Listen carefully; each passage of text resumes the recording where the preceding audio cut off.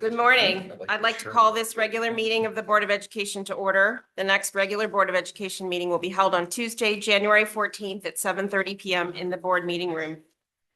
Thank you, everyone, for being here or listening online or sitting at this table. Today, we begin our detailed review of the budget for the fiscal 2026 school year. This budget process is a crucial step in ensuring our students receive the best possible education. It's about more than just numbers. It's about aligning our spending with our district's strategic priorities and making informed decisions about how we allocate our resources. The Board of Education budget, representing approximately 2/3 of the overall town budget, has a significant impact on the town's financial landscape. While our paramount responsibility lies in providing the best possible education for our students, we must also acknowledge other crucial factors, such as long-term sustainability, infrastructure needs, and potential economic changes facing our community. It's important for us to remember that only the Board of Education possesses the authority to make decisions regarding the allocation of funds within our own budget. Neither the Board of Finance nor the Representative Town Meeting, or RTM, holds line item veto power over our budget. This responsibility necessitates from us a thoughtful, strategic, and fiscally responsible approach as we navigate the budget review process. Throughout this process, we'll be focusing on several key areas. First, the overall size of the budget. We will carefully consider the financial implications of the proposed budget, ensuring it is fiscally responsible and sustainable for our district and our town. Alignment with strategic priorities. We will rigorously examine how the budget aligns with our district's strategic plan and ensures that our resources are effectively supporting our educational goals. And thirdly, evaluation of priorities. We will engage in a thorough evaluation of our current priorities, determining which programs and initiatives are most critical to student success and which may need to be adjusted or eliminated to ensure the most effective use of our resources. This process will unfold over the coming 6 weeks. Today, we will hear from administration regarding their proposed budget, including a detailed review of each responsibility center and how the overall budget supports our educational goals. On the 14th, we'll have an opportunity for further clarification of specific questions raised today and any further discussion on the proposed budget. On the 28th, we'll have a chance to suggest modifications and adjustments based on our discussions and our understanding of the district's needs. In years past, this conversation has sometimes focused on smaller details.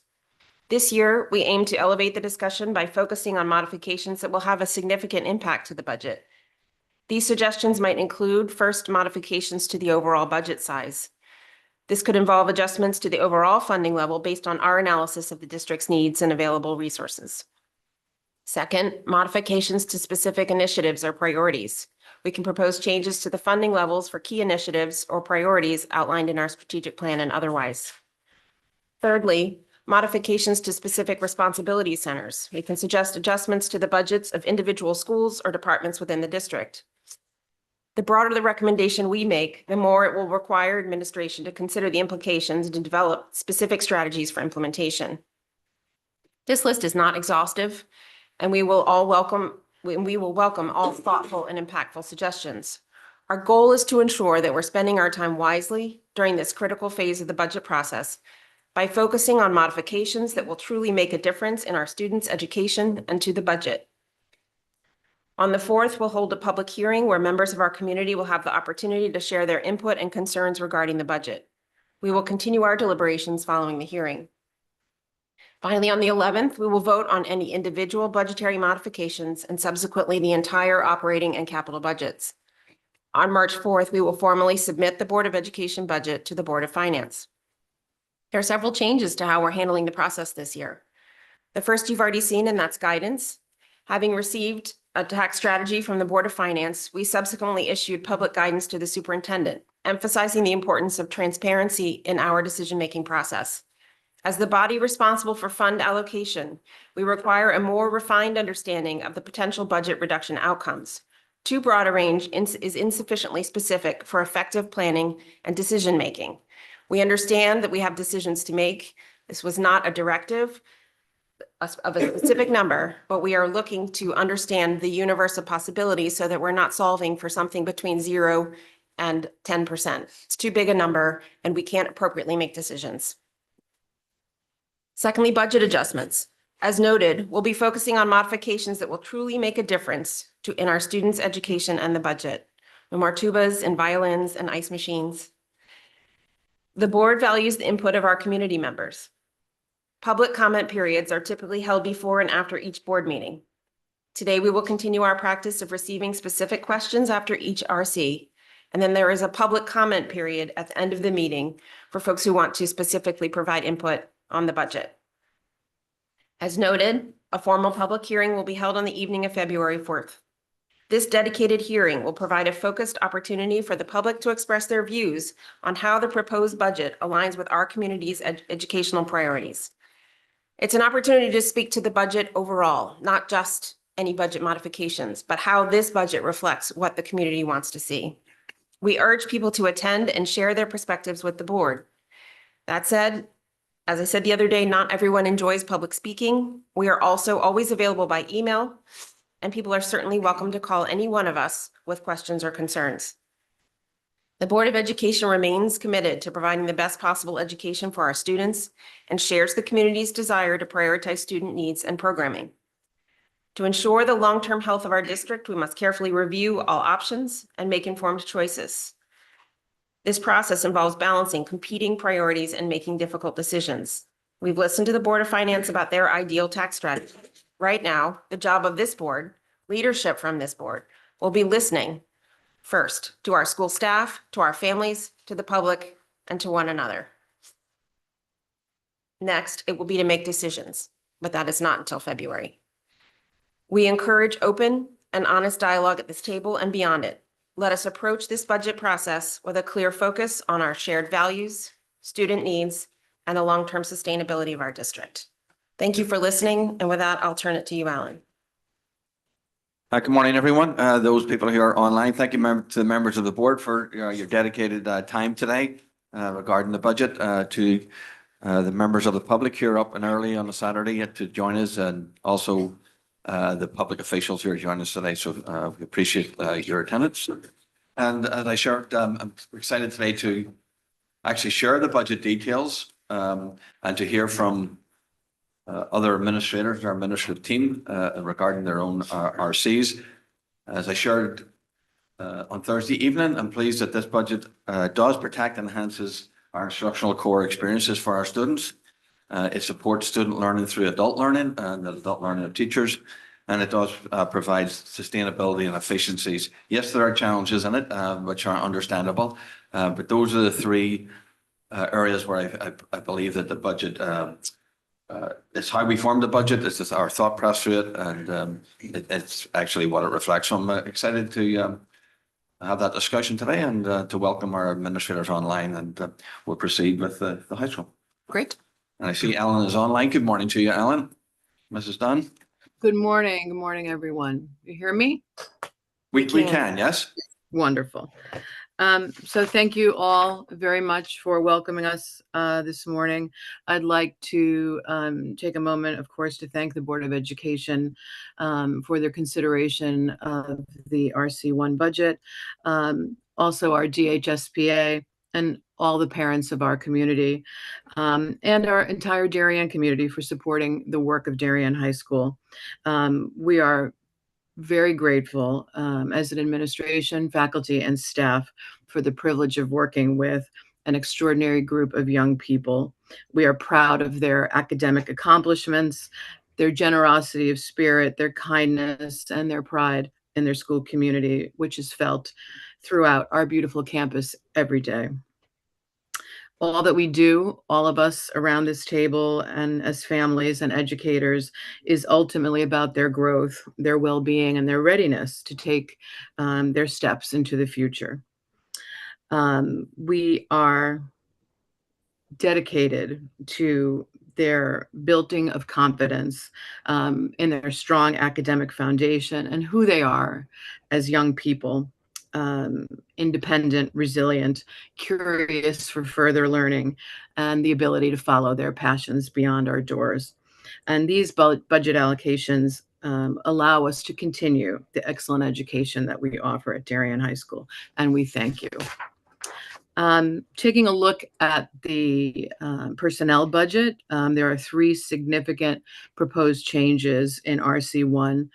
I think it's important to note, of course, as we've said, and Dr. Alley has said in earlier presentations, close to 98% of the RC1 is in the people, and that's appropriate. The operating budget is really just a little bit over 2% of our budget. So I want to take that moment to recognize the people of Darien High School, the adults who are working with our students, our faculty, and the entire staff who share a common mission to put our students first and to make sure that they are ready to take the steps beyond Darien High School.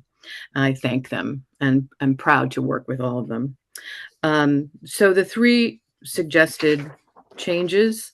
One is an efficiency, and because of change in enrollment, we expect to see a decrease of 20 students at Darien High School in the fall, and an analysis of our class sizes has allowed for a recommended decrease of 0.4 FTE in English, which is equivalent to 2 sections of English, and 0.2 FTE, which is 1 section within social studies. We believe that this recommendation will maintain the class average size of 18 in both departments. The next suggested change in the personnel account 21413 is an increase of 0.33 FTE, which is a result of the adjustment to the grant that funds the Wellness Center coordinator position presently. This change going into the 25-26 school year will bring the Wellness Center coordinator to be funded by 2/3 in the personnel budget and 1/3 will remain in the grant. As you know from presentations about the Wellness Center, it has been a very important cornerstone of well-being in the building. There's tremendous amount of programming and activities for students. It is a tech-free zone where students are welcomed and have the support of not only the coordinator, but the community that has been built there. There are often connections made to interventions for students who may need additional supports. The interaction of our Teen Talk counselor there is also very important, and it has been a very important initiative at Darien High School, and we thank you for your consideration of that. There are a few things of note in the operating budget that are being proposed. The first, 12001, consultant services. This is the account that provides for the Teen Talk counselor at DHS. And there's an increase of $11,450 in this account to pay for that programming. The merits of the Teen Talk counselor model were presented to the board in early December.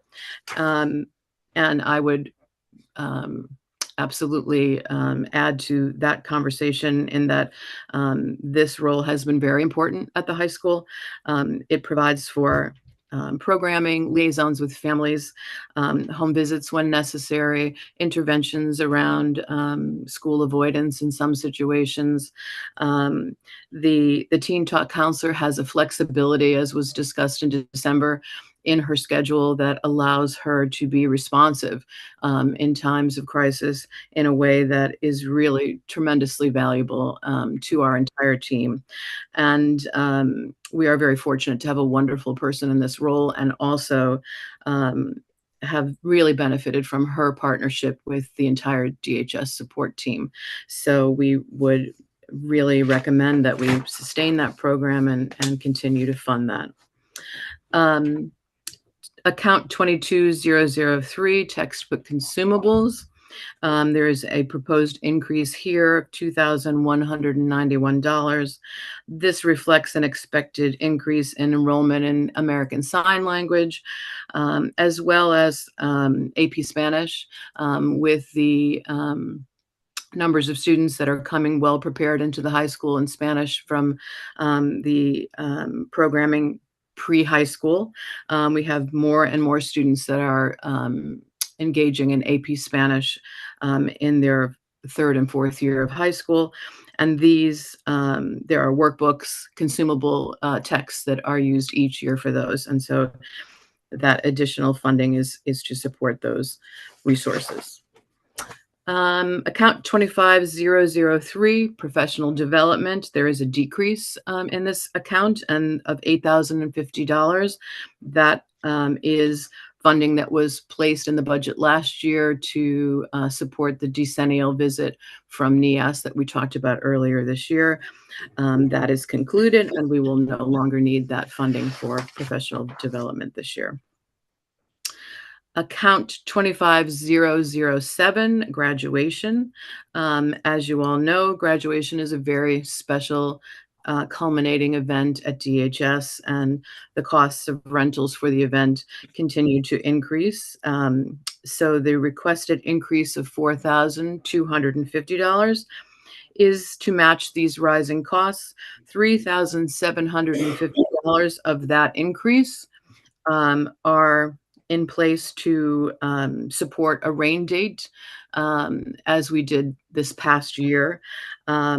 As you recall, we put 2 dates on the calendar last year, and I think it was wise because we ended up having a lovely graduation outside, and the original date we would not have been able to be outside. So I think it is a smart thing for us to prepare for, as we always would love to have all of our families and extended families present at our graduation.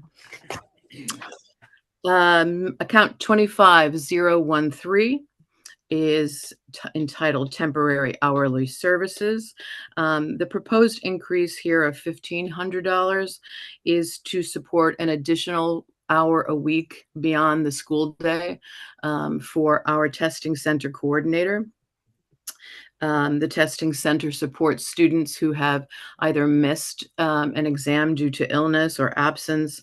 It also allows for extended time setting for students and a place for alternate setting in some situations where students need an environment that is different from the classroom. Currently, the testing center is supported by a paraeducator, and that we had extended the hours in the past, 2 hours a week. This third hour would allow for greater flexibility before and after school. And this is a very active place.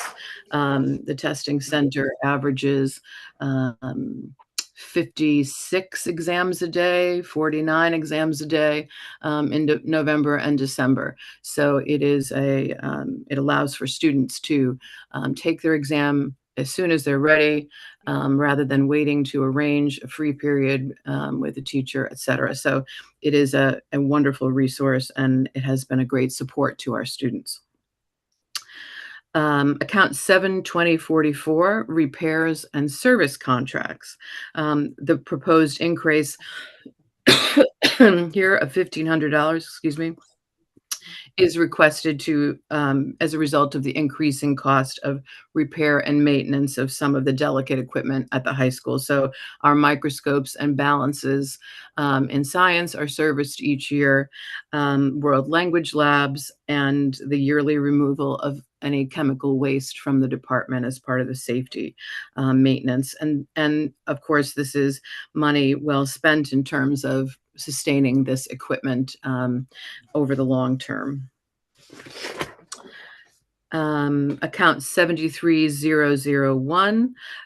This is a request for $5,445, and it's an increase over last year's spending of $811. And it is for the purchase of 7 Pasco interface boxes. These can either work through the desktops that are in the physics rooms or through student devices. And the newer versions now allow for a Bluetooth connection. The probes are used in physics to collect data in the laboratory, and it facilitates discovery and student-centered learning You might remember, as when I was learning physics, we had ticker tape machines, and the tape would go after the card and burn little holes in the paper, and we'd be counting holes and trying to figure out how much time it took for that cart to go across the counter. So these probes immediately load the data, put it into graphical form, and really allow for excellent data. And excellent data is what allows you to come to good conclusions. So these are really important to students being able to do self-discovery within the physics environment. And those are the big changes that I would highlight for RC1. Thank you. Thank you very much, Ellen. I appreciate that. I'll open it to board questions. Don? Can one of you remind me how we handled the wellness center before we employed a wellness coordinator, and what the budget was around that model? The year before last, we opened the wellness center for the first time, and we opened it only during the lunch waves. And we had a rotation of our support staff and really and our school counselors that took that lunch wave only. So it was not open all day, John, at that point. And that was our kind of pilot year. We saw great success with that. And so we proposed the full-time, which started out as partially with the grant. Those people still rotate actually through during lunchtime because we have to make sure that our wellness coordinator has a lunch break as part of her well-being. So that's the duty that they provide for the school, and it's a great opportunity for them to meet with students at that time too. So just to sum it up, it was limited hours and no budget impact. It was using existing FTE's time that was available. Okay, thank you. And Rich, and so then will you walk us through the total funding? So when the wellness coordinator was added a few years ago, it was funded through the ARP mental health grant. So it was 100%, and then that grant starts to step down over the years.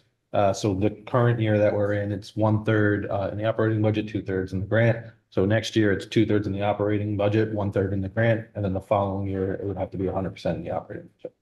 Thank you. So there's one more step to go, One more step to basically. go. Thank you. Robin? Do we have data? Do we have data on the number of students on average per day that are attending, and also the number of students outside of lunch hours? I don't have handy, Robin, the numbers outside of the lunch hours, but I do have data for, we average over the course of the fall semester now 148 students per day. In the early months of the school year, we have a tendency for students to be outside, which is wonderful. And so we saw a little bit of a lower number there. But December, for example, there were 192 students per day visiting the wellness center. Thank you. Thank you. I wanted to ask about the decrease in the 0.4 FTE for English. Can you hear me? It doesn't sound like this is on. It's very quiet. I can't hear Yeah. well. You can? Okay. Well, you can. Sorry, Ellen, if you can't hear me, please let me know if that sounds better. The 0.4 FTE in the English, you had said that that's 2 sections, but that the enrollment decrease was 20 students. So 20 students seems like it would be 1 section. So I was just looking for a little more clarification on that. Yeah, this is a change that occurred this year. Matt Pavia was 0.4 at the high school and took the position at Fitch. And so we, in considering for next year, looking at the class sizes, there are a couple of sections of class sizes that we feel, that we feel would be, we'd be able to collapse. And so, and still remain within the recommended 18. So that 0.4 FTE would not have an increase on the current staffing, but it is an efficiency that we could put forward. Greg? Just had another follow-up on the wellness center. Do other districts in Durham have the same thing? No, no, not, we don't, excuse me, not primarily. There are schools across the country that do it, but not primarily the Durham. I don't know if anybody has developed anything since then. People generally do actually around the Durham area schools, if someone puts something in place or takes something away, it's not unusual for other districts to follow suit, but variations. Alan, could you speak to that a wee bit? Yeah, I mean, in terms of my conversations with our other principals, it's something that people are very curious about and are doing in a number of different ways. Certainly, as we look to programming for the Wellness Center, we just met and discussed, the extending of programming out of the Wellness Center, and our research with Alicia showed an incredible increase in the number of schools that are offering this kind of support across the country. I'm not sure that we have a similar model within our specific DIRG, but there definitely is a recognized need for this kind of support. Dave? Thanks, Ellen. You mentioned earlier some stats for daily visits. Question there is, one, what constitutes a visit? And then the follow-up question, earlier you mentioned we had an identification rate of people for additional services from their visits. Can you give me some sort of percentage or ratio? And then final follow-up is, how many of those are really indicated or, wind up in services being provided versus maybe just testing the water? It turns out there isn't really much need there. And if you don't have that today, that's fine. Yeah, I don't have some of that to respond to, but certainly can look into it for you. I mean, I don't think the primary purpose of the Wellness Center is actually to intervene. It really is to avoid the need for intervention. So I think it's certainly we are intervening when we see a need or a student who comes forward or has changed behavior, or someone who's there often, the same way that we would intervene with a student in any setting at the high school. But I think it really is about the promotion of education and the feeling among the student body that there is a place, another place. There are many places that support students, obviously, and people who do. One of the things we've talked about many times around the high school and well-being is the need for every student to have at least one really important person in their lives who they can count on, who they can look to, and many of these roles serve as those people for different students. And so it has great value outside of even those interventions, I guess. So I will look into that data for you as well. Appreciate it. Thank you. So just to summarize, let's clarify exactly what data you want, because So there was she some said answer. We have X number of visits a day. Is that somebody just pokes their head in, walks by? What's a visit? Is there for like a substantive amount of time? Okay. What does that mean? Okay. The next question is, she mentioned that we have people identifying for services. Okay. How many of those out of the 192 is the number she mentioned daily? Is it 19, 5, who knows? And then the other question is, say it's 20 a day, turns out there's really only 2 people who need something and they probably were getting it anywhere else. So are we really identifying anything above and beyond? Got it. Okay. Sarah? So I would like Ellen to just a little further define what the purpose of the wellness center is, because I think it sounds like it's not meant to be an intervention space. It's not meant to have somebody else to be a counselor there. So can you talk to, maybe it's anecdotal, of what, I know anecdotally that there are students there that are, perfectly high achieving, well-adjusted kids that like to go have lunch in there because it's a quiet space and they put their phones away and whatever. So can you speak to the purpose of it more and just define it a little more clearly? Of course. Yeah. I mean, the importance of the Wellness Center for our student body to be able to find a place, a comfortable space, disconnect from the pressures of the day, find educational resources there as well, relaxation,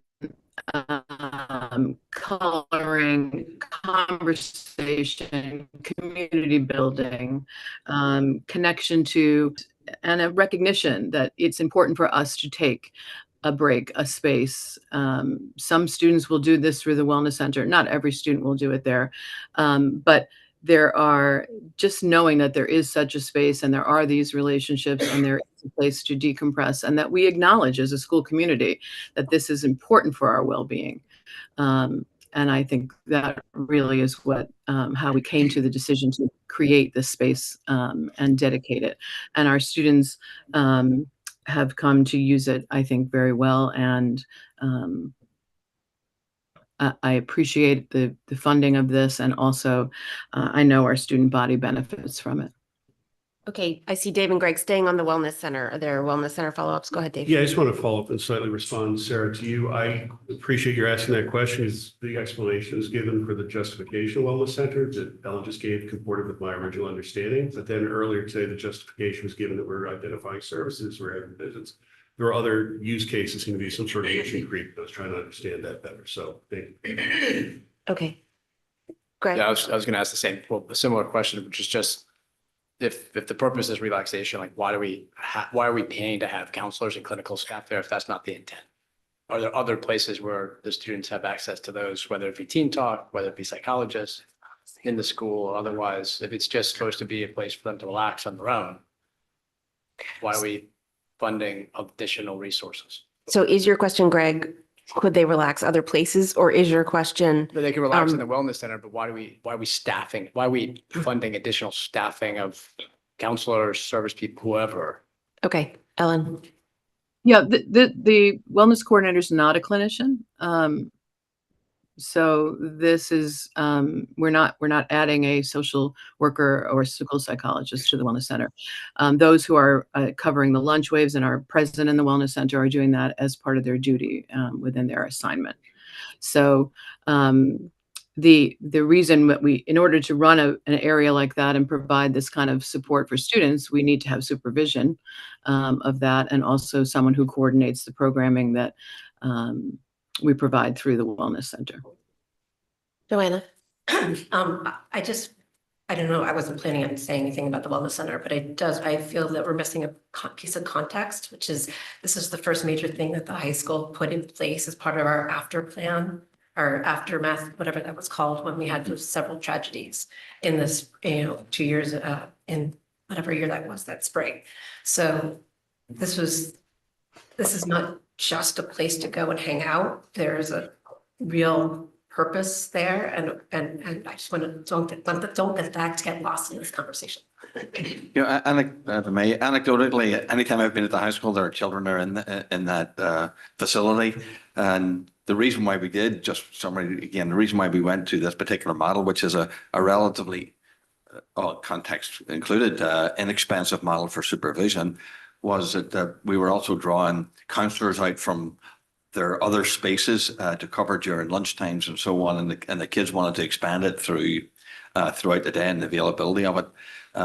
It's an important resource for what you have said, Ms. Walsh, in terms of why it was in place, why Ellen, it does set us apart a wee bit. Yes, it's not something that's in every high school, but then again, every high school hasn't experienced some of the things that we have experienced, and I'm very proud of the wellness efforts of this district and of this community. So given how it's serviced, how many kids involved in it, and the sort of level of service and funding that goes toward it, I think it's a well-used and appropriate resource, and it's part of the fabric of the school now, I would say. But that's just a bit of context.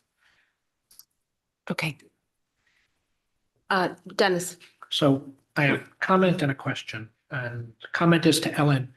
Been sitting on the board for a number of years, and I always see this guitar in the background. One day I'd like to hear the guitar being played as you present your budget. So You would not want me to play the guitar, Dennis. That's my daughter's guitar that's back there. Is it real, or is it just a background? It's real. It's not a prop for the Board of Ed meeting. I'm usually actually there and not here, so. on a more serious note, and kind of what Dr. Adley was just discussing, I would like to request a one-page document of the spend that we've had over the last 5 years on mental health, and put it into one page, because the mental health is all throughout the budget, and it's hard to reconcile where it is because it's in 6 or 7 different RCs, and 5, 6, I think it's in 7 different RCs, including elementary school. So I'd love to see elementary school psychologist, wellness coordinator, middle school, director of mental health, all just in one document for us. Thank you. Yeah, some of it was Rich, you put together. So we can just expand that, maybe move it forward to this year. Thank you. Thank you for the request, Dennis. Joe. Who? Dave. I just would follow up to, do you want to roll that forward? Because I know this is a 20 going to 40, going to 60. Do we want to move a couple years ahead on any of this? Oh, with a forecast? That'd be fine. Yeah. Sure, Do it. sure. Yeah. Thank you. Join ahead. Well, it's not to do with the wellness center and mental health and questions, so. Okay, are we done with Wellness Center? Thank you. Go ahead, Joanna. In the professional development line, what does the remaining 8,515 entail? Those specific programs, curriculum? What is that? I'm sorry, could you repeat that, Joanna? Sorry, in the remaining professional development money of 8,515, what does that entail? What is that money being used for specifically? That is money for professional development that we hold within the school. So any speakers that we bring in or special professional development for groups of the special requests that teachers have to attend conferences and so forth are included within that professional development funding. Historically, that was run on a per head dollar amount. Is it still calculated that way? Yes. Yes. Okay, so what's the approximate per head, and is it the same elementary and secondary? I think Rich puts those numbers in, so. Yep, it's about $65 a head. A head, and it's the same elementary and secondary? Yep. Thank you. Okay. The graduation expenses, we're talking about increased rentals. Is that increase in rental costs? I'm really looking at Rich, something we're experiencing across the budget. Are we going to see that lots of different places?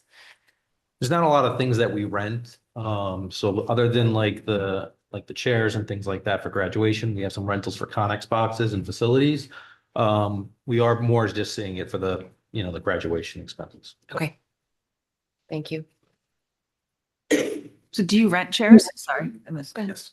You do rent Yes. chairs? Chairs for the- Is it, cost effective to purchase chairs and expend, down the line? Would that be more effective? Store. Storage. I don't know. Yeah, I don't know. I just, It's just really a storage issue. okay. And then the testing center, I'll ask now, just because we don't talk about it too much during the year. How many hours does it run? It wasn't clear. Once for the school day, and The whole then school day. right now, 2 additional hours outside of the school day. So the request in the budget is for 1 additional hour to that. Okay, so it's going to open up an hour before school and close 2 hours after. Is that the Maybe request? a half an hour on 2 mornings, Jill, so that, an hour before school probably isn't that reasonable to get them there to Okay. take the test. But it gives, to give a little bit more flexibility to accommodate those students who have a full schedule on a particular day who really would like to stay after school and complete something. So are you looking for some flexibility in that? Is that why you're not saying I'm opening at 7 or what would be 7 Yes, o'clock yeah. and closing at, you're looking? Our ahead. coordinator is really wonderful about that. And so we do it on a week-to-week basis. So if this week we have 2.5 days, he might do 2 days at the beginning of the week and extend the hours. So it would allow for 3 hours a week outside the Oh, I school see. day. Right. I see. Okay, Katie? Thanks. Jill, thanks for bringing that up. I just wanted to mention that this is not an area at the high school that we talk about very often at this table. And I just wanted to say that I was really happy to see the thoughtfulness behind this, because I think this truly is something that's very impactful to students, and the flexibility and the, just the accommodations and the nod to, both how it benefits students and teachers, I think is really important. And this is a great service that we provide. So thank you for recognizing this and expanding this. Okay. All right. With that, we are 15 minutes behind schedule. First one. Any other questions for the high school? With that, we'll move to Fitch, and that's Ellen, you again. Yes, thank Talk you. fast. I'm just kidding. They're all important. The we want to say a special thank you to Matt Pavia and his new leadership role at Fitch, and the entire staff at Fitch Academy for their unwavering support of our students. At Fitch, they've really truly created an extraordinary community, maintaining high expectations and an environment, a family, a school that honors student voice and fosters curiosity and independence. There are no significant changes to RC2 in terms of needs. Our current enrollment at Fitch is 14 students, and the expectation that we are adding 3 more students to Fitch beginning second semester. It is a wonderful program, something that we should all be proud of, and I thank you for supporting the Fitch Academy model, and we have a wonderful partnership between Fitch and the larger setting at the high school, and there are more and more over time interactions of our students with the high school. Example now is that our students taking chemistry are coming over to the main campus, as we like to call it, and are pursuing lab experiences at the high school where they would not have been able to really facilitate that at Fitch. So it continues to grow, and we're very proud of what our staff at Fitch are doing for our students. Thank you. Thank you, Ellen. If I may just, Ellen, could you just we sentence or two just about the extra space that we have this year? Oh, yes. That was added last year. The extra space is allowed for a tremendous flexibility for our school psychologist who's at Fitch. Also for students in a smaller setting, there's one smaller classroom there that can be used for quiet work.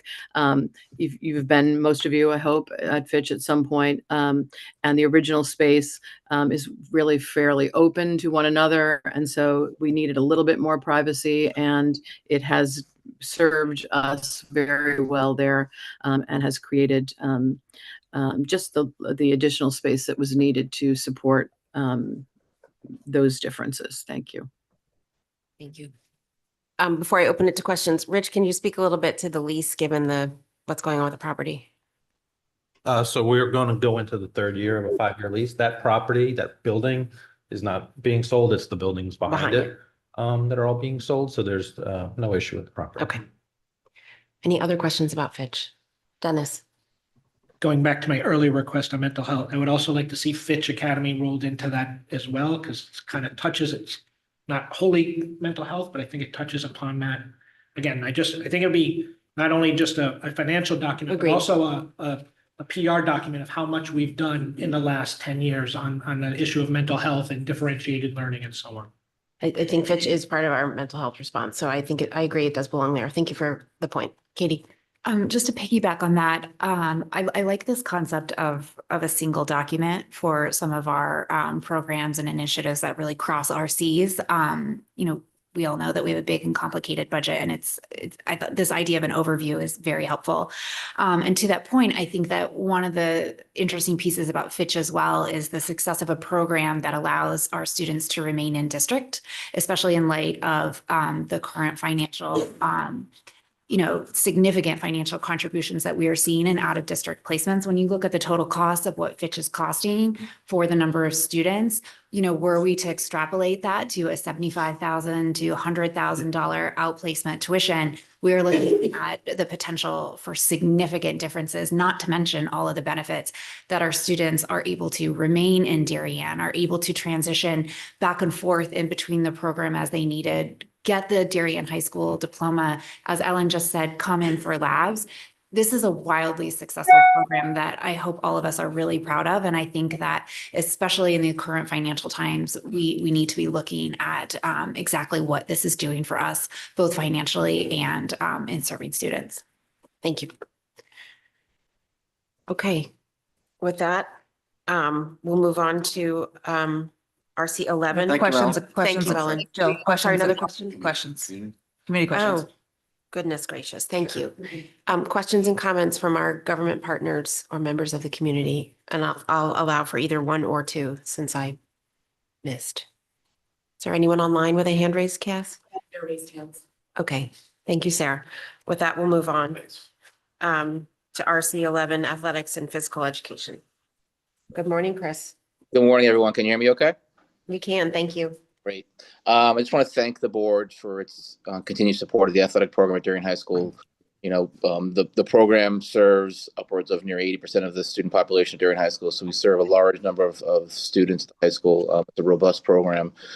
I want to thank the board for its continued support of the athletic program and the students who participated and staff at Darien High School. I'm just going to highlight a couple of the budget lines, RC 11. There's no new request, just some changes. First one would be account 101900, the supplies uniform budget.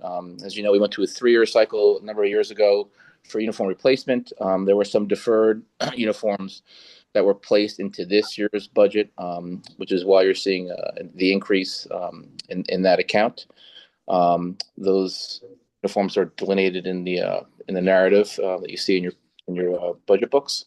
Account 101910 rentals, you'll see an increase there of $22,017. Speaking to the rental costs, you know, we do rent space for squash, skiing, hockey. We have seen projected increases in the renting of those space, particularly in ice for hockey, which is why you saw the increase in that line item for that account. Account 101920 fees, you'll see an increase of $15,599. You know, those fees support our teams to participate in and postseason tournaments. You know, we see normally an increase in those accounts for the number of teams that participate in those and postseason tournaments, as well as this year is for our teams to participate in some sub-varsity tournaments. We're seeing an increase in the number of teams that are offering sub-varsity participation tournaments, both in and postseason. And so we like to have our student athletes be able to participate in those as well, which is why you see the increase in that account as well. I'd be happy to take any questions if anybody has anything regarding those accounts or any other accounts in RC 11. Okay, Joanna? Could you just repeat what you said about the fees? Are they just for tournaments? Are they in season, postseason? How does that? So we have teams that participate in both in and postseason tournaments at the varsity, and now we're seeing at the sub-varsity level. For example, you'll see track teams participating in some invitation during the in-season, which allows those student athletes participating to get qualifying times to qualify for end of season, both state and regional tournaments. Wrestling participates in tournaments in which there's a fee associated with those events in which we would like to support those children and students participating. Rich, you provided us with a bunch of data about other districts who do non-SEAC fees, what that looks like. Would you please provide that? You can, if you want to highlight it today, it'd be great. But would you please provide that report in the context of the other budget questions? So we all have it fresh. Sure. I mean, just a little bit of a highlight. There are some districts that provide non-CIC sports, but it's funded outside of the board's budget. So it could either be a fee, it could be booster club support. So New Canaan, for example, is primarily like booster club support, which is something similar to what's being proposed. Okay. Greg and then Katie. Just a question on the transportation piece. Have we done any recent studies on that in terms of trying to find efficiencies with respect to scheduling, shared buses or anything like that? So, as much as we can, we try to use first student buses because they are less expensive. The issue is lack of drivers. And so that's what's really driving up the cost. The first student contract is also going up 7%.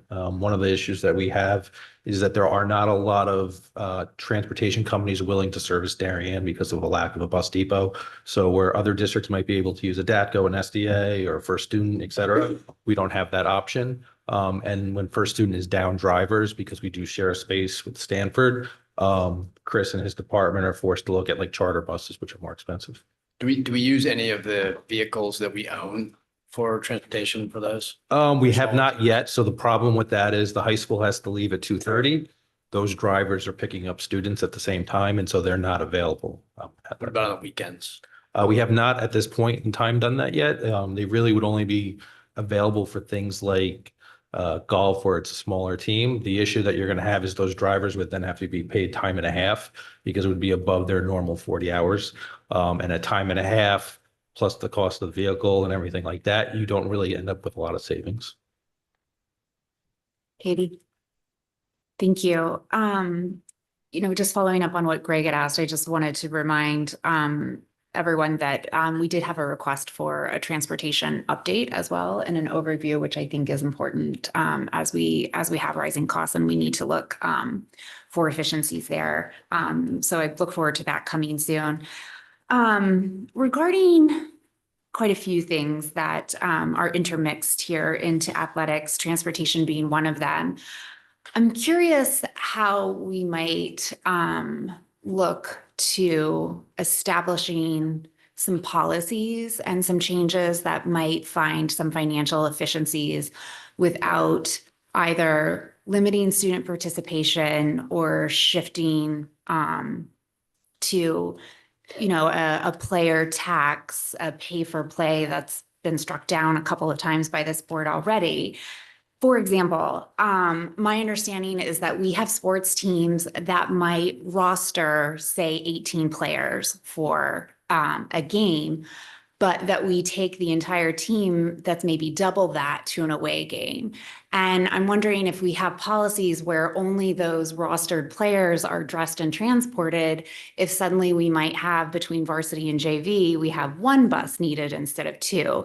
I think there are some things that we need to look at in terms of, some of the inequities that we have in terms of teams that cut and teams that don't, and who's bearing the financial burden before we start shifting it to certain places. So I have some concerns about our transportation and our policies. I would like to see a little clearer information on the non-SEAC sports here. We have, if it would be helpful to see a breakdown of exactly what the full parent obligation would be on this, because it's essentially doubling. There's already a portion paid by parents, and we don't have the combined total in here. I'll stop there for now. So that I heard three questions. I'll start with the last one. So we're adding to the non-SEAC fees report an understanding of the full parent obligation. The second piece you asked about was cut, no cut. Are you asking for a cut, no cut discussion? Not exactly, not in terms of this budget, no.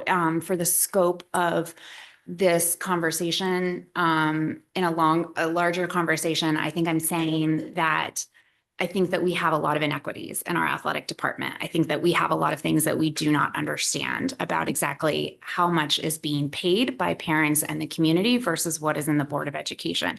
So for myself, I do not feel at all comfortable levying taxes on arbitrary portions of our population when we don't understand the full scope of who's paying for what. Okay, So what I would say is, I think that this board, instead of coming at this large program with like hits to budgets here and there, year after year, I think that we need to look at this department and consider setting some policies and taking the time to do that so that we're not constantly having discussions over throwing taxes at here and there. Okay, so I think that there have been multiple attempts to come up with what the board wants in terms of the scope of policies. So we have a master agenda discussion on the 14th. If you have something specific you'd like to propose around a set of policies or a policy, please do that at one of the master agenda pieces if it's not a budget. Beyond that, we have heard the question before about how much parents are actually paying.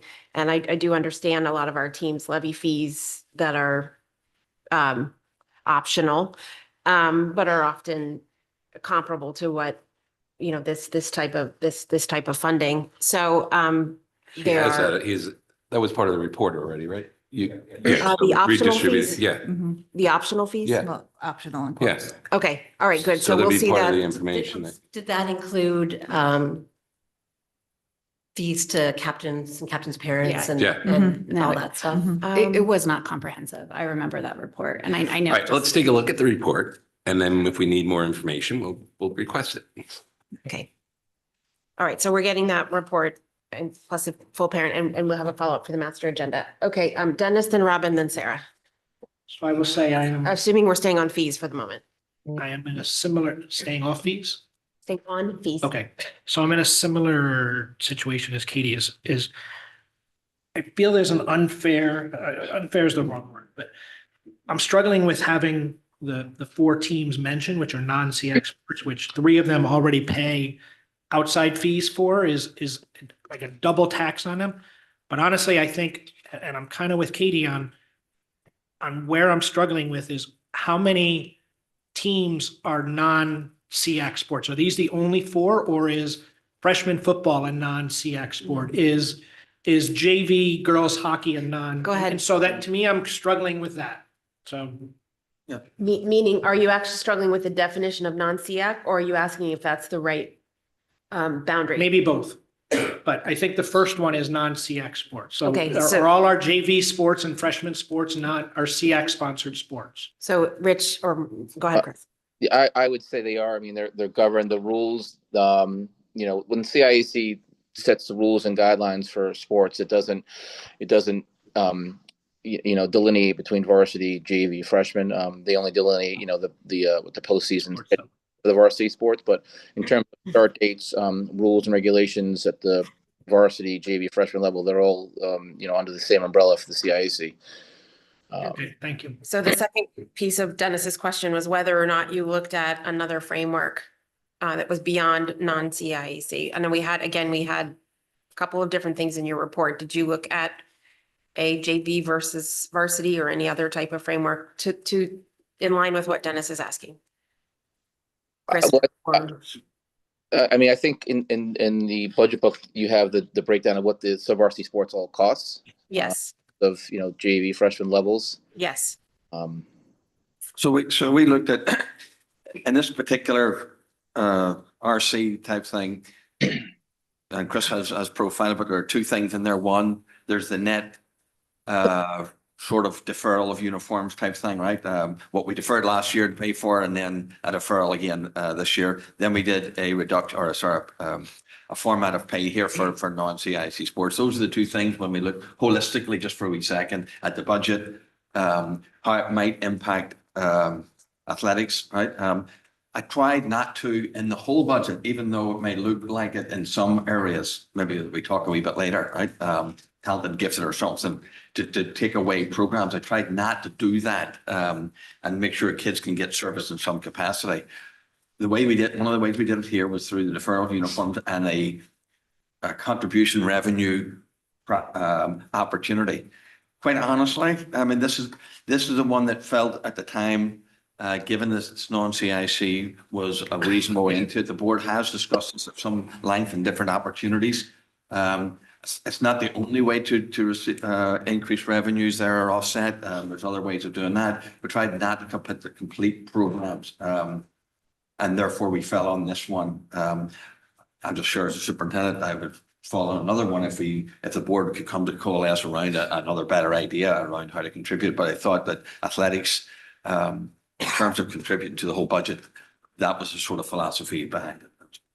Okay, Robin. This is, excuse me, on the same note, just the sports, the existing sports that currently pay for outside rentals. My understanding is that swim and dive are excluded from that. And there have been parents who have asked in the past for equitable treatment between all of the sports that utilize outside facilities.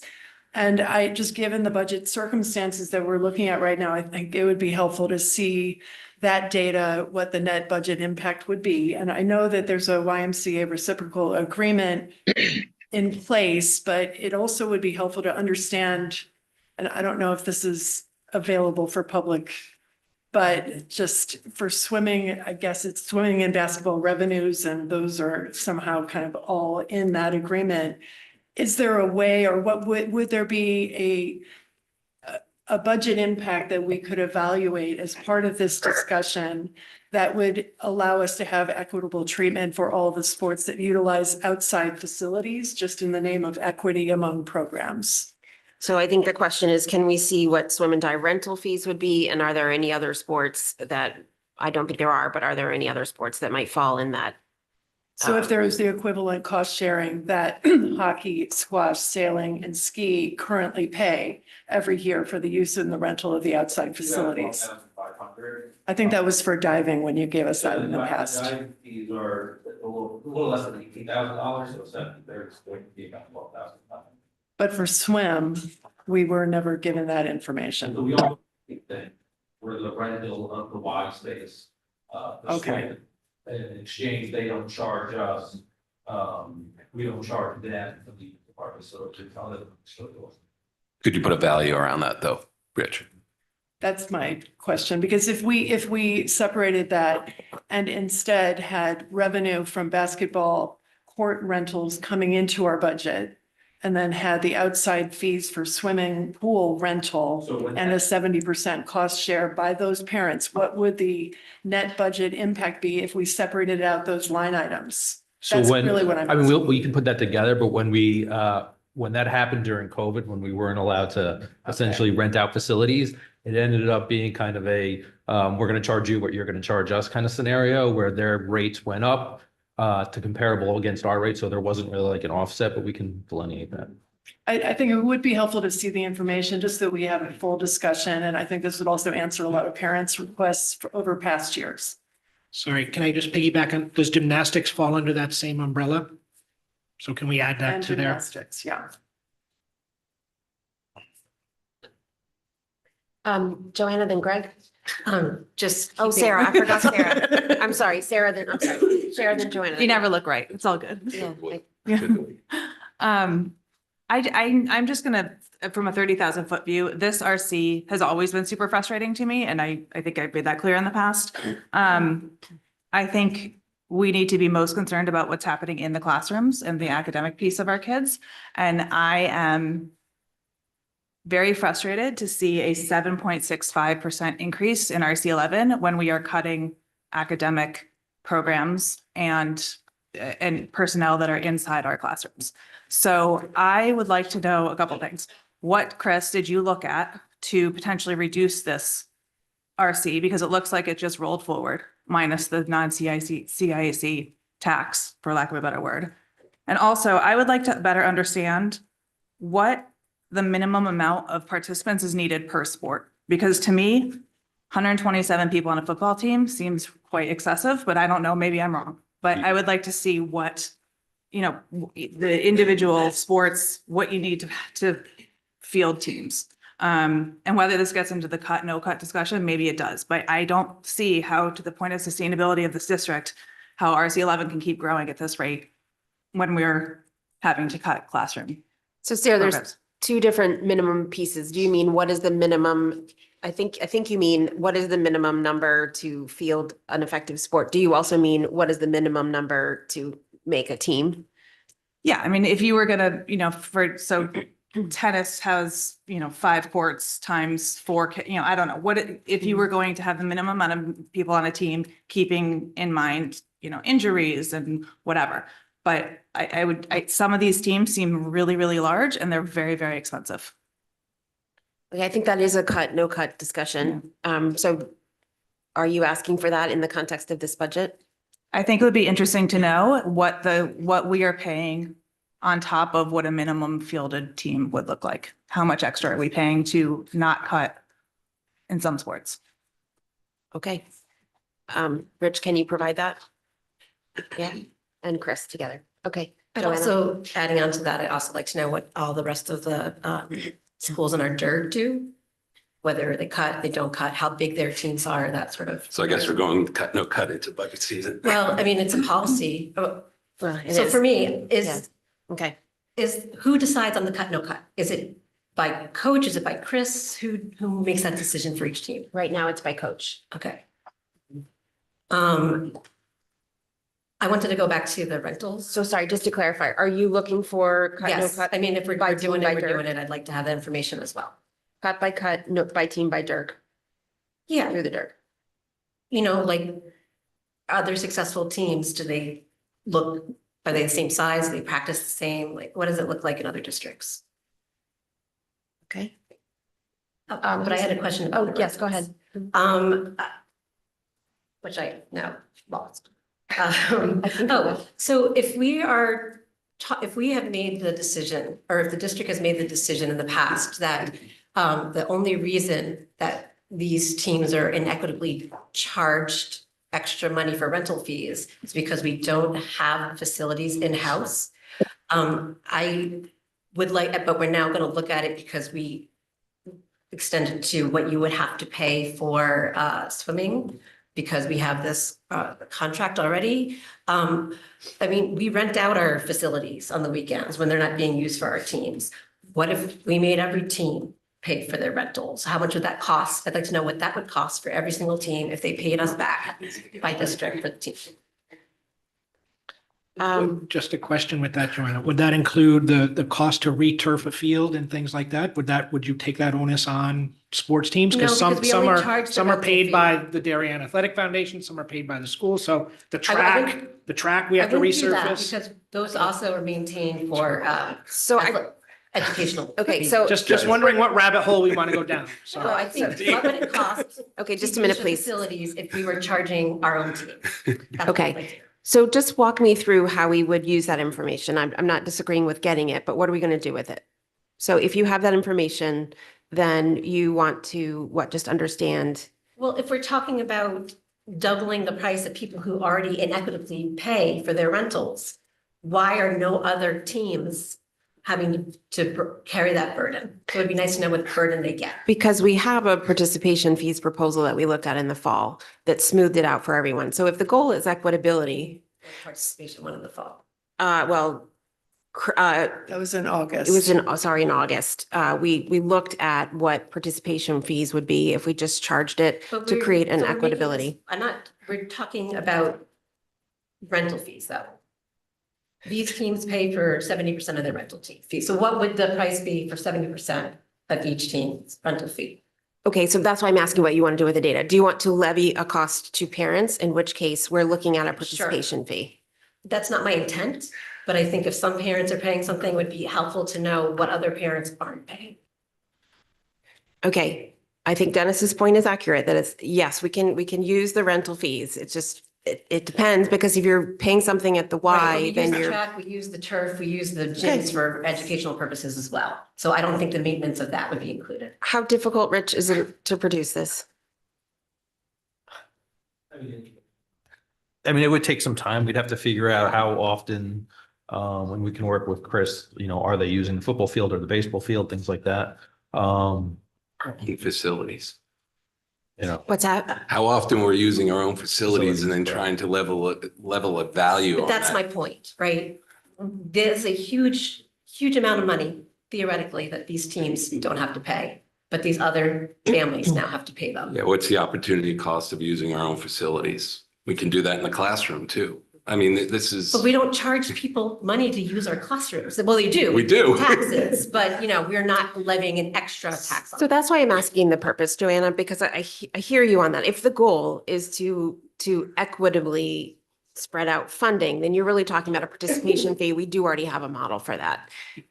If the goal is, it But depends on why what you're does it have trying to to. be, if the track team runs on the track and no one else uses the track, that, if the track team uses the track and, I'm getting tied up in my own comment, but you see my point. Do you mean that at the track team, for example, might have to pay more of a cost because of the expense of their facility versus a football team might Yes. pay whatever the cost of their facility is versus a tennis team might. It would cost a different amount to rent the turf than it does to rent the gym, does it not?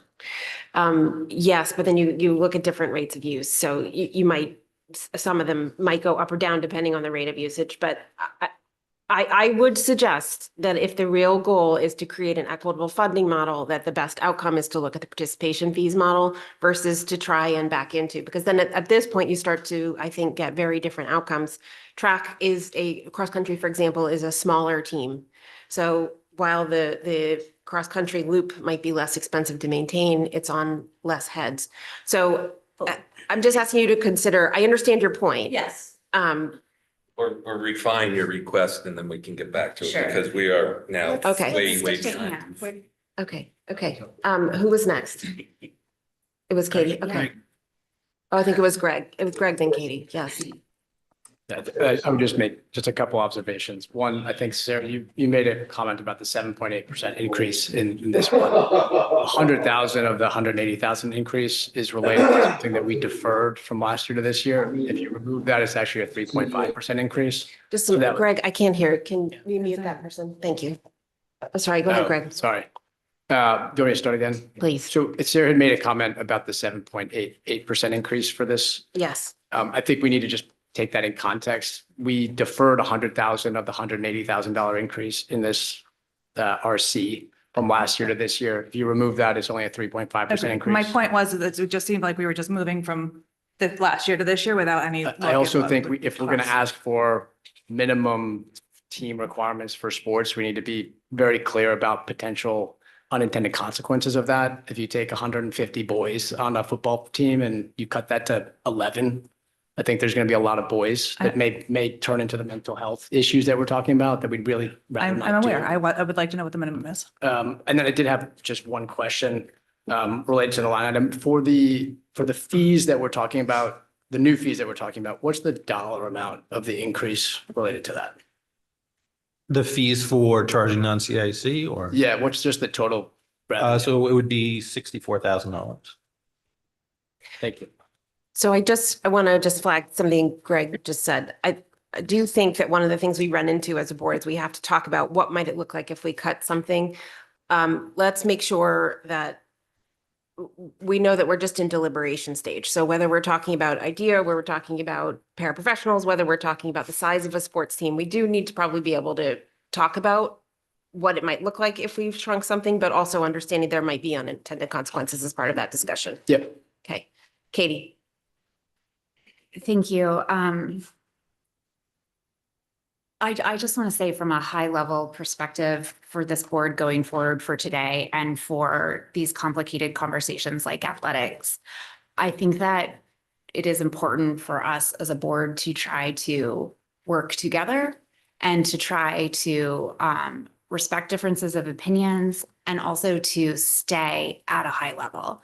What I'm hearing is that this board doesn't feel comfortable completely with all the information about athletics, that there are a lot of questions. And I don't think that we are going to be best served by right now at the beginning of a budget season, going tit for tat over certain facilities and certain sports. What I think we need to do is have a better understanding and a bigger picture of what is a very valuable and important program at Darien. And I think that part of the problem is that we have been trying to poke at specific pieces to get certain amounts of revenue out of it. And when we are tasked with making decisions that have implications on our town, our community, and our students, it's very difficult to do that without complete information. So I would like to say that, again, I think that we have tried and not been successful at getting the clearest picture that we need for this department. And I don't see that happening in the middle of this current budget discussion, but I would like for that to come up in the master agenda. Okay. After Robin. Okay, after Robin. I know this is a complicated discussion. I think given that we already have the analysis done on participation fees, which was presented and discussed, I think it was in our August board meeting, it would be valuable to maybe bring back that analysis, which was pretty comprehensive and I believe also showed what was done in Durg A in other schools not only for non-SEAC sports, but I'm talking about the full participation fee proposal that was put forth for athletics, and I think also for clubs and councils. Just so that the board has full information. I know that we rejected that in our earlier conversation, but given the budget implications that are currently on the table with the current budget that has been proposed, I think it would be worth it to have that conversation as a board and have the data. Okay, so we'll have the analysis from August repackaged in the board materials. John? So this is my sixth and probably final year on the board, and this is the sixth time we've struggled over this RC. So when people are looking at the master agenda, please, please, please be specific on what we're looking for, because we spun our wheels on this, and I think people out in the audience are also aware of that. So that's the one request. The other thing I want to remind folks is the one question, Rich, where do we have the advertising fees now reflected? So it's in RC 11 in account 102014. Okay, so, we have looked at ways of raising revenue without impacting the programs. And at first it was, pushed back on, but I think it's been a wildly successful program. Hopefully we'll look at that in the finance committee in the new year, and we can maybe even expand upon that. But these are small dollars. I guess the other question I had, I'll leave it at that. Okay, I just want to make sure we answer your, Yes. yes. Yes, I actually have a smaller question just about uniforms. Okay, go ahead. And then, I noticed that in the deferrals, in 20, you had track and cross country, on the schedule in, 2023 for 2020. It just seems that it fell off. So all the things that were, sorry, I'm not speaking at all here. okay. I feel like you said that they, on this year's, board book, it says that the cross-country and track team got, a new uniform. But last year it was set to be this year. So if you deferred everything but the things that we do every year, is that just a cut and paste? Chris and Rich, do you know? We'll take a look at that. Okay. Cross country. Cross-country track, boys and girls. Okay. So Joanna, just circling back, do you want to just start with the fee structure? Or are you still looking for a cost of facilities by team? I need to think about it. Okay, I'll bring it back. that's a fair point. Okay. Robin, then Kate.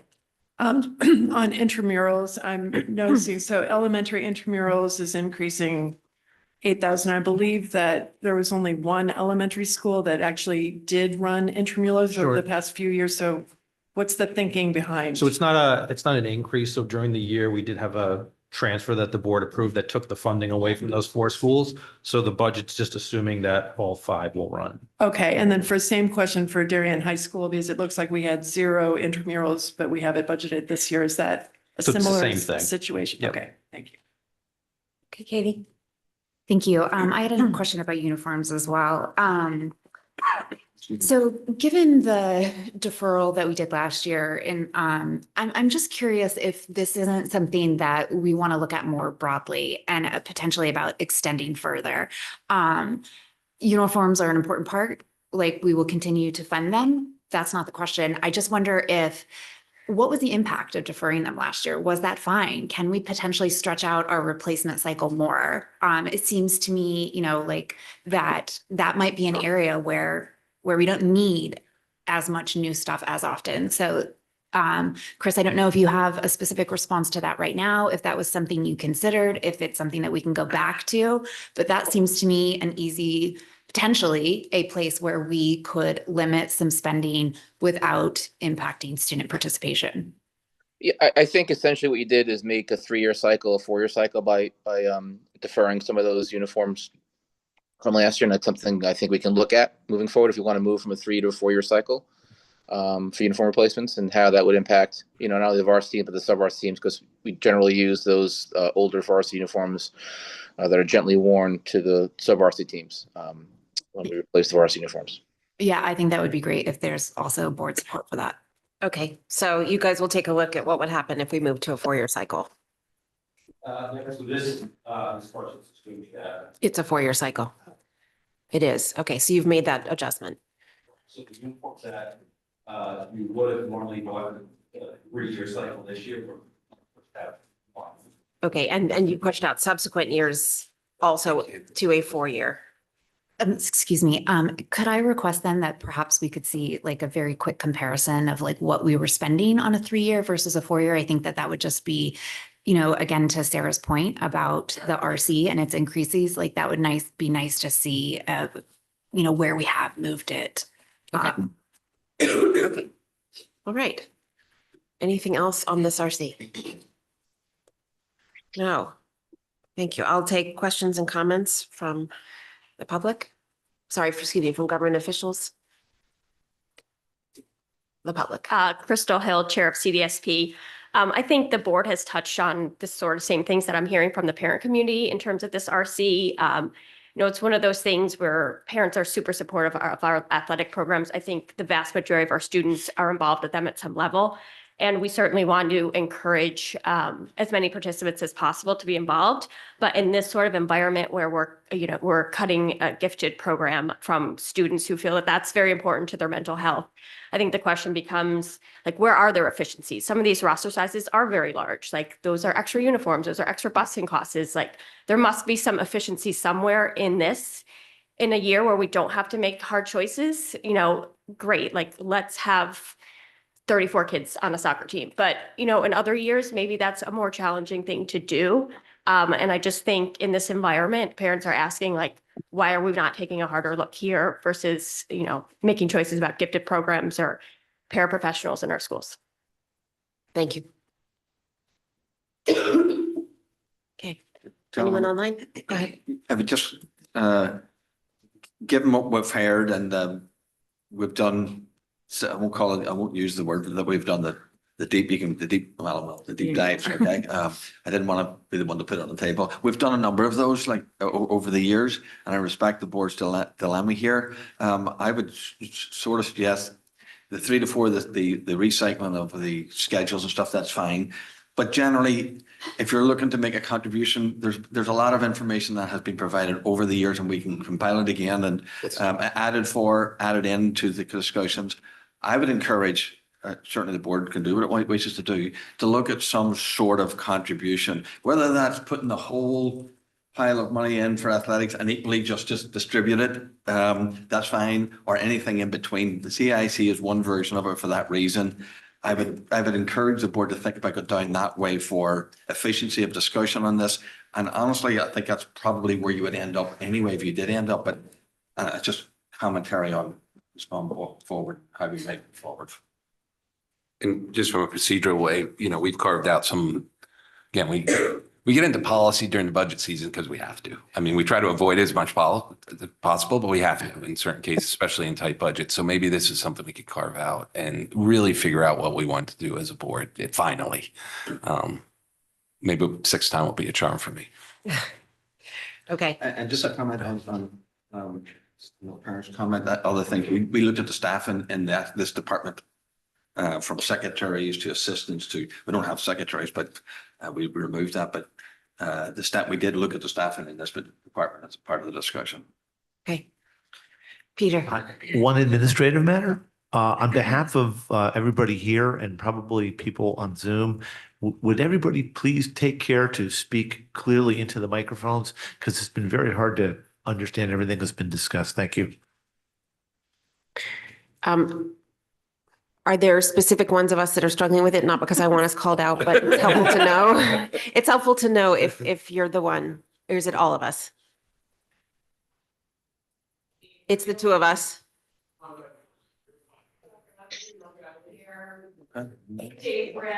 Okay. Is that better? Yeah. Is that better? Okay. Okay, good, okay, well, there you go. Okay. Thank you. All right. Move it laptops, guys, so that every other mics are farther away. If you're on your lap, yeah. All right. All right. All right, we'll work on it. Thank you guys for the feedback.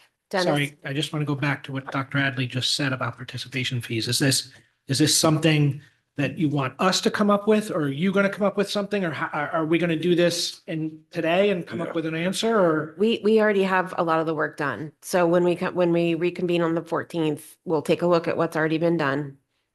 Because there have been some questions. Again, it's been rejected multiple times, but every year's a new year. So, Yeah, this Let's was take a look one at what version we've of it. already I done. think we can pull from the other versions that we had. Just trying to understand how we're working. Thank you. yes, so the requests were for non-SEAC fees to understand the work that was done before, and for including the non-SEAC fee work, and what the full parental obligation would look like, to understand if we were to monetize swim and dive and gymnastics rental fees, to understand the price of a minimum or size of a minimum team and what that differential costs if we're not running a minimum team. Then we were asked for no cut through the DERG. We were asked for we're going to look again at the analysis from August and to understand what the savings are of moving from a 3 to a 4-year cycle for uniforms. Is that still all the information everybody wants? Okay, And Joanna the- and then Robin. Oh, sorry. Yeah. I don't want any more information. I just want to say that we have had the discussion, participation fee or no participation fee. Yes. I don't want to have that discussion again. Okay. I want to have a discussion about what other efficiencies are we missing? Because, and they might unfortunately be policy-based. You know, do you send your entire team to an away game? What is the transportation savings if you don't? Okay. There are other ways to do this without making things so black and white. Are we able to answer the question, Rich and Chris, just that specific one of are there savings if we don't send a full team? Or sorry, if we send the team that are needed to play, but not the third string, if you will, or the JV? Yeah, I think that goes back to the question about minimum number of kids required, and it's going to look different for each sport. And I'm wrestling in my head what that's going to look like, because one program is going to look a lot different than what another program might look like. So you'll answer it in that context, though. Each sport has a minimum number of kids required to put on the field. So I'm not sure if you're looking for that information or, because certain sports have more likely, likelihood of injuries, and that I think would play into that number. So it's something I have to just, I think, wrestle with. Okay, great. Thank you for wrestling with it. Sure, we'll do. Okay, I have Robin, then Katie, then I see Beth in the audience. And just adding to the list that you mentioned, Jill, the participation fee model that had been discussed in the past, I'm not sure it included athletics, also clubs and councils at all levels, and that was not what was discussed in August. I think it was a prior discussion we had, and it was pretty extensive, but Rich had put together an analysis. I think it was from a year ago in November or something, but it was helpful at least to have that data.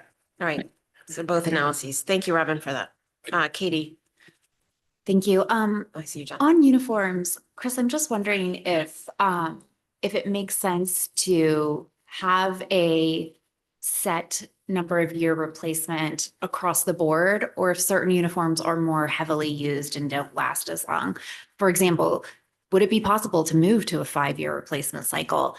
Are some sports able to do that and some sports not? I think, again, just, if we're looking into stretching out some of this, that's a good one. So I wouldn't expect you to necessarily have that answer now, but if it's something you could think about and come back to us, that would be great. Okay. John? So just as part of this overview, also, we have revenues coming in associated with athletics and also summer school relevant revenues. So just, if we could have the offsets there. I know the question I was looking at, there's a RC that talks about security and officiating. Is there any way you can break out the sports related security expenses from the officiating expenses on that RC, Rich? Thanks. Okay, so we just added the older analysis. We just added whether there's other timeframes for uniform replacement cycle, the offsetting summer school revenues from athletic teams and any other revenues, gate fees. Okay. We also have the advertising. Gate fees, okay. And then we just asked to separate out security and officiating costs. On that one, RC. Okay. Beth.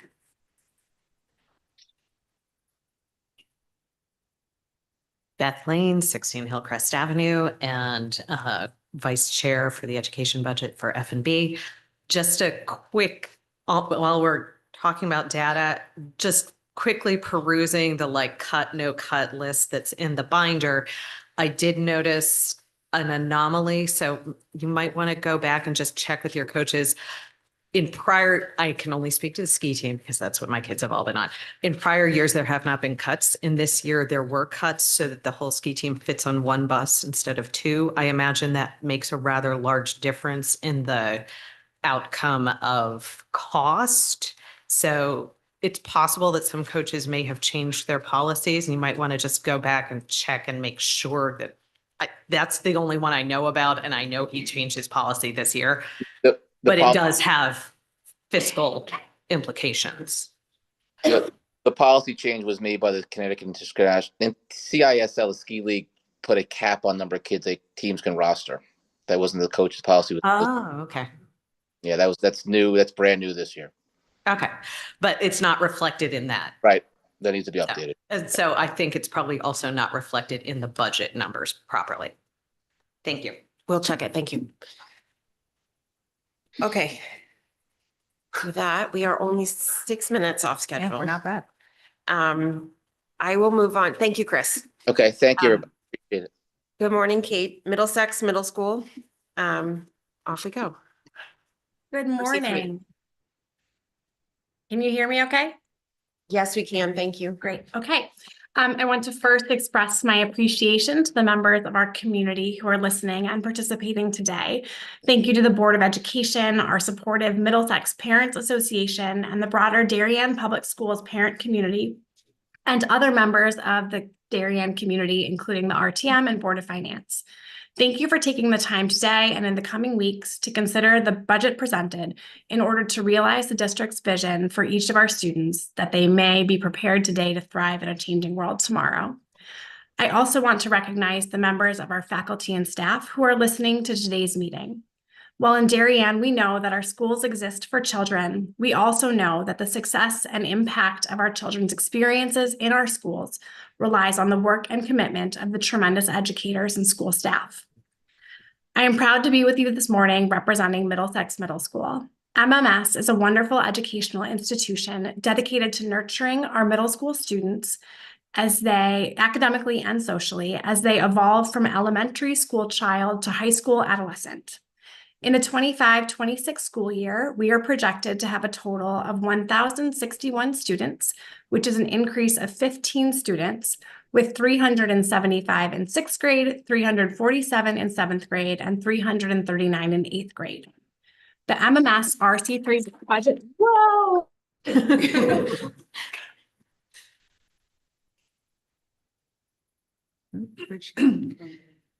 She'll be back. Am I still here? How precarious. I apologize. Welcome back. My laptop fell. I'm so sorry. The MMS RC3 budget narrative reflects our commitment to continuing to foster a strong school culture and climate that supports our students' development, not only through academically robust offerings, but also through diverse and strong co-curricular programming, resources to support student wellness, and impactful professional learning. As Dr. Adley presented on Thursday night, his budget proposes the elimination of the K-8 Idea Gifted program. At MMS, this is equivalent to 1.6 FTE, or a reduction of $191,867. Currently, 160 students participate in instruction for gifted programming twice per week during their 42-minute lunch period. Opportunities for these students to continue their growth will be provided in the general education classroom through differentiated practices, curricular extensions, as well as through school-wide enrichment and extracurricular opportunities. As Dr. Adley presented, we will continue to build our teacher capacity to meet the unique needs of each of our learners through professional development and professional learning communities. In account 101020 theater and music stipends, we are requesting $57,843, which is an increase of $8,353. Because MMS does not currently offer a curricular theater program, students' access to participating in theater at the middle school level is through extracurricular programming. We are proud of our expanding and inclusive performing arts programs. This year, there are 90 students in the cast of Legally Blonde Junior, which is a 13% increase over last year's production. The addition of the proposed assistant director for the musical will allow us to continue to run a no-cut musical program while providing adequate supervision paired with high-quality direction. An additional opportunities for our students to hone their stage performance skills began in the 23-24 school year through the drama workshop. Advisors volunteered last year and intend to do so again for this year's workshop production. By contract and past practice, if the program continues to run for a third year in 25-26, the advisors would need to be paid. Middlesex Middle School has therefore proposed 3 new stipends: the drama workshop director, drama workshop producer, and drama workshop stage manager, totaling $4,431. Funding the continuation of this program will allow MMS students to have exposure to a variety of performance genres and skill development.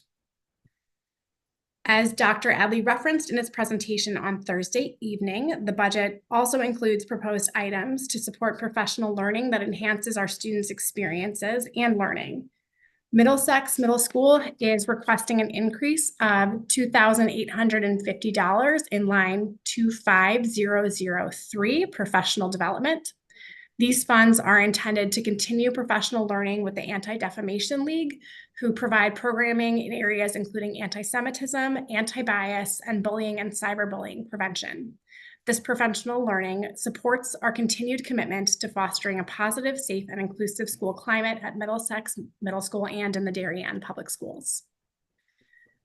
Finally, as Dr. Alicia Dadd and I presented to the board in December, Middlesex Middle School has benefited from the addition of a teen talk counselor from Kids in Crisis this year. In addition to playing a critical role in student crisis assessment and response, this trained social worker with middle school experience is enhancing MMS by partnering with our counselors, psychologists, and social workers to identify and meet the needs of both specific students and the student body at large. As we consider both the evidence of student needs within our Darien community and the broader youth mental health crisis, we have included in this budget proposal the continuation of the Teen Talk counselor. While this position was entirely grant funded for the 24-25 school year, Dr. Adley's budget proposal requests up to half the cost, which is indicated as $50,000 in account 12001 consultant services. The community fund has informed us that there is a forthcoming one-time $50,000 donation. We're grateful for this news and look forward to receiving that letter of support. The district will continue to work with the town Department of Health around potential additional funding, which could further reduce the board's portion. This covers the major changes in the recommended RC3 budget for next year. Thank you. Thank you very much. A lot to be excited about in here, in particular, thanks to the community fund. It sounds like they've gone outside of their normal process. And it's exciting to hear of their support. In particular at this point in the budget process, because we usually don't know until June. It's certainly exciting to hear about the theater. I'll open it to questions. Joanna. In the professional development line, it says that you're only raising it 3,000 years over year, but that requests an additional 6,000 for the PD from the ADL. So wouldn't that be 12,165? So there's a reduction to PD that was for specifically for this year for restorative practices in that line. So it's netting the two together. Okay. So that's still the $65 a head or whatever it was, plus the ADL. Yeah. Okay. Any other questions about middle school? Dave? Thank you. You guys good in the back? So 2 questions, Jill.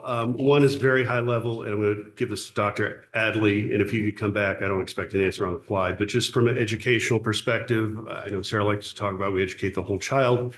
We look at theater from middle school and having no cuts. We're talking about the high school, looking at athletics and thinking maybe we should have cuts there. Could you talk educational philosophy, why you would want to have cuts at the high school level for athletics, but you want to make sure everybody participates in middle school theater? And I don't need it now unless you really want to. No, yeah, actually, contextually is probably appropriate. And I have contextually it's maybe appropriate to even say before we started this budget discussions by RC. In this particular budget, and this is one example of it, we didn't exclusively going through the budget process with our RC's chairs and our administrators. You will predominantly see not many significant improvements or additions, okay, in the actual budget line items, but there are modest ones. And this is one of the modest ones that I made a value judgment on, in the sense of including as many students as possible in these particular, engaging as many students as possible in these particular activities. It's open to all students. The same way as I haven't been a big advocate of all the cuts, like cutting from athletics or otherwise. So it's not mutually exclusive from advancing some small areas and increasing it where I felt it made sense to do that. That was an opportunity. So yeah, I mean, I see the dollar number, it is de minimis, but you mentioned there's values. Could you speak a little more to which values would drive that decision? Oh, well, listen, I don't want to go through all the values of the arts if that's what we want to do. No, I think Dave means of participation. Like Oh, what, listen, what the goal was in terms of participation. The number of students who are actually participating, I won't say even the number of students, the spectrum of students that participate in these arts programs are phenomenal. It's fully integrated. It's a fully inclusive program, both on stage, behind scenes, technology, and everything that goes. It just is a 360 way, the same way as athletics does, to engage our students. I think it's a very important part of the experience, and it's inclusive to all kids and all types of kids. And that would hold true to high school athletics as well, that worldview. Oh, well, I've always been a proponent of athletics myself, yeah. And I had a second, but I don't know if John had a follow-up or you wanted to go. The wee bit of a difference is technically, right? Technically, and I don't want to get into technicality because I just think it's semantics, but athletics is add-on, right? For the most part, these programs are part of curriculum or co-curriculum experiences. That's different, right? But I don't see it different in the full experience, comprehensive experience of our kids. John, and then Yeah, I mean, this is a broader perspective. We go down wormholes, and I know what we're trying to do is solve for a very important budget item, but it's been mentioned that I think we really got to be careful in terms of how we're addressing participation. And I know people like to go after the sports programs and even additional sports, but personally and most broadly, watching the athletics program and see the kids that show up and have something to participate in, even if they're flying the drone in a sport or carrying the water bottles out to the team during a halftime or a break, is incredibly important. And the amount of mental strife that the participation, not only in the sports, but I've seen it in theater, I've seen it in clubs and councils, is extremely important. So I know we're trying to rub pennies together and save every dollar or find more equities and stuff, but let's like look at big dollar things and find restructurings and different things, and maybe different fee schedules and that sort of thing, versus picking on participation, because I think participation is integral right now, as I've seen it as a parent and I've seen it as a board member for the last 6 years. okay, let's stay on the subject of participation. Okay, you want to? No, I'm going off on a different tangent when you come back to me. So if you want Yes. to stay on topic. Yes. Are you on participation? I am. Yes. I don't disagree that participation, that ideally everybody would be able to do absolutely everything they would like to do. But when we've been told that there's a 3 to 4% threshold of comfort from our budgetary people, it's a $4,400 increase in this versus a $2.2 million RC. I think it's a very different ballgame. If we're going to be given more flexibility, then absolutely everybody should be able to participate in everything. But Well, then let's look there's at all some guidance. extracurriculars then, across the board. So on the subject of participation, Robin. I absolutely agree. I love all of our extracurricular programs, athletics, IDEA, theater, and I think this is a great proposal for the Middlesex Theater. I do have a concern in particular about IDEA and the elimination of that program. especially considering that is 15% of the Middlesex students. And I firmly believe that this is a program that really does meet our strategic plan goals of meeting the needs of all learners. I would hate to see it eliminated in its entirety because I have concerns about whether those needs can be met effectively in the classroom, given the significant needs of the teachers who are already trying to serve a very diverse group of students within the classroom and have a lot on their plate. So what I would love to talk about is, again, kind of on the avenue of the past analysis that Rich had done with participation fees for clubs and councils, athletics, potentially also including, and this is up for discussion, but I would love to see the numbers of what it would be, similar to what you had proposed with Theater 308, being treated kind of as an athletic team if you were going to do a participation fee. Middlesex Theater could also be in that light, kind of considered an athletic team, given the frequency of all of the practices, rehearsals, et cetera, and the same for IDEA, basically as an opt-in program, that there would be a nominal participation fee similar to an athletic team, given the instructional minutes and the frequency that it meets every week. And rather than eliminating entire programs, given the budget difficulties that we have, I would like to understand what that could be as a way to allow all of these programs to run and meet the needs of all of our students, as opposed to potentially being forced to make cuts that none of us really would like to make. Okay. Are we going on to IDEA? Like, should we, is that? Yeah, I think we need, when are you planning to do the overall sort of discussion of gifted education and your strategies there? So we're prepared to talk about clearly the gifted education program today. We can talk about it now in its entirety because it impacts elementary schools, it impacts the middle school. We can do it at any particular junctures throughout the day, or we can address it all now. My guess is there will be other follow-up questions, not unlike other topics that the board has discussed that we'll come back to. But if you want us to talk about the program in general at this juncture, we're happy to do that. We've already gone through. So, okay, I think my suggestion would be, let's finish middle school specific. Let's do IDEA in the middle of middle school and elementary school because it touches on both. And then let's pick up elementary school immediately after that. Okay, that's And good. so we'll broaden that discussion for IDEA. I'll table that question for the moment. Just one additional stat that I think is important to mention. So again, for Middlesex, it's 15% of the students, and it's an average cost of $1,600 per student, which is lower cost than many of the athletic teams on a per student basis. And so I think, again, these are relevant metrics when we're talking about our overall costs as a district. Okay, and we'll come back to IDEA. All right, Dennis, Dave. So I will second my colleague's comments, Mr. Sini, on participation in athletics and sports. And it, it is super important for students to feel not just involved, but to build their own community somehow in a school, especially, large as a middle school, whether large as a high school. And it brings the school down to size where you can feel like you have a voice and you belong. Having said that, and I love this idea for the music stipend. What I'm concerned about, though, are there extra hidden future costs? So if we build this program and we start to build a program and it gets to capacity and say it goes from 100 kids to 200 kids, does that mean then we have to refurbish the middle school stage? Does that mean we have to refurbish the middle school auditorium? Are we going to build a video wall in the middle school? I know I'm going down a rabbit hole here again, but we have to be careful of what we're doing and then what unanticipated or anticipated costs we're going to have when we do a program in the future. Just a point of clarity to bring out.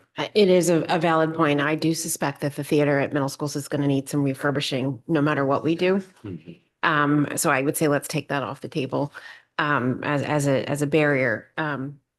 I also think we've talked about athletics and offsetting revenues from summer school. I think we can look at theater through the same lens. The theater program collect quite a bit of revenue during the summer. So when we talk about, I think it might be helpful to talk about how we fund theater at the secondary. Well, it's really actually elementary school through secondary, although the during the school year, I think it's just secondary, and then show the offsetting revenue.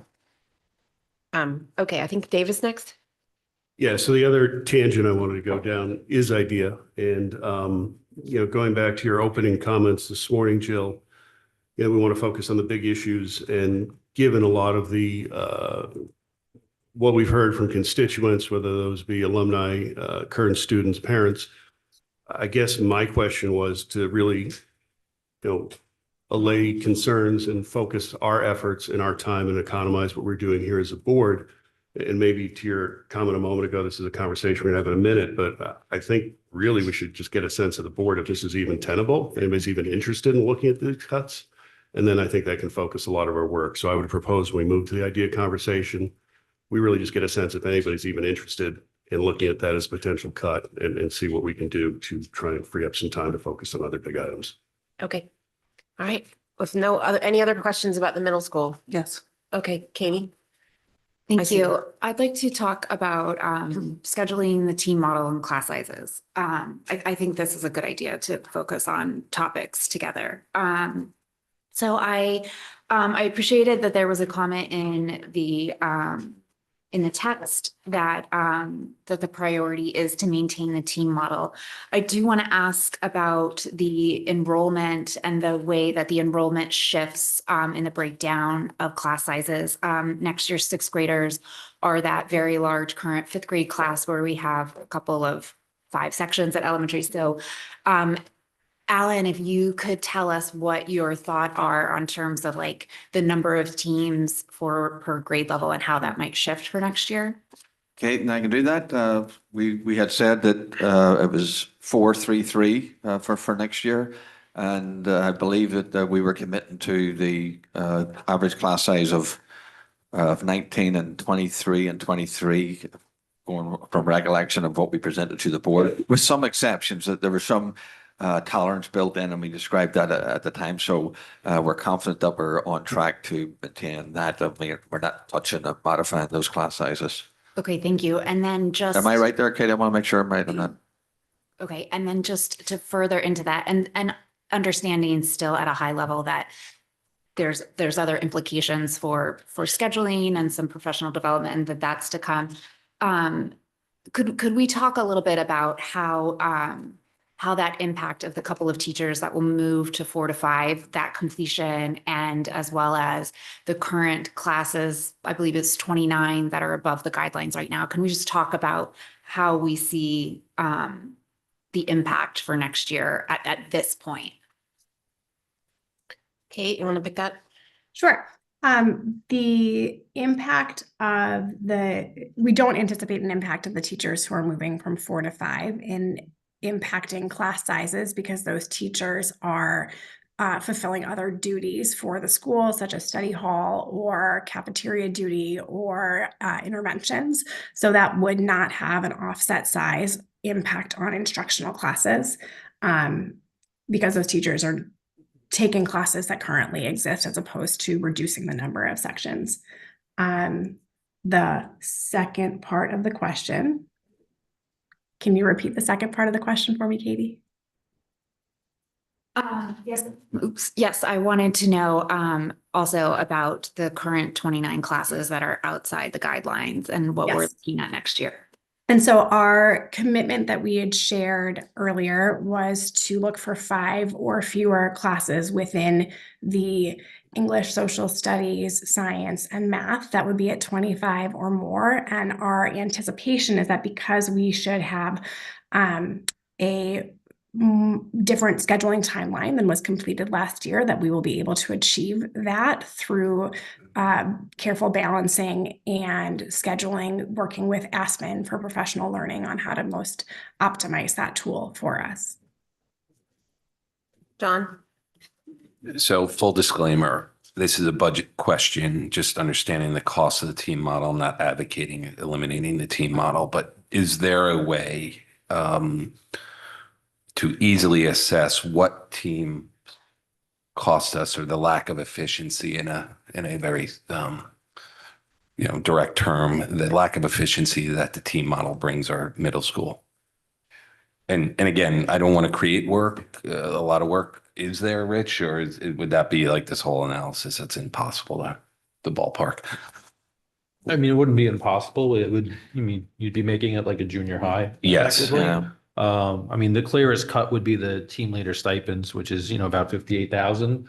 But then you obviously would be able to probably, I would assume, and we'd have to work it out, reduce staff because we wouldn't be having kids just on a specific team. Everybody would cross teams. So we could probably put something together. Again, I don't want to retreat this work because I don't think it's leading anywhere, but I do want to kind of highlight the cost of implementing the team model. And again, full disclaimer, I'm not looking to eliminate teams, but I'm just trying to highlight to the community the effort. And is there a way we go quasi-team, do some more rainbow classes, to drive some efficiencies, but maintain the team model?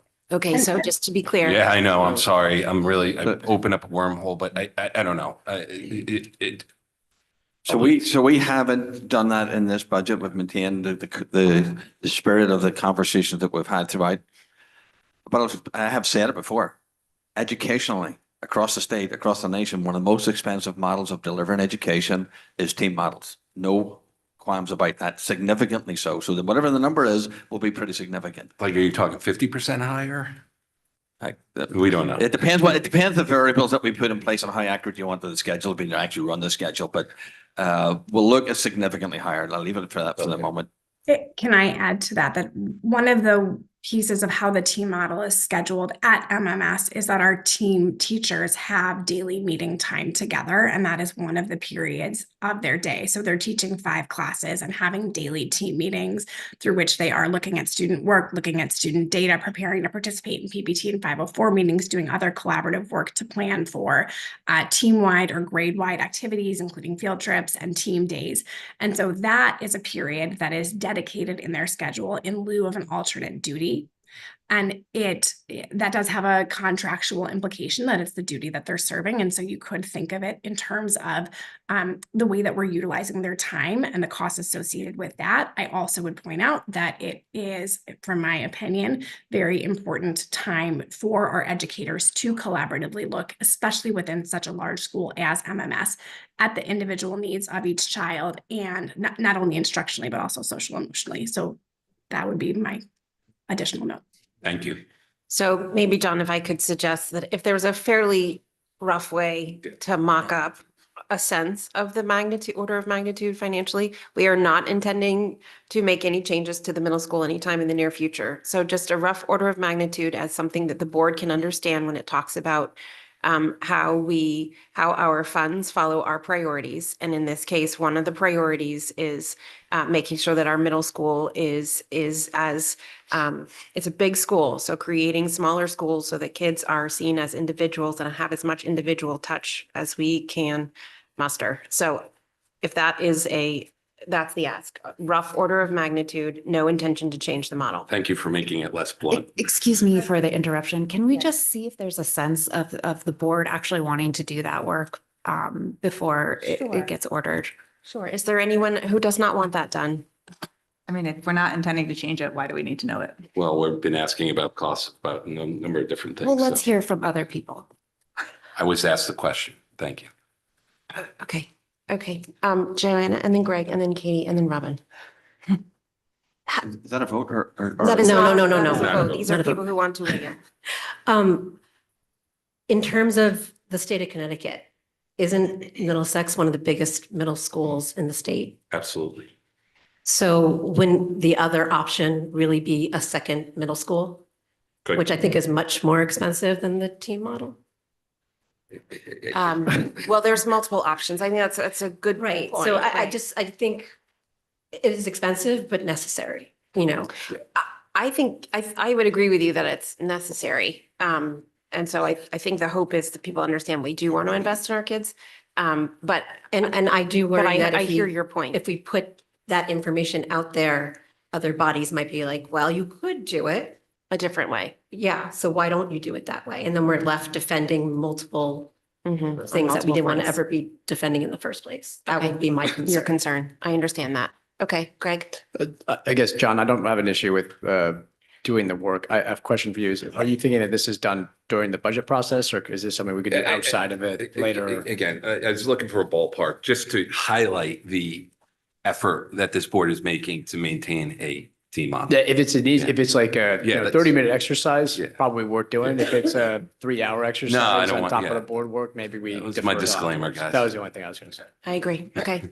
So I'll just follow up my 2 cents. I agree with John. No interest in changing anything right now. That being said, can't really know without doing the data. Alan has mentioned it's a pretty significant number. Would like to get my arms around what that is. And we had a discussion earlier about track time and fields. I was going to suggest we really want to do build by accurately. We should look at the cost of getting a mountain and a ice hockey rink and a pool to do that accurately. So, I mean, you can go down this rabbit hole, but I agree if it's going to be a 30-minute exercise, yeah, let's look at what that number is. Okay, Katie? Okay. Okay. I think it would be helpful to know what the DIRG, members of our DIRG have. Do they have a team model or more of a junior high model? If they do not have a team model, I would also want to know, do they have 2 middle schools? And, understand the size of the middle schools in our DIRG as well as part of that look. And I mean, I think just a high level look should give us a pretty good indicator of, and probably a relatively quick analysis. So it would at least give us good data for us for discussions going forward. Thank you. Sarah? I mean, again, if we're not going to change anything, why bother? But Okay, I think you're authorized for a 30-minute exercise. I do think it's valuable to understand from a different data perspective, how we're spending our money. We've been talking about making sure that we understand that the money that we allocate follows our priorities. At the same time, I think the point of opening a can of worms we don't want to open is an important one. We are not intending to change the model. And we are saying that to our fellow government bodies also. And I can see they're hearing us now because it's an important point. Okay. All right, still on middle school. Robin. Just one more question on the stipends. We have clubs and councils, we have student interest clubs, student government stipends, and honor society stipends. So all 4 of those categories, I think at the high school, we classify all of that as clubs and councils, but that's over $80,000 of stipends. And so for the clubs and councils, that participation fee analysis that we had talked about, I would just want to make sure that all of those lines are included. And the other follow-up question I have is, what is the difference between student interest clubs versus clubs and councils? So we do break out the high school in the same way where it's student government, student interest, honor society, Okay. et cetera. So at the middle school, student interest can be anything from like the Ambassadors Club to Model UN, Quiz Bowl, as an example. Clubs and counselors are things that don't really fit in there. So like a yearbook or stipend could be a club and council or a newspaper. Okay, thank you. Sorry, just sort of piggybacking on Robin's ask for that breakout. Do any of these clubs and councils go on trips, competitions? And if they do take buses, who pays for them? So the club raises money for the buses. Just one addition to that. So if you add then the theater and music stipends, that's an additional almost $60,000. So again, in total, you're talking about probably about $140,000 worth of stipends. And so I think again, that the participation fee analysis that we've asked for, I think I'd want to have that all included. Thank you. Okay. Okay. Anything else on middle school? Katie? On the topic of team talk, I'd like to extend my appreciation to the community fund as well for their generous contribution to an important program. I did want to ask for a little future projections. My understanding is that the community fund did indicate that this was a one-time and that the support for funding 50% of this program wouldn't necessarily be something that would continue. So I just wanted to ask what our expectations were for the future, if we were looking to make this a permanent program, if we're expecting it to be an ongoing budget that will be absorbed by the Board of Ed fully. So we have that, we've asked for that mental health on a page, and now that we've added a forecast, that's a good thing to make sure it's in the forecast, to your point. I could simply say now the hope would be that we would maintain it. We also have a request in for the offset from the opioid grant from the town. But if eventually one way or the other, it will transition into a board probably sooner than later, actually. I don't see the community fund funding this in perpetuity or anything. So I would say next year would be probably fully funded one way or the other. Okay. All right. With that, we will transition to a discussion. Well, sorry, let me take questions and comments from government officials or the audience, not about IDEA. If you have other things you want to ask about the middle school, government officials, members of the public. Jan, are you going to go? You look like you have something to say. Go ahead. If you'd like to.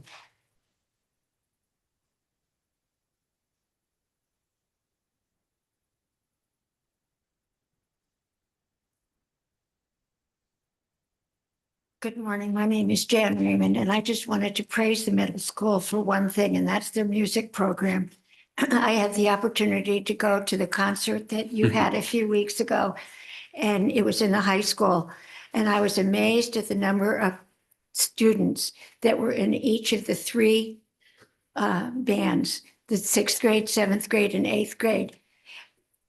The percentage of the stage that was filled by those three different levels was amazing to me. Also amazing to me was the number of people in the audience, the quality of the performance. And I just wanted to say that I tell everyone how impressed I am with what you're doing in that area. And I believe that what sports and other activities do for some students, the music program does for other students. It certainly has been effective when I have looked at it and talked to students who are in it. So I just wanted to praise the middle school and the board for supporting that program. Thank you, Dan. Appreciate your comments. Okay. Oh, Jack. Hi. Jack Davis, 197 White Street. I wanted to make a general comment since we're still early in this process. You know, I've heard a lot about the financial, what you perceive as limitations by what was presented by the Board of Finance. But when Jim Palin did his presentation, I haven't really heard the other part, which was probably more important. If you look at his diagram, he talked about what is really your core needs. What are your high priority but not core? And then what are your lesser? So when I'm hearing certain questions about participation, or even the question that John just asked, which is team or not team, that's really getting to what Jim's presentation was all about. What is your core? And having that discussion. So I want to remind everyone here that that was the major part of Jim's presentation, not only for the Board of Ed, but for the Board of Selectmen. And so those questions are good to ask. And I'm not saying whether or not you're going to do it during budget or you do it afterwards. But it wasn't the numbers that Jim was really referring to. It was that philosophy on how you build a budget. Thank you. Thank you. Okay. With that, we'll move on to IDEA and gifted education. So we'll talk sort of high level about the program just in general, and I'm sure that will field additional questions. And my guess is we'll roll into another meeting of additional information. Appreciate there's a couple of our principals have just come online. Thank you. And I'm sure some of our community members are here for this particular discussion. So just a wee bit of background on this. In all transparency, right, our principals didn't come to the table and say, Dr. Adley, we want to reduce and eliminate the IDA talented and gifted program. That did not happen. We have a challenging budget to address. This particular amount in this particular budget for the IDA program would actually put the budget over the guideline from the Board of Education. That being said, that was a choice that was made. It was discussed at Cabinet, and it's a decision that was made by the superintendent to eliminate the particular program.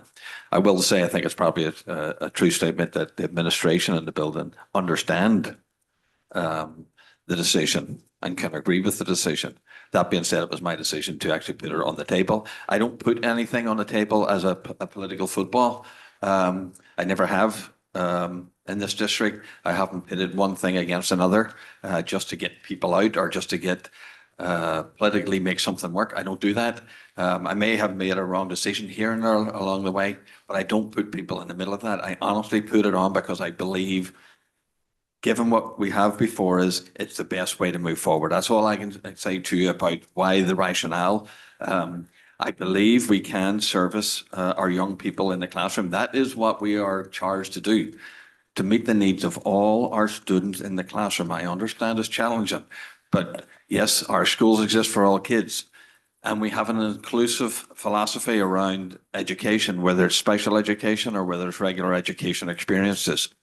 So this particular program the students involved in the program, which is about 5% of the district, one of the differences from, I don't want to compare it to other things, but some of the things have been compared to today.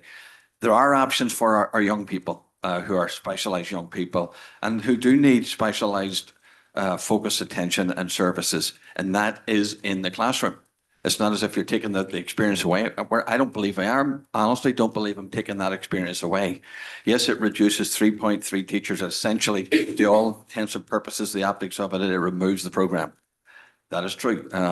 It does do that, but the service of the students are not all being removed.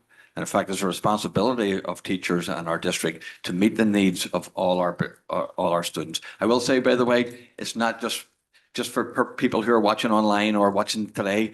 You will get a letter on Monday about the identification of special or identification of gifted students. That's not like planned differently or otherwise. It's the process we're going through. There's been no decision made here. We will move forward with meeting the needs of the students, and the identification process will have to take place anyway by state legislation. Even if we didn't have the program, it would have to take place. So it's just coincidental that you will get a letter out that the identification process. We also had a study done, if you remember, it goes back to 2021. That was Teresa Rengel, who was an administrative assistant to myself, who was through UConn. In collaboration with Nicole Wakunas and the Renzulli UConn School of Talent and Gifted, they did a report. We have been working on the recommendations of that report. That has come through the board. The primary recommendations that we're addressing at the moment are through the development and professional development of our staff. And yes, admittedly, that has been the main focus, has been the 4 teachers, 3.3 FTE teachers who are actually delivering the service, but we have been building their capacity around doing the work, and we've also been addressing and increasing, improving the learning opportunities through the actual curriculum that we're actually delivering. That's the main takeaway. If you were to say to me, Dr. what have you been working on since that actual process? Well, it was identification processes are in there too. It was also working with a close group of constituents, which we have done.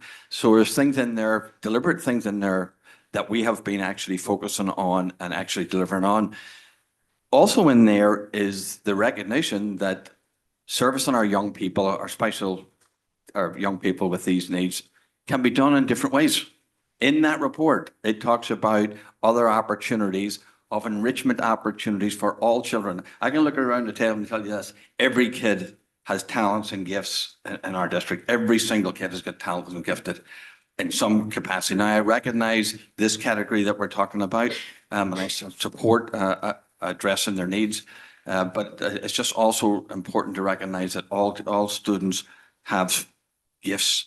And one of the things we're also trying to address, and we haven't addressed in this particular report just yet satisfactorily as I would like to, is the idea of the other enrichment and gifts kids have in the arts and talents.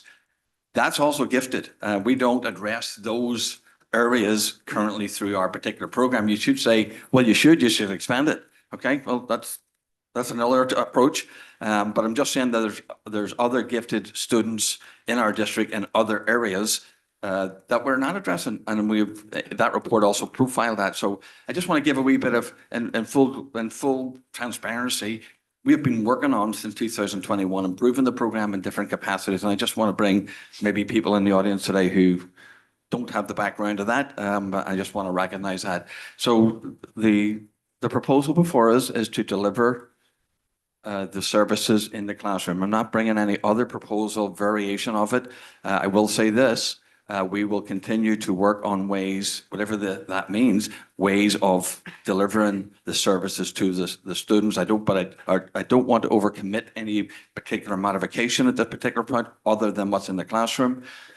The actual professional development that the teachers need, yes, that was another recommendation from that report, the professional development of teachers, but not just the teachers of the gifted students, the 4 teachers that we're talking about, not just those teachers, but training the staff in general across these particular issues and across the district. One of the things that was said in that report by feedback in the survey was our teachers want to be able to service our young people, provided you give us the training. One of the things that are in this budget that I really want to be passionately talking about is the professional learning of staff to support all students. That is a way we can advocate and support the staff to address the needs of all of our students. So that's the context, that's the background. I'll maybe ask Amy just to give a wee bit of context of the type of thing that we might do in the classroom or will do in the classroom for our young people. Sure. Thank you, Dr. Adley. Is this okay?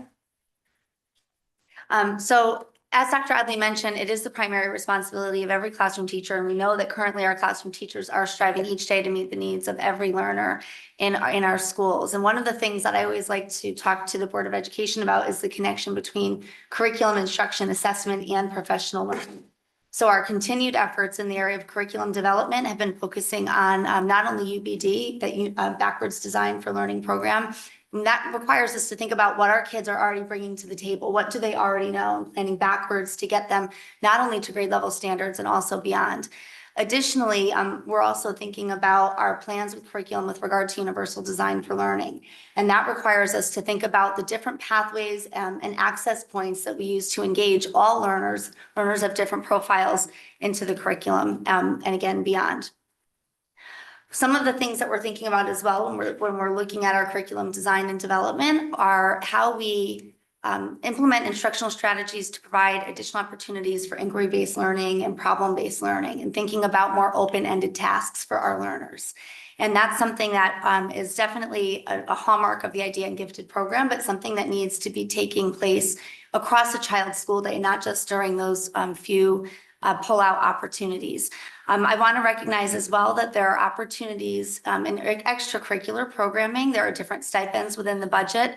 We've got not only our different learning spaces at Tokenique and at Oxbridge that have been more currently renovated, but also at the other elementary schools, which will include a look at some of the library media spaces and across the district, even beyond just those larger projects, thinking about how to reimagine those spaces so that they're innovative and allowing for makerspace opportunities, thinking about how we, again, extend the Gifted Idea program beyond a more typical humanities approach and think about STEM opportunities for our learners as well. And as Dr. Adley mentioned, one of the considerations in the report is thinking about a school-wide enrichment model and thinking about how we can make our model even more interdisciplinary in nature to reflect a student's entire school day and experience.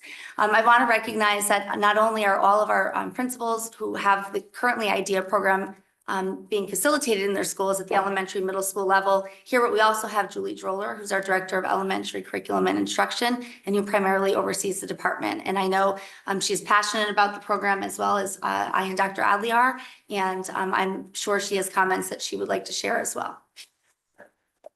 Just before Julie does, I just wanted to mention, and I should have done it at the start. I just want to recognize that my teachers may be even online. I don't know at this point, but I want to recognize the teachers of this particular program and actually some of the staff.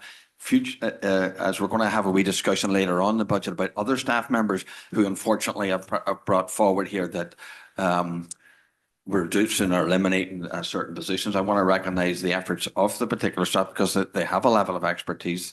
They're talented, committed people in the organization, and they've worked tirelessly on behalf of our gifted students and their families. So, and there's been a contingent of highly passionate, active, supportive parents of the DAG group, and I appreciate all the work that they have done. So with that, Julie, I don't want to interrupt you, but no, that's important. Good morning, and thank you for the opportunity to speak with you today and for all of your work during this budget process.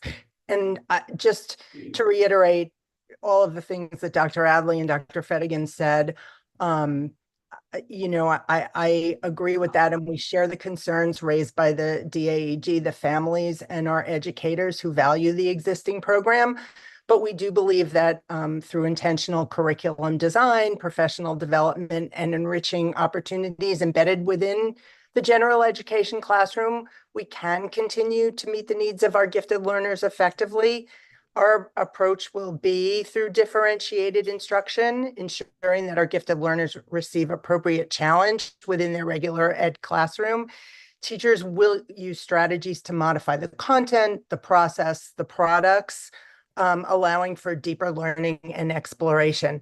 We'll also build on some of our current instructional practices, such as building thinking classrooms in mathematics and providing students with choice and agency in reading and writing, inquiry model in science and social studies. And these models inherently support differentiation and can be adopted to offer that greater depth and complexity for our advanced learners.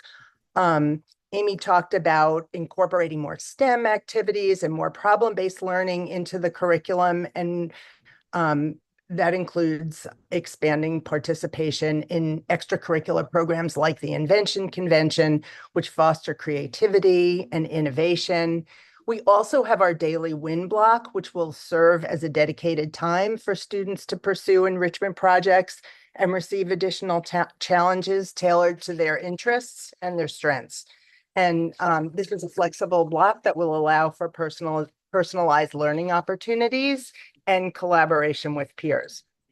So as they also said, we do believe that this approach aligns with many of the key recommendations outlined in the June 2021 evaluation report. One of the concerns in the report highlighted the limited time that students currently spend in the gifted program. And by embedding enrichment in the general education classroom, we can provide more consistent and sustained opportunities for advanced learning throughout the school day. Another primary concern, which we've discussed, is professional development for classroom teachers. And as Dr. Adley said, our teachers have requested you know, a desire to support the learners and have a connection to what's going on in their gifted program. And we'd want to equip them with those strategies for differentiation, for ways to extend the curriculum, and for fostering those higher order thinking skills. We talked about that school-wide enrichment model, and we do have that win block, which is a perfect opportunity for that.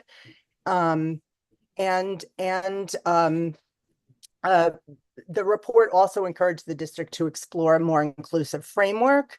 So this shift will allow us to move to a model that fosters the potential of all students while continuing to meet the specific needs of those who are gifted.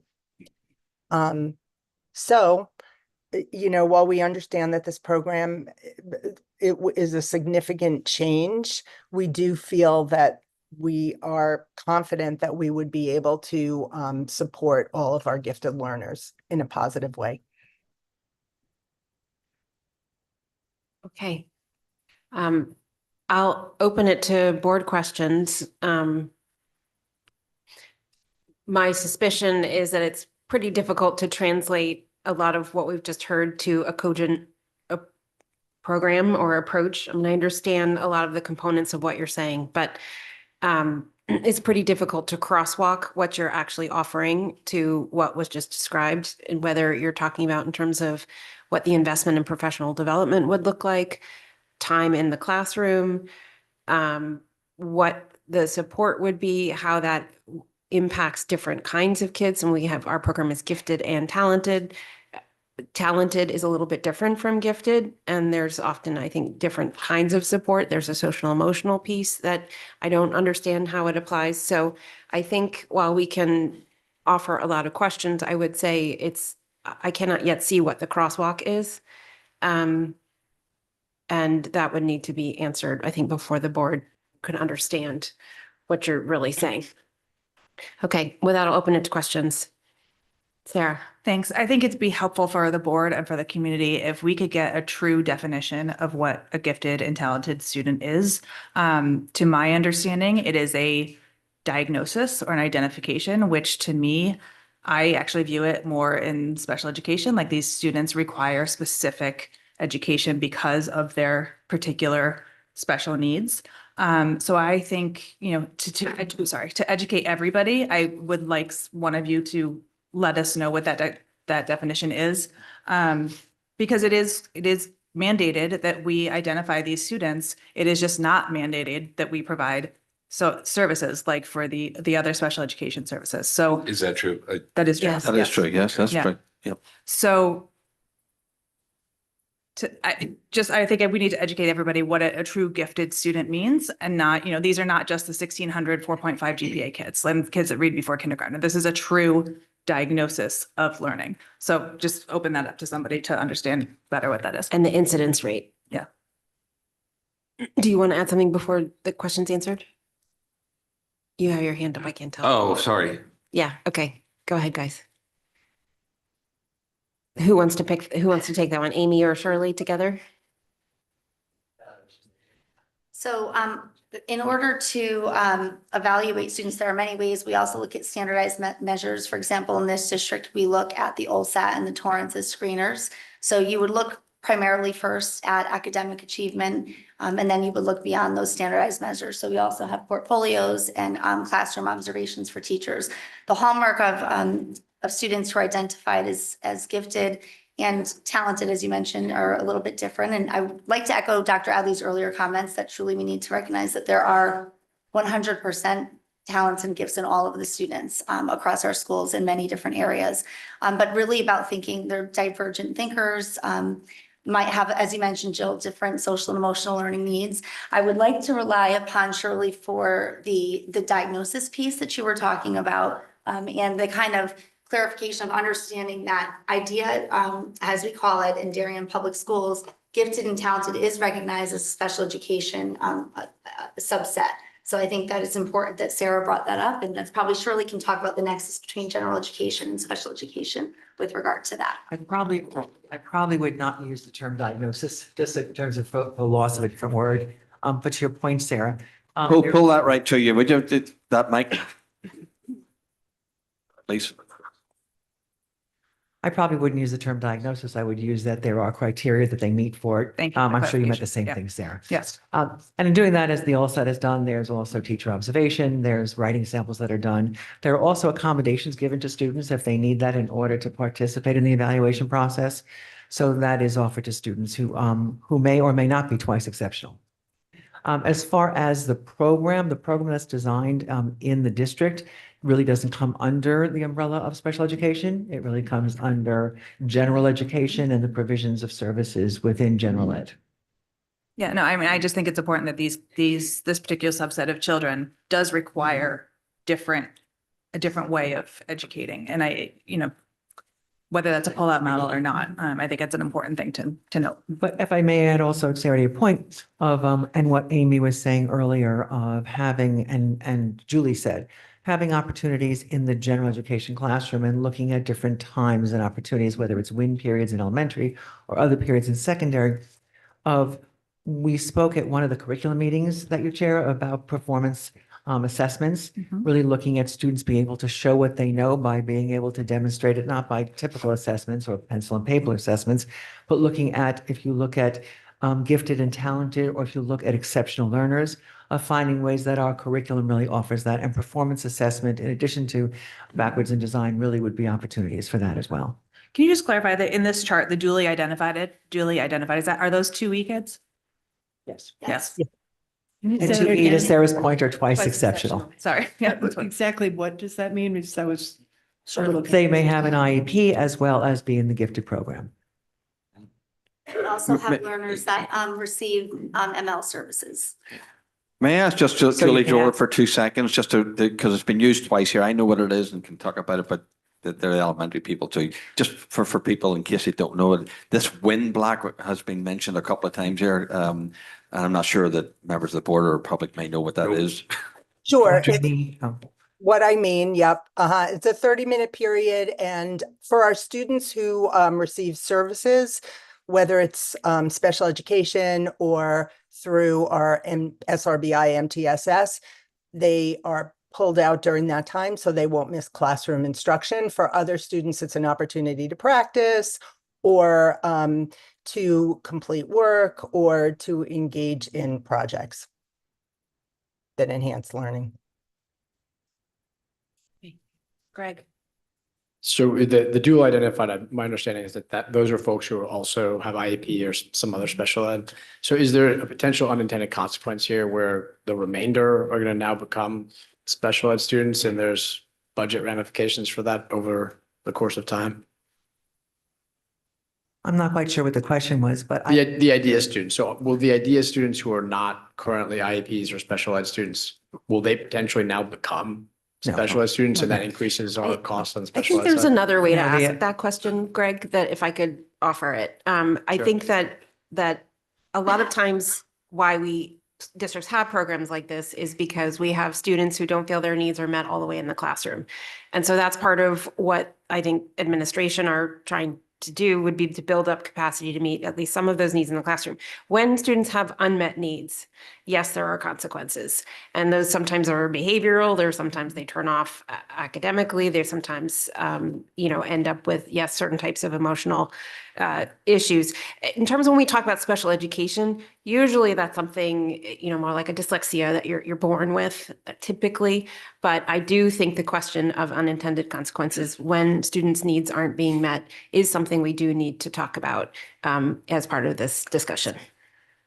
But if I may just answer, Jill, also to Greg's question, the students who have learning differences and do have a current IEP may also be a student, for instance, who's a student with autism, and yet they have some extraordinary gifts in a different area. So that's what makes them twice exceptional.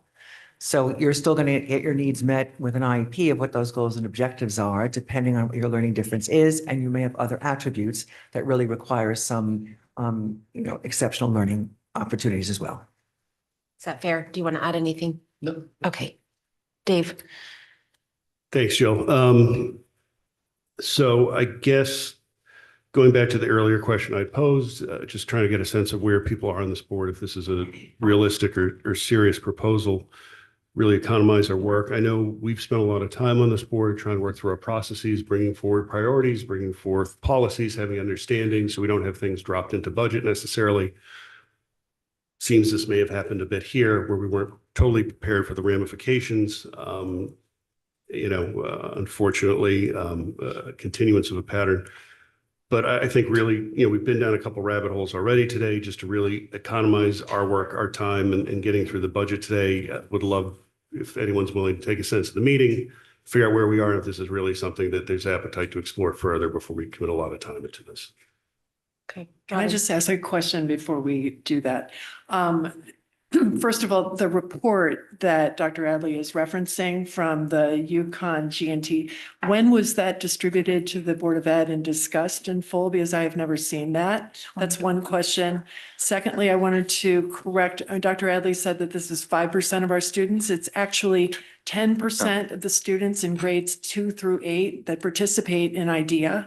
So that is actually a significant cohort, which again is identified at a federal level under IDEA, that I'm concerned about whether we can meet their needs within a classroom, specifically also with the additional PD that would be needed going forward, because it is a different skill that most of our teachers, I do not believe, are fully trained on, and that we spent resources training our specialized, gifted, and talented teachers on over the past number of years, and to develop that curriculum. I also wanted to ask, does the rest of the DIRG have a gifted and talented program? Can we get any details on that at the elementary and middle school level?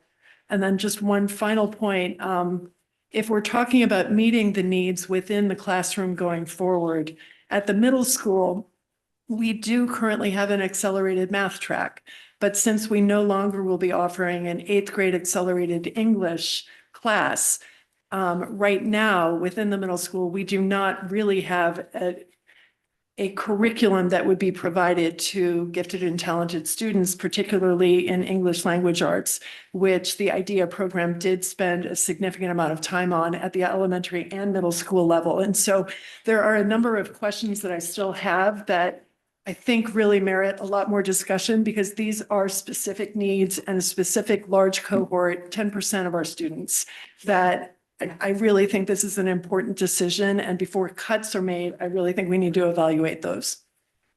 I respect those questions, and certainly we will address those. The report itself did come before the board. The date eludes me a little bit. I had to go back to the It record, was but before I was on the board. 2021. oh, definitely. Oh, totally. 100%. It would be Yes, it was helpful to presented. see that in the context of this whole discussion, because I Yeah, think we'll get the report. I'll many of provide us the have report, not yeah. seen that. Okay. John? So Dave, I get what you're trying to do, but I think Jill, you said it best. We got to get the crosswalk of what's going to be supplanted in the classroom, and Robin, you did as well. I mean, the reality is if we just nix this right off the bat, then we got to find $469,015. So I'm not there yet. This is not a program that would be the top of my list ahead of some other priorities. So I'd love to go through the rest of today and understand that. And then we can put our arms around it in terms of with the incremental information that's already been asked. Yeah, I don't disagree, John. It's definitely a big number. That being said, there will be some work involved in getting that number replaced, which I'd rather focus on if the consensus here is not to do that. And as opposed to spending the time on this, I think we could better focus. And again, the question is, is this ultimate number, and we're long from this discussion, but is the proposed budget, we're ways before add cut. We're going to have a lot of go arounds on Yeah, I this, get it. but I just don't want to waste time on this if there's no consensus. If maybe I could offer a compromise, because your point is well taken, Dave, that if this isn't the number, we have to find something else, or at least be prepared to find something else. So perhaps what we could do is ask for, I think the board is unified in feeling that there is a cohort of students whose needs need to be met. And I think I can speak for everyone, somebody holler if not, but everybody is concerned about meeting the needs of these students and of making a rapid change without the right infrastructure in place. So I think administration, if you guys could help us understand, again, what the crosswalk is, what the infrastructure is, what's already in place, what would be needed, what you see, what is the real size of this cohort? Again, gifted being a little bit different than talented. What I do agree that we have lots of kids with talents. So sort of how do we serve our children here? I think I understand that we're early in the budget process. It's hard to have a completely coherent program that you'd be developing, but I think we need more than what we've just heard today. So if you guys could provide that to us on Tuesday, we as a board, I think, can commit to not beating a dead horse. If it's not there, it's not there, and we have to switch focus. And what would be the alternative?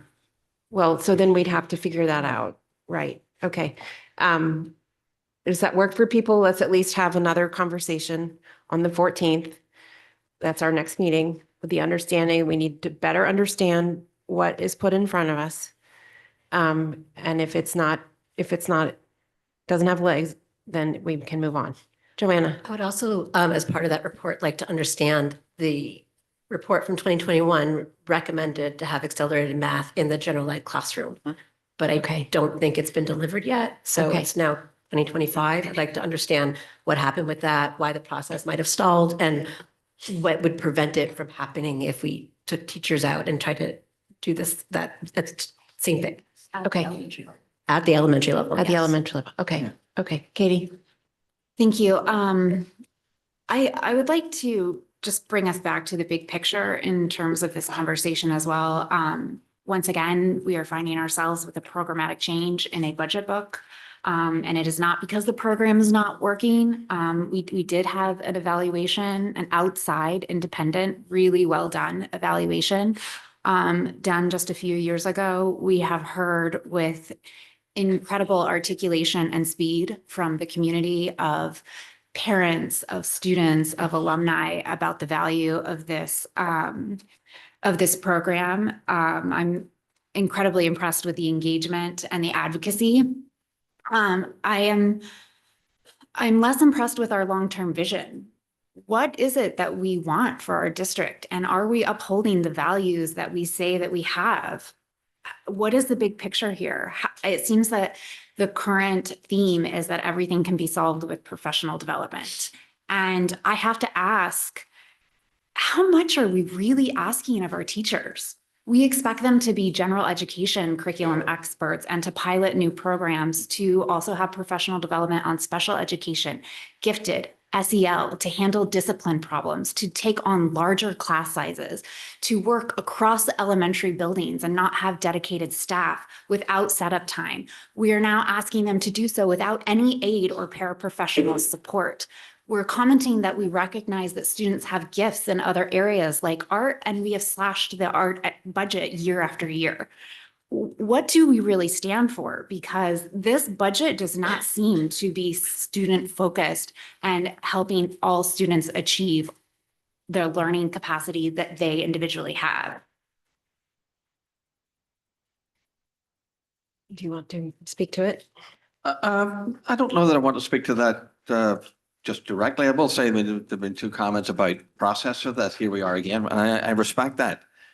But I did tell the board, there are certain topics and personnel matters and so on, that's just not possible to have the discussion prior to the discussion of the budget. We have been following budget initiatives the whole way through. But when I'm asked to give a guideline and work within that guideline, I have to work within the guideline as best as I possibly can, at least come back with something that's reasonable. I did share there'd be personnel matters, potentially. If we're talking about getting from over a 6% budget down to somewhere in the mid-4s of a budget scenario. So it's just not possible to talk about this out of this particular context, and I apologize that it seems that way, but that's the reality of it. The rest of it, certainly the vision of the district and everything else, yes, all things being equal, I'd like to do all of this, but it's not at the moment. And that's a board discussion. I understand that.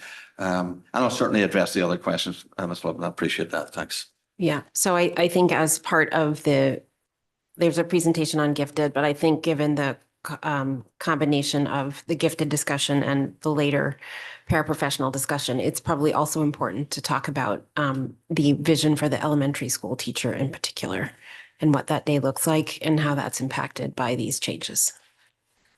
Yes. And I'm not familiar with the idea, three boys did it, but, is there more importance of implementing it in elementary school or middle school? And is there for lack of a better term, compromise on that? I just don't know from a curriculum perspective or education perspective. Okay, so if you guys could handle that when you come back to talk. We can answer that, yep. Yeah. Okay, anyone else? Greg? Just one quick add-on. I understand the perspective in terms of what Dave was asking for and not addressing that today. It does sound like there's a lot of questions from the board, and we'll get more clarification on the 14th. I don't know if it makes sense for Dr. Adley to come into that meeting with some potential alternatives, to the extent that rather than waiting until the 28th, I think that would maybe be helpful. Okay, good idea. Do you mean alternatives for that 469K or? Correct. Okay. We revisit that discussion at the end of the process. Just I don't mean to defer it or say no to it. I just want what it means in the bigger picture by the end of the day. I was just saying, if we get to the 14th, then we get all this additional information beforehand, and then the board decides we don't want to get rid of this, and now we need to go find 460. I think we don't want to wait until. That's fine. But the discussion that the board has throughout the day will be helpful to that too. I agree. I think that, yes, let's come back. Yes. Sure. And let's come back to it at the end of the day when we get through the RCs. Okay. I like that. Okay. Okay. Anyone else on idea and next steps? Okay, with that, questions from fellow government officials? From the public? Crystal Hill, CVSP Chair. Again, just reiterating, I think some of the things that were brought up here at the board that I've also heard from families, sort of like what would be the plan for these students? I mean, it's easy to say we will, backfill in the classroom, but what does that look like exactly? I think the presentation on Thursday included additional school-wide enrichment, like curricular extensions, like is there not a budget impact there, like professional development? I mean, there seems like there would be budgetary implications, maybe not to a 469,000 number, but certainly some offset there. And again, teachers, like we're cutting paraprofessionals, which we'll get to next. Like we're asking them to do more. We're putting in a new literacy curriculum. We're talking about continued increases in special ed identification rates, how much they're in PPT meetings. Now we're going to ask them to do professional learning to teach to gifted students. It's just a lot on the plates of our teachers. And then who does the gifted identifications? Is it the staff we're cutting? If so, like who would be doing those identifications going forward? Is there any budgetary implications for additional staff needed there? And again, budget related, what is, some of these children, especially the, dually exceptional, what does that look like? Are we looking at outplacements in the future because we additionally can't meet the needs of those students or students that end up in special education because some of those needs are not being met?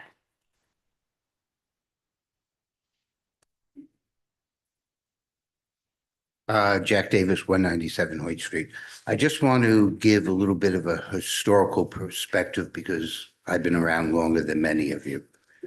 My two kids who are now 39 and 40 were both an IDEA.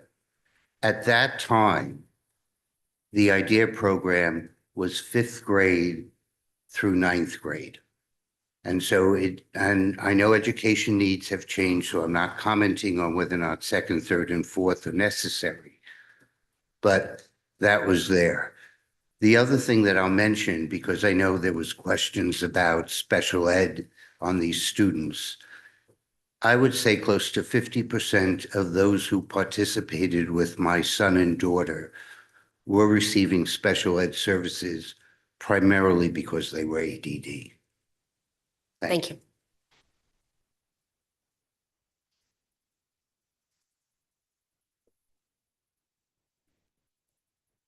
Morning. Yes, it's still morning. My name is Bern Posey and I reside at 8 Circle Road. I serve as president of DAEG, which stands for Darien Advocates for Education of the Gifted. DAEG is essentially the PTO for families with students in the IDEA program. So I am speaking on behalf of a very engaged, very passionate group of parents, caregivers, and students in that community. I'm going to keep my comments very brief at this time. There are many aspects of this town that residents value, and academic excellence is certainly one. Simply put, to suggest elimination of a program that promotes academic excellence, provides gifted students with an opportunity to reach their full potential, and importantly, provides a place of learning to meet their specialized needs, all concepts consistent with values laid out in the strategic plan and the vision of the graduate, is a decision that would likely have unintended consequences, which is a theme I've heard several times today and something I think we'd all like to avoid. Thank you for your time. Thank you.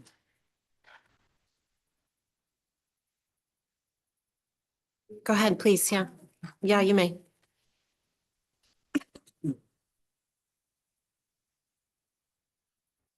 Hi, my name is Minnie Liu. I live at 116 Camp Avenue. First of all, I want to thank everyone who's here today to devote your special, Saturday here for a whole day to discuss this important topic for our town. And thank you for all the attendees here as well. I want to thank Mrs. Nelson for your comment about the 10% of the student body instead of 5%. I think that's a very, very important figure that everyone should be aware of. And I want to just tell you about my personal example. My child started his experiences in the IDEA program last semester. And the year before, he actually had some very bad experience on the school bus. And he used to like to go to school a lot. But after that, he was like, oh my God, I don't know if I wanted to go back to school. But since he participated in IDEA, he feel a big sense of belonging in that small environment. And he feels like his special needs get acknowledged. When we say children like with neurodivergent, we were talking about children who's on a very broad spectrum, who might not only have difficult learning, who might also have like their special needs not being able to met. For example, my son sometimes will come home and tell me, there's some stuff like he probably feel like he's already understand, but it has to be repeated a couple more times, and he will get distracted, not focusing as much as he would like to. In that example, being able to participate in IDEA program give him the opportunity to reach his full potential and also always be challenged to do something more interesting to help with his brain development. So I'm very disappointed to know that when I reach out to my classroom teacher and principal to ask if there's any extra help to help my son, whose brain might be working a little bit differently from other children who might have very quick learning ability, but cannot be following the regular structure school setting, the answer unfortunately is no, because he is not academically behind, but actually excel in his level. So to me, IDEA program is a very important addition to his current existing curriculum. So I really hope like this will not be taken away from our prestigious school district. And in the same time, I feel like our school district has been very compassionate, loving, and caring to establish like a Fitch Academy, for example, in 2017, just for a student body of 11, 12 students, I believe, at the beginning. So I feel like for 237 students currently enrolled in IDEA program, I would suggest to not only do not eliminate the program, but to support our students with extra funding. In some other towns, like they even have special dedicated IDEA class or gifted class just for those students for a whole day. That's something my son would definitely love to have more classes, or maybe even a 4-day class if possible. And maybe like just what you do for the ELP currently to be consolidated in one school and to have additional teachers pull out to help those 237 students for a better learning path. So, Ma'am, I'm going to interrupt you. You're about at time. We usually keep it to about 3 minutes. Okay, thank you so There's much. another public comment period at the end if you'd like. Thank you. Okay, I thank appreciate you. your help.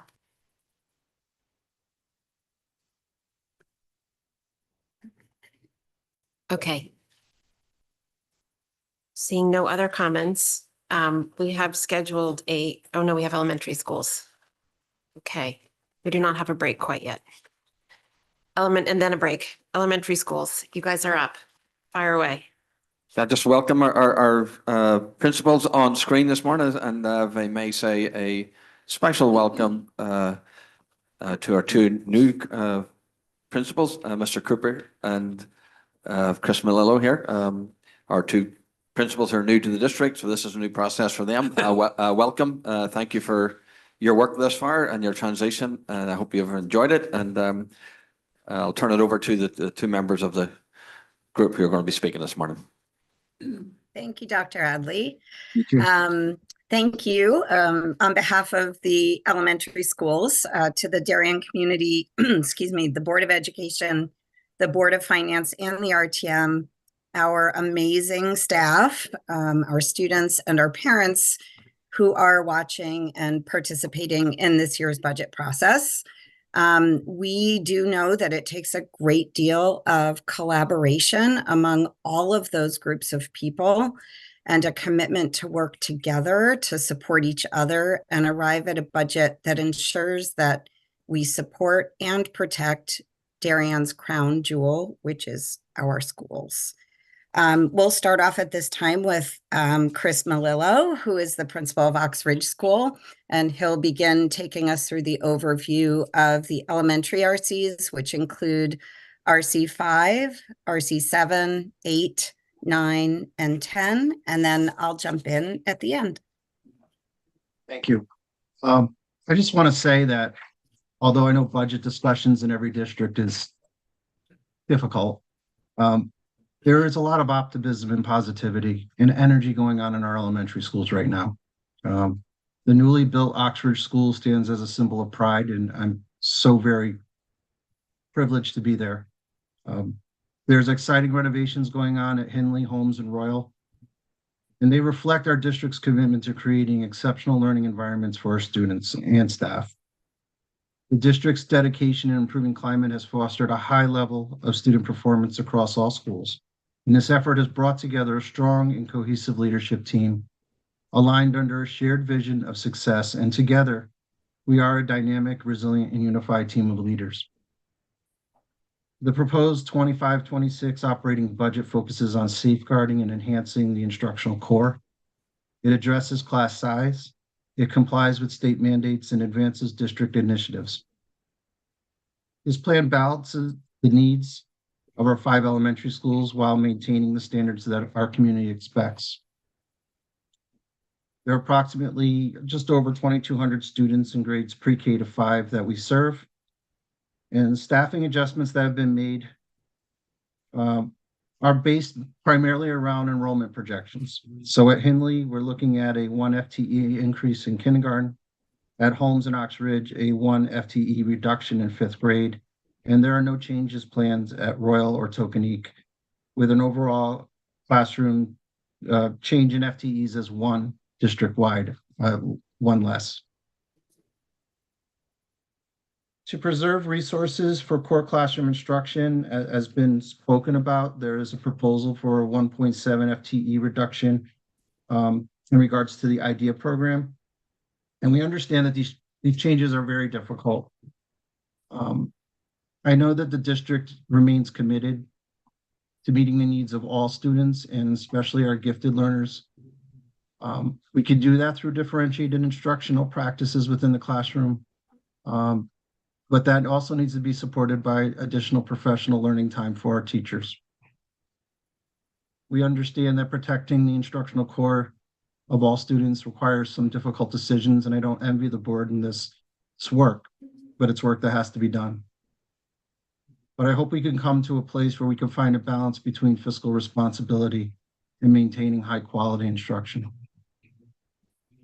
There are additional adjustments, which include a reduction of 15 FTE paraprofessionals across all elementary schools, and looking to offset that with an addition of 10 student interns, 2 per school, to support classroom needs and duties, and also support in the staff absences.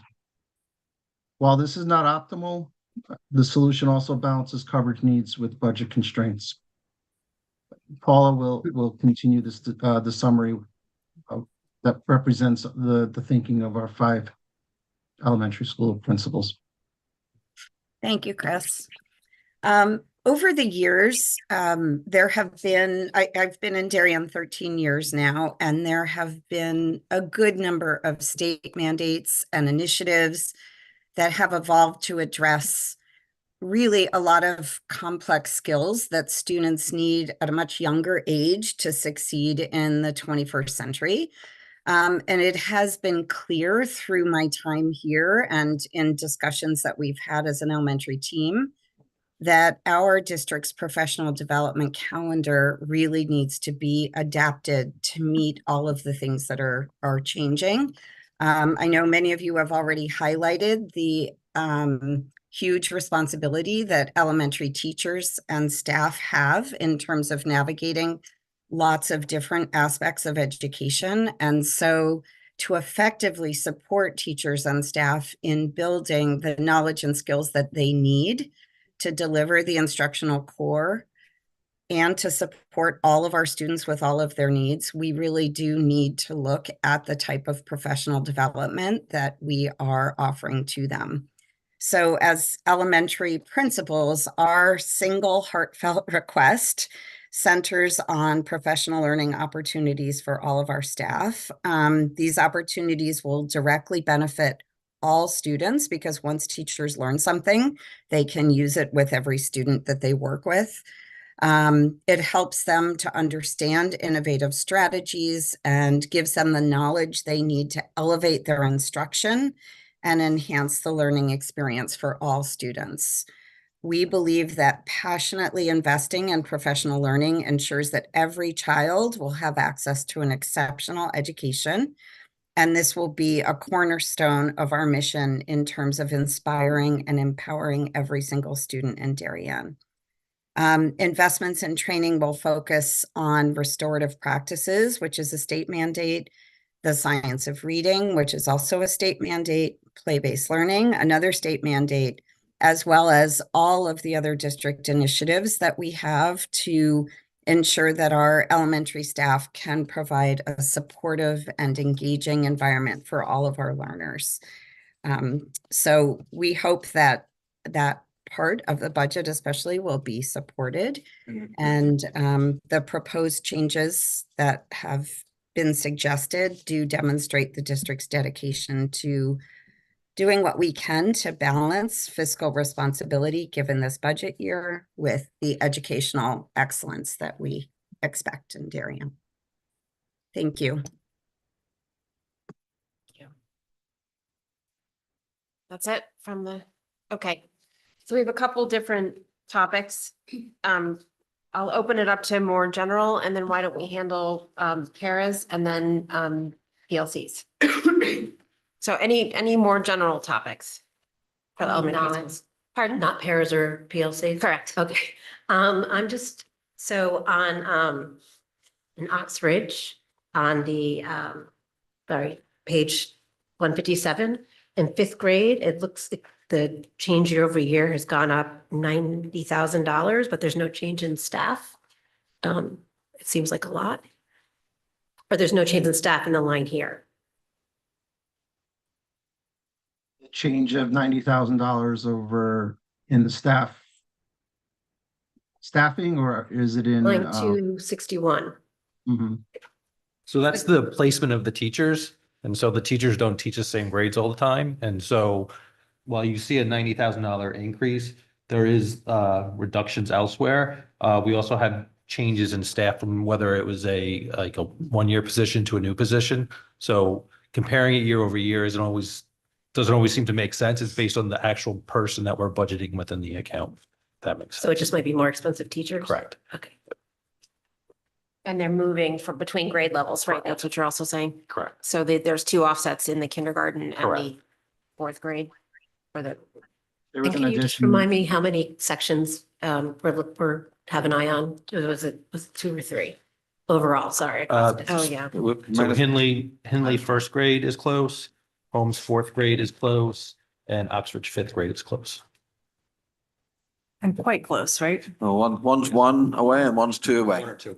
But that's typically we would come back to the board if, now I will say not exclusively every time, right? Because there are times where it's gone under and we haven't come back, and there's times when it's gone over and we've, for whatever composition of the class or otherwise. But in general, we have a time in the summer where we can come back, and whether it's the middle school or whether it's the high school or mostly it's elementary, we'd come back in consideration of a section. Okay. Other general elementary school questions? Katie? Thank you. Where are we at with the co-teaching at the elementary level? So why don't we have Robin, and then hopefully Shirley will come right back in. Robin, did you have a question? Yes, just generally that we have, I think it's maybe 4.5 psychologists at the elementary schools in total. What is the role of these general education psychologists? Are they identifying gifted and talented as well and providing general education kind of resources for the students?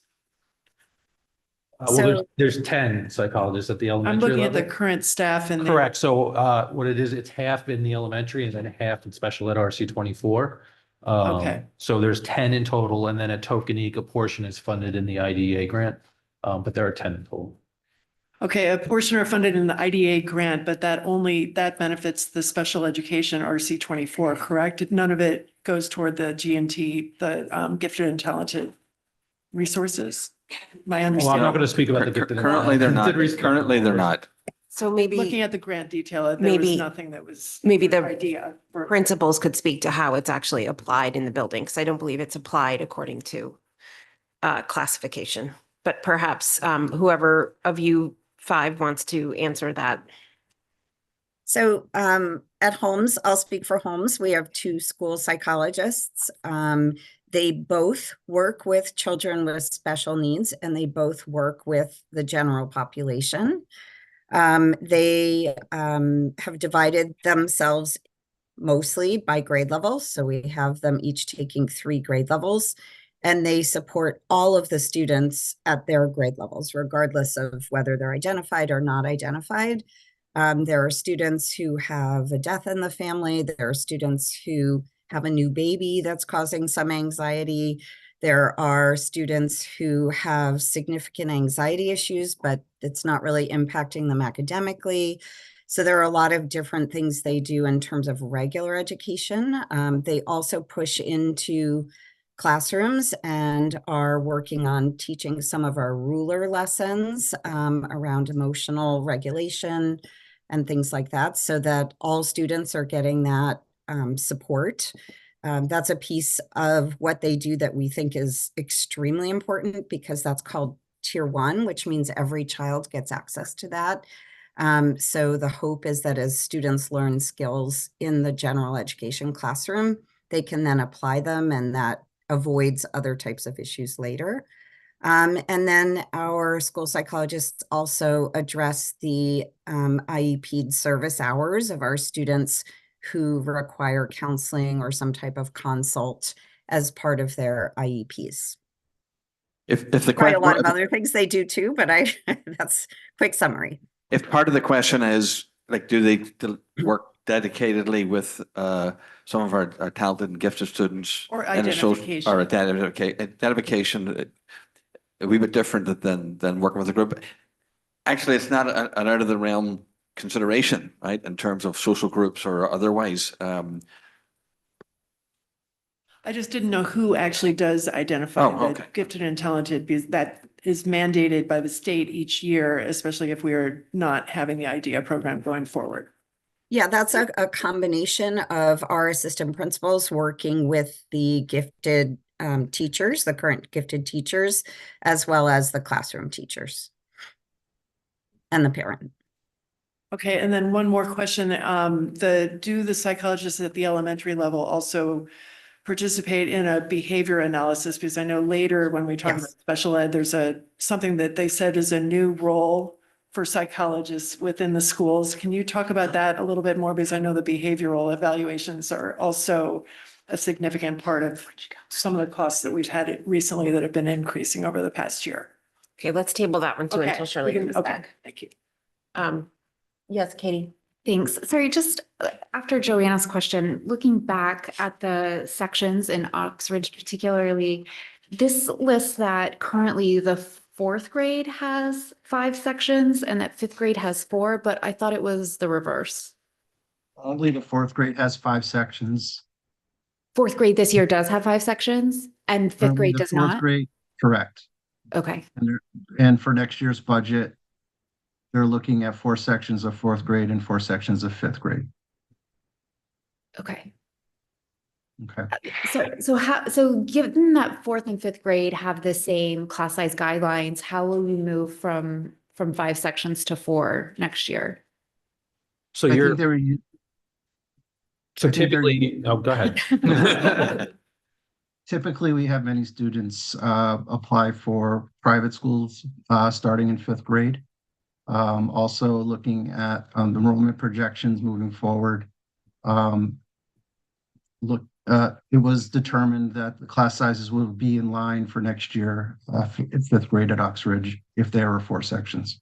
So none of your schools have 100% persistence ratio, which means you don't necessarily retain 100% of your students moving year to year. So when you get the enrollment report that comes out in November, typically they're in like the 99 percentile. And so when you apply that moving forward, you're looking at losing like a couple kids here or there, which is why the Oxbridge 5th grade is essentially one student away from tipping. Okay, thank you.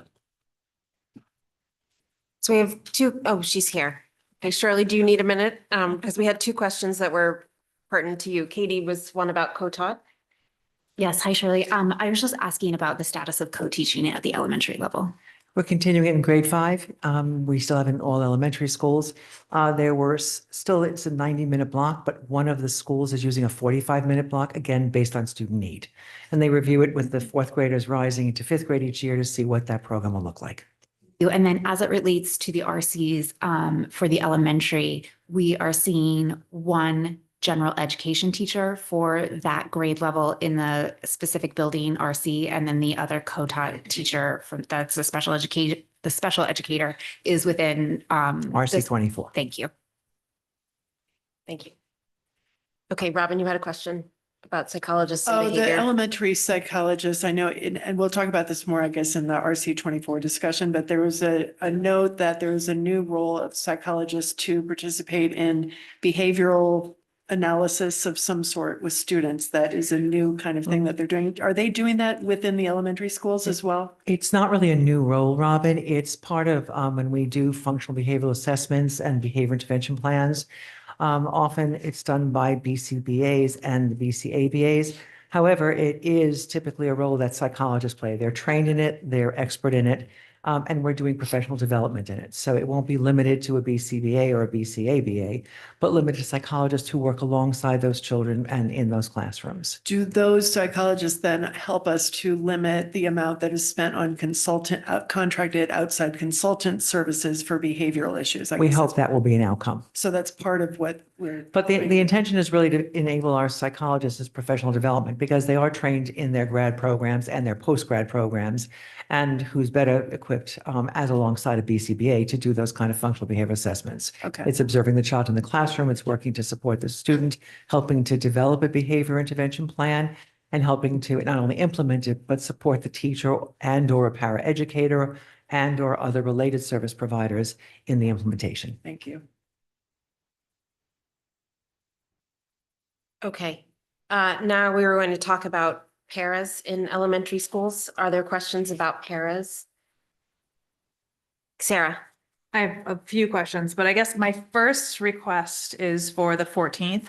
If you could prepare similarly, you've talked about, given like a schedule of what the paras do. I would love a more specific breakdown of what, how their days are spent and, what they're responsible for. I mean, I know it says recess, lunchroom, blah, blah, blah, but a more specific breakdown.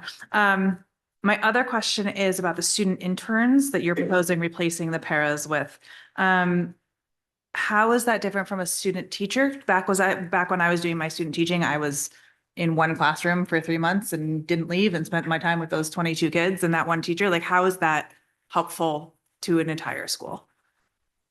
So we get the student teachers for an entire year and only 10 weeks of that is spent student teaching. So in the past, when we had to, we would stagger them so that you didn't have both student teaching, but we pay a certain amount of money to the preparing university and we get the student for a full 10 months. Okay. And so the student interns are required to do that student teaching piece? Yeah. Yes. Well, no, you can get student interns who don't do the student teaching, but it's usually the package. Okay. So they're there the whole year. Are you confident that you could find these lovely young people? So as it said in my very lengthy narrative, we have had a big uptick this year in student teaching placements. It went from like 3 or 4 last year to 20 this year. So I have contacted the preparing universities and let them know that we're considering this and, we all seem hopeful. Okay. I think similar to the IDEA, it would be helpful to see a little bit more of a crosswalk for this, what's a para, what's a building student intern, whatever it's called. And what are the gaps in coverage and how will those be handled? So if you guys could walk us through more formally. Yes, Shirley. May I just for community members, these are paraeducators, which are instructional paras. They're not paraeducators for children with special needs. Yes, that's an important reminder. Thank you. In addition to my asks that I asked for before, I would love to also know what percentage of the current paraeducators are being pulled out to sub. Like, how often is that happening? I want real data if you can do that. You said part of the rationale for this is that they're being used as substitutes, and I would love to know the actual data for that. It's just roughly speaking, we'll do the calculation, but it's if we were doing by numbers, so to speak, it's at least like a quarter of their day, at least. Can you repeat that, please? It would be at least 25% of the day would be, that'd be out of the classroom, if you were just doing the average of everybody. Okay, so we'll see that on the 14th. Thank you. It's a good question. Dave and then Katie. Just to follow up to that, can we see the budget implications there? If we had to replace those with actual subs? Yes. Thank you. So you mean You hear that? replacing Did you guys hear that there, Dana? You mean Sorry for you guys in the back again. I was just asking if they're spending a quarter of their day, if we have to get substitutes for a quarter of the day, what would the cost differential be? Mhm. You mean if Okay. we don't do the interns? Well, we pay for substitutes. So if we had to pay for substitutes for a quarter of the day, what does that cost versus these people before that? Yeah, the full crosswalk, so we can see all the gaps and the costs therein. Yeah, Marge, go ahead. So the problem is we can't find the daily substitutes. So that's why we've added building subs and we've had to pull paraprofessionals because the daily sub pool is getting smaller and smaller, even though we did raise our rate. Okay, so it sounds like on the 14th, we're looking at an understanding of the elementary school teacher day, the para, the building intern, then we have these subs that are working in some cases and not in all. So maybe something so that we can see the big picture there of what coverage looks like, what it doesn't look like, and what the differences in cost.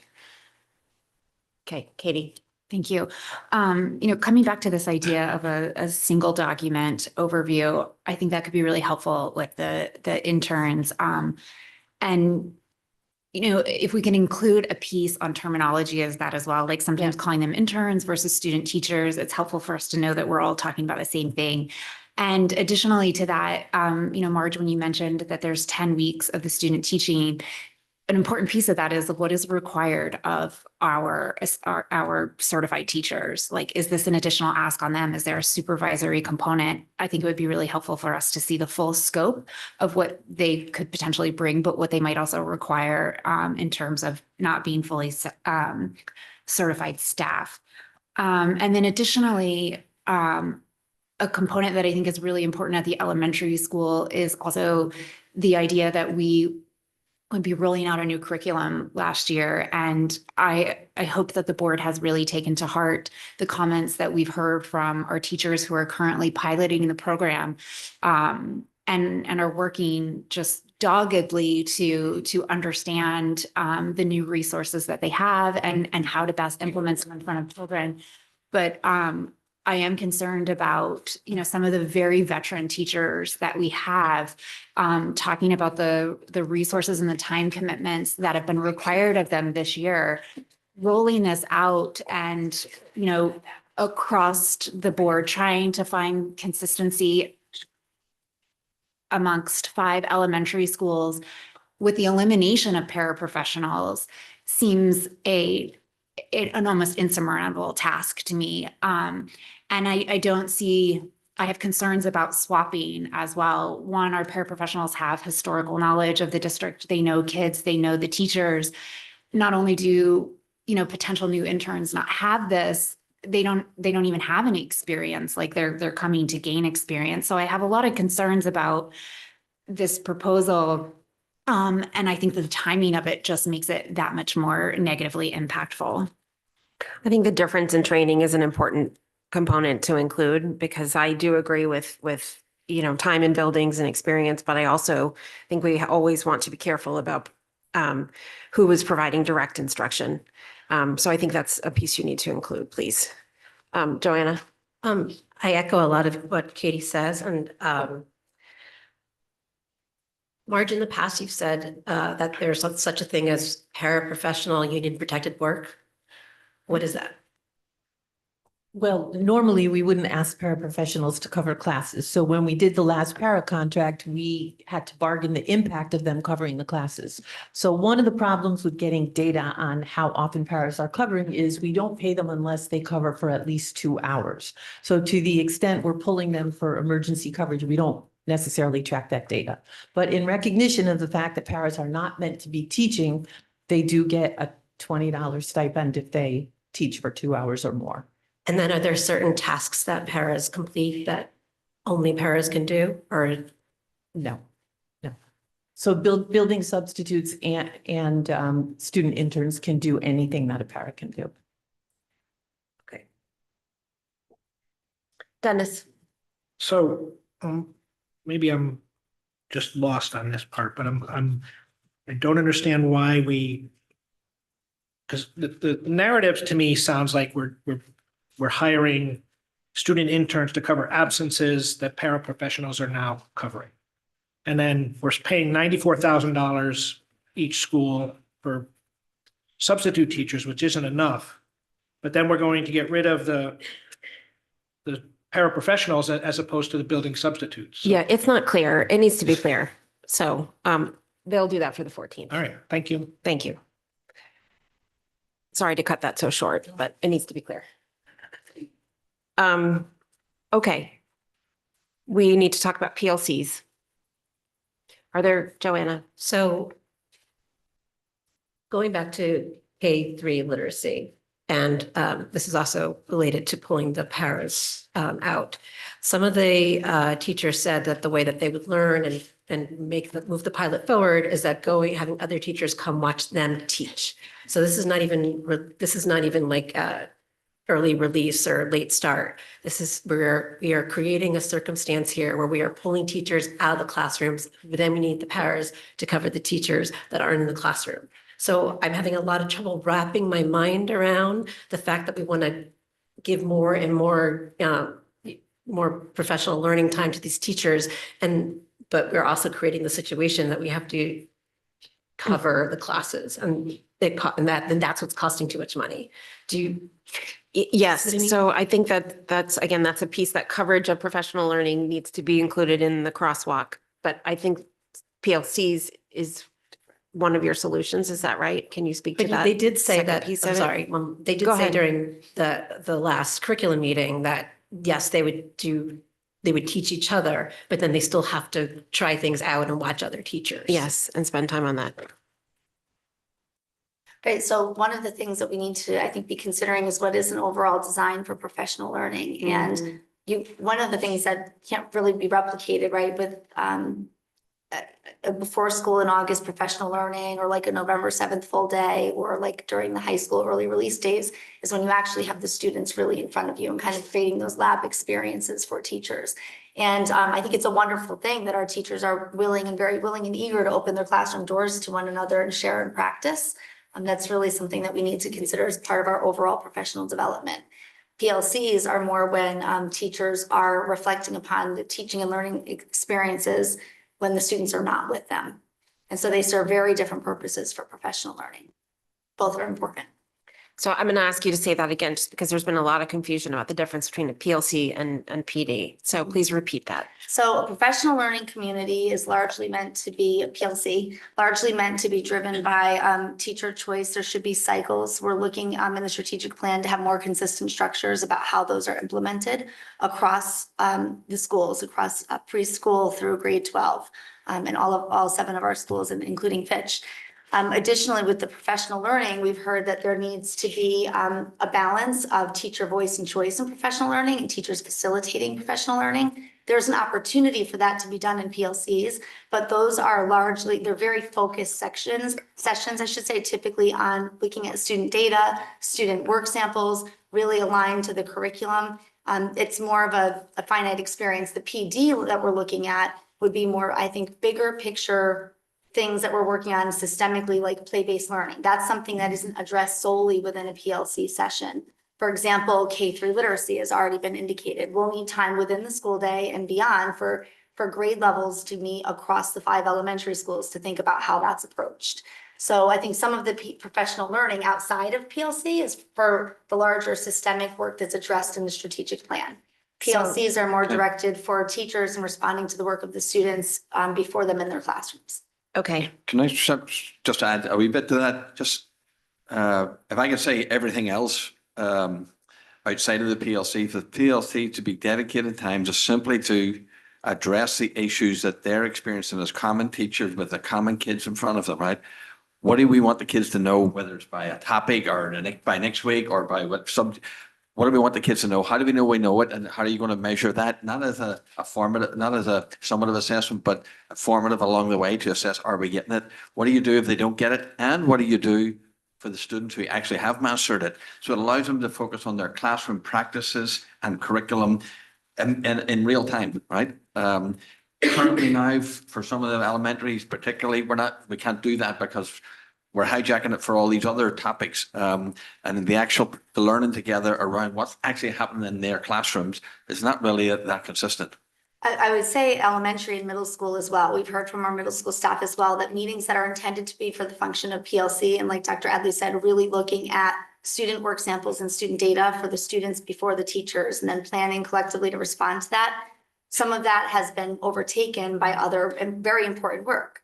And when you think about curriculum design and curriculum implementation, there are other pieces that then are that's seeping into that time. So we're trying to delineate and make a more clear articulation for staff, the different purpose for the professional learning in PLC. Okay, it's noon, so I have a suggestion. I think the PLC discussion, I think it's a bigger discussion. And we have an RC 19 coming up. So I'd like to table this for the moment, but come back to it in RC 19 when we get there. We are about half an hour or more behind schedule. We have Kevin waiting for us. It is my suggestion that we break for 15 minutes, get a lunch, and come back here. Go Can we to the do bathroom. questions for elementary schools if there are questions? Oh, yes. Can I ask one more question before we? Who are, yes. Just regarding substitutes, coming back to that piece about paraprofessionals and interns. And I'm curious to know if this extends beyond the elementary division as well. But it seems to me that we're not really addressing a root cause, that we're kind of switching coverage from one category that's not intended to be a substitute in paraprofessionals to another category that's not intended to be a substitute interns. And I'm curious, like, how big the problem is, how systemic it is. Is it only the paraprofessionals that are being pulled? Are they enough to cover it? Is anyone else potentially being pulled to act as substitutes? We have other people in our buildings, such as interventionists. So I'd like to ask a little more question about the substitutes, understanding that there's been some trouble in finding daily. We experienced this during COVID and we kind of put out an ask and we had some community members step up. But I think that it's a bigger picture conversation that we aren't fully understanding. But in the immediate terms, I am interested to know if there are other categories of staff beyond the paraprofessionals that are being affected by this. Marge. Well, first, interns are specifically designed to cover classes. That's basically what they're supposed to be doing. They can occasionally do a long-term sub, but they're supposed to be getting that experience of leading a classroom. So that is just a more economical way of covering classes with people who've had some teacher training beforehand. This is a problem throughout the state, the daily substitutes. It's something that people struggle with. That's why the daily substitute rate keeps going up. People are hiring more building substitutes because then you have them on staff. We're offering health insurance to try to keep them, retention bonuses. I'll defer to Amy. I know we try not to pull interventionists to cover classes on particularly bad days. I think we may need to do it from time to time.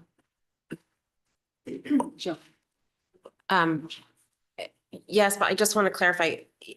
I think the interns are not only more economical, but do you not also have in the narrative that they're also, they also have specific training and education and direct. Economical. The preparing institutions have actually changed the structure so that they have a little more training before they come here, in classroom management and the, imparting curriculum. And yes, they have been a pretty decent pipeline for us to hire. Not recently, obviously. Okay. And then on this question of substitutes, there's usually two pieces. There's the need for the substitute and whether we can get one, and there's absenteeism. Yes, and absenteeism throughout the state. I mean, Darien has always been a little higher, but frankly, everyone's caught up to us now.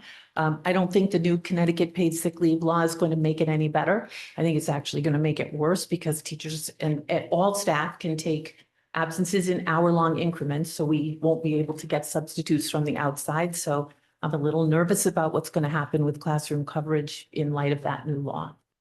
Okay, and I use the word absenteeism that typically has a negative connotation, meaning people who are just not showing up for work. But what you're describing is just a structural change to how we grant absences, correct? Well, that is, yes, the law makes it very easy to take days without reasons or whatever, but there is a chronic absentee issue, especially with our paras and teachers. Barry, don't text me. But But it's just, and it's not just us, but Okay. it's not good. Thank you.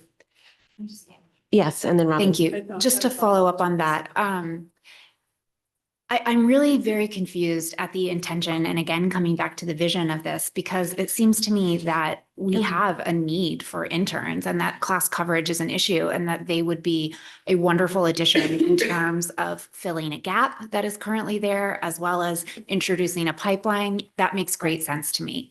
What does not make sense to me is how eliminating paraprofessionals is in the conversation, because they're never supposed to be substitutes in the first place. And if part of the reason that we need substitutes is because people are taking more time off, that makes me wonder if they need more days to take a break. And if maybe their jobs are becoming bigger than they can handle to show up to work every day. And how is reducing aides going to make anyone take less personal days? So to me, I think that we are band-aiding and trying to solve a problem without looking at root causes, and potentially, like the other theme of the day is unintended consequences. I think that we could be making this worse. Robin. And this is getting again to the root cause. And I would like to understand what the reasons are for the absences, or if the reason we need more teacher coverage, are they doing internal things where they have to be pulled out of a classroom for various reasons? And is that PPT meetings? Is it internal, K-3 literacy training things? Is it professional development?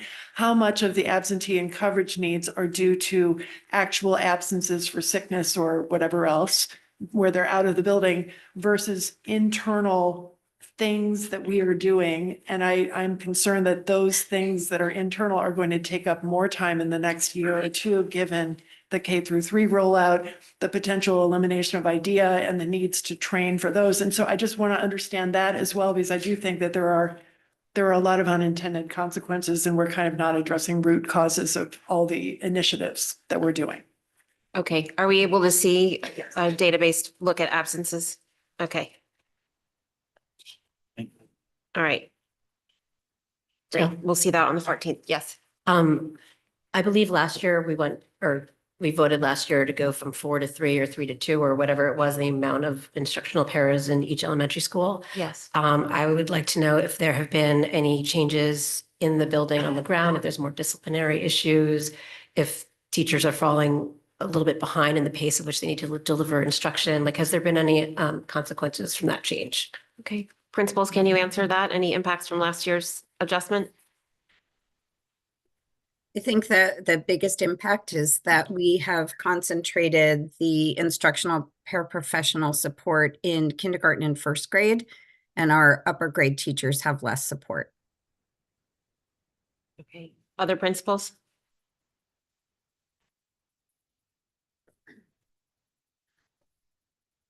I mean, with those, I can't I think speak to. it's pretty much the same at all the schools. so with those upper grade elementary teachers, say that this has been, how much of a negative effect on their day-to-day management of the classroom and ability to, all our teachers are amazing. Like, I think we all, or a lot of us agree with that.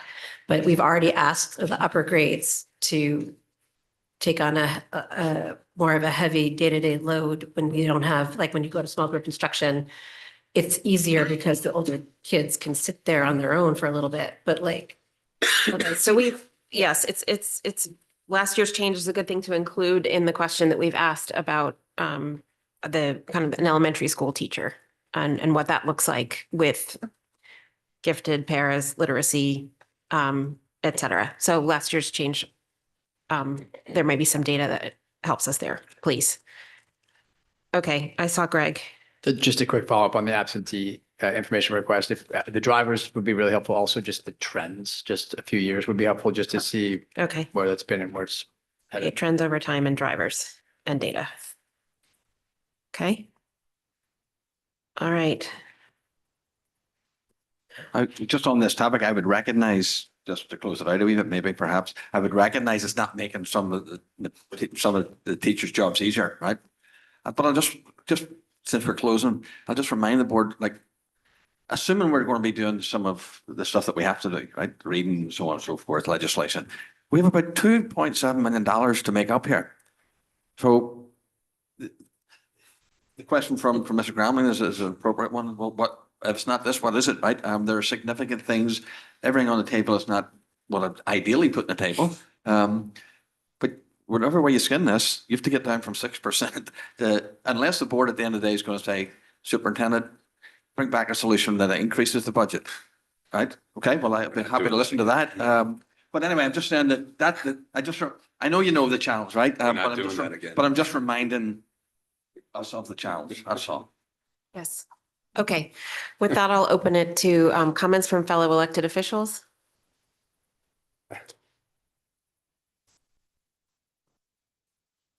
Good morning, or afternoon. I'm Peter Orfano, 67 Raymond Street.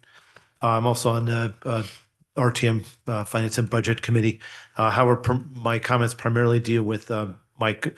I'm making them in my individual capacity, and I thank you for your patience. I had a business call I had to take just a couple minutes ago. I'd like to discuss the idea issues. I understand these are all difficult decisions. However, that difficulty makes us focus even more on what our goals are. And it seems to me the idea really focuses on our number one strategic goal, which is teaching and learning in the classroom. I think we have to deal with wants versus needs, and especially with exhausting all administrative efficiencies before we start to cut classroom teaching.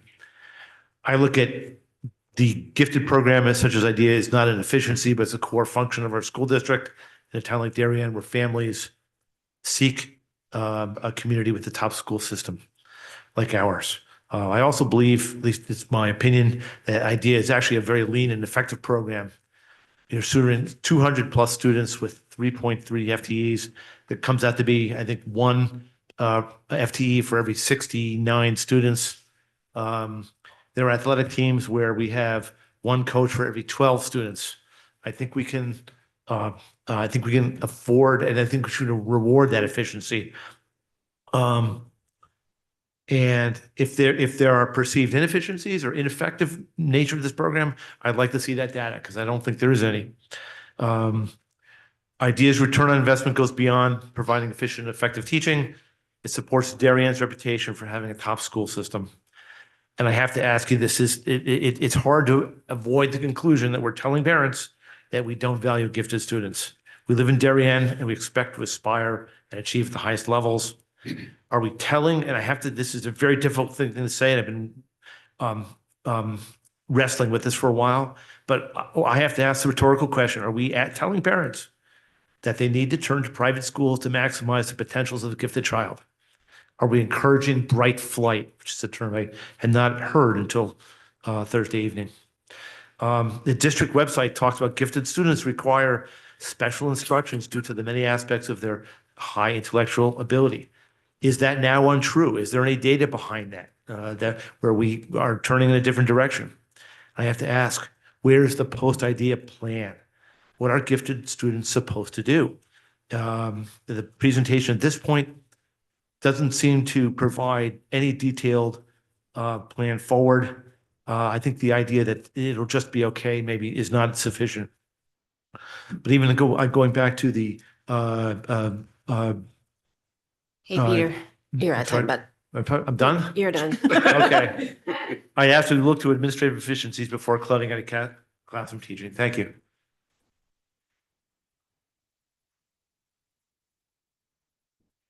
Crystal Hill, CDSP Chair. Just a general point of clarification on page 156, which is the Oxbridge. There's a chart of average school size that indicates on average it's 18.7 for Oxbridge, which is accurate if you're including ELP, but it's a little bit misleading when you compare it to the other schools because the other schools only have a K through 5. So you're more at like a number closer to 22 K through 5. It would just be helpful for Oxbridge now that they fully have the ELP if we just had an additional column that showed just if we want to compare across the schools. That's correct. And then just on the para topic, I think I've heard from parents echoing everything that was said here at the board. Just a confusion for me, we're taking 3 instructional paras down to 2 interns. We're talking about how much extra coverage are needed in substitutes. just logistically, I don't understand taking it from 3 bodies in the school to 2, but you're talking about all this extra need for substitute. Just seems like we're creating more of a problem there than solving a problem in terms of coverage in classes. And the general questions like, what are the differences that the 2 will perform? Is there a different expectation that with the work that an intern would be doing versus a para professional? What's the turnover? We'll obviously have new interns every year. Will that be semester-wise by the year? And then we brought this up last year, but there continues to be no real differentiation in the instructional support staff between the elementaries based on the size of the schools. Ox Ridge, K through 5 alone, not even including ALP, is 50% larger than Royal, but yet they have the same amount of support staff. Just seems like in terms of lunch monitors, even school security, they're overseeing a much larger population, yet receive the same amount of staff at their school. I have comments on PLC, but if you're going to come back to that later, I can table that. Thanks. Okay, we have a raised hand online. This is Jacqueline Owens. You are unmuted. Unmute. Jackie Owens, CPAC for Parsons Walk. For the record, I just have heard different comments. Are the interns actually legally allowed to be left alone with the students in a classroom without any other staff member? Is that correct? Yes. Okay. Marge is nodding, not because I know. Oh, okay. I just want, so if that is true, how the impact on the student relationships, the current aides are invaluable and retention is so important that they know the students. And I feel like the interns are going to have to really spend more time getting to know these students, and bullying is a huge concern. And so how will this help our bullying problem, as well as the impact of our special education paraeducators who legally have students on their caseload? And then now are they going to be impacted? Will interns be seeking their professional advice in getting to know certain students in managing the classroom, since they are interns? So those are just my comments regarding the interns and my concern getting rid of our invaluable aides that we currently have. Thank you. Thank you. Anyone else online, Tess? Okay, it is 12:15, so that gives us a perfect 15-minute increment. I will take a motion to adjourn, to recess. Thank you. John, seconded by Dennis. All those in favor? And we'll be back here at 12:30. Just make sure they mute the mics for. Yes. And Jeff, will you turn the mics off, please? Is what?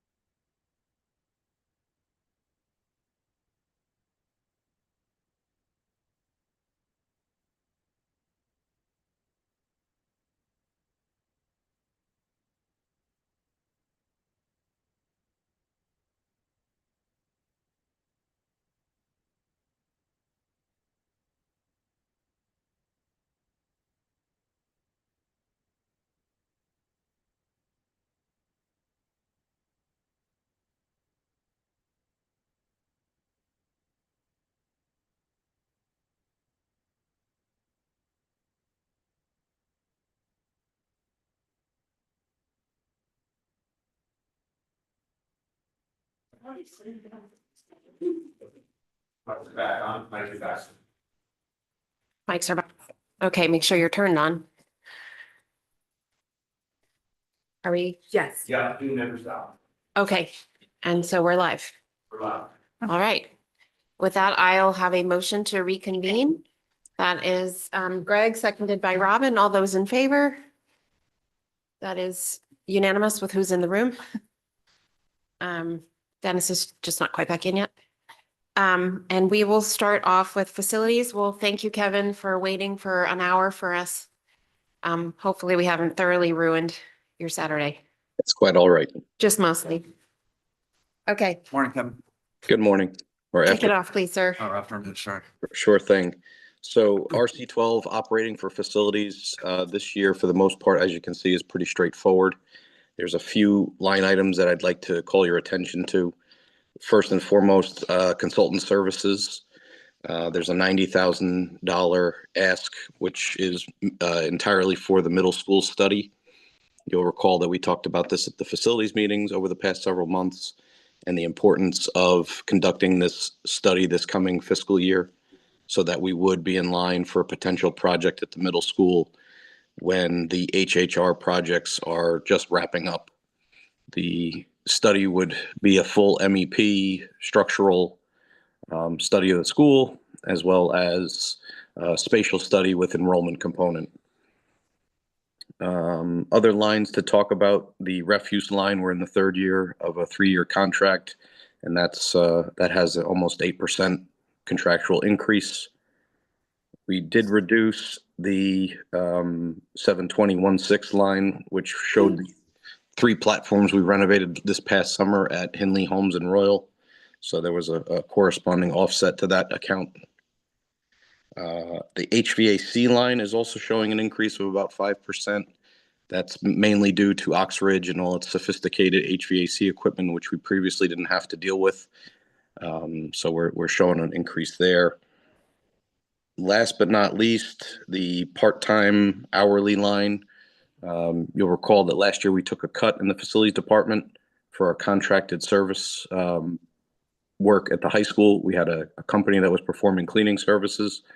We're now handling that work internally with part-time workers, and that's why you see an increase there. For the most part, we've kept the facilities budget pretty flat year to year, but there are those 4 or 5 lines that do show a increase in the percent column.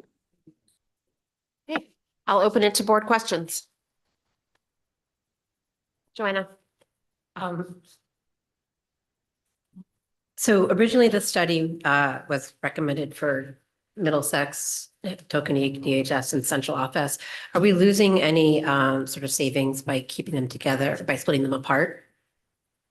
No, not necessarily. These studies are typically done on a square foot basis, a rate per square foot. So all you're doing is deferring Tokenique High School and central office out 1 year to fiscal year 27. And that's the recommended timeline.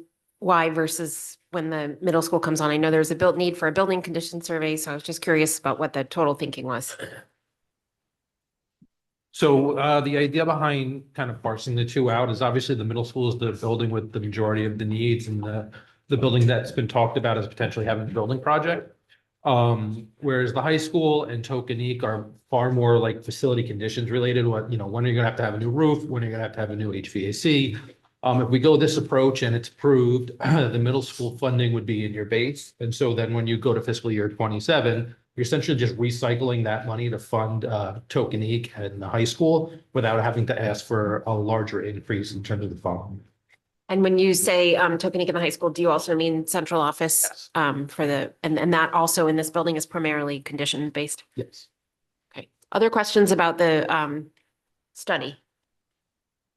So with that, Rich, your thought is to do a building study every 2 or so years with a different number of schools rolled in? No, And kind of keep that steady or just?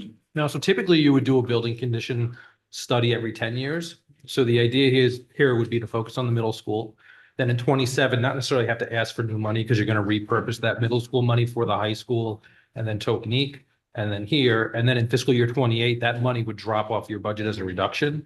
And then, 7 years down the road, depending on what happens with the middle school, whether you renovate as new or if you build a new middle school, however that ends up playing out, 7 to 8 years out, you would have to ask for it again. Dave? Just again, trying to separate policy from budget. I know my recollection is that the expense for the roof at Tokenique really sort of prompted thoughts around what we need to do in a replacement or a potential replacement. I'm just thinking back to our past building projects. I don't really remember us going this far down the road of potentially having a replacement. I'm just concerned where we are, that there's board interest in possibly going down that road, or is this a preliminary step to identify that interest before the board assents to moving down that? This is the preliminary step, Okay. meaning that we commission the study so that we can decide what the scope of the next work would be. If, Correct. yes. Well, I think it's probable that we'll need to do at least some work on the building, but whether it's a building project or it's a series of small items in the capital plan. Okay.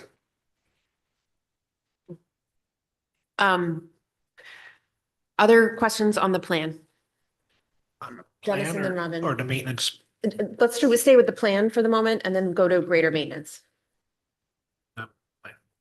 Okay, greater maintenance. Robin? Is the revenue, sorry. Is the building rental revenue, the 77,000? Does that include the basketball rental from the YMCA or not? So the YMCA, the only thing we bill back is the cost of custodial overtime. And then the reciprocal agreement allows us to use their facilities for swim at no cost. So are we not reflecting anywhere the costs, the innate costs So- of that YMCA agreement in our budget? Well, there is no transfer of funds, so there is no way to reflect it. It's like an in-kind service on both sides. Okay, but again, I mean, the data that we had requested, I think, was to understand that value so that we can understand potential iterations of what we could do there. Because right now it's nowhere to be found in our budget, but it's actually it could be a significant So- source of revenue Well, for it's- building rentals. et So it cetera. wouldn't necessarily be a significant source. You'd have additional revenue if you were to bill them, and then you'd have a significant expense to pay the rentals for them. So there would be And- no net benefit to your budget, other than there would be a Depending- drawback of the time billing back and. But if we potentially had a cost sharing, for instance, with the swim parents of 70%, like we do with hockey and the other teams that used outsourced facilities and then represented the basketball building rental as revenue separately, I just think it would be helpful to understand the full value and cost. I mean, we could certainly show it, Of but when we that went back and forth with the Y agreement, there is no benefit. Essentially, you're getting into a pricing war between the two agencies. There was an original memo when we did this a Correct. few years Few ago. years Can you circulate that memo too? Thank you. Dennis? Kevin, going back to last year's budget, I recall you having a request that was denied about groundskeeper, I believe, for maintenance of the facilities. And you said that with the construction of the new buildings, that we would definitely need it coming forward.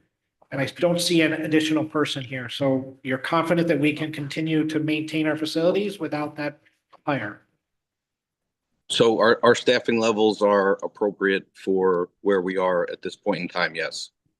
But we did, Rich and Kevin, can you talk about what we did last year? Yeah, so the FTE was added last fiscal year. It was actually denied 2 years ago. So I think Okay, my bad recollection. Okay, thank you. We added it in the May section to offset some outsourcing we were doing. Right. Other maintenance questions? No. Okay, I'm sorry, it's Yeah. HVAC, that was maintenance. HVAC counts as maintenance. You said it says in the book that you were replacing filters at Oxbridge and HHR, or do we already have HVAC systems up and running at HHR, or is this next year you expect to do? so HHR only has 1 or 2 unit ventilators that have been installed. Eventually, when they all get rolled out, you'll see an increase in that line to reflect the additional HVAC equipment at those schools. But right now, it was more of a template to make sure that the systems were compatible and working. So it's less than 1% of the rooms are done at this point. Thank you. You're welcome. Okay. All right, I will open it up to members of the, oh, go ahead, Greg. Thank you. Sorry, Chris. just one last question. And this isn't really for this budget process, but just longer term as it relates to maintenance. As we're redoing and remodeling some of these buildings, it'd be interesting to know like what the long-term implications are for this part of our budget, where I would expect that some of these expenses would come down as we're doing that work. Mhm. Or Like others. the LED was a perfect example of that. Mhm. Yep. Okay, I think that is something we need to put in the parking lot on our master agenda. So can you, we'll put that in. Can you capture that, please? And put it in for the 14th, because I think that's right, Greg. We should be looking at that. Okay, fellow government officials, any comments? Members of the public? Oh, okay, capital projects. Terrific. So on December 6th, we held our annual walkthrough of the capital projects that you have in the back of your binder. We started at the high school this year just due to a lack of projects at the middle school. One area that we're requesting funds is to purchase our own LED light fixtures. Historically, this was done through a type of PPA agreement where the labor and the materials are outsourced to a third party. But we realized that with our in-house staff, electrician, we're able to not only get better fixtures, but utilize our own labor force to show some energy savings by, increasing the electricity or lack of electricity and wattage in the building. Moving down, we have the repaving of. Evan, I'm going to interrupt you because we have gone through this in detail previously here at the table in the facilities committee and as a walkthrough. Can you just hit the highlights and talk about, there's a few things that came up in the building tour, and just talk about where we are on those. Sure. So in particular, we talked about a few of the security initiatives, which I won't get into too much detail. But essentially, we're repairing and maintaining some of the components where we're starting to notice wear and tear at the high school in particular. We're asking for those to be replaced in their entirety just because of the problems they are creating for us. There's also the replacement cycle for district-wide equipment, whether it's custodial machines, vehicles, Suburbans for out-district placement, et cetera. So in terms of the high school, the doors came up, that's staying in the capital budget. Yes. I think at Tokenie, you guys are escalating some of the work that you identified, correct? That's right. Yep. And so that the plan's been updated accordingly, or it's still in this plan? It's still in this plan. You don't have the ability to do it this year. We don't have, You don't because have we the have no funds to do it dollars. this year. Okay. Okay, so I think we were marked that for executive session for the 14th. Okay. To catch anybody else up who needs to know. And then there was a third thing that came up.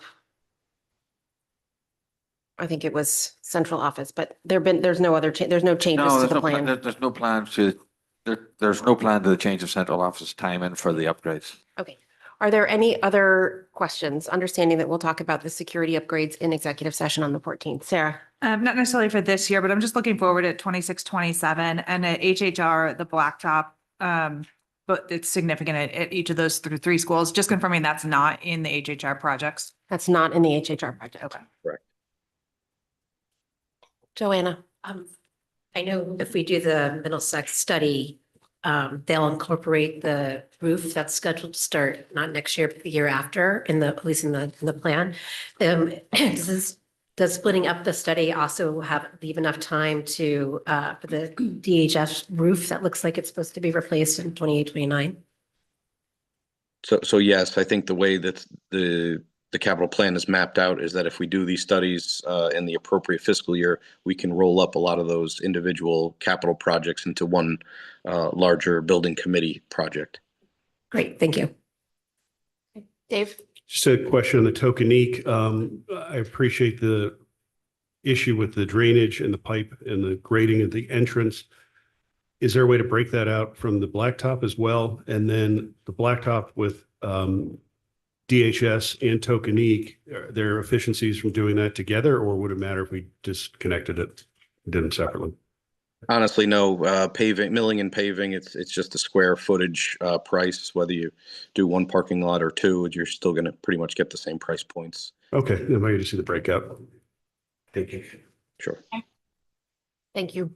Anything else on the capital plan? Okay. Thank you, Kevin. You're welcome. I'm sorry, comments from public officials? Comments from the public?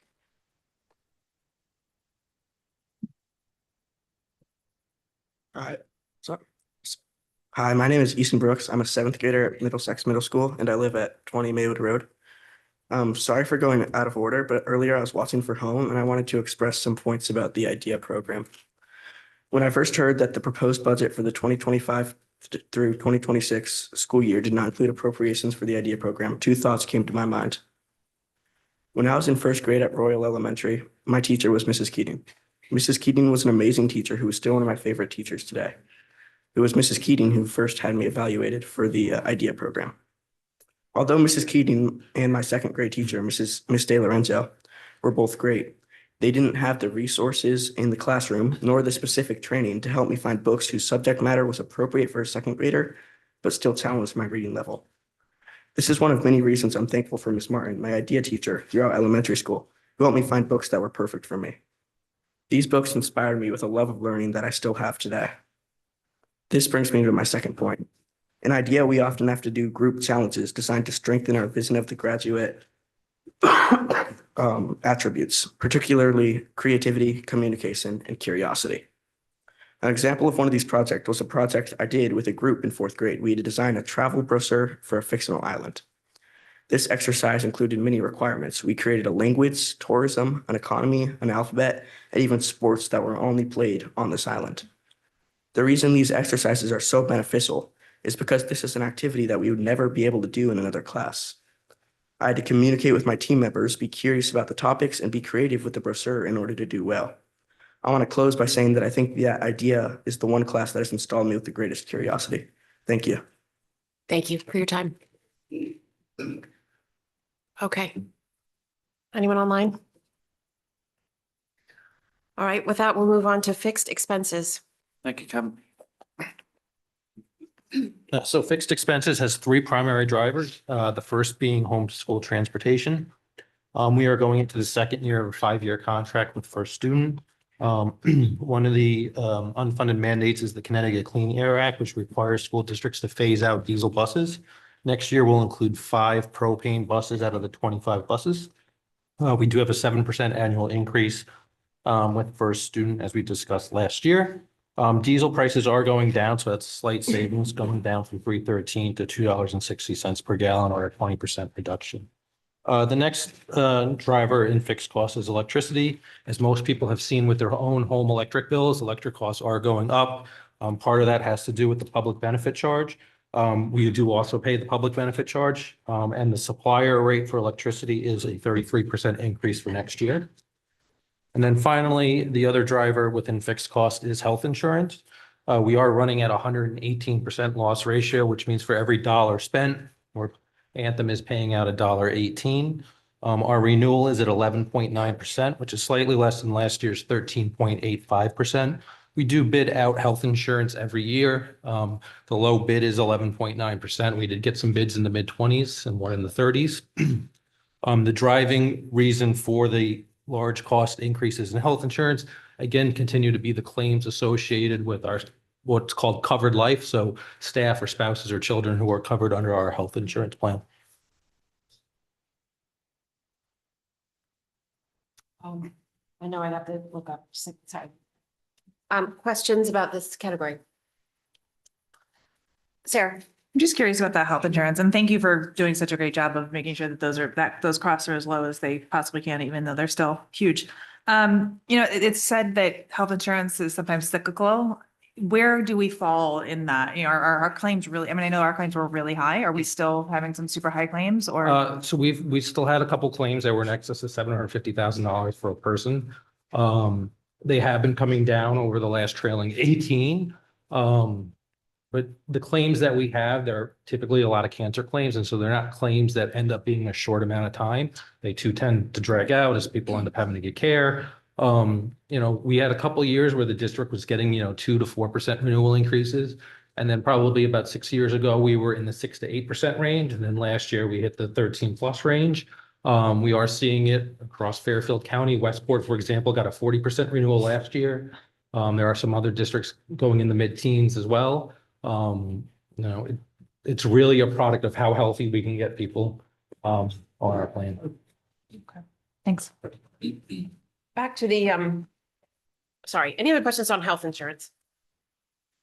On transportation, last year in my notes, I had that we saved about $600,000 if we had a bus depot.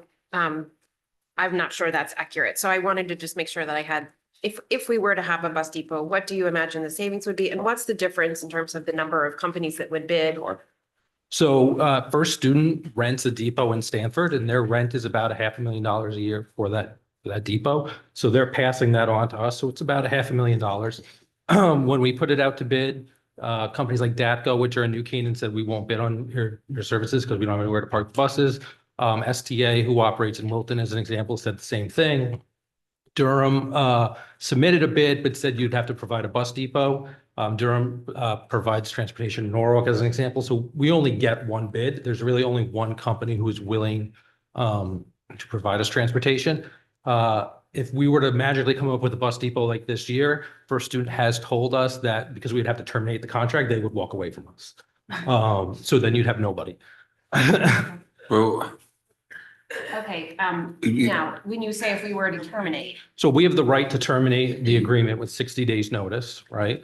So if you were to magically find a bus depot this year, you could terminate. First Student will not bid. and Or provide- renegotiate the terms. Correct, or renegotiate the terms. They would essentially walk away from the district. We would have to see if we could get some of the other districts or other bus companies like a DATCO or an SDA to provide services here. To be the ability to turn around 25 buses in that short of a time would be quite difficult. And I'm not quite sure that you would be able to get that on that short term of a notice. So if the district or the town is looking at a bus depot, it's not a next year solution. Okay, and you said the savings are around 500,000 a year or for the duration of the contract? A year. A year. Okay, and then the number of bus companies, just to get a sense of. Thank you, Sarah. The number of bus companies that are out there that would place bids is what, 5 or 6? It's probably 4 or 5. 4 or 5. Including First Student. Okay.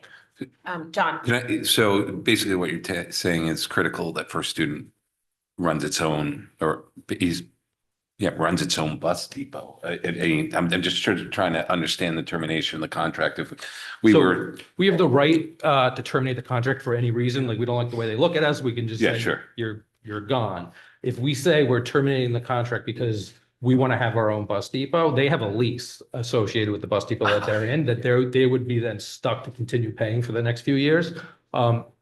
They basically said as a negotiating tactic, like, we're not going to be bothered with you for those years. Got it. So it's pretty complex three-dimensional chess. Correct. Okay. Are we the only district that First Student operates out of that depot? Now, they share part of it with Stanford. So Stanford also doesn't have a bus depot, but they rent essentially a bus depot and a half. So a full depot for Stanford, and then they have some of their out-of-district vehicles that are on our lot. Joanna, when you say bus depot, what does that look like? Is it a building or is it? So it's like both. FTEs It's or- the ability to park your buses. It's the ability to have like a bay where you can work on your buses in case your buses get, broken down or whatever, need to be fixed. It's a place for the dispatcher and the manager to be, to take calls. It's a place for the drivers to have their breakfast, as an example. The depot that they rent, unlike some other depots, there is no propane, not propane, well, propane too, or diesel tanks on the property, which some areas do have. They do what's called wet hosing. And so wet hosing is literally you're coming up with a tanker truck and you're filling up the buses, kind of like you would have an oil company come to your house, fill up your oil tank to give you heat and then drive away. It's the same thing, except they're doing it with 25 buses. And doesn't New Canaan have an actual building or? They have a little area where like the manager and the dispatcher can be. And they do wet hosing too, then I assume. I believe they do. Greg, Katie, Robin. Is potentially partnering with any nearby districts who are doing it themselves an option? So the area districts like New Canaan, they don't have the ability to put another 25 buses on their high school parking lot. Norwalk, for example, they rent out an area in Norwalk for a depot. They don't have enough spaces for another 25 buses. Weston parks their buses on their campus and they don't have the space. It's really a space limitation being able to share with other districts. Got a large island. Katie.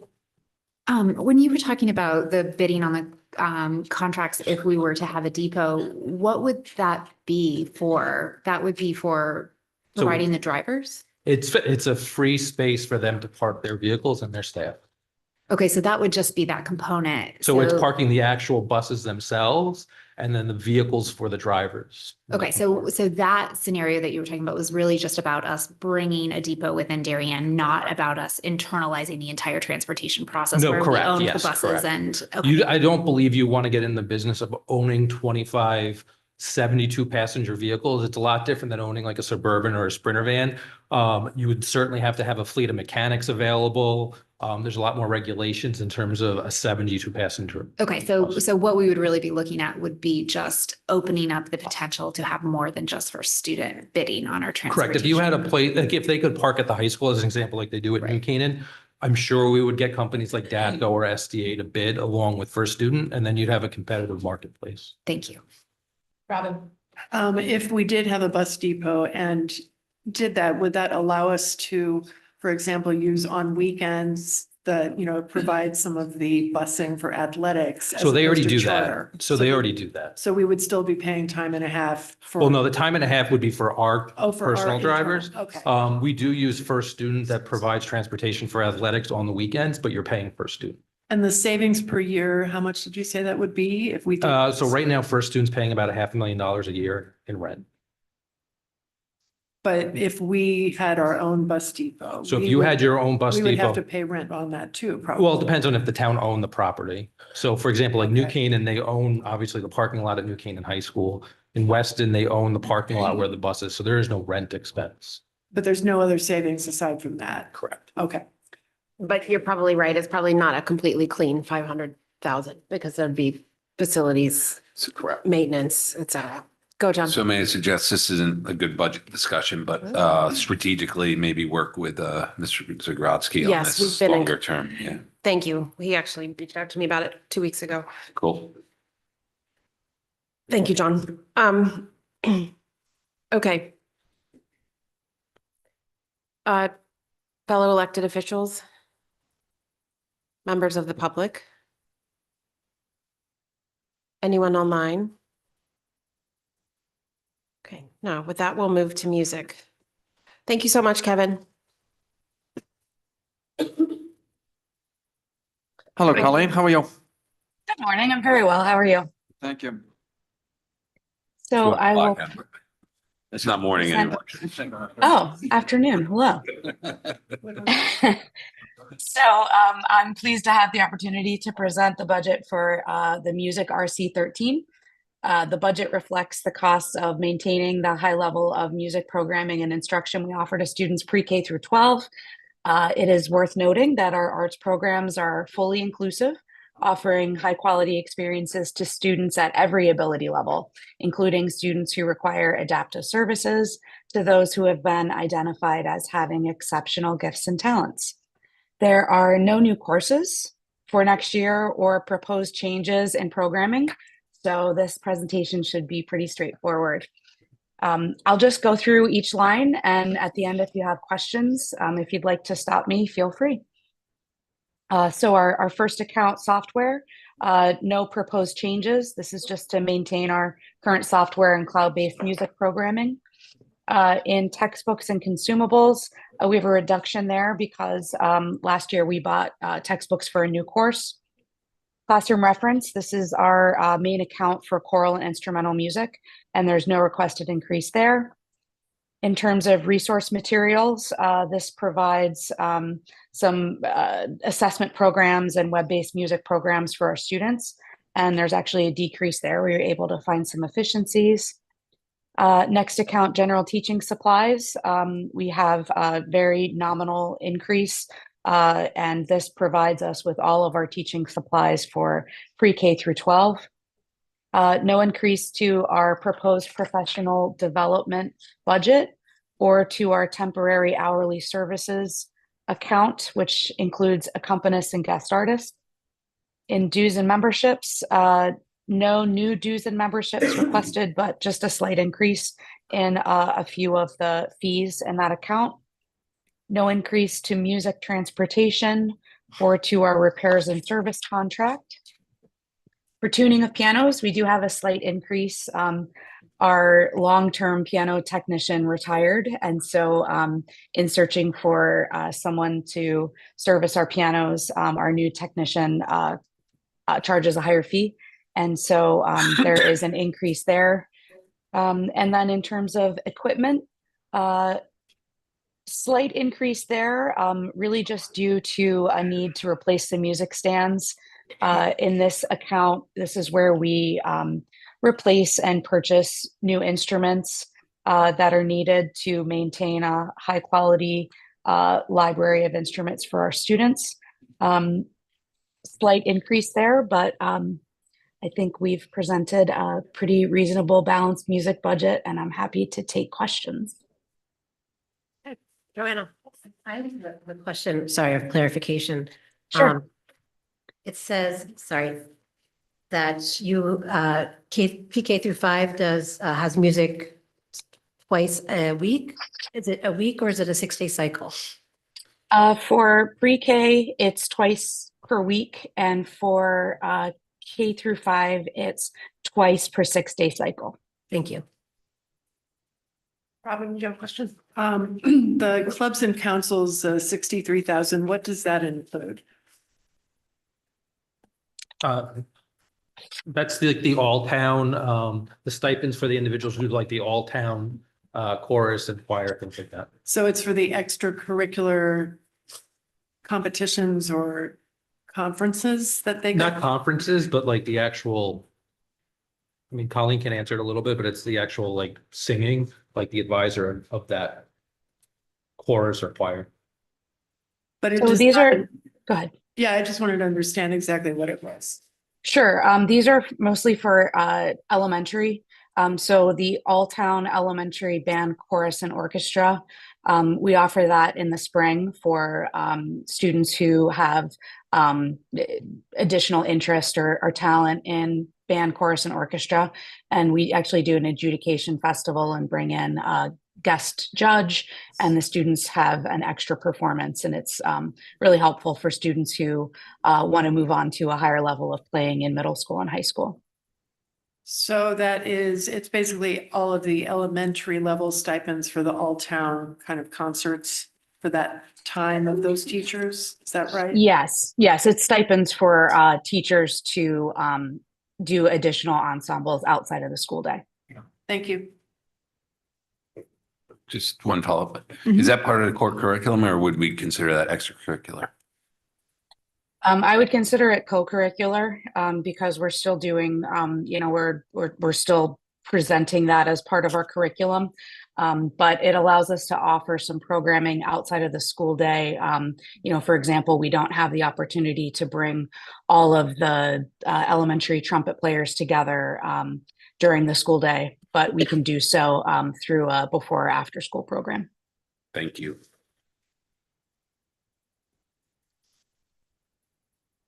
Okay. In the beginning of the year, we had a bit of an update on how the loss of one of the FTEs in the music. I know it's not in this RC, it's in elementary, but we have an update because, it seemed like they were going, instead of once a week, it was once every 6-day cycle. And that was like a reduction of 20%. And you just had all these, concerts in December and all these elementary split. Could we just have an update on how that's going and if the program has been truly preserved? I think it might be helpful to have that somewhat formally again, because it's something we're watching closely. So Colleen, happy to hear from you, but I'd love to know if the December concerts were at the same level of quality we're expecting, understanding that cohorts may change. If we've been able to deliver what we said we did now that more time has passed, I'd like to see a formal answer to that question. Okay? Sure. Great. Thank you. How do you envision that? Is that a? I think as part of the packet that comes to us for the 14th. So, looking at the impact of, we were trying to bring a lot more instructional time during the school day. Has that worked out? How does that work out for children with needs? Are they, sometimes don't have as much time during the school day? Are they able to still access the same amount of musical instruction? Some of those questions. And let me know if you need us to work on any more specificity. Okay, I can do that. Thank you. Thank you. This is Colleen, transitions to the art, just very briefly, like you assumed a new art position and so on and so forth, like how did that go? Like, or how is that going? Just, or maybe as part of the, but. It can be part of that, either way. Just if you just be quick, like how's that transition going? I kind of know, but. Sure. Do you want me to use that as the transition into RC14? Great. So I've been really grateful to have the opportunity to oversee the visual art department. I'm been really impressed with the level of instruction and the quality of programming that we offer to students in visual art pre-K through 12. We actually started offering visual art for the first time pre-K. And that's been, challenging but successful.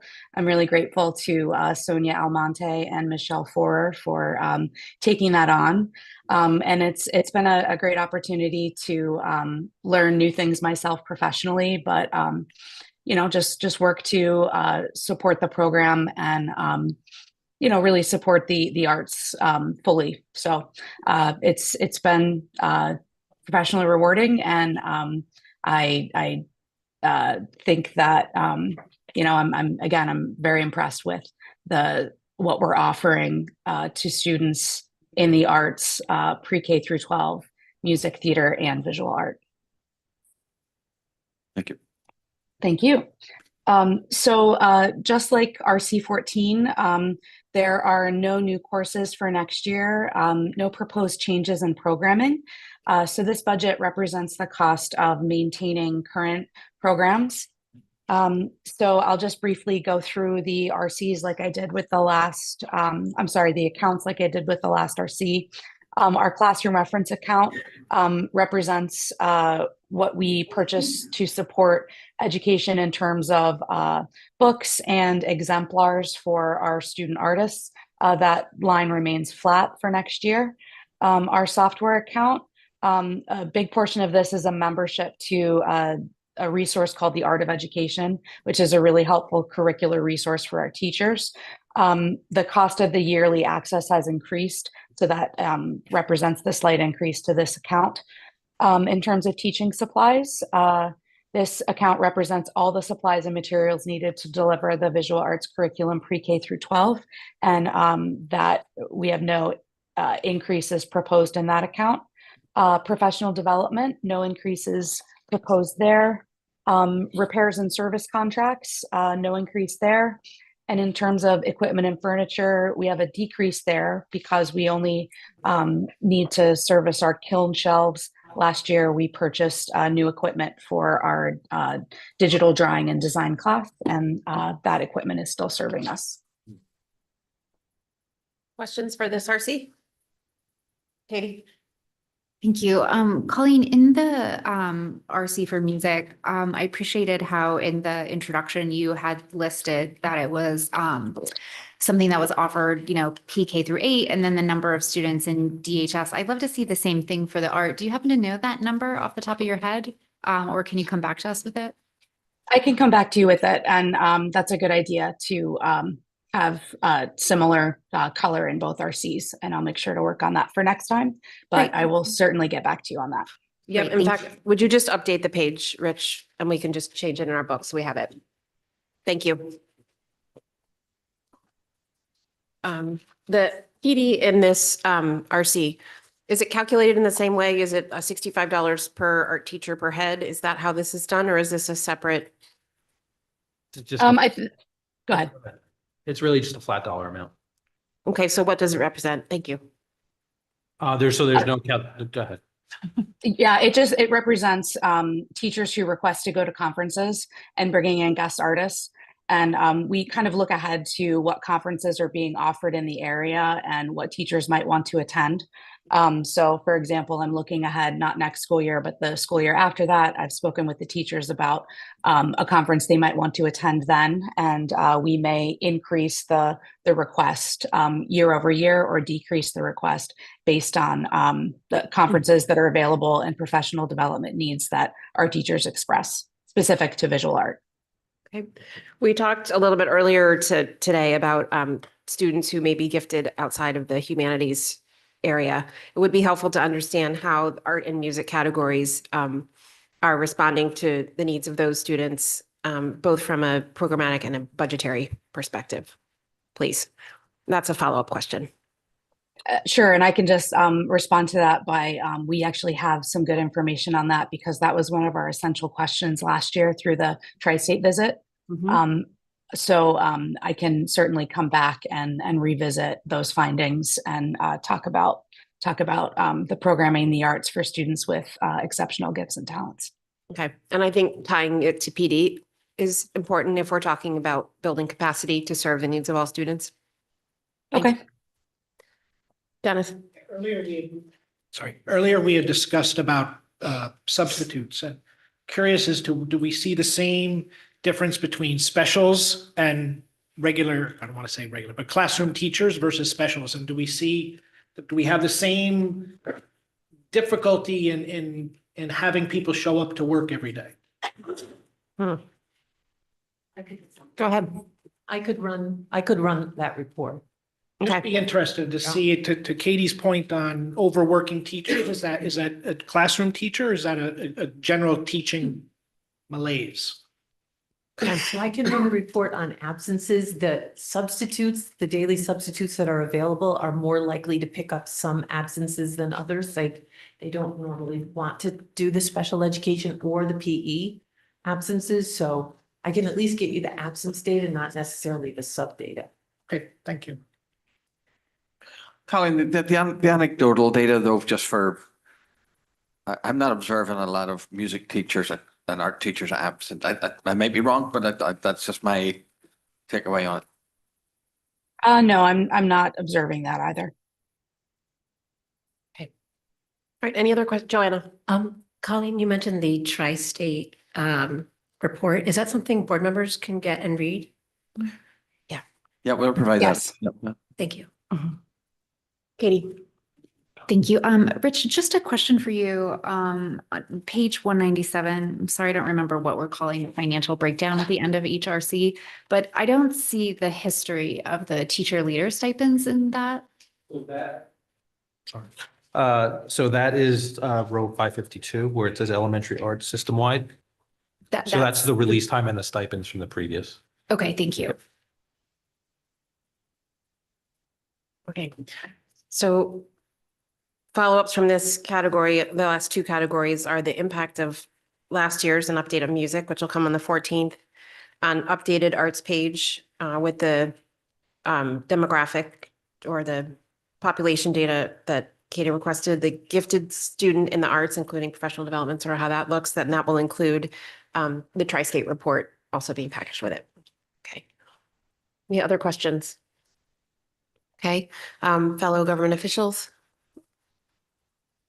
members of the public. Anyone online, Cass? No. Okay. All right. Thank you very much, Colleen. We appreciate your time. Thank you, Colleen. Thank you. Thank you. Library media.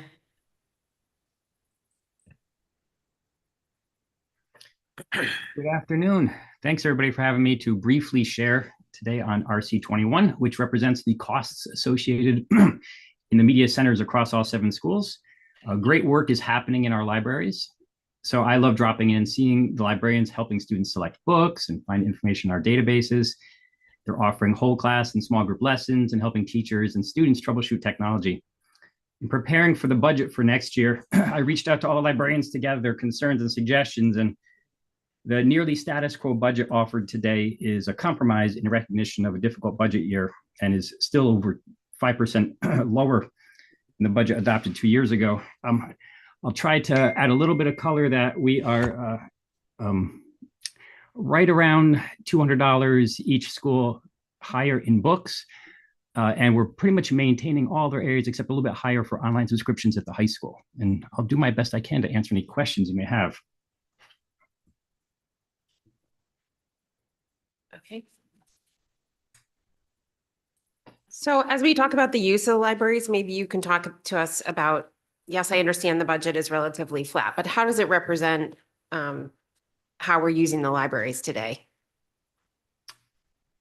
So the librarians, to kind of give you the global picture, K-1-2, they have a fixed schedule where the students come in on a regular block schedule for both book selection and instructional purposes. Grades 3 and up, what we more call a flexed or a flexible schedule, which is around drop-ins and scheduled needs for research by other staff. The high school library in particular, the librarians there do a lot of shared co-teaching with particularly the English and the history department. The middle school librarian spends a great deal of time assisting particularly staff and students with when they're not working on research and selecting books. She's kind of the go-to person for some of the technology and especially around WeVideo and video projects within the school. So she works closely with a number of staff that like to pursue those types of projects. So we have, I guess to kind of summarize for you, at the lowest elementary levels, fixed regular schedules, and then from there, a lot of the schedules for libraries are worked around interests and needs and what's happening in the regular classrooms. Okay. Other board questions? I would say that this has been sort of level funded, for want of a better term, which is actually reflective of all these RCs as you're going through it. You can see that. I might expect, though, once HHR is already completed, that we may increase some of these requests down the line a little bit. Because some of the books, even right now in the elementary schools, are stored, right? Just because of the size and the transition. So even though we've reduced it over the years, we may see an increase in 2 years' time. I think just marking it here, it's not a budget discussion, but I think probably we're due a discussion about how we're using our libraries. Some of the moving to a flex time for upper elementary, I've seen as a parent, but haven't necessarily talked about as a board member. So as those libraries come online with different functionality than what we have today, where are we in terms of what curriculum we're delivering at each? What does it look like for the different grade levels? What resources are needed for that? I think maybe in the summertime. Mark, can I suggest a parking lot for that? Yeah. Yes, I'm asking. That's what I'm saying. It's a parking lot for when you all think it's appropriate, but probably before our new libraries go totally online. So I think that's something we could bring between the curriculum committee and do it that way too. Great. True. Okay, thank you. Robin. Just one Linda. question. Do we have data on how many books or trends in books actually being checked out of our middle school and high school and elementary libraries? I'm just curious. And, I noticed so in accessions, obviously there was a couple of years ago, but accessions is down about $20,000.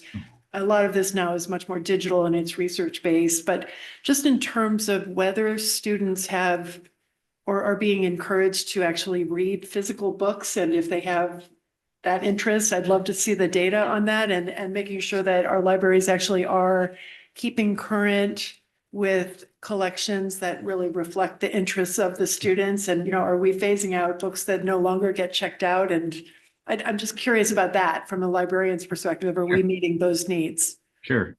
So globally speaking, I haven't directly asked librarians this year for any data on their metrics of book circulation, but kind of to your point, sometimes the circulation is on a direct hard book. It might instead be an online book resource such as Sora, which presents essentially a digital version of what would be a print book.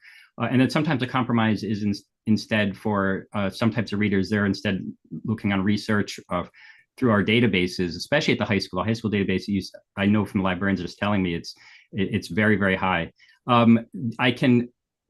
I feel very confident saying that the librarians and I have been working together on revisiting their weeding process this year.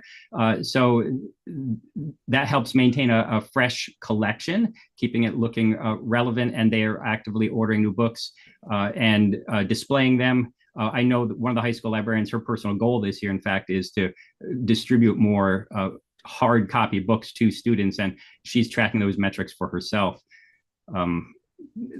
I think circulation patterns are an important component of library work, and whether that's what type of materials they're checking out or making sure that our circulation patterns are actually where we want them to be. So I think for that parking lot discussion, I think it's really important to have a pretty good discussion about circulation. And just in the realm of all of the renovations that are going on currently in 3 of our schools and the newly re-envisioned libraries, and that's also the reason why I'm asking, are we ensuring that we're kind of ready for that next phase and, making the library something that will be really useful for our students? Agreed. Dennis.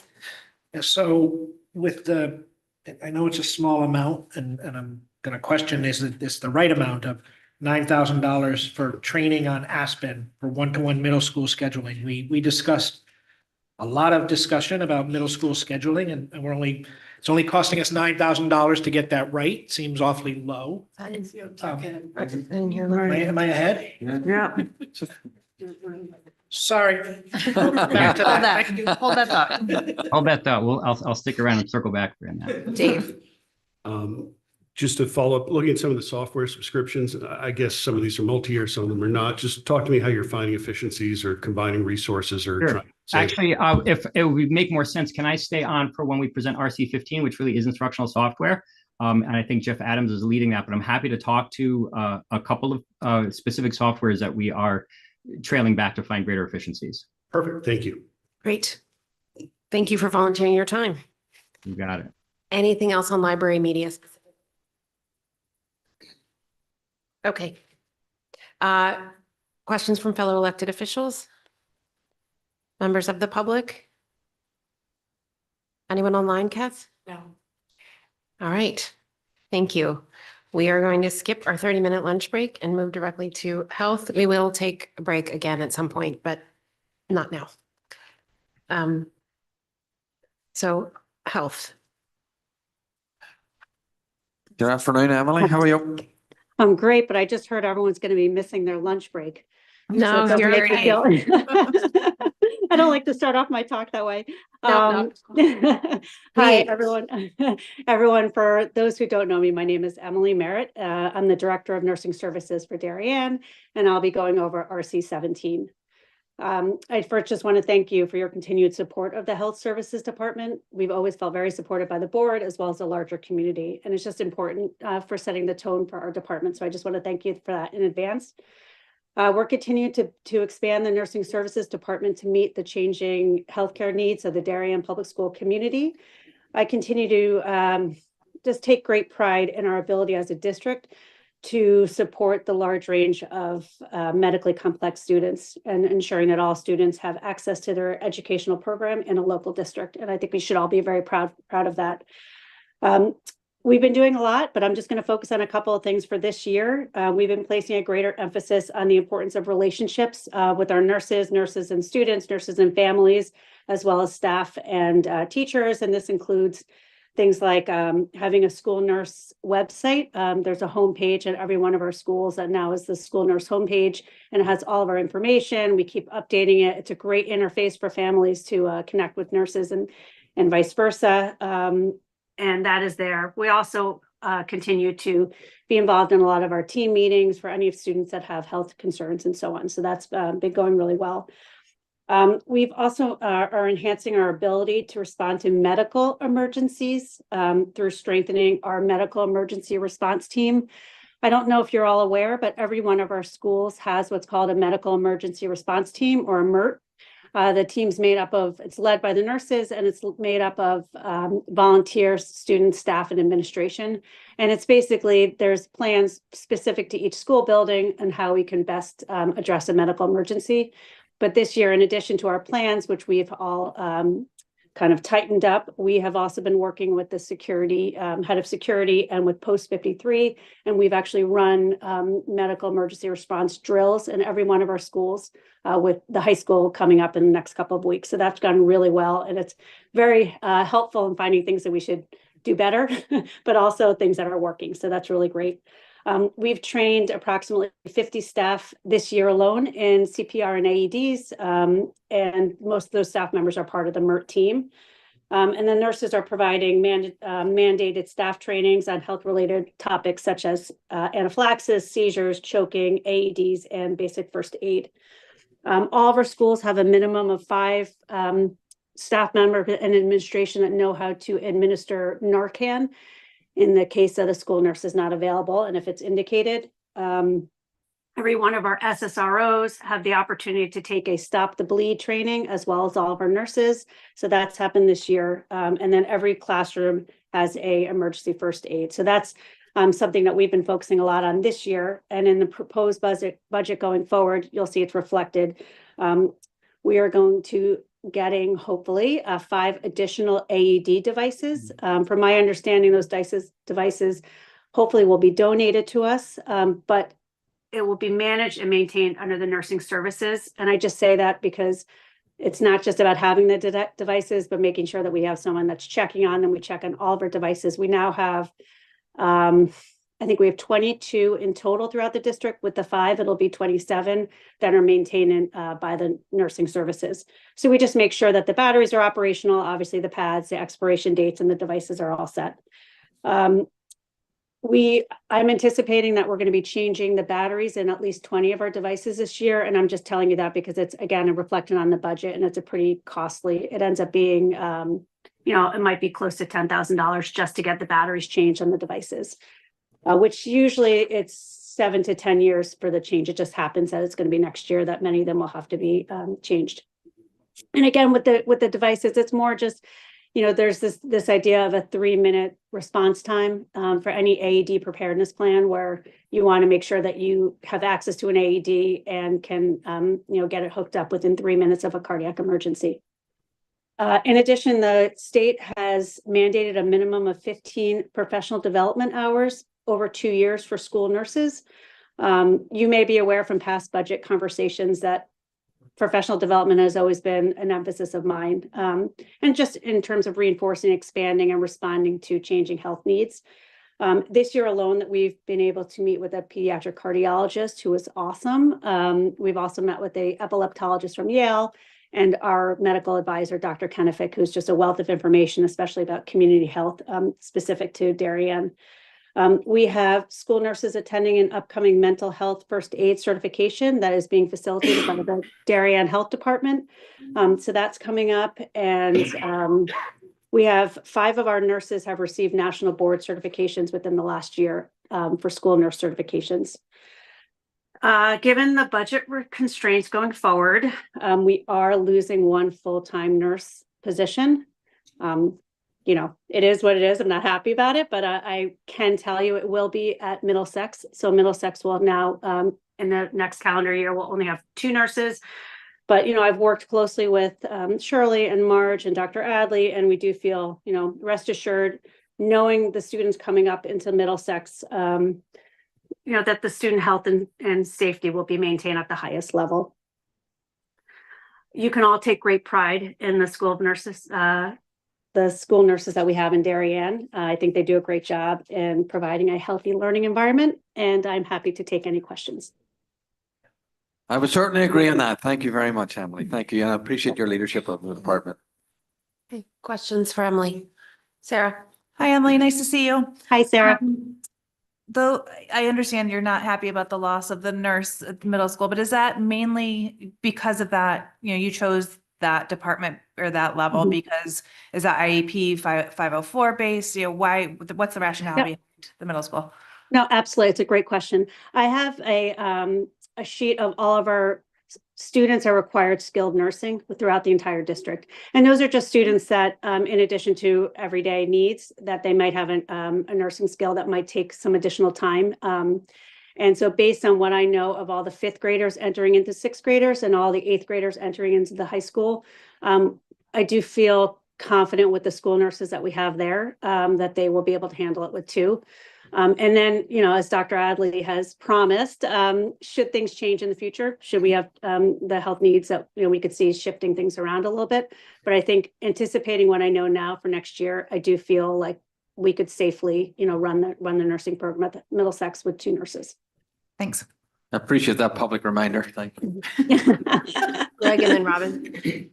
Emily mentioned that the nurses are doing some professional development around mental health, just with respect to the request for a one pager. I'd just be interested to have that included and make sure that we understand that comprehensively exactly if there's any overlap or how we think about that going forward. Sure. Do you want me to respond to that, or you're just in general? No. It's Just a general, okay, make sure that sure. we include that sort of stuff. We've asked Emily for a one-page sort of summary of our investment in mental health, so we can understand from a snapshot point of view what our efforts to bolster mental health in the district look like. It's because they're spread throughout the budget book. It's hard to see it comprehensively. So if you have a quick answer to, but I think we Sure. this is Sure, more and I just think on a page. Exactly. And I think that I can provide that. I will tell you that we have this year been working really closely with Alicia Dad, because the nursing is one part of our response to mental health. But I think a lot of times, they may be quick to identify a student who's struggling. And we've built our relationships with, depending on the school, but the counselor department and so on. So we actually have a plan of, if we're concerned about a student, what we do to make sure that that student gets care. But the mental health that I just brought up it's offered by the town. So we have the town health department. It's a mental health certification, first aid certification. So that's what they'll be doing in 2 weeks. And it's 4 of our nurses will be getting that certification. Thank you. Somebody was over here, Robin. I had a question about the AEDs. So you said we have 22 currently, we will be getting 27. Do we have AEDs placed at each of our fields to the extent that we might have cardiac arrest issues? Exactly. Yeah. So we have 5 that were placed at the high school this year, and those are under the athletic department. And again, it's just more like they're the ones that are managing it, but there's 5 on the field spread across. And then of the 5 that are coming next year, 2 of them will be at Middlesex for the fields. Thank you. And then the other 3 additional ones are going to be for the upstairs of all the elementary schools. So we have them spread out. And what we're doing is, we call them the AED cabinets, but every one of our cabinets is going to have Narcan. They all do in one spot. They all look exactly the same. So it's Narcan and AED. And then moving forward, we're going to get tourniquet and quick clot.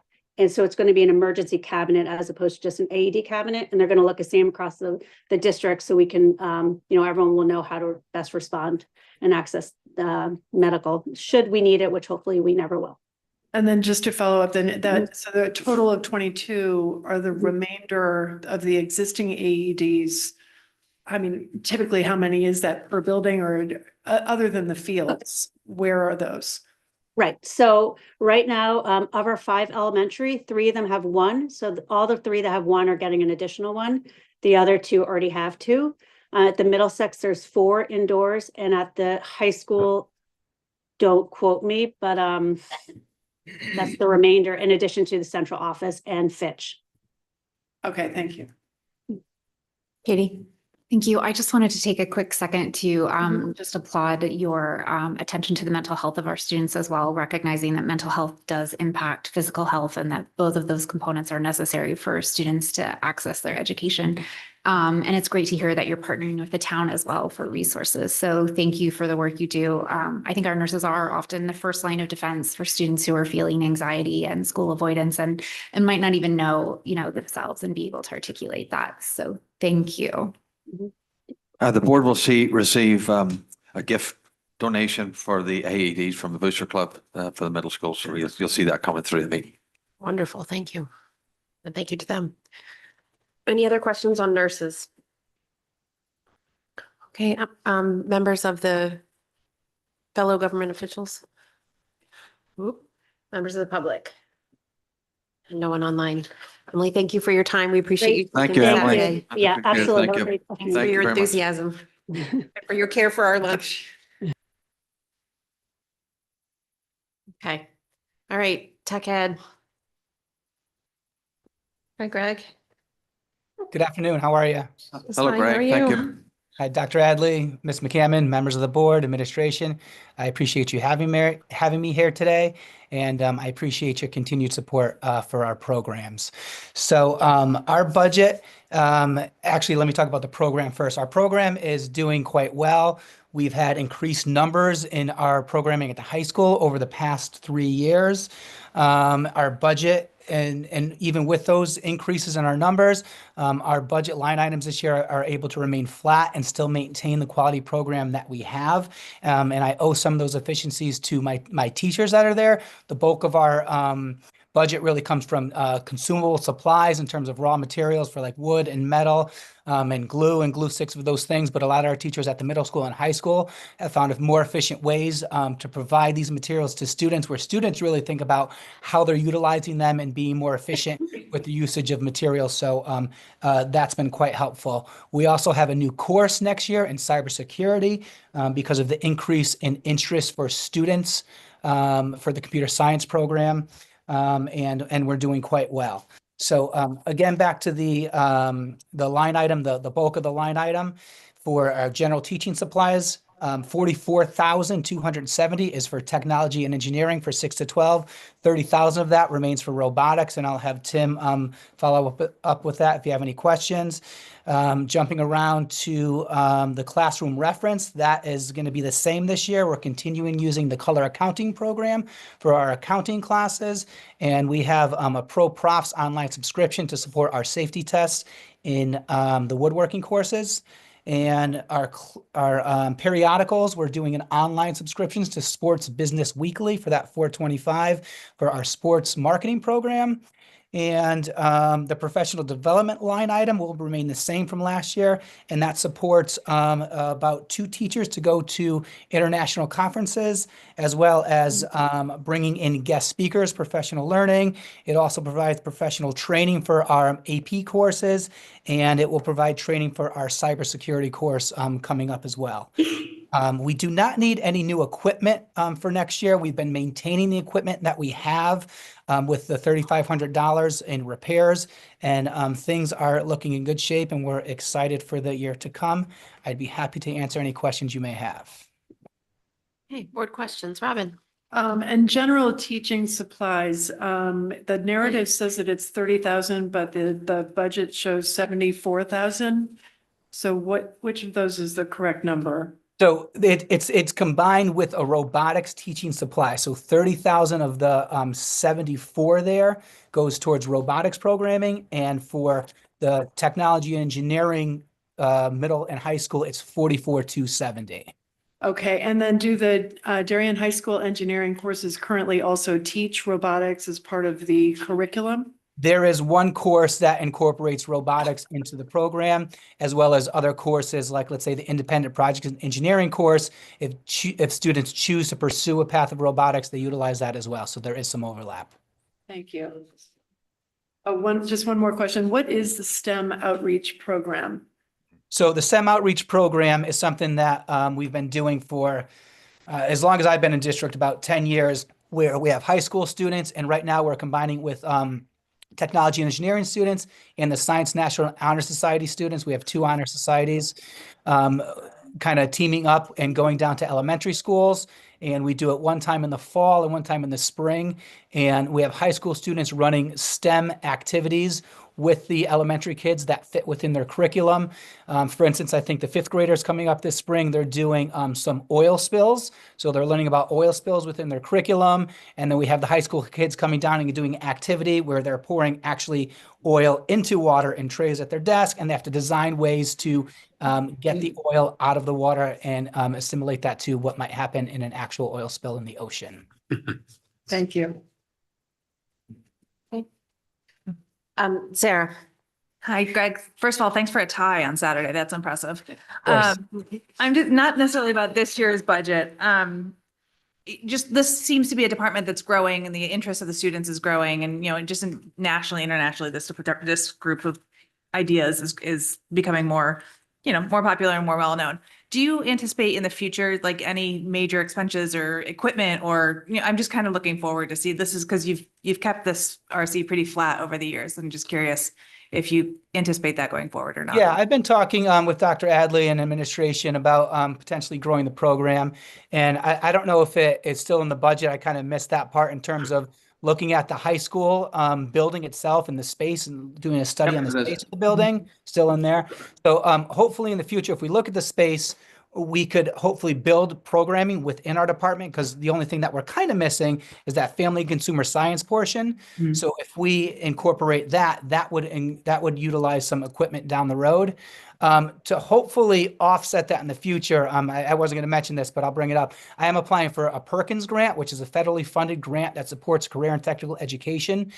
They don't support consumables, which is the bulk of our budget, but they do support equipment. So hopefully I'll be able to use that budget for some new equipment if we ever get to build and increase our programming.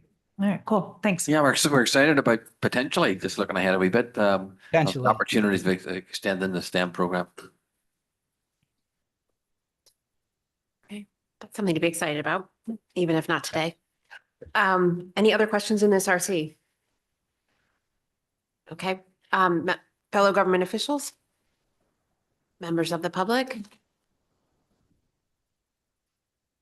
No one online? Okay.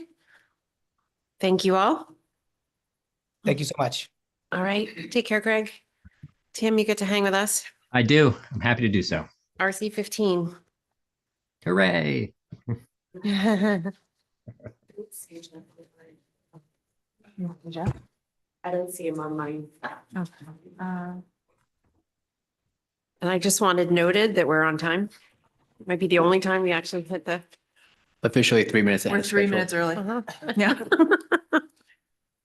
Mr. Adams isn't online yet. Oh dear. Want to take a Want 3-minute to take a break? 3-minute break? Yeah, let's take the 5-minute, 3-minute 5-minute break to give them a chance. Everybody can throw their lunch plates away. So I'll just take, it's, okay. 52, we're starting again, so. Okay. Motion to recess. 52, we're starting again. Dave, seconded by Dennis. All in favor? Yes. All right, throw your lunch away. Yes, sir. Oh, there's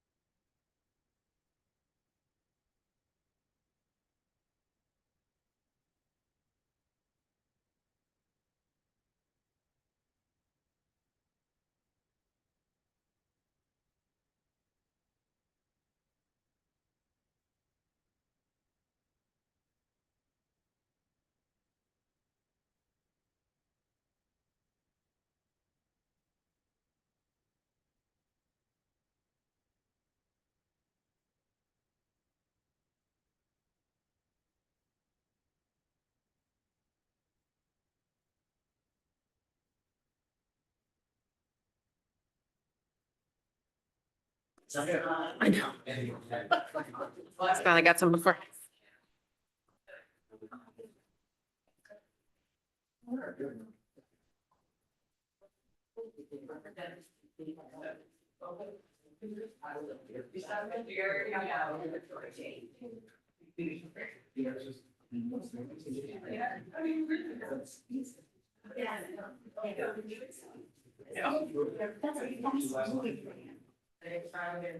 Amy, Sarah, and Cass got the same memo this morning. Right? Yes. I'm wearing his post pajamas. It's good. Yes, please. I'm here, yeah, so I can wear them, slow down. There you go. You don't have sweat? I Thought you have meant shirt. I have a MMS hoodie, I have a Henley t-shirt, but not quite that hot. Yeah. Bombers. Oh, really? Yeah. Yeah, a hoodie doesn't seem too polished enough for this. Yes. Okay, all right, we're ready. Do you need that net cut, Amy? Because I can put that in. Motion to reconvene. That is John, seconded by Joanna. All those in favor, that is unanimous. And with that, we'll turn it over to Jeff and Tim for technology. Hi, Jeff. Hey, good afternoon. I'm sorry about that. I was just in my office. Didn't realize you guys Okay. were moving fast, so. Yeah. Our budget should be quick. Like you said, I'm Jeff Adams. I'm here with Tim McGuire. We're here to present the budget for RC15 technology. The net increase for the RC15 budget is a minimal 1.42%, as minimal as we can get. This includes a reduction, or rather deferral, of new and replacement computer equipment, resulting in a decrease of 16% in the computer equipment budget line. The software line shows an increase of 12.47%, 6% of which is the typical yearly increase in subscriptions and support contracts. The other 6% is the cost for a website redesign, the addition of the board docs management system to the website, and the expansion of EduPlanet, our curriculum management system. Finally, the staff development line is increased by 45%. And this includes Aspen training for all of our administration and faculty, including on-site training for schedulers at both the high school and the middle school. And that is it in a nutshell, and can open it up to questions. Okay. Dennis, I know Dave, you had one. So Aspen training, we heard a lot about middle school scheduling in the past year, and $9,000 is going to, I don't want to say fix the problems, but it's going to resolve our problems. And as well as part of the communications committee was work on Aspen and looking at how to use that resource better. And I'm just struggling with $9,000 is going to be enough to accomplish all we need to do with the program. The majority of that 9,000 is the on-site training for the schedulers. The training that's provided is actually mostly included in our current subscription. We're just supplementing it with a couple $1,000s more of specific webinars and one-to-one remote training. And that's the cost that came out to. Okay. Dave? So I just got a new follow-up to Dennis, if I may, and then I had a software and hardware question. In terms of Aspen, are there third-party service providers who like help with the front end or help with other stuff, or do we think there's sufficient in the training videos and other resources? So my understanding with Aspen is part of the difficulty, like it's robust in the back end, but the front end is really not user-friendly. Correct. Are there front-end developers or something that could help solve that? Have we looked into that as a potential resource? And we actually, two things I can bring up. One is that Aspen has developed a brand new interface for parents.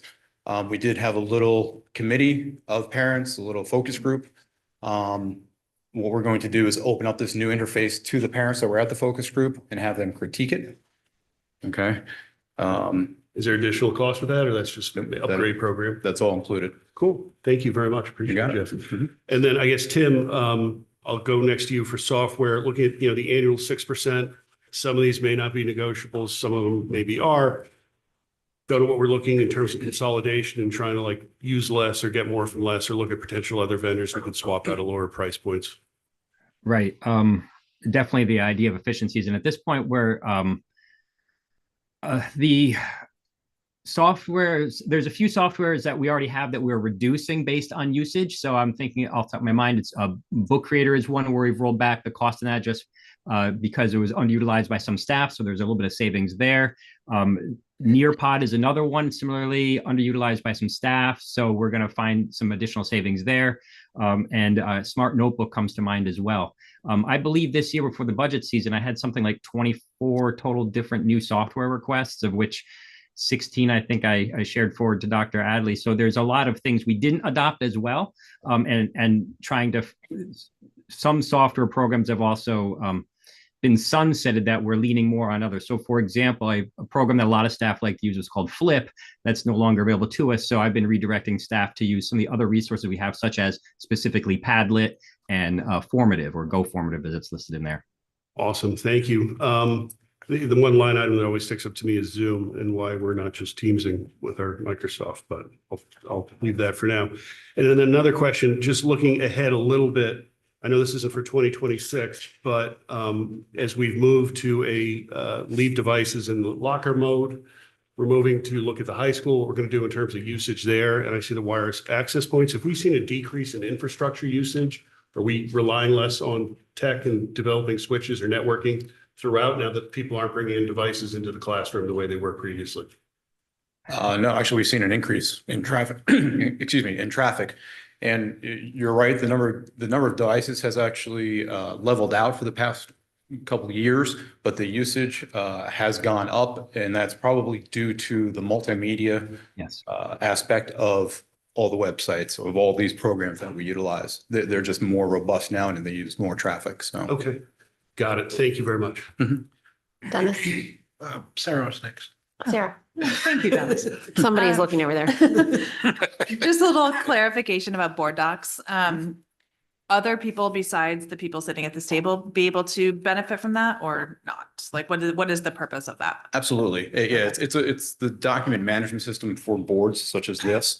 And it manages the documents in such a way that they're very nicely coordinated and searchable. So everything going back will be easily accessed, and you can go back and search and find things from years and years ago. So, okay.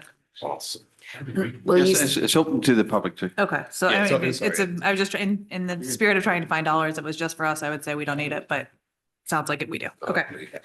When you implement that, does the dollar include any sort of migration of historical data, or is it just picking up from that point?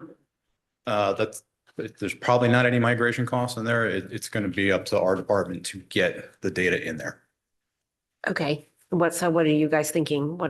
I'm sorry? What are you thinking? Because there's a lot of, I mean, we only have since 16 or 17 on the website, but we have a lot of data online. Are we just going to leave that as its own repository and then? No, we'll move over. We're going to move it all. Mhm. Okay. Yeah. Oh, okay. Robin? Just a couple of questions. First, Technique, the RTI Direct $55,000 renewal for software. What is that for? RTI All Direct. right. Tim, you want to answer that? Well, I was going to say, I think our RTI Direct, I believe, is the software tool we use for. It's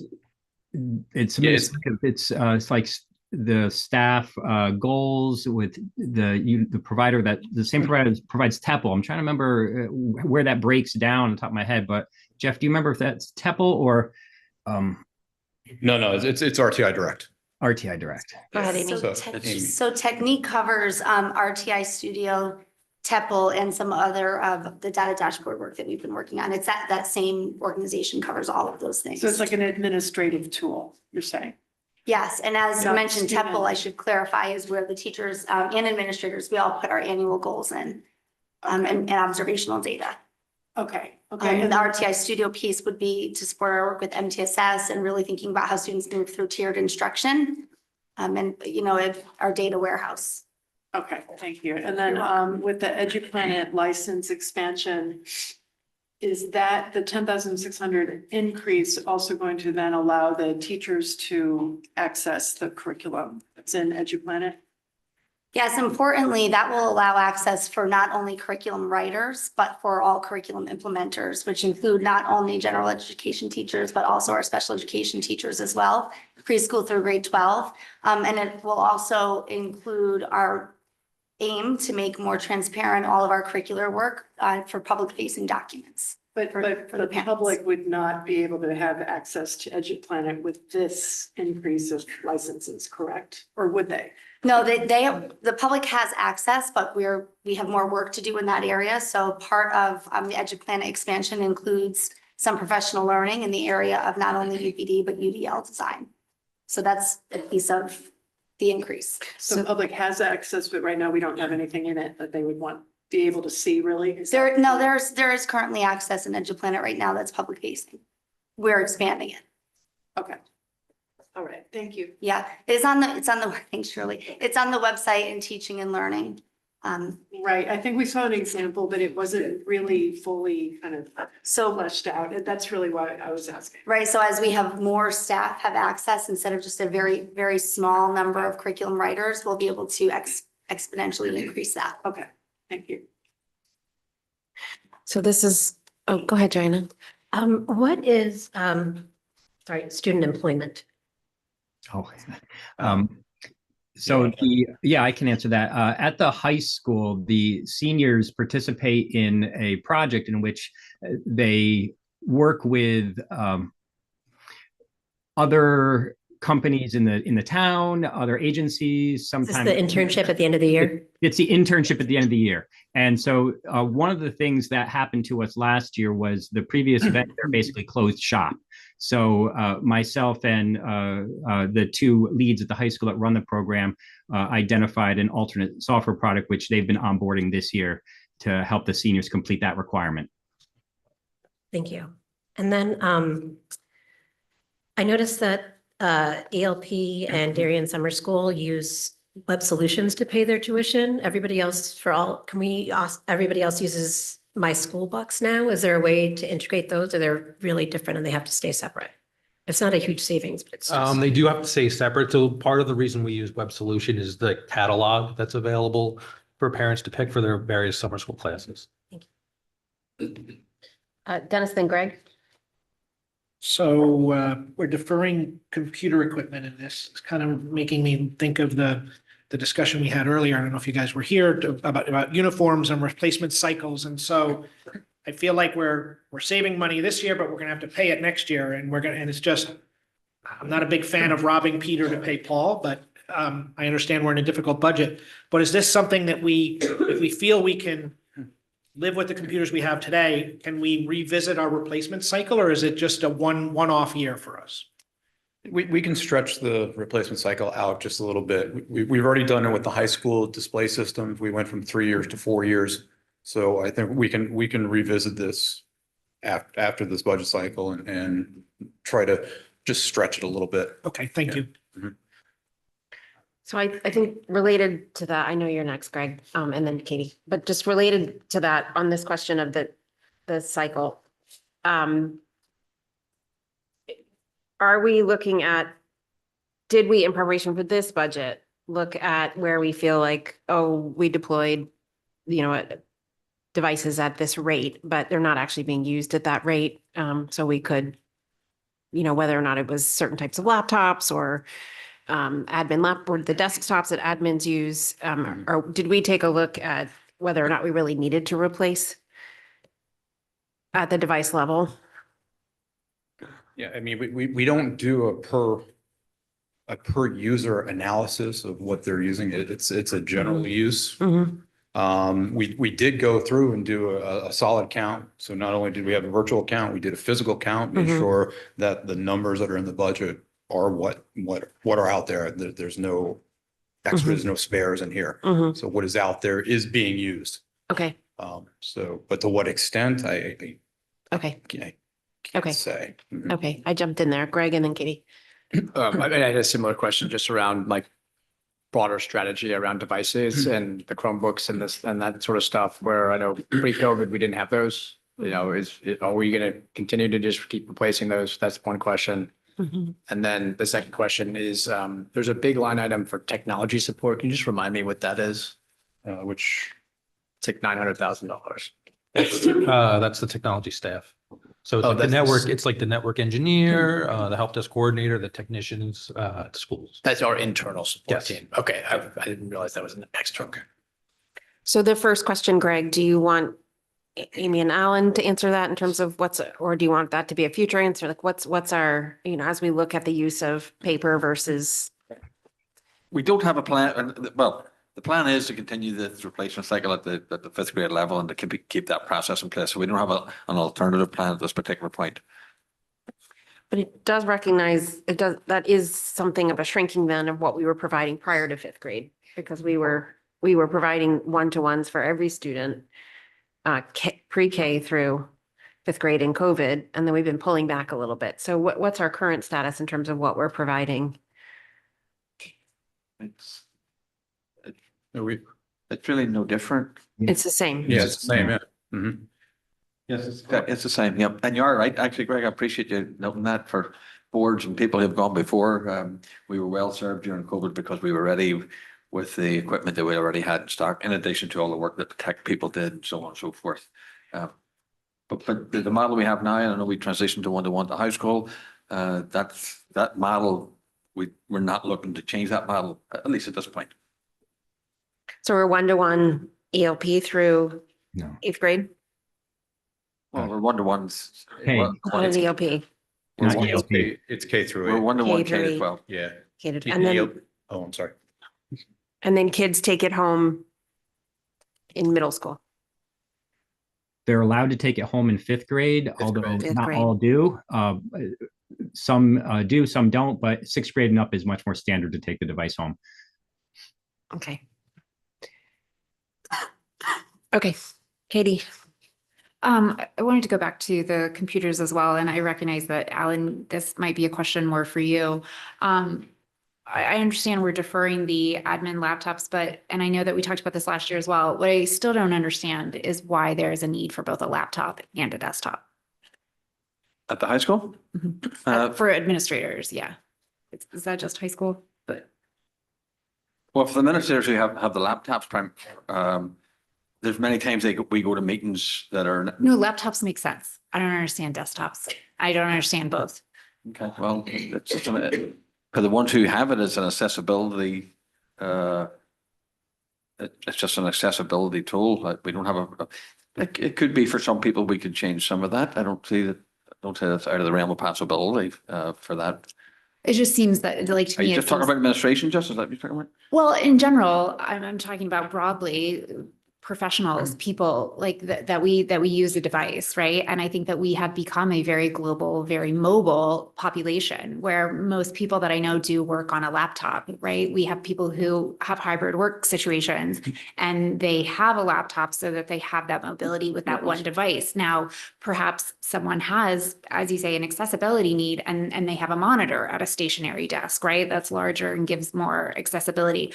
I'm just questioning why we would need two devices to perform one function. Most of administration is migrating that way.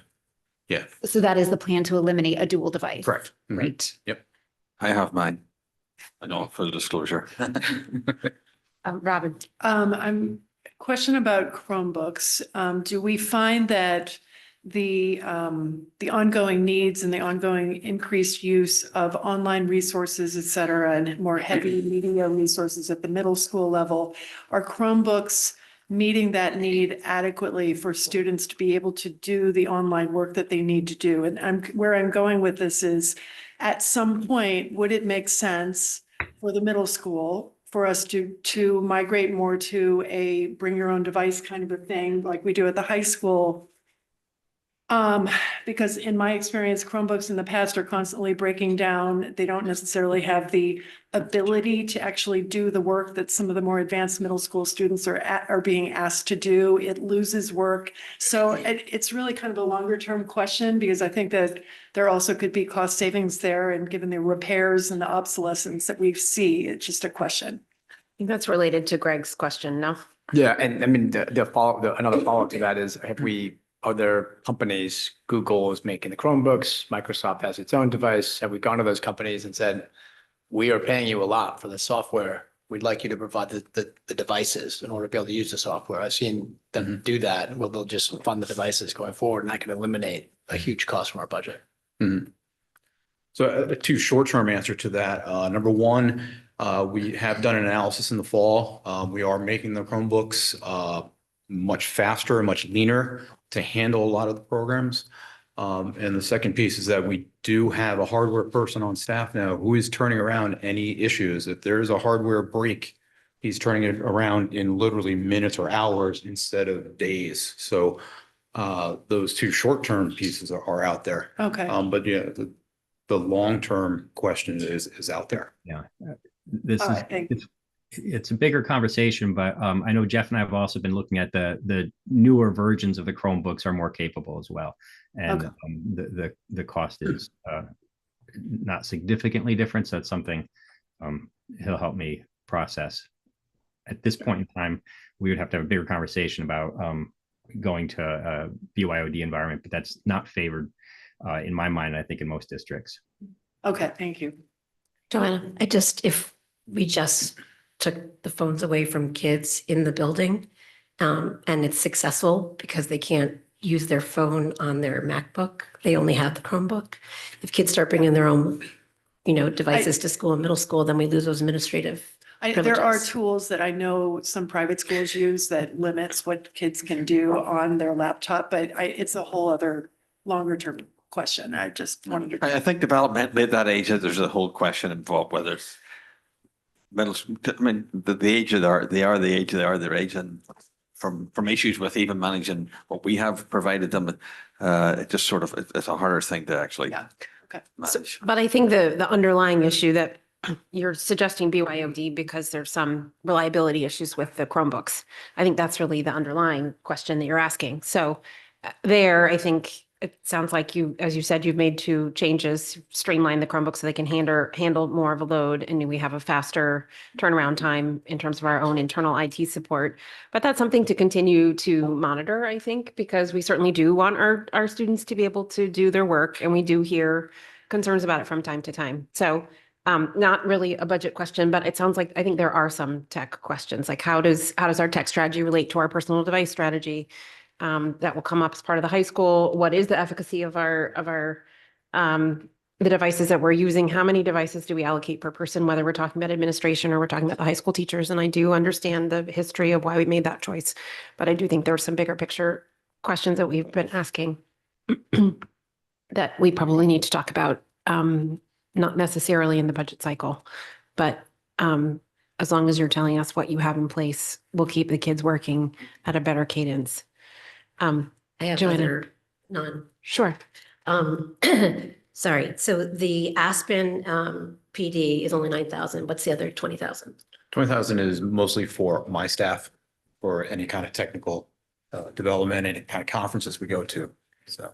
And then the consulting line, not the one that Greg brought up, but the other one, has personnel. What is the consulting services? Consulting services, that is mostly our wide area network management. That's a 24/7 monitoring system, plus their consultants into our wide area. They just continuously monitor to make sure we're up and running. Great. Yeah. Katie. Thank you. Similarly to how you were categorizing, Jill, the conversation about the integration between our priorities and our devices. I wanted to flag the typing club for a future discussion as well, recognizing that, Amy, this might be more of a curriculum component. And it's, it's $5,000 in the budget, which I have received some parent complaints about that this is existing in the school, but that it's not robust enough to teach students actually like performative typing. And it reminds me similarly of the cursive writing curriculum, how it's kind of introduced, but not really enforced. So I just like to flag that as something for us to come back to in terms of what our kind of philosophy is. Can I add on to that? I'd also like to discuss RAS Kids. we're moving more towards the science of reading, and that's level text, and it's also on a screen. So you're having kids read on a screen. So I just wanted to see if there's some way you can go back and see if that's actually necessary, but I thought it was not. Yeah, so there's three different questions I hear in what you're saying, the two of you. One is about whether or not we've scrubbed our current set of technology for where we are in terms of what we want, what ties to what curriculum. And so it would be helpful to understand, just to review that one more time before the 14th, please. A second piece is I think it's probably time for an update of scope and sequence of kids and devices. And that's probably tied to the library curriculum because that's where we had housed it last. Making sure that there was digital literacy, there was typing. So I think we would love to understand where we are in that universe. And I would just add to that specific to the literacy pilot as well. Yes. Not just library, but yeah. Yes. Okay, I think there was a third component, but I've lost it. So it'll come back to me or not. Okay, in terms of software, my other question, Tim and or Jeff, is we have some software that is instructional, where we might have variability in an instructor's desire to use it. How does that work from a licensing perspective? Do we then license it out only, do we require it, or do we license it only for teachers who actually want to actively use it? The vendors sometimes have the voice on this. So some vendors, they delineate the licensing by number of students you're serving, or it's school-based, it's this set amount per school. But some products offer licensing based on a number of teacher users. So hence, that's why I was able to mention before, like we're able to save a bit of money on Nearpod and also Book Creator, because those are ones where we can kind of narrow it down to the staff that actually want to be using those particular tools. Okay, so just if I could summarize, where we have any sort of control over the number of licenses, we do actively work to manage the number of licenses we issue. Yes. Okay. And, something like Book Creator previously was whole district. And it was, to be honest, it was easier just to buy it for the whole district. But as a cost savings, we're now bringing it down. And so I'm the one that goes in and assigns the licenses to the staff that actually want to use it with their students. Okay. Well, thank you for doing it. Dave. So just a question on the elementary level Chromebooks that go home with kids. I know some parents put in time limits and things like that on their personal devices at home. Not sure that those exist with all elementary devices. Is there any possible way we can make it so the kids can't sit and watch YouTube all night on their school issue devices? Just asking for a friend. Yeah, I second the motion. There's an idea that Jeff and I will be teasing and testing out in I would say in the coming months or two. Additionally, I mean, I don't know how best to answer this other than I was also there as a parent, and I bought the router that let me on my home Wi-Fi network decide, what was on when and not. And so I know not every parent has that technical level of comfort, but that was an approach that worked for me in my household. Thank you. Thank you. Robin. Just on, especially at the K-3 level, and I'm seeing all of these now resources for elementary age school kids who, with software for instruction. And my question really, as we are trying to move away from so much screen time, especially at younger ages, do we also have our literary resources provided offline without requiring the use of screens? For instance, the Learning A to Z Res Kids, as was mentioned, or, there are so many of these now that I think are migrating to younger and younger ages. And I'm really concerned just about, hopefully our elementary kids can actually not have to look at screens the entire day to get their instruction. And I see the software industry constantly basically increasing this. And as a district, from medical standpoint too, and like the amount of brain development and the screen time impact on eyes and everything. I want to talk about that because I think we might want to scale back to some extent, at least at younger ages. I Yeah, I know this is outside the budget conversation. I would say to you, I know in the conversations I've had with staff at elementary level, they're very sensitive to screen time. And I can't speak directly to each teacher's usage of some of these tools, but I also want to mention there is some assistive tech benefit for tools like Learning A to Z, where you can customize a reading level on the fly for certain particular students if that's what they need. So I understand there are benefits, but I also think that there can be overuse of this. And Sure. ideally, we also have the classroom book libraries and Yep. physical, reading and instruction, which doesn't require a smart board or a computer. I think And Sarah, that's where I'm going with. if we could get Sarah and Amy to pick that up in curriculum and talk about our policy is the wrong word, but our approach to using a blend of appropriate media in curriculum, because it's different at different levels. And certainly it is an important topic and something that I think parents and the board should be aware of, just because then you've got to turn around and monitor it in your own home. And K-3 literacy, for instance, with the new resource, is that going to be provided offline as well as online? Yes. I wasn't sure how that worked either. Yeah, I think part of that can be folded into that library media specialist conversation of how, media in general and how we're approaching that. Agreed, that and also the K-3 literacy update. I think this is an example where we want to crosswalk kind of both of those topics. But I was going to point to the investment in classroom libraries, especially at the younger levels. You can assess children differently as they're growing as readers when they have an actual text in their hand versus online. So there are other benefits too instructionally to making sure that we're keeping those books in the hands of children. Right, thank you. Well, and no. So as Jeff and Tim has just said here, and it's shown here, we've limited, there were certainly other requests from staff, number of requests from staff for new software, given the challenges that we're facing, we have limited that to the 3 initiatives that we've been talking about, things that were in there like Schoology AI and different other software packages, but we've completely limited that this year. So I think there's probably a universe of possibilities in terms of things that we could get, but is there anything that concerns you that we've limited, like AI? For me personally, speaking as a superintendent, I would have, the toughest one to let go for me a little bit was the school AI, because it gave a little bit of an environment, controlled environment for teachers to explore and use this tool. That's just me. Maybe Tim would have something else. Tim?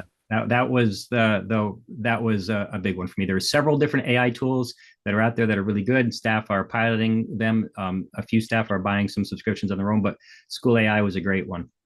And what's the cost of that? I think it was around 25,000. 25,000. Significant. Yeah, so I'm not proposing to put it back in. I'm just saying that there's another area where we prioritize. Okay. Any other questions in technology? All right, fellow elected officials. Pardon me? Oh, I was calling for members of the public, fellow or members of the, yeah. Means you're off the hook, Jeff. Well, not yet, not yet. Members of the public. And no one online. Okay, you're off the hook for the time being. Thank you, Jeff. Thank you, Tim. Thanks, Jeff. Thank you very much. Thank you, Tim, for staying Thank on. you. Of course. Right, early learning program. Good afternoon, everyone. I'm Laura Strayton, and thank you for allowing me to present the Early Learning Program's 25-26 budget. ELP, just as a reminder, is an integrated preschool program for children ages 3 through 5, in which children with learning differences and children with typically developing skills learn from each other in a nurturing environment. This play-based and project-based learning provides opportunities for children to be purposeful, creative, inquisitive, flexible, and reflective. During the 24-25 school year, ELP offered both a 4- and 5-day program as a transition to a full implementation of the 5-day program for the 25-26 school year. The 5-day program has allowed our program to participate in art and physical education and continue our work with music. The teachers have really enjoyed all of those experiences along with the children. Maintaining a 5-day program has provided an inclusive program for students with and without learning differences that previously was limited for a 4-day program. Just kind of an update, applications have been accepted. 46 families applied to the early learning program and all have been accepted to the program. They are in process now of letting us know if they're going to be attending for next school year. General teaching supplies account 024011. We are requesting the same level of support as last year, $10,000. Textbooks and consumables, account 22003. We're also proposing and requesting the same level of support as last year, $9,750. Professional development, account 25003. We're requesting a budget of $10,000, same as last year, to continue our work with cooperative educational services around the upcoming changes to the early childhood outcomes. The ECO is required data collection from the state of Connecticut that looks at children's progress from the beginning of entry into the program with an IEP and exiting from the program with an IEP. They're moving to CT dots as their measure for moving forward. Also, we'd like to continue the support with our development of CT SEDS and stairs-based riding goals to be compliant with the new legislation and regarding the best practices in early childhood education requirements and play-based learning. ELP tuition is for the 5-day program at $11,845. Laura, can you, I don't know if your internet is breaking up, but specifically your speech now, can you do anything on your side there or speak up or? Which parts didn't you hear? We heard okay, but if just going forward, if you could So be louder. Close your video maybe, and that might help. Okay. Yay. All right, so I'll just talk louder too. That's better. Thank you. So in general, we're requesting the same level as last year. Just to highlight the 5-day program for the early learning program is at $11,845, which is a 3% increase over last year. But again, the program is just 5 days, and we can like to continue with the same level of support from last year. You know, we have found some help with, again, not help, but being all together has really been helpful for materials and staffing support. So we appreciate being at one location. So thank you. Okay. Questions for ELP, Joanne? Are you losing any students or families that were using the 4-day and now don't want to go to the 5-day? I don't think so. No. They're applying now, aren't they? Or they're finding out now? Yes. So everyone who has been in ELP this school year is automatically accepted. There may be a few families who have different thoughts on preschool for next school year, which is a different private world, not a community in Darien. So that's still shaking out. But as a whole, everyone seems to be going to the 5-day. Okay, Katie. Thank you. Technically, my question is coming from the multi-year tab, but I want to ask it now since you're on, Laura.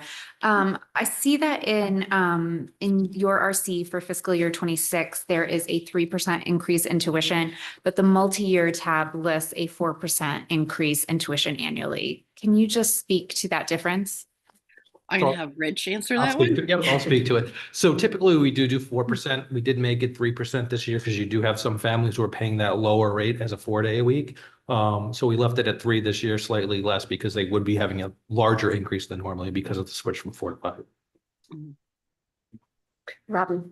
I just wanted to talk about the enrollment because the ELP enrollment has increased 44 students since 2020. And I just would love to have some kind of explanation about what is causing it to increase at that level and what is driving the increased referrals into the program. If you could just give us some information about that. Well, I would just remind like everybody in 2020, people didn't really want to come to school and because of all those restrictions. So as the years have gone, families are more comfortable sending their children back to the community. Also, children were born in 2020 who are now a part of our program. Their early life has been very different than children born before them. Um, so we're just seeing across the board children who have different needs, may be identified through an IEP or just maybe typically developing friends who just need a little extra something. But as families move into town, you know, there is a rise in autism that we are seeing. And so that also is reflected over the years. So those are the kinds of things that we're seeing in trends. We're, you know. Okay, thank you. I'm sorry about my mistake about COVID. I Yeah, forgot. that's okay. Yeah. But what is the current baseline for the program? It's around 100 kids, isn't it?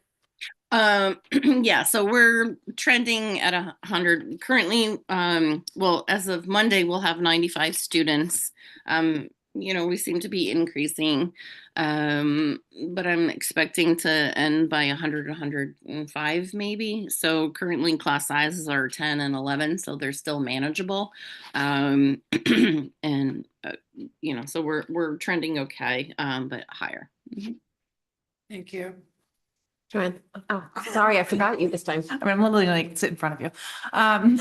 It's lonely over It here. is I mean, lonely. I'm new over here. Yeah, it's, you gotta look right. I ask this every year. Can we get a comparison of the different preschools tuition for next year, please? Rich has it. Yeah, thank you. Okay. I'll go now. Yes, thank you. The specials teachers, because this is the first year you've had anything besides music, right? An ELP. Correct. So where are they coming from? Are they Ox-based? Are they itinerant? We're having so many issues with teachers being able to actually meet all, the art, especially we've heard from other teachers, that there aren't enough of them essentially to give the amount of time that the board policy was set in the past that they wanted them to have. So I'm just wondering how ELP fits into that puzzle. Sure. The Oxbridge art teacher is working with us for many of the classes. And then also the Tokenique art teacher is coming over for, I think, 3 classes out of the 8. We've been assisting and supporting the teacher with some prepping of materials for her, but it seems to be working out. There's not a lot of travel except for that one teacher, the art teacher. Music, we have 2 music teachers. One is coming from the middle school and one, I think, is Oxbridge and another school. The schedules have been working out. Again, like I think looking to perhaps having ELP on an 8-day rotation will help some of the elementary staff, and ELP for scheduling for those subjects or specials. Marge and Amy, can you address whether or not there's an impact on the elementary schools? So I understand that change has been difficult this year for the itinerant art and music teachers, and we will do everything we can to smooth out the schedule for next year. But I assure you that there is plenty of time in the art and music schedules so that they should have plenty of time for their prep, plenty of travel time. We'll make it better next year, but I just think that change was hard this year, and it's different to be itinerant. Thank you. Katie. Thank you. Earlier we had, Joanna had asked, and you had flagged about coming back to music and having a more formal update on that. And I just wanted to take this opportunity to say that it would be great to do that with art and with ELP as well. Okay. Hearing Laura say that ELP staff is helping with preparation of materials makes me very concerned for our K-5 teachers across 5 buildings. Well, I think also just kind of talking a little bit about that, we have little guys and there's a lot of modifications, and we do have that help so that it's not overwhelming for all teachers. So and like PE, there's no real prep, we'll say. for attending that class. So Okay, so in terms of follow-up, we're going to include ELP in the update on music and art in that more formal update. Thank you. All right. Thank you. Did I see another hand?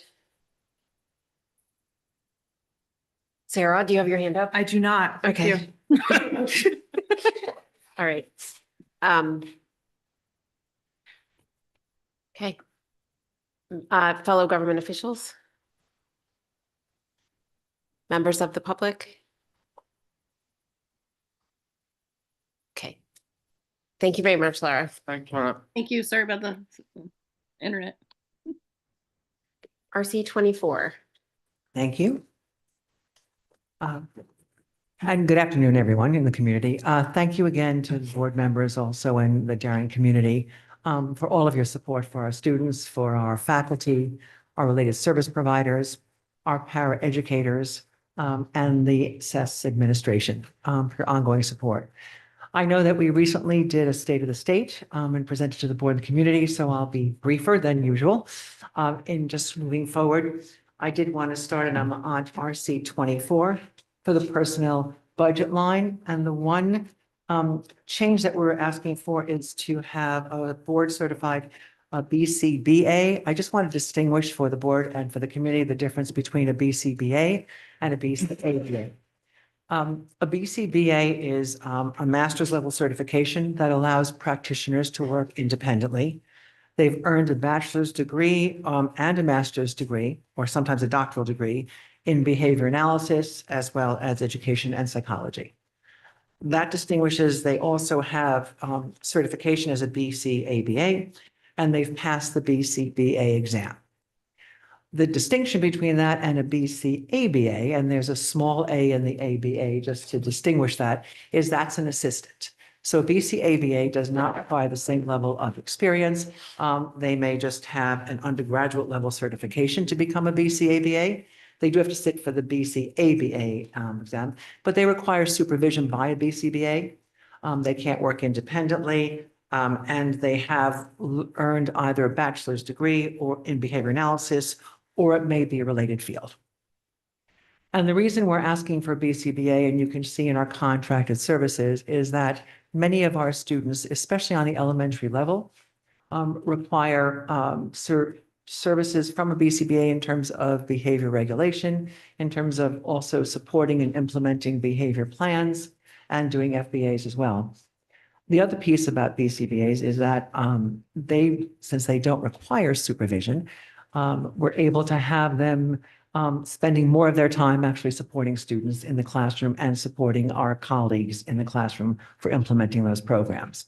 Currently, as you've seen in our contracted services, there's a strong line for BCBAs. This would reduce the number in terms of the expenditures for contracted BCBAs. And by eliminating the BCABA that we currently have on the elementary level, we'll be able to have a delta that would be reasonable and fiscally responsible. The other piece to note is in the conversion from BCABA is that, and the reason you'll say, why are we doing it on elementary, not on secondary? Because that would be a question that one would pose. And the reason is that BCBA services are much more indicated with our youngest learners. That's when they're developing those skills, they're learning regulation. We find that the BCABA services are more related to our secondary program. Very often they're out in the community, they're working with families in terms of generalization, and they're not doing as much direct supervision and implementation with older students. I'll go on to the occupational therapist. As you generously supported 5 new OTs this year. We have 1 in elementary school. We continue to have contracted services for occupational therapists on the secondary level. We have 1 that's shared between middle school and the high school. And we also have 1 that's contracted for OT services at Oxbridge. So we have 2 OTs at Oxbridge. 1 is a Darien employee and 1 is contracted. And for ELP this year, we continued with a contracted OT. Unfortunately, again, for stability of services, that person resigned early on in the year. Everyone put all hands on deck to help on until we finally have replaced that. And we know for continuity of services, we're requesting that the board consider an OT Darien employee for ELP commencing for next year. For ESY and summer PPTs, and we're looking at account 21308. The biggest difference in the increase of that budget has to do with the number of school days at the end. There are 8 days next year. Depending on when school ends, there may be 5 days, there may be 6 days. And the cost of per day services is what we're looking at that warrants that increase, and there'll be 8 days for this year.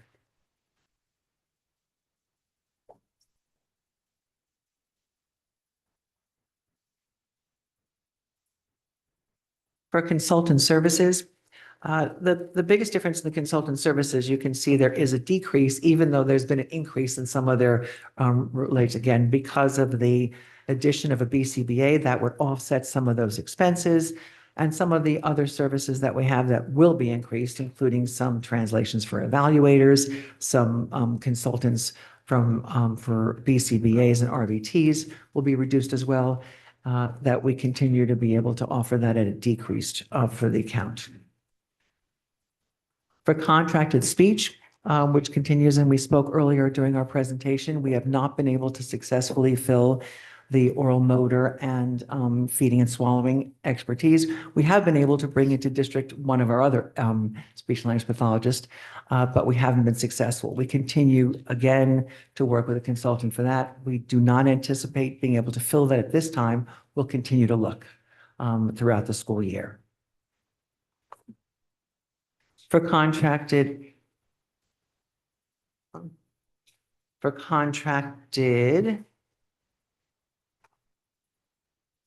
OT, again, I just spoke to how we'll be doing that for ELP and be able to service that within continue our same services. Pupil evaluations, for pupil evaluations, again, the budget increase is based on the cost of those. Also, there is an increase typically during the spring months and later on in the school year.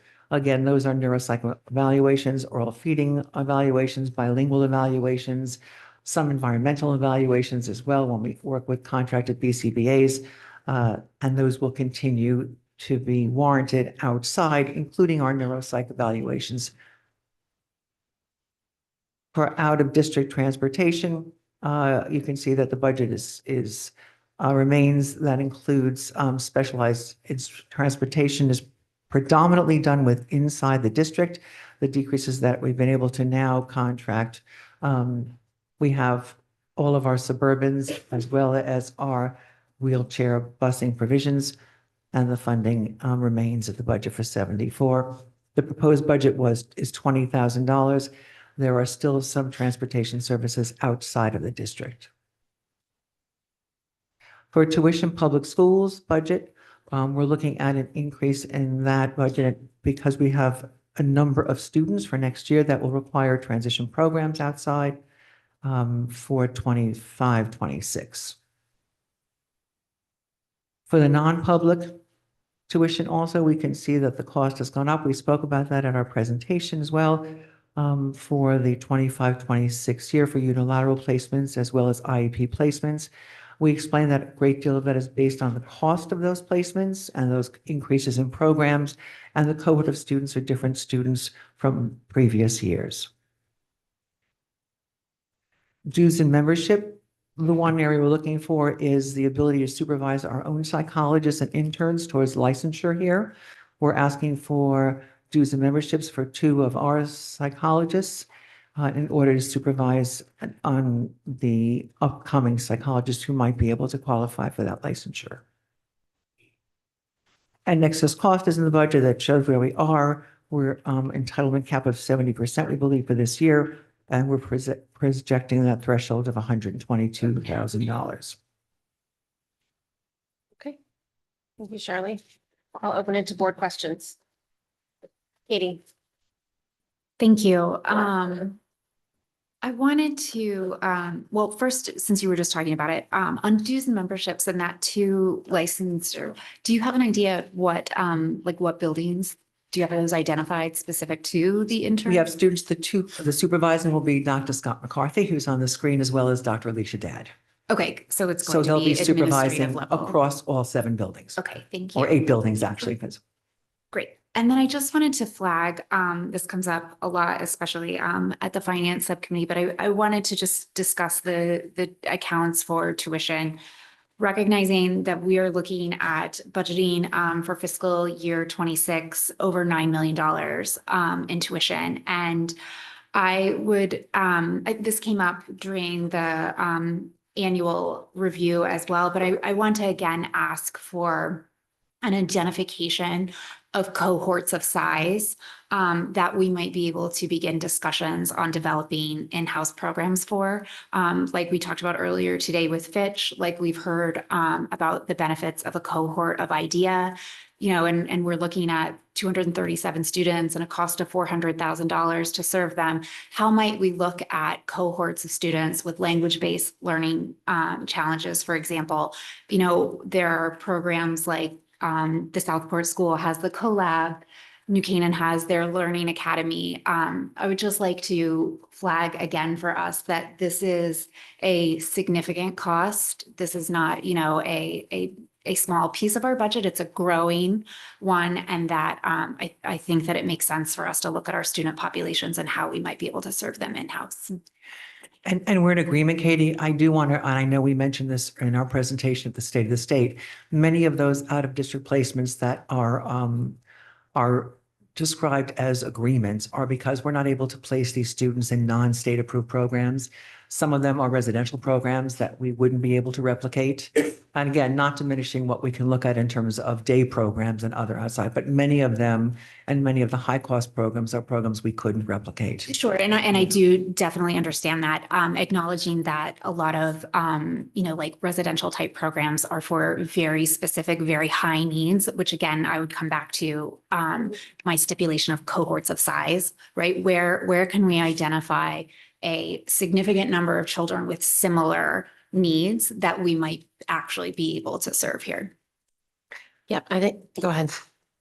I think that's a parking lot question. It is. And we've already begun to look at that. We were looking at based on, as we said, classifications and looking at grade level also to see when it's coming in third and fourth and fifth. And we are working on that. Great. Right. So that'll be some time. We'll mark that as the parking lot.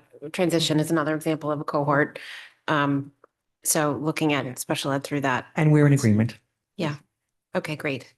I think it's probably not, we can't control it for this budget, but the other thing I would like to understand is what the actual growth in tuition looks like by type. So, you know, we have kind of our day placement schools that are dealing with a specific learning disability or combination of specific learning disabilities. You have a more therapeutic setting. You might have something for very high needs, more medically based. I'd like to understand how the tuition has grown, whatever breakdown of types of schools to keep, you know, it appropriately private, but so that we can understand how tuition is changing. Because we know that our numbers of outplacement are relatively stable. It would be helpful to see what's happening in the industry in terms of the actual tuition rates. So again, that's not really a budget question, but I think being able to answer that sooner than later would be helpful. And we can do that at the same time when we're looking at programs, and we could do it by therapeutic day programs. We can do it by residential programs as well. I think probably for the purposes of being able to explain the budgetary drivers, it's probably more important from a timely perspective, because then when we go and turn around and talk to our fellow government bodies, it's helpful to explain the growth in this category. So I think that one's a little bit more timely. I think we do need to know the answer to the cohort question and start to have that discussion, but I'd like to have this one before soon, before we go to our We can do partners. that easily. Thank you. Because we've looked at it over the course of the years. I can tell you that residential programs have been very significantly increased. Yep. As well as some day programs. So we could break it down without Great. names and do that. Great. John, are you adding? Yeah, well, I guess tuition prices are going up, Yes. like for like services. So kind of a breakdown in some way. And I hate, again, talking about kids as units, but units versus price increase, if I think price versus quantity. So that would be a question. And then just to back up and just maybe review, can you explain in a few bullet points what it takes to have an outplaced, a child to be outplaced in how, and there's unilateral outplacements, and because that's a question I often get, and I just want to make sure I'm giving the right answer. So there's two answers to that. One is in order for an IEP placement, in order for a PPT to recommend an IEP placement out of district, we've exhausted everything in district to address that child's needs. And the notion is we're not able to do that. And it might be behavioral, it might be physical, and it may be different reasons why. But it means that the PPT and all of the providers have exhausted all the remedies we can do within a school district. That's an IEP placement. A unilateral parental placement, it's actually three things. A unilateral placement for a parent is a parent may not agree with the provision of services we have, and they're in disagreement. And at some point, they've made the decision to place their child in a different program. That would be your second cohort. And there is a third, actually, which I was speaking to earlier. I'll use a residential program as an example. It's not a state-approved program, and everything's been exhausted for that student. However, in agreement, the district and the family will make an agreement to place that child there because we cannot place the child there, only the parent can. It's not state-approved. So because it is required, but because many of them are not state-approved, we cannot place as a PPT, but we would work in concert with the family to try to help support that. And just one quick follow-up on the unilateral parent category. Then is there a negotiation in terms of how the tuition is paid, or help us understand that? So there can be done by mediation, and there's a mediator that comes in from the state, and it's done between the family and the district. It's one way. It also can be just done between the family and the district without mediation. Thank you. Sarah. Thank you. Looking at 21304, the extended day homebound, I see that to date, it's only been 72,763. Do you really think we're going to get to 275? It seems to increase in the spring, and as that time goes Okay. on, we might be a little bit not at that end, but Okay. typically, historically, year after year, we do get to that point. Okay. Go ahead. And the intern program. For some reason, I still don't understand exactly how this is work. I mean, I understand how it's working, but how many interns do we currently have that we're using, that we're working with the consortium? So we have two interns. And again, I know you asked last time, Joanna, they don't replace our psychologists. That's not the intention. And then is it do you know how much we pay per intern, or do we pay their tuition, or is it the same? We pay the intern themselves in this case, unlike the interns we talked about in the elementary Right. school, we pay the interns themselves. Oh. So one is 30 and one is 25,000. Okay, and then, sorry, you said you want to hire 2 new interns? Is that in addition, would we have 4, or did these interns leave after a year and now we need to? They're new interns, and I will, since Dr. McCarthy's on the screen, and he's actively supports that program and has been one of the initiators with Alicia Dad. We may want to add some color to that. Sure. Yep. So the school psychology programs require a 1-year, 2,000-hour internship. So the 2 interns who are with us this year will complete their internships in June, and we will take on 2 new interns starting July 1. The change in the cost is part of our consortium application process to APA, and APA requested that our internship stipends reflect the average APA internship in Connecticut, which is 34,000. Robin? Just one question. Do we have the state approved data now that has it been released yet for 24-25 about the educational classifications? We don't have any of that yet. And I will follow up on a memorandum to the superintendent to share that as soon as we have it. Okay, thank you. Katie? Thank you. And then Scott, question for you. When you mentioned the APA, we're going through them versus the accrediting bodies of school psychologists. This is for psychologists in general, not specific to school psychologists. So school psychologists can be both members of the National Association of School Psychologists and the American Psychological Association for Division 16. The doctoral internship in school psychology through the APIC process is the most competitive and most respected process, and that's through the APA. And then that 34,000, is that for a 12-month position or for a 10-month school year? A 12-month position. So would it be prorated for the 10 months of school? They work for us for ESY. Okay, so they will be doing a 12-month internship as well. Okay, thank you. Correct. Yes. Yep. Dennis? This is a rich question, but trying to understand the transportation and in-house transportation. Is it all on this, in this RC, or does some exist in finance with the bus monitor assistant? And if so, can we get a one pager on the history of the savings we will have over years in bringing transportation in-house? Sure. So it's actually in three RCs. It's in this RC, RC 20, and then RC 25. So RC 25 is like the cost of the fuel, the cost of the insurance of the vehicles, et cetera, maintenance. Maintenance, tires. So Yeah, things like if that. we could kind of bring that into one piece so we can kind of track that over the next few years to make sure we're achieving the savings we assumed we would. Thank you. Robin? I have a question on, this is in the object detail. It has to do with special education. It was the other instructional supplies that's on page 293. So we have an increase of $76,000, but it's like a $480,000 budget. And just, it's been increasing over the years, and it would just be interesting. I'd just like to know kind of what is in that. I think the other, usually this is more of administrative kinds of expenses, but it seems that it might be different for RC 24. What's included in this? Can you just repeat the number? Yeah, it's page number 293 and it's object 250. 293? 293 in the binder. Rich, you want to take a vote? It does include professional library collections and computer software, so that might be part of the reason this is higher, but I just was curious what that included. If we don't see it now, you can follow up, but.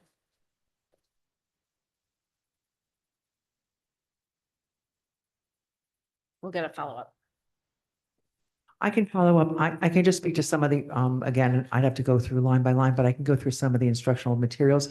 A great deal of the expenses are for AAC devices also. There's a lot of AAC devices that we use for students. AAC is What is assistive So it's, communication. so the drivers primarily for the special education pupil services. So it's anything with an object 025.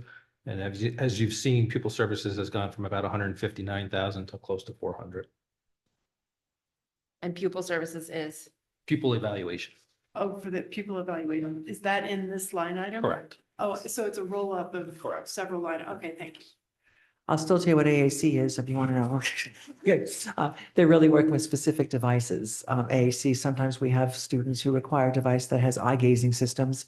I thought we were looking at technology. So we have some unique systems that we use for technology, and those are AAC devices. Okay, thank you. But Rich answered the question better than I because it was a different line item. Thank you. Joanna? So you would like to move the ELP OT over. Is there any reason why you didn't do that last year when we started doing the process? And then also with the other contracted one, would you, I mean, next year, do you think you will move it, ask to move it over again? So we get away from all contracted? Or- We considered it for the ELP at that point. We thought we could do it. It didn't require a full-time position. We thought so we could do some contracted services.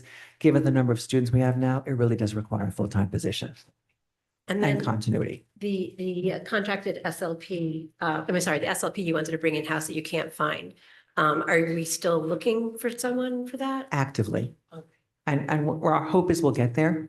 As I said, last time we had spoken, they're very competitive. They have private practices, and it's very hard to get someone to switch over. We've tried. We've actually tried recruiting some of our contracted people, but we're not giving up.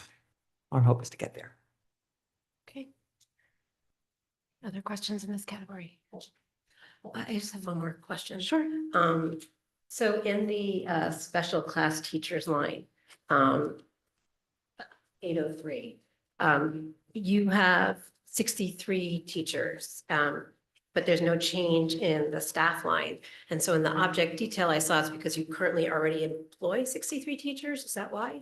Is there any way that we could capture that information so we do see how many special ed teachers we're adding over the years, just to kind of keep track? And it doesn't feel like you're not adding any. Because they're brought in by IEP, right? Whenever that IEP might start, it doesn't necessarily start with the calendar year or the school year. We can certainly do that. Okay, thank you. Follow up on that. I'm just curious how that's spread across the schools. So you like approximately how many are secondary, how many are elementary? I'll break it down by that. Okay. I'll break it down I'm just elementary, middle curious. school and high school. If I can add to that, I would just say, I think that that would be really helpful, especially as we're talking about these kind of snapshot documents. You had mentioned in here that we had an increase of 86 students from in the 23 to 24 year and, an additional 7. And I think that that's really helpful to just see like that broad comparison and how our program is growing, how our populations are. We hear a lot, right, about everything increasing, but to quantify it would be great. So thank you, Shir. So I think to that end, let's track it against enrollment. I understand special ed enrollment is that what you're actually serving is variable, but just as to give us a sense of movement, please. And the referral rates that you said were coming, I'm assuming you just haven't worked them out yet? Yes. Thank you. Okay. So I know, just to summarize what the board has asked for, we've asked for analysis of the tuition rate growth. For the parking lot, we have a cohort analysis that'll come up sometime later in the year. We've asked for a summary of the transportation work so we can track that over time. And then we've just asked for a follow-up on special education staffing, how it distributes across schools against enrollment. And Joanne, I think you just asked for some forecast on that. Yeah, projected what did you just say? I had asked earlier, Right. before the And Referrals. we're working on the referral rate, and they were looking at referral rate, and we have our building level administrators are looking at that. I think it was also, you asked about parent referral versus school referrals, and they're working on that as well. Right, and how many All right. PTs turn into APs and that kind of thing. Okay, thank you. Okay. We'll look as part of that discussion. I mean, this is a significant and understandably so, to some degree, budget item. We have over 100 paraprofessionals who support our children in that. Not only is there a possibility for creating cohorts to address in some way, but also how we're addressing them now. There may be a different way of actually doing that, but it's just a growing, continuing conundrum Hopefully opportunity. and opportunity, always. Okay. Fellow elected officials. Members of the public.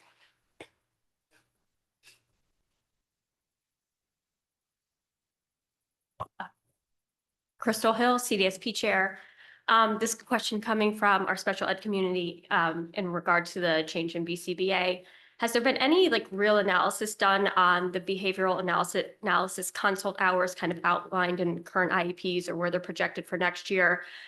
Just to determine what the actual needs are. We've heard some concerns from the special ed community that we don't really currently have staffing capacity to support what actual needs exist in our student population, and concerns that trend may continue into next budget year.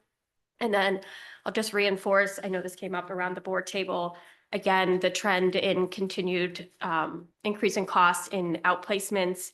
And again, I think Mr. Sini brought this up, just what percent of that is driven by tuition versus actual increase in numbers of outplacements? And then we hear from parents all the time who have to outplace it. It's not what they want to do. So I certainly think any movement that we could see towards a large cohort of dyslexic students or students with certain behavioral trends that are causing them to be outplaced, that those students would love to be placed back in Darien schools if the programming existed. Thank you. Anyone online? Okay. User CPAC, Trisha, you've been recognized and unmuted. Hi. I'm Trisha Bresnahan and 11 Glenvale Avenue, and I'm speaking for CPAC. And we see the line for the paraprofessionals, and we're wondering if there are enough to meet IEP requirements. There are a lot of absences historically with paraprofessionals, as you were talking about earlier about the instructional ones. And while it's hard to know when someone's going to be sick, we also know this happens year after year. And so it seems like there should be a plan in place for that. It's extremely disruptive at the younger ages. And in addition, even at the high school, they've had to cancel unified sports practices because of it. So it would be good if there was something put into place. And on that, in past, it's been brought up many times during the budget season regarding a database for missed services. And it has been decided not to use it, and the service providers are in charge of keeping their own missed services. And we're just wondering how that's been going, if there's a report on if that works, if parents have been notified, and if there's something that tells us how many missed services there have been, and if they're being made up in a way that is helpful for the student and still keeping within their IEP, because sometimes it's hard if they have to be pulled from something else to make up a service. And does this include the special education teachers, which I think it does, but you don't always hear from them if they miss something. And then also for the PD line, we see that it's up 33%. It would be nice to know what PD is happening. One thing that CPAC has brought up many times, and we know that the co-taught, the inclusion consultant that was doing PD for co-taught classes at middle school and high school was hurt, and so out of commission. And we're wondering if there's been any progress on finding someone new to do some professional development, because obviously there's new trends, anyway, people start to leave, and I know there were people trained, but sometimes after the trickle down, you're not going to get so much information. And also we see that the transition program is not in the budget, and but there are still students that need to transition, and we're wondering if what kind of PD is going to be put into that. The transition process should start in middle school and into high school, and teams who are working with these kids don't always know all the post-secondary options. They're not educated on them. They haven't been, the guidance counselors, the case managers, and not everybody even knows about them, and they're weighing in on decisions on what these kids should do. So it would be nice to see if we could get some PD until maybe some transition, something went into practice. Thank you. Thank you. No further use. Okay. So there's a couple of questions from what I heard that we could ask for the assumptions and the capacity work that was done for the behavioral consult to underlying that decision. I think it'd be helpful to see that. I think it would be helpful to understand what PD is planned. And I think the question of it's not really a budget question, but is there any, given that we're not putting a program in place, but are there other things we're doing for transition? Would be helpful to answer, please. Anything else? Yes. Thank you. I would like to piggyback on that. I think that, coming back to when this first came up to us, and sort of the scope of what the steering committee was going to do, there was one specific program for a specific cohort. And then there's also that broader development of the capacity of our staff and really of a department that would serve all students, especially all students with any kind of need that may be going to college, might be doing anything differently post-secondary. And I do feel that the focus became a bit narrow into one program, and I would hate for us to miss this broader, very large cohort of students that could benefit. So I would like to also echo support that we think about that as we're planning our professional development for the capacity of really expanding our understanding of options post-secondary. May I just respond to that also, Katie? Just to mention that Kathy Oster and the school counselors over DHS it's been one of their PD goals this year, but we'll certainly elaborate on that. I'm sure she goes well. But just to know that it's not going unnoticed, that they are certainly doing that. Allison Longfellow actually has been Herculean in helping during our steering committee as well, and has shared that with her colleagues in the high school as well, one of the school counselors. So please know that. And if there aren't questions, if I can just take one moment just on behalf of Laura and Scott and myself, and Katie, you've thanked teachers and other members of the board have, but I just want to take this opportunity. I know we mentioned it at our last presentation, that there's a shortage of special education teachers. There's a shortage of school psychologists. There's a shortage of other related service providers. And we fortunately are fully committed here. And I think it's because of the extraordinary efforts of our staff. Also, just thinking of substitution, we actually have a teacher who's come back to cover a medical leave, who's retired special education teacher in one of our elementary schools. And I just want, on behalf of Laura Scott and myself again, just thank everyone and to recognize all their extraordinary commitment to all of our students and families here in the SES department. So I just want to thank them on our behalf. Thank you. We as a board echo that. Okay. We're RC actually 20 minutes ahead of schedule. Oh, look at that. Take a Good little job, break. board. Do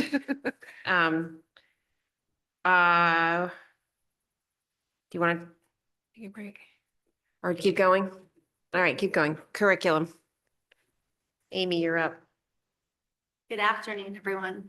Again, to echo gratitude for the Board of Education and our community for the strong support of having a superior and excellent educational system and the values that are really clearly portrayed inside the walls of our schools and beyond.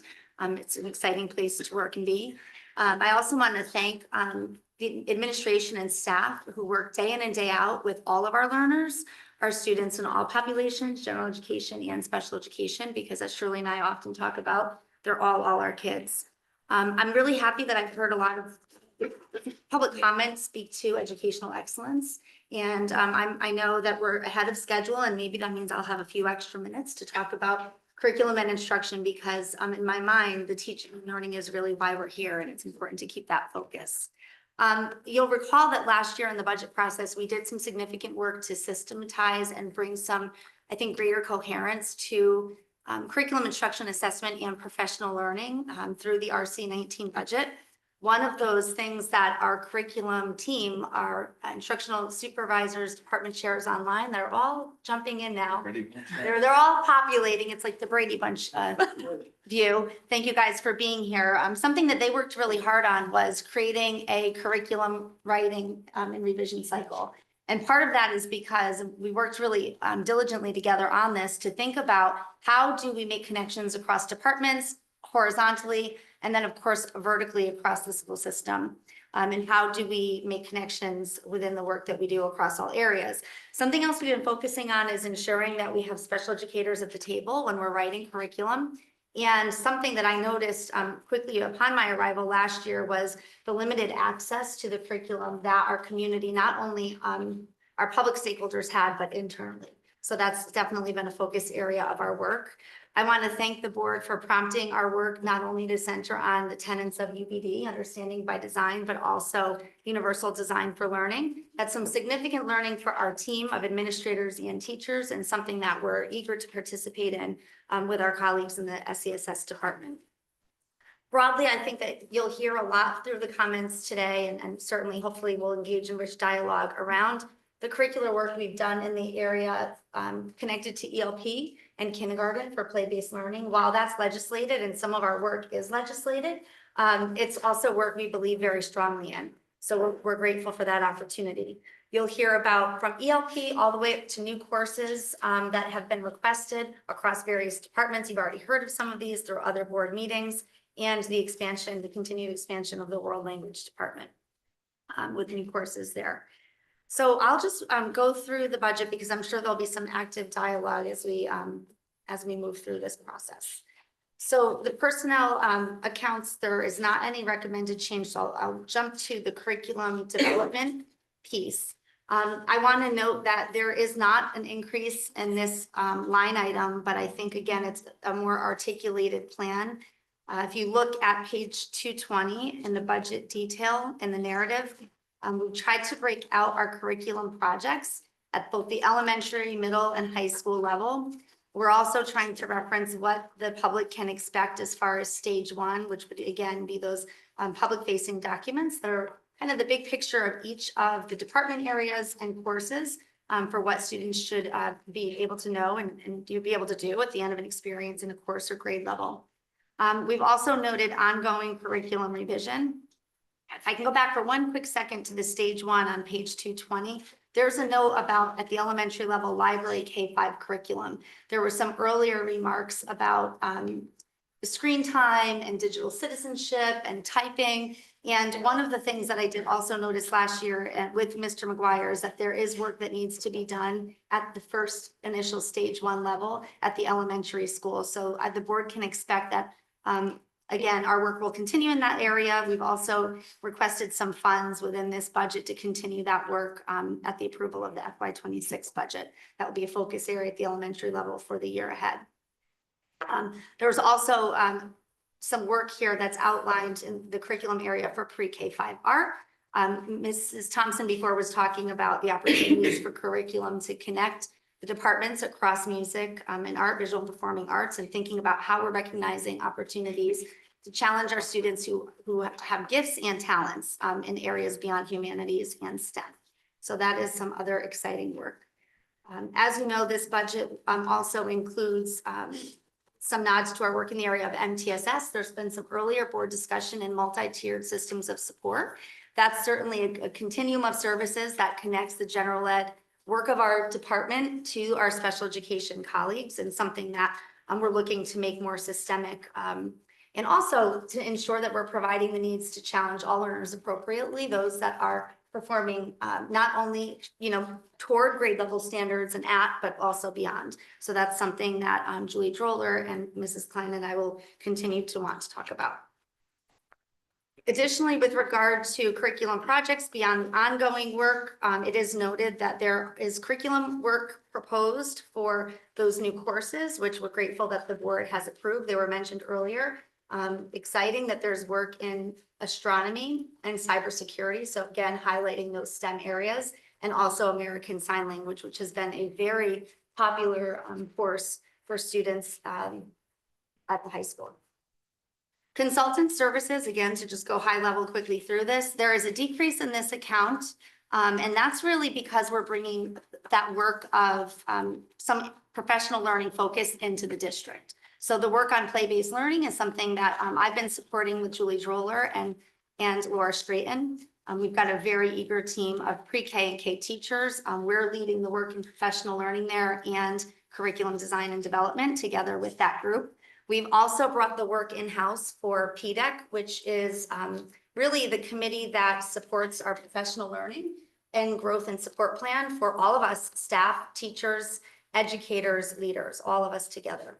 I did, within that $21,000 request, a very small amount of money for some consulting services for health and PE.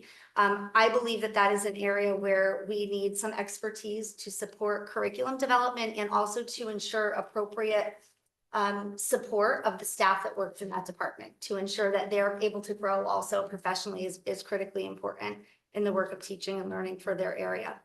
Dues and memberships, there is also a decrease in that line because we were able to find some efficiencies. Part of that was the work that the department chairs and I engaged in together with the building administration to make sure that there wasn't, we found, like, for example, some times where things might have been repeated because, again, we have a complicated budget and building administrators are advocating for certain dues and memberships, and we were able to streamline that very nicely this past year. Local travel remains the same. L Resources works hand in hand with our Title III grant, so there is no increase there.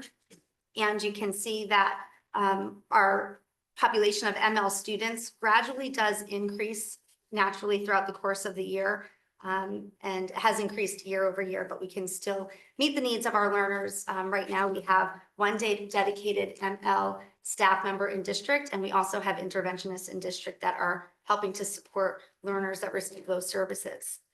The sticker shock line in this budget is the textbook line. If you look at the overall budget increase for RC 19, it looks like a very high number, but if we take out, for example, this textbook line, which is increasing at 158%, that overall number would certainly be a lot different.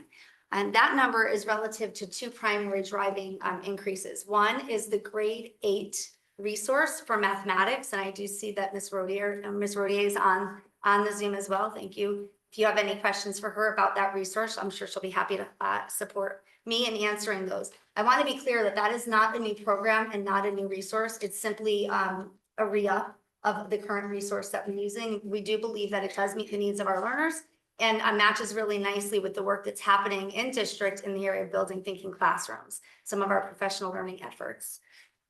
Additionally, obviously a very large, not as large, but a large driver is making sure that we're keeping current with our AP resources. Those courses need to be current in order to be approved for our students and to be successful on the AP assessments that they take annually each spring. We have some world language texts. I have seen them with my own eyes that are in need of repair. They're in bad shape, especially in the area of Latin. So that's something that I would recommend that we keep as a priority on this budget. And then naturally, the text as we move forward with our K3, our efforts in K3 literacy in the district. And I just want to extend another shout out to the group of elementary teachers, all elementary teachers that are working very diligently to grow in our understanding of the instruction for our young readers and writers and thinkers, how our youngest learners are developing their most important skills in the area of reading that will bring them success through the upper grades and beyond. Our staff, as I think Ms. Loveland has mentioned earlier, has spent a significant amount of time engaging in research and engaging in study, practice, and collaboration. They've approached the work with a very open mind. The feedback from our stakeholders, thinking about addressing some areas which we've mentioned in earlier board presentations that we do recognize that we want to strengthen within our offering. There were questions earlier, and I know that we'll continue to talk about the professional learning and PLCs. One of the I think, overarching comments I would make with regard to professional learning and the difference is PLC is a type of professional learning, but globally, professional learning at large is really to support kind of the more larger systemic initiatives that may be driven by the state. For example, K3 learning, play-based learning, K3 reading, play-based learning, restorative practices, and also those goals that we've identified as a board and administration with board goals and the strategic plan.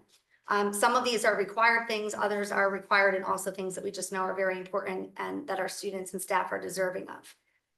Additionally, the professional learning side of things more broadly is to support teachers in their individual needs and interest for areas of both. Did you? Somebody else. Bless you. I thought it was going to go from here. So more broadly, that's to address individual kind of teacher needs.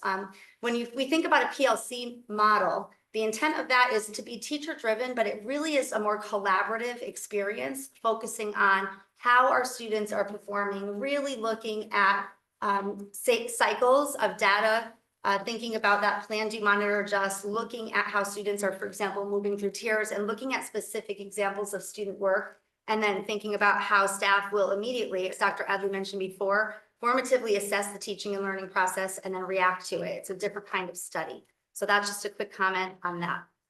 Even with all of those changes and the 18 hours of required professional learning by the Connecticut State Department of Education, which is quite simply being outpaced by the mandatory obligations we have, there really has not been a requested significant increase in the overall line.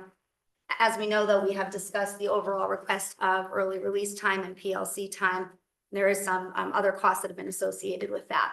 But the PD cost, and as far as the actual learning organization, investing in our staff of teachers and educators, that's all encompassed already in these numbers. And there is an outline of what some of those experiences would be for our staff on pages 226, 227, and 228. I want to note that the department chairs really work very closely with the staff within their departments to prioritize how we're keeping current with sending teachers out in the summer for training at Taft, which is those AP Summer Institutes. Resource materials, this is a line that includes our headphone replacement cycle. Also to note is because Title I funds have been compressed, there is, we've been able to keep the PD line very modest with like a $3,000 increase, but losing those Title I funds does impact that part of our budget. And I'm sure Mr. Rudel could speak to that as well. It's also the resource materials. That's another line that's primarily impacted by loss of Title I funds. Standardized assessing, we are not making any recommended changes for standardized testing as we've typically implemented them in district. We were able to find some efficiencies there because of some of those assessments being administered, standardized assessments being administered electronically. Field trips, there is a very modest increase. I'm excited to note that Laura Straighten and Julie Shirley and I have been talking about field trips for ELP, our youngest learners, and that's significantly important when we think about play-based learning, helping them learn about navigating their community, and will also be an opportunity to address some standards in other parts of the curriculum, for example, like science and social studies. I think those are my overall comments. And again, I want to leave time for the conversation. I'm happy to respond to the many questions that I'm sure. Okay, so let's take general questions about curriculum and then take questions about PLC as a group. So let's start with curriculum generally. Katie? Amy, can you talk a little bit about the plan for the other like language revisions? I see in you have your phase 1 and then you have your ongoing curriculum revisions. And I'm curious about, you know, with the change that we had made from last year's budget and the loss of a department chair, the move, and how are we seeing the difference of languages and that kind of cohesion and moving forward? I'm still on. Thank you for bringing that up. It is important to note that because of course, when there's dedicated staff, like the staff I'm looking at with content expertise to support the work, there is a difference. It's actually partially why I've recommended a very nominal cost for our health and PE department areas that I think need a little bit more support. We have been able to still make significant progress in the area of curriculum writing. And I do have Scott Webster online with us. One of the things I'd like to encourage him to speak to is his efforts to work to make a really strong articulation K through 12 with regard to the growth of the World Language Department. And spoiler alert, the Board of Education Curriculum Committee meeting next week on January 8th is going to provide an update within that department. So I think you'll have a more full picture then. But Scott, can you speak to just some of the curriculum projects that you and our colleagues have been engaging in? Yes, thank you. We've been doing a lot of work K-12 this year, which is relatively new for most people. And we've been focusing on transitions from 5th grade to 6th grade, as well as 8th grade to 9th grade, and really working to tighten up the curriculum vertical articulation discussions there. And we hope to do more of that work, you know, as the year progresses. But there is a lot to do there in terms of that discussion, because it's something that hasn't really happened that much in the past. Something I just would like to know is I think, Scott, you've talked with me about the eagerness of our World Language Department to, and especially at the elementary level, to engage in curriculum writing. Exactly. Yeah, we already have a couple of projects in the works and some proposals for one project for later this spring, as well as another one in or two proposed for next year, for them to really focus in on writing can-do statements, which is something that ACTFL, which is our governing body for language education, really supports and works with schools around the country to focus on as a means of giving direction to language education. Really, kind of what are the skills that students who graduate can actually do in our 4 skill areas and languages. I'm looking your way because I'm I got guessing. some questions. Thank you. Actually, it's more, one is a comment and the other is a question. Just to point out that the K-3 literacy 218,620, that's actually a placeholder currently because we have not yet approved a curriculum. So that is not necessarily to be spent, but that is in there in case we decide to approve something. If I could just add one other thing, Sarah, to that point. We have and will again share on January 8th, Board of Education Curriculum Committee, the options of the costs that we projected out, regardless of the program that we move with and the instructional materials we'll use. There will be obviously some costs in the area of professional learning, curriculum development, et cetera, but we have that marked out, and that I believe will be shared in the next presentation as well. Perfect. Thanks, Amy. My second question is for Ronnie. So the 81,400 is for 5 years of the renewal of our math resource. Do you feel like 5 years, you still want to be using this in 5 years? Is there a year to year, like just would love a little more color on that. Sure. So to clarify, the Big Ideas program that we're suggesting to renew is for grades 6, 7, and 8. So it's for all 3 grades. that use that as a resource. For addressing the 5 years, yes, I feel very comfortable with it. We're not doing textbooks, we're doing online renewal, which is what the majority of students, all the students use at Middlesex right now. So that online renewal will get updated regularly. So I'm very comfortable renewing for 5 years. It's significantly less than our renewal last time, which was $190,000 because that included actual textbooks and the online access. This year, we're only requesting online access. Okay, thank you for that clarification. That's helpful. Okay, yeah, I had a few questions. I think you just answered mine about big ideas. So one question is, do any students have a need for the textbooks, or do we still have our old textbooks in case that is needed? We have this, yeah, thank you for the question. We have a significant amount of textbooks within the school currently, and I don't feel that it's necessary to renew those for the small updates that they're going to have.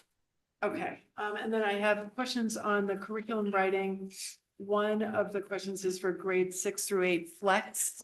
What is the curriculum that is now being taught or written for the flex period? Because I don't think we've really discussed this since the Genius Hour proposal a couple of years ago. So that was a question I had too.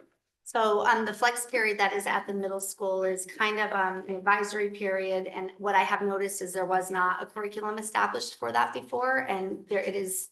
I think anytime we're looking at instructional minutes of a child's school day, we need to be really clear about how we're using those and what are the standards we're addressing and the desired student learning outcomes. So that's the intent. I've been discussing that with Mrs. Demolis, and we'll be putting a team together to ensure that that is well articulated and to show coordination to other parts of the department work that these department chairs are working on. Do you have a sense of what you would like to have covered during that time? Because I think in the past it was more of almost a free period. Yeah. And I wasn't sure what you would typically like to have that used for. So I would definitely typically not like it to be used for that. When I'm thinking about some of the performance-based tasks we're hearing our department chairs talk about as we develop curriculum, when we think about project-based learning, when we think about service learning, other areas and attributes that are addressed within the vision of the graduate, one of the issues, or I should say opportunities in the strategic plan that we haven't quite addressed yet is thinking about how are we assessing vision of the graduate. It's really for this year or next, and how are we developing opportunities where we can think about how we're documenting, maybe in the way of a portfolio, children's work in that area. We also have student success plans that are required by the state of Connecticut, which we have not developed as much as we would like to at this point. And that's work that should be happening, I think, during that time. And student success plans is something that Kathy Oster and our school counselors will also be helping work with. Would there be any use of the flex for helping them with organizational kind of, as a middle schooler, how to make themselves more effective with study skills, organization, et cetera? Thank you for raising that. So similar to kind of the what I need at the elementary level, right? And in addition, we're focusing as a district more on the support of executive functioning skills, including at ELP and kindergarten and those more primary grades. Certainly, I think not only when we think about students transitioning really at any point, right? Elementary to middle to high school into college, for those of us who have kids that transition, those skills in the area of executive functioning are often make it or break it skills. So that's absolutely something that would be happening during that time. And when we think about student success plans, that is one area that would be addressed in a student success plan. Okay. And student setting goals, right? Monitoring achievement of goals, those kinds of things. And then a follow-up question on the school climate and SEL curriculum being revised at the elementary and middle school. I thought that curriculum was developed already, or what is the revision? What is needing to be revised at this point? So some of the curriculum is not all developed stages 1, 2, and 3, and also available, I would say, on EduPlanet in the detail that it needs to be. So we will still be a district that is using strategies and resources such as Ruler. And I think Dr. Dad, I was going to say she's in her home office. She's there on the Zoom. This is something that she and I are working on together with also Dr. McCarthy. And this work will connect to the MTSS modeling work we're doing, thinking about supporting behavioral regulation and readiness for learning behaviors. I don't know, Dr. Dad, is there anything that you would like to offer and add on to that? No, I think it's like you said, looking at what we already have, making sure that it's cohesive and also using that as the capacity to build in our internal leadership team around that curriculum as opposed to, relying on outside resources for that. That is an outside resource. I think it was like a $7,000 line item in previous budgets. And I believe that we have the capacity internally at this point to bring that. Yes. Okay, and then just final question on interventionists. It's a $1.7 million budget, which has increased like $500,000 over the last few years. Can you just expand on what has caused that increase? Sure. So it's two things. One is the loss of Title I funding. So it used to have an interventionist in Title I, and then we've had essentially inverse turnover where individuals who have left have been replaced with more expensive teachers. Can you repeat that last part? So we've had what's called like inverse turnover. Teachers who have left have been replaced with more expensive teachers. Okay, thank you. Okay, Dennis, then Greg. And on the interventionist, can you remind me what these 15 people do? And it seems like a catch-all as an interventionist, and where are they deployed? So we have interventionists in the narrative. It talks about how we have interventionists at the elementary level and also at the middle school level primarily. They're primarily focusing their efforts in the areas of reading, writing, literacy, and mathematics. And these are individuals that also support our students who receive ML services. They also provide opportunities for students to have reinforcement, either pre-teaching or reinforcement after a lesson, to support what is happening in the core program. So they are really providing also a connection in the MTSS modeling from tier 1, which is what happens in the general ed setting, to tier 2, which is kind of that push and support in the classroom. And then tier 3, where there might be a student that's pulled out to meet with an interventionist for more specific, for example, reading goals or mathematics goals. And are these interventionists IEP driven or not? Thank you for asking. I know you know the answer, but I'm glad that you're prompting me. That was an excellent teaching move, Sarah. So these are general education interventionists. Thank you. Again, though, supporting all of our learners. Because I think that we always want to be recognized the continuum between general education and special. Can I just ask a point of clarification about this? Yeah. Maybe there's something wrong with my brain, but when I add up the personnel that you've described here, it's 14.5, but when you look at the spreadsheet, it says 15.5. There is a English, what's their title? It's multi-language learner interventionist. That's where the. That's also. Okay, thank you. It was Greg, I think, next. Yeah, one follow-up to Robin's questions around the flex period. I would be very careful about filling that time up. I know a lot of, at least in the middle school, I know a lot of the students currently take that time and spend it to meet with their teachers, because the only time they're able to meet with their teachers is either very early before school or after school, when I think we all know that a lot of these kids have time filled after school, so they can't meet with their teachers. I also understand that one of the 5 flex periods as of now is an SEL period where they sit in an auditorium and watch a video, basically, which I feel is kind of wasted time. So I would just look into that as well. Then I had a second, just broader point. It seems like there's a number of budget items where we sign up for something, we get funding, and then a year later, we get less funding, and then another year later, we get no funding. It seems like there's a number of those that are flowing through here that are suddenly starting to hit us. It would be very helpful to just figure out what those are and just be cognizant of what we're signing up for at the beginning, where maybe we're signing up thinking this is no cost today, but it's going to be a cost in the future. And now we're seeing some constraints in our budget associated with that. Mm-hmm. Are you asking for a specific snapshot of that? Like I know you were talking about the wellness coordinator, teen talk, or Yeah, 2 examples, something and like we'll see those show up in mental health. I think Something like that. interventionists we used to have. Or at in least grant. some way of tracking that. So we know they're coming. We did around mental health, and a lot of these are under mental health, but they fall out in other categories. Like, for example, we had a literacy interventionist who's now in our budget, but who was in a grant previously, but that's not germane to this budget. So Rich, is there anyone outside of mental health that's currently funded by a grant? We do have teachers and paras funded out of the IDA grant. Okay. That's not the. I was just going to say that, Rich, if you could also talk about the loss of Title I. I think that's Yeah. material to this conversation and why we lost the Title I. Okay. So we did lose Title I funding this year. It is based on essentially the number of individuals, not students, but individuals within your community below the poverty threshold. And you typically have to be above what's the 2% threshold. We fell just below it this year. So we did lose all Title I and Title IV funding. That Title I funding did fund an interventionist this year, which is why you see that larger increase in the interventionist line year over year. It did also fund things like materials and professional development. That funding won't return for quite some time, and that will only return if the community becomes more impoverished, for lack of a better word. In terms of, there aren't a lot of personnel that have been funded in grants over time. We don't get a lot of grants in general. The one grant that really that does fund staff is the IDEA Special Education Grant, and that is a federal grant as opposed to a state grant. That's not likely to go away. The funding has been compressed over time, but it does fund special education teachers, special education paraprofessionals, and a portion of that psychologist at Tokenique. Okay. And I don't, okay, so there's 3 different components. There's Title I, there's some of it was ARPA funds basically, and then there's IDEA.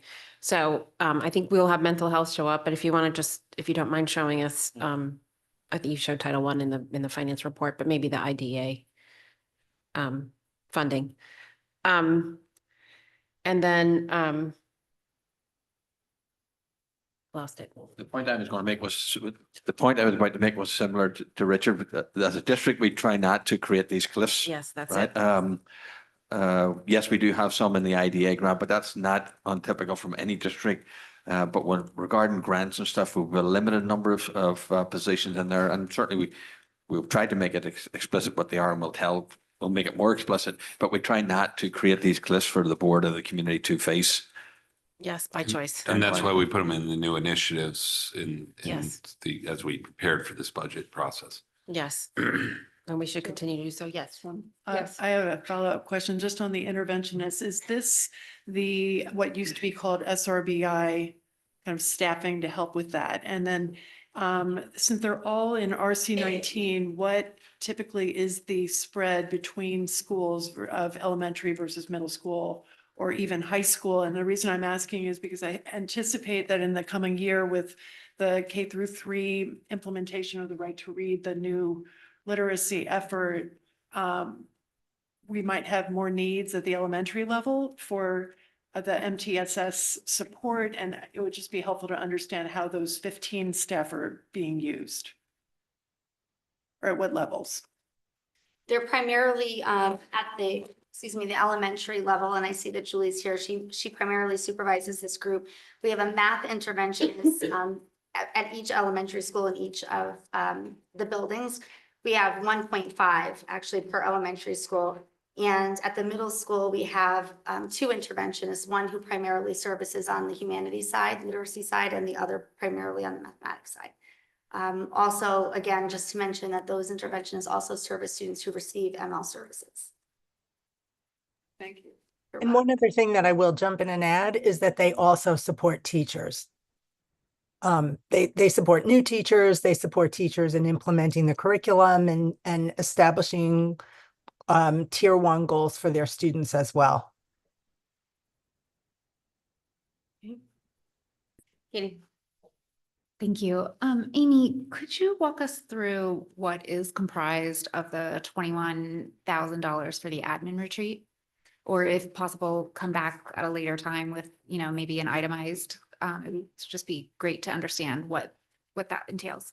For sure. And that includes both our work in August, the beginning of the year and the end of the year, all of the days that are included. But I do have a breakdown of that. This is back to an earlier question, but can you guys just clean up the narrative? This is you, Rich. Sorry. Can you guys just clean up the narrative on page 217? Because the narrative on page 217 on the bottom where it describes the number of instructional support services. It was to the question asked earlier.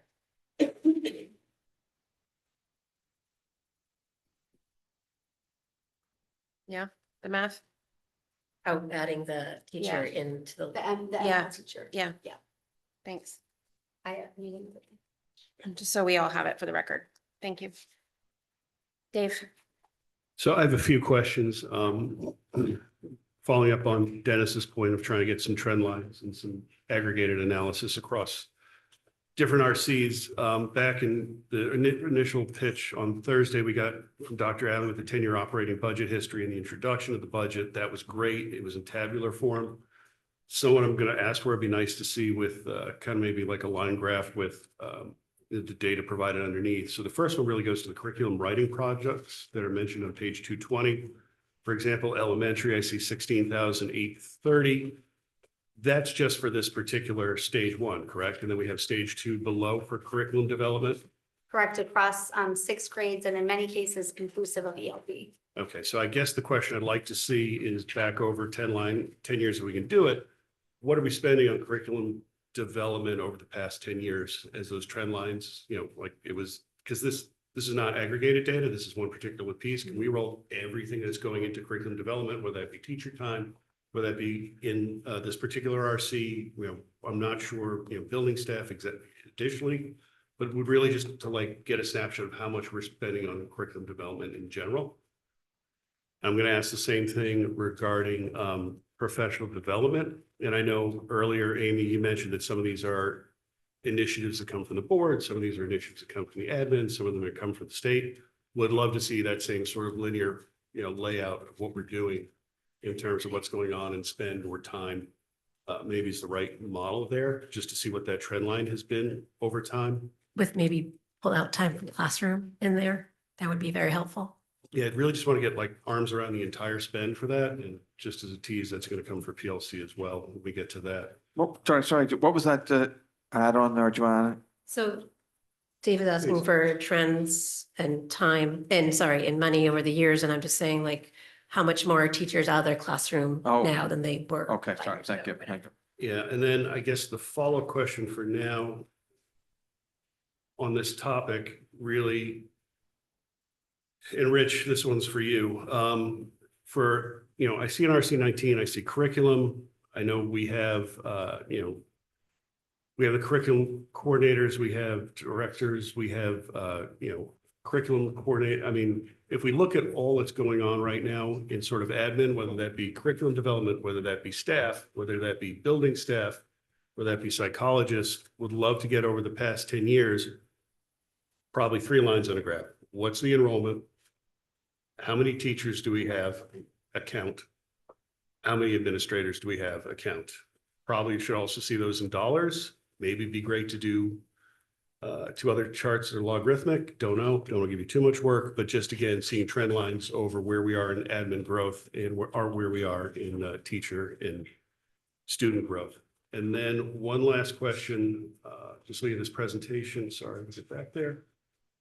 For the ELL resources, I see that's flat year over year, but I noticed last year we had a pretty big jump from 71 to 85. I don't know what caused that. My question is, are you comfortable with this number that we have for last year and this year, or do you anticipate another jump, or is that going to be sufficient? I anticipate right now that number should be sufficient. The jump from last year had to do with supports that we provided for our students who receive ML services, inclusive of their learning opportunity in the summer, which was really important. I will note it is something that we continue to look at because the population, and that's a tricky line because it's not just the number of students, but if a student comes in and they're at, for example, last links level 1, and that's like their most novice language level, they might need a different level of service. So it's just something really important to keep an eye on. And I do that most closely with Patricia Thalassinos, who's our 1 ML interventionist. Thank you. And also, part of that, the general fund covers also those services. And then we have Title III funds that support also professional development and some student facing services and resources. Great. Back up a little bit. I just want to check I agree with looking at curriculum and PD over time. And I agree with the 3 reports. My question about the curriculum writing, this is the first year I've seen you all break it out quite like this. So it's interesting, if I can just interrupt so I guess it would be FY24. I believe this part of the narrative said like elementary science, English, high school English. It was very, very broad. Last year was the first time that we approached it this way. Okay. Getting even more specific with a breakdown by level and what stage of the curriculum development we're working on. So I'm asking the question because I want to understand how far you want to go back and at what level of specificity, because I don't know if I have. what we've tracked over time. Yeah, and again, there may be limitations to the data and how we've tracked it, and that's fine. That'll be what it is. But, to Dennis's point, like, would love to just know in scope, what is this and what's the trend been over the past, if we can go back 4 years, great. If we go back 10, better, but. Okay. Spending may be fine. This level of detail may be a wee bit different, just that's all. Well, yeah, again, Okay. yeah, this is disaggregated. I want to aggregate it. You back want it up across aggregated ours. anyway. Okay. Okay. Jill, can I just ask a high level question? Is a lot of this curriculum writing exercise due to EduPlanet and writing this and to put it all into that format? Part of it is that. I also just want to emphasize there is a really strong connection between this part of RC19 and the professional learning. When staff is working on the development of curriculum, it's not just putting documents into EduPlanet. That provides staff an opportunity to get to know really well their grade level standards, to get to know changes within the standards, and to really understand clearly different parts of not only pedagogy, how curriculum is connected to instruction. Additionally, it's really important, for example, for an elementary teacher to understand what are the grade level standards that come before them and after. It gives us an opportunity to look for interdisciplinary connections and to support transitional work between, for example, elementary, middle, and middle to high. So it's all of those things. It's just not the curriculum document. Thank you for You're welcome. clarifying. Joanna. I have a couple questions. In this list of the descriptive list, sorry. There's a lot of elementary literacy things in here, and I'm just wondering, does any of this change, or maybe it's all this, does any of this change if we don't go forward with more PLC days, or is this all independent of that, all these program writing? Can I just ask for clarification when you say, does any of this change? What part? So like this says professional learning to support writing, 3 days of school per embedded PL, 1 district PD day. How much of that is all built into the idea, well, they'll have some other time here, so we can do that there? Does any of it change? Right, so regardless of the resource that we select, we will need the curriculum, the requested, we'll hope for, I should say, the curriculum writing funds here, because again, it's not just adopting a program and putting, insert a box, press play. We really need to be able to understand really the tenets of science of reading, which is work that the district has engaged in over the year and things that we need to actually be focusing increasingly more on. And with regard to the professional learning, it is challenging to provide ongoing embedded professional learning when we're having the 6 days that are really primarily from August to February.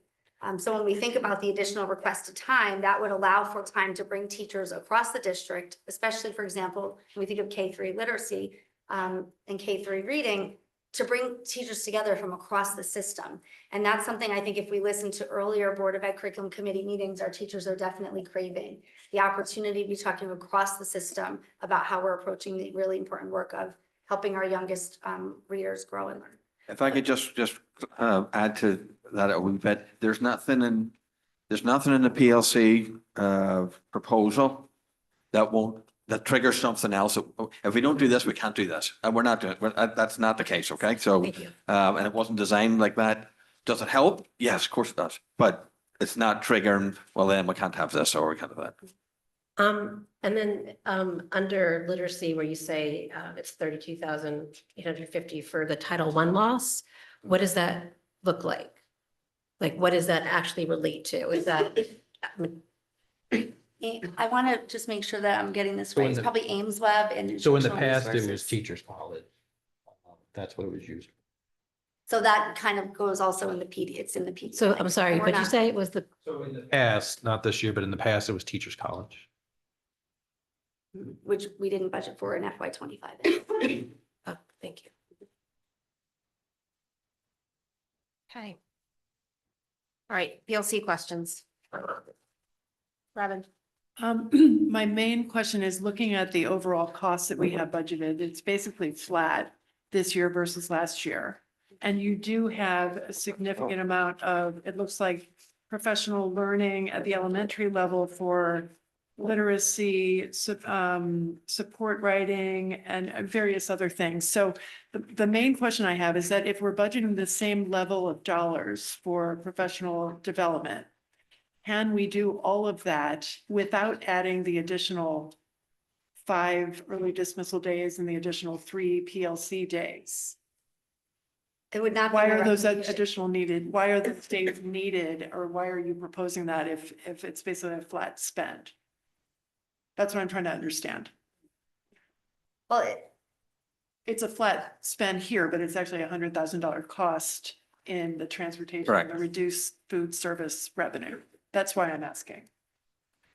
right, so are you asking why we need the time? I can just maybe restate. I'm asking about the proposed initiative, which is being Yeah. treated as a new initiative, Okay. and what the need is for it if it's essentially Oh, a okay. flat All right. spend of Well, professional Is development it being used for dollars. PD? The additional time? Can I frame something just first? I've already said, I just said that it's not dependent on this, right? In terms of, so it's not like triggering something else that we can't do type scenario. Yes, it does show up on transportation because that's where the additional cost is primarily located. I'll just say a couple of wee things first. This is, if you're looking for something that has uniform support across the district from administration, superintendent, teachers, this has uniform support over the district. If you're looking for something that, it's not always teachers and administrators agree on things, right? This is one of the agreed one. There's not always, if you're looking as a board as a way of supporting something, this is something that, I'm just saying that passionately, this is something that can move the district forward, can be in place for a long time, serve all teachers and have a result on all students. I will say we did reduce from the last presentation that we did from over 200, like 220,000 or 19,000 down to the 96. So we reduced the number of days from the high school late arrivals from 5 to 3. Yes, the 96 is the net of the cost for the transportation and the loss of breakfast. Personally, like, I know it's the budget and this is a wee bit flippant, but comparing the cost of breakfasts in it for professional development it's good to do because you need to make it up. So we'll leave it there at the 96. This is also addressing recommendations that are in the NEASC accreditation report that we received to provide additional time for people. It's also in a recommendation, addresses and responsive to the recommendations on the Tri-State Consortium report that we had. To me, it's in like an umbrella of PD. You have professional learning communities that's in-house, done by themselves, and you've also all the other professional learning that goes on district-wide and everything else, if you want to look at it this way. Why do we need it? This is one of the things that will be very helpful to our teachers, and ultimately, we know what's the biggest difference of student performance in a classroom? It's a teacher, right? If you improve the teachers, if you improve their profession and enhance their profession, it's going to improve the student performance. It also is a big retention and recruitment. Like people coming to our district, one of the questions they do ask me, what do we do for professional development in the district, right? This is, we've been looking for recruitment and retention opportunities. This is one of them. Yes, it does provide 5 other early dismissals for all of the other work that we need to do. And it provides these 3 additional. I'm not saying this is a reason for doing it, right? And it's tangential, but it's a wee minor nod to it. We haven't done anything of late arrivals for high school students. It can be put. It touches on that, but that's not the reason for doing it. I'm sorry that I wasn't maybe understanding your question originally, Robin. I think that the additional time will help us provide a more coordinated effort and focus. So for example, regardless of what happens with the PLC and, professional learning proposal, the work that we need to do in this line item in your K-3 literacy still has to happen.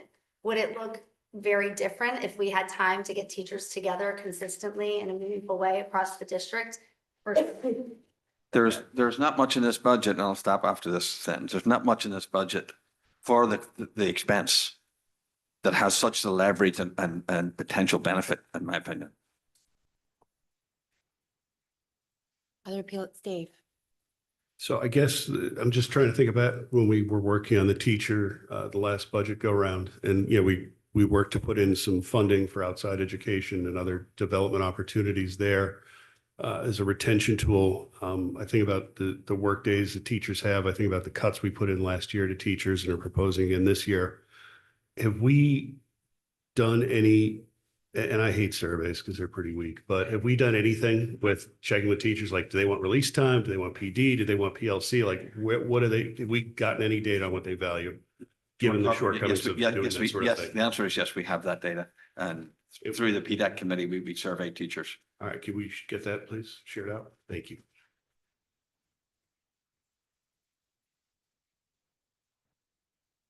Just one question, Alan, on the PDEC survey, do you have just a high level kind of thing that you could share on this in particular, since we're talking about the additional professional development? We do. Yes. Just verbally, or, I mean, it's obviously a report, or if it does make more sense to just, we can send it then. Let's just send it. Okay. Sorry, Robin. I just limited brain cells left. Any other questions, Katie? Thank you.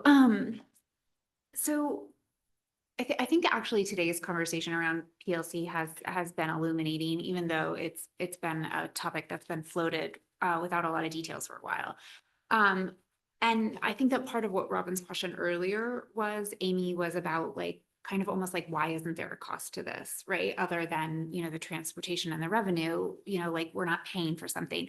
And is my understanding correct that one of the differences between professional development that's focused on individual teacher training and, you know, maybe bringing people in to teach specific skills, and a professional learning community, PLC, is really the opportunity for teachers to speak to each other and work on what is actually happening in their classrooms and their student performance? Is that correct? Where, as opposed to bringing in a trainer, it's more time for teachers to meet together? So in my earlier remarks, that's actually, I think, how I phrased it. The professional learning is more broadly for systemic opportunities that might be directed by the board, administration, or the state. They're more large, big picture. Professional learning also helps support individual teacher goals. PLCs is a more collaborative opportunity. It's when the group is looking at, for example, grade level standards, or looking at student work samples and data, and then collaboratively discussing those outcomes, and then planning forward together to more address them in a formative way. Yeah, so I think that's been really helpful to today's conversation, is kind of understanding the difference of, you know, bringing in kind of like an outside training versus like time to meet and do the work together.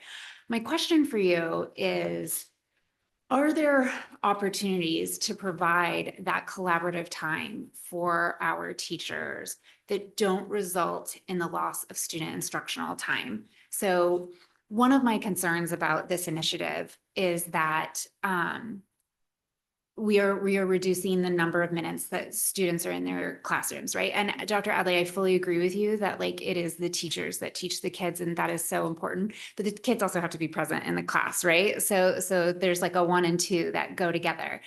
And you know, Marge, this probably comes into your area as well in terms of contractual obligations about, you know, is it even an option to explore time for teachers to have dedicated professional developed days that aren't counting against students removing from the classroom? Go ahead. Contract negotiations are coming up. You speak higher. Contract negotiations are coming up. Okay, so I would flag that as an interesting thing for us to consider as a district, is what kind of opportunities might we be able to provide for there to be time for staff to accomplish these goals and to work collaboratively that do not result in a loss of instructional time. That sounds like a real win-win to me. I understand that there will be financial components to that. I absolutely do. To me, that sounds very, very worth it. So I want to flag that. And then the second thing is anecdotal, not just from my own perspective, but what I hear broadly is I do want to note that while having an early release day, having a late start, you know, does not count against our 180 requirement. I see the, you know, the appeal of that, and it doesn't count against the contractual pieces. However, it's not just the minutes, right? It's also how things impact the day. I think that we can all remember back to, you know, what were some of our favorite days in elementary school, that half day before Christmas break, and it was just a party. So I do think we need to think about how we might be diminishing the 6 hours that are remaining after a 2-hour delay, the half hour, you know, when, especially at the high school, it's a significant change in a block schedule, right? We have shortened classroom time, you're missing certain things. So I want to make sure that in our conversations around this, we're being real about the cost to the students. A lot of the previous, you know, kind of philosophical things on professional development that's been put in front of the board, I absolutely recognize the value, and I'm a big proponent of professional development. However, some of the metrics that were put in front of the board were about having none or having some. And the fact is, we have quite a bit in Darien. So it's really like, is the marginal cost worth it, right? Like, I think that's what we need to be looking at, not just the complete absence of it. So I would just say that as we continue this conversation, I would appreciate us to really look at the nuance and both sides of this. So based on what you're asking, we have a model at the elementary school and at the high school. So we could certainly get some real data on what happens on an elementary school conference day, you know, how that impacts the rest of the instructional day, and we have the PLC already running. So I think if we could have some sort of information back, ideally some level of data. Does it impact student attendance? Does it, you know, how does it impact what we already have impact the instructional day at both levels? Joanna? It also seems like in this discussion that it's more the elementary side, that there's not a lot of time for PLCs. What is the cost if we just give the 5 early release days? And to that end, if we did do that, is there an opportunity for a revenue driver with an after school, you know, a partnership with Darien After School or whatever it's called anymore, that kind of thing? Okay. I'll just make a comment just about the contractual matter. We are using everything that's in the contract right now, the number of days for various meetings and so on. So we are actually maximizing our contract.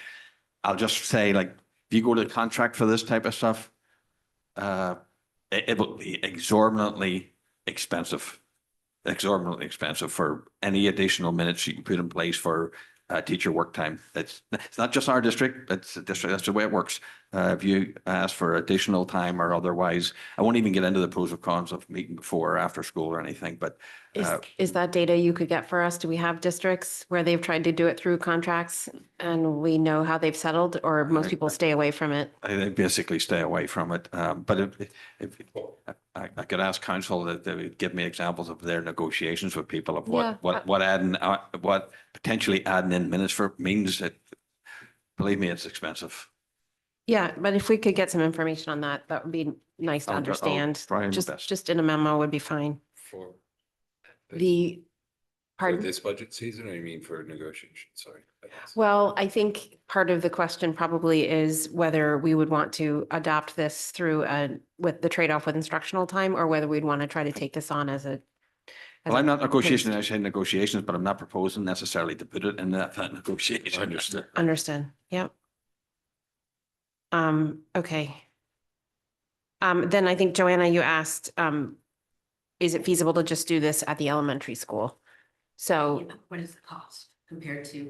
Okay. The entire proposal? And also, would that meet our needs for the teachers? Because I agree that it seems like there is more of a need at the elementary school this coming year because of the literacy implementation and some of the other things that you have on here that are specifically for elementary. Okay. If you were asking me, I would say just the elementary teachers, not even these new things, like just not even these new things alone. They are the ones that really are on a treadmill in many ways and don't have the professional time to do some of this stuff. Okay. Well, maybe that's okay. So we'll answer that, but it sounds like it could partly be answered as part of the elementary teacher day discussion. Okay. Any other questions on PLC? All right. Fellow elected officials, members of the public.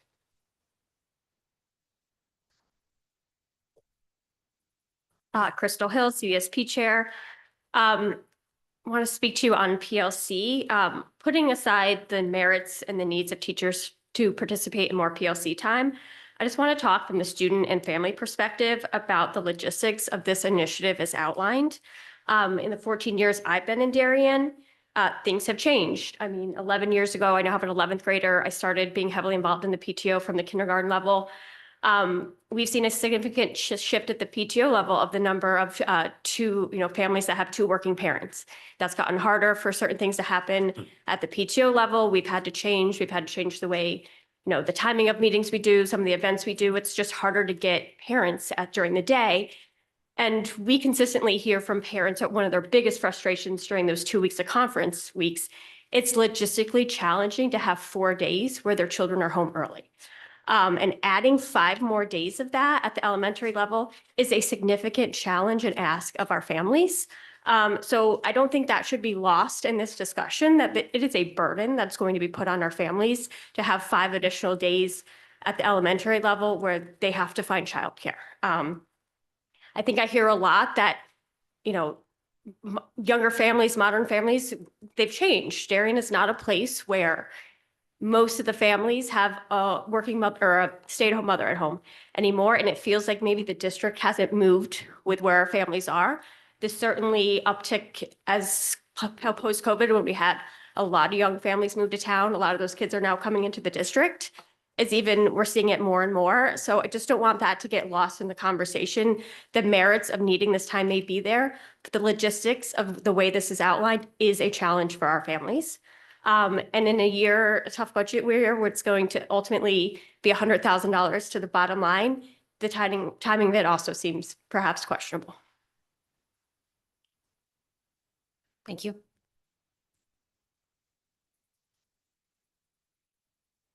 Hi, my name is Frank. I'm a high schooler that went through the Darien Public Schools program. I have 2 younger sisters. I went through K-5 at Ox Ridge, as did my 2 younger sisters. And I did 1 year at Middlesex before going to private school over COVID. Why I'm here today is to tell you a bit of a story. I fell asleep in class as an elementary schooler 5 or 6 times, which is insane. As a 9, 10-year-old, no kid that young should be falling asleep in class, right? I'd be taking laps of the school. I'd ask to use the bathroom. I'd take a lap of the school. I'd read projects on the walls, right? And why was that? Because I was bored, right? Now, the IDEA program saved me, I think. Because as a gifted student, we have special needs as well.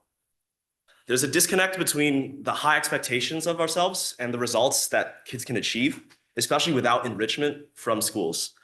And so the fact that the board is axing the IDEA program makes me really hurt. Now, my 2 sisters have also gone through the IDEA program. I did as well. And for families like mine, education is a big draw of why we even came to Darien, right? Outside in the strategic plan booklet, I read the home sales are down and it's a significant factor in the strategic plan. And I also saw that our district at a glance was the #1 high school in Connecticut. And you had a big golden star next to the sign, programming for gifted learners. And the fact that it's going to be gone, I mean, I just think it's a travesty for gifted students in Darien to not have access to a program so great, such as IDEA. I now attend Andover, a boarding school in Massachusetts. And when I'm asked about my education before Andover, I don't cite the private school I go to earlier. I cite the IDEA program as being the basis of my academic success, skills, and enrichment. And so why I'm here is to ask the board to reconsider axing the IDEA program. Thank you. Thank you.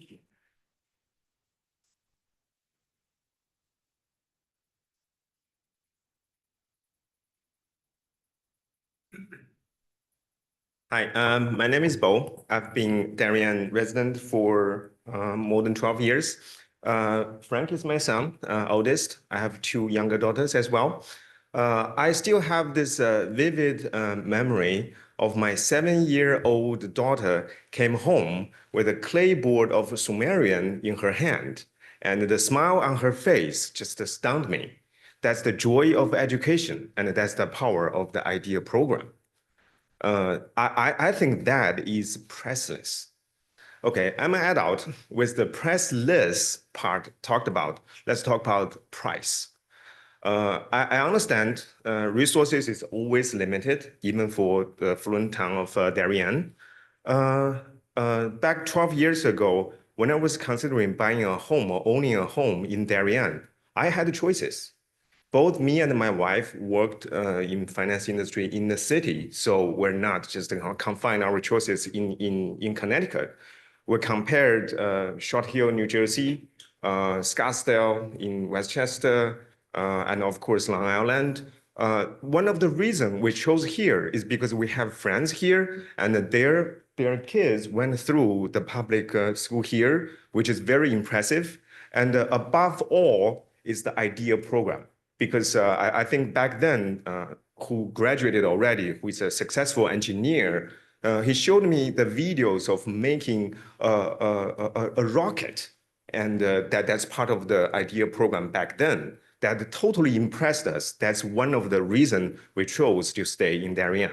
And as my son just described, the whole education system is the core competence of this town, and that supports the home price and the value, and this supports the tax base and the whole education system. So if we invest into the education, as we're talking about here right now, it's a good cycle. We're investing in education, the good reputation of our public school system will enhance the wealth level and everything of this town. So I think this is a good cycle. We should keep it going.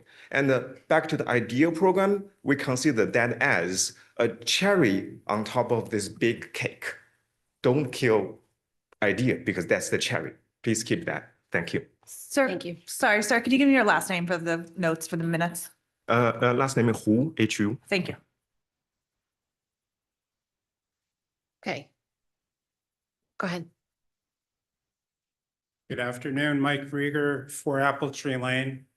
I come to you in strong opposition of eliminating the IDEA program. I have 2 daughters here in town.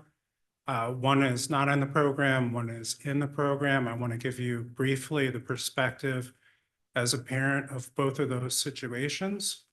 And so first, with the child who's not in the program, I've gotten to know her friends over the last 10 to 12 years, and the program is absolutely critical to their ongoing success and watching them grow up and thrive, and they're going on to do amazing things.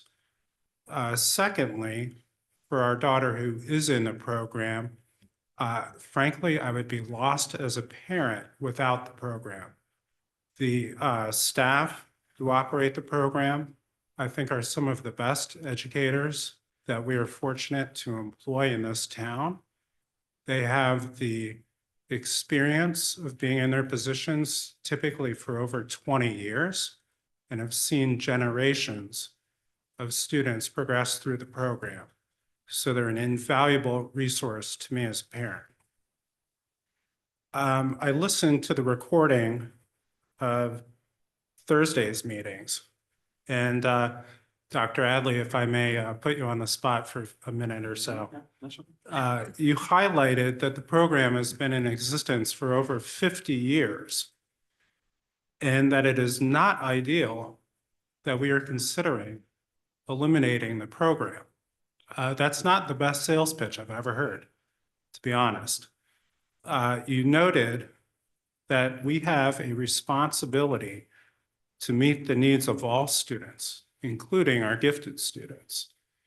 So I'm a business person, I'm pretty bottom line oriented, and some of the stats that I wrote down include that we serve 237 students with 3.3 positions. Some basic math indicates that's approximately 72 students per teacher. So if we're looking for efficiencies, I'm not sure that that's the first place that I would look. That seems pretty efficient to me. Some of the solutions that Dr. Adley presented, and thank you for proposing solutions, included additional professional development for our general classroom teachers. However, I'm concerned because elsewhere in your presentation on Thursday, you noted that professional development is its own challenge in the budget, and as we were just discussing logistically as well, for families and students. And professional development overall is a critical area for recruitment and retention of our teachers. So this just doesn't make sense on its surface. Sir, you're And at time. Thank you There's for, another thank public you for comment. hearing me today. Thank you.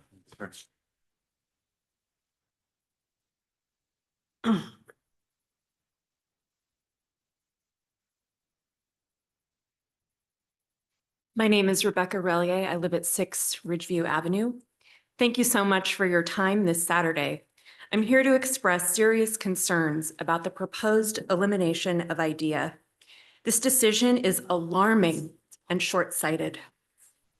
Some may argue that gifted programs are elitist. I disagree. Differentiated instruction tailored to individual learning needs is not elitism. It's just effective education. The current identification process could be improved. It could be broadened to serve more students, but eliminating the program is not the solution. This decision negatively impacts all students. Gifted students will lose access to teachers trained to handle their unique gifts, but also their unique challenges. Students not in IDEA will lose the small group time that they currently have when IDEA students are elsewhere. All students will ultimately suffer from the long-term economic consequences of diminished property values that our other neighbors spoke about. I urge you to reconsider this decision, invest in all our students by maintaining and strengthening IDEA. This is an investment in Darienne's future. Thank you. Yes, so thank you all. For future reference, further commentary about IDEA should be kept to the end of the meeting. We're trying to stay by RC. We're certainly interested in hearing from the public, but there is a discrete public comment period. I think everybody in here has already spoken, but there is a discrete public comment period at the end where these will continue to be focused on the actual RCs that we're discussing. We're now moving on to RC 23.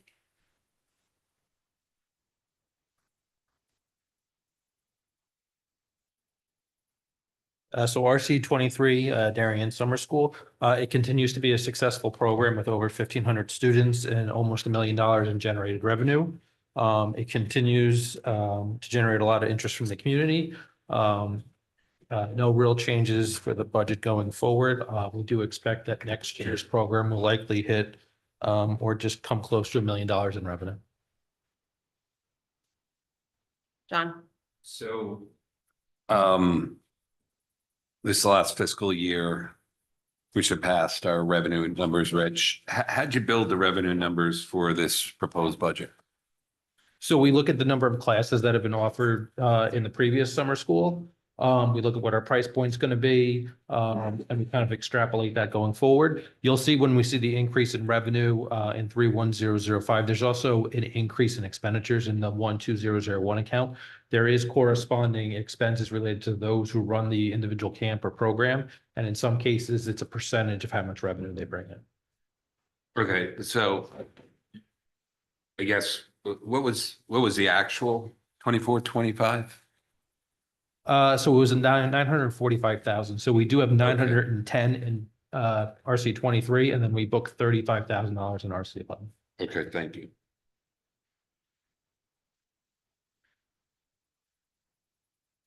Any other questions on summer school?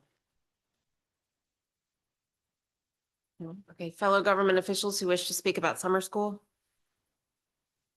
Members of the public with questions about summer school. Okay. RC20 finance.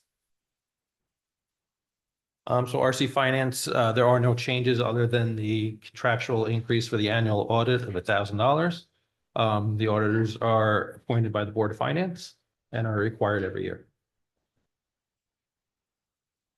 Any questions about RC20? Okay. Government officials who wish to ask about RC20. Members of the public who wish to speak about RC20. Okay. RC16. So RC16 is administration. The only real change is in legal fees where you'll see a $60,000 increase. We do have, as been noted, teacher negotiations coming up in the fall. And so that increase in legal fees represents the pending teacher negotiations this fall.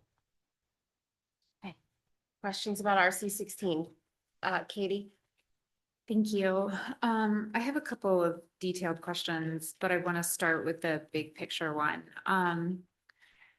Alan, I was hoping that you could speak to kind of the thought process, big picture in the budget about why there are no cuts to admin. Well, I can ask, perhaps it's a different type of question, not particularly for this particular, it says administration, but that's fine. I can address it here if you want to do that. Because the administration's in other parts of the budget, but that's understandable to be brought up here. Yeah. We have, look, it's a tough challenge in budget year, yes. Clearly I've thought about administration.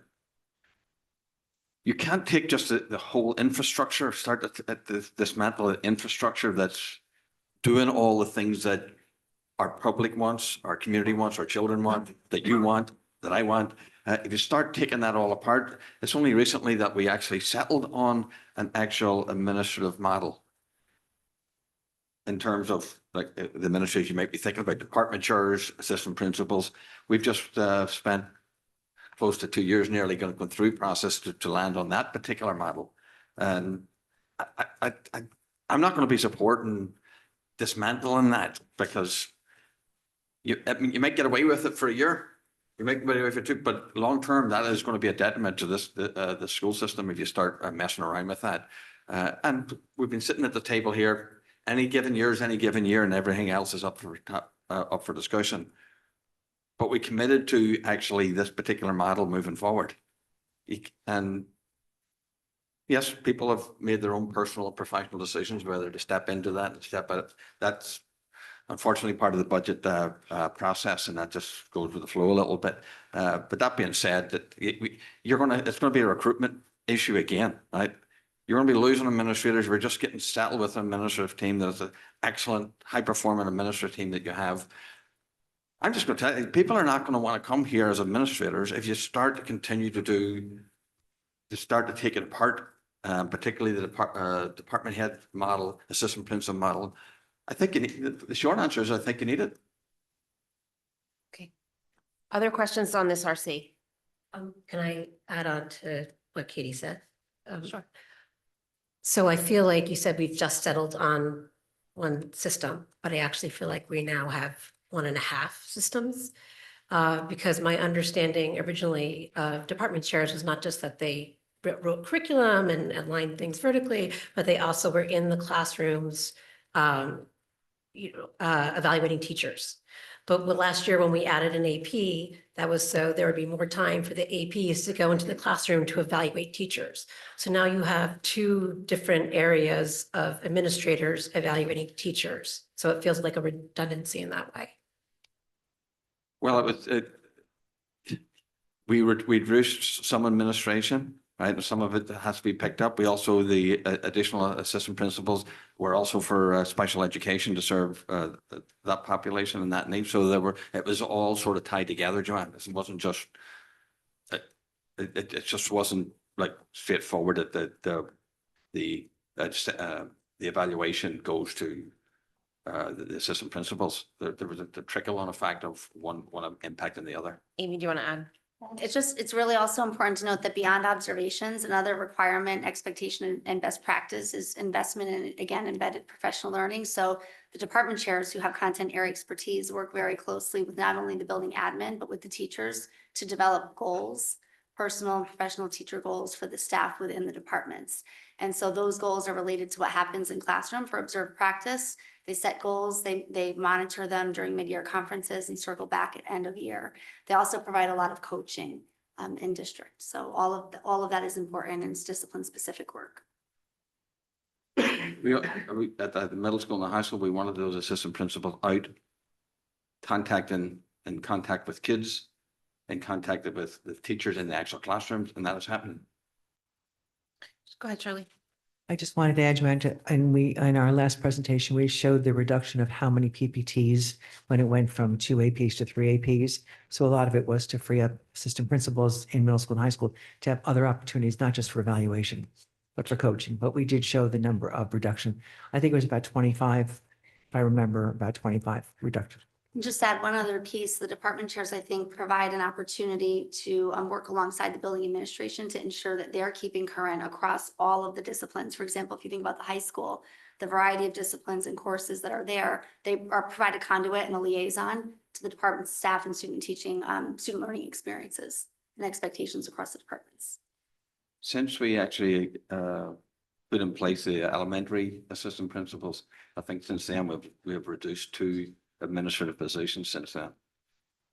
Net 2 administrative positions. Even while we've added the assistant principal to the high school and middle school. More questions on this, RC? Yes. Would it be possible to get a itemized list of the $12,500 for catering? I think we see some of it here. Yeah. Well, Anyone that's else? actually the 2000. Oh, no. Any more questions on this, RC? Just Joanna. What is the difference between CES and CES leadership? CES, it's just in general, I think it's just the tuition or the fees for it. And I'm a member of the CES leadership at CES. Katie, did you have a question? Oh, and Dave. Thanks. Alan, 24-25, can you remind me what good or service was provided by the Partnership for Educational Leadership and what good or service is anticipated in 25-26? So those are all of those items listed there are in the superintendent's contract. So that's just a contractual matter. Right, but what good or service was provided to the district? Oh, for this year, for this past year? For the previous and is anticipated. I did not participate in this year. I'm not participating. Last year I did. You asked them what services? That's services to the superintendent. That's my professional learning organization. Okay, so I guess, so last year you participated in something, an event or clinic or some development. You said you're not participating in it this year coming forward. This year I have not enrolled, currently have not enrolled in that organization. Okay, do we anticipate that? Remains, I honestly not sure. Thank you. It could be a saving.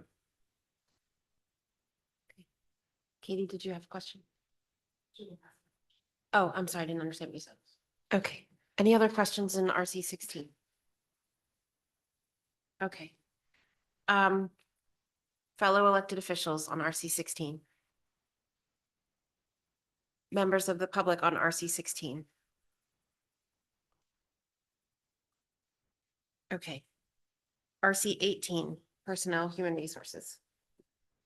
So RC 18 includes the staff turnover account. We are budgeting just over $634,000. In this account, it's really aggregated into 3 areas.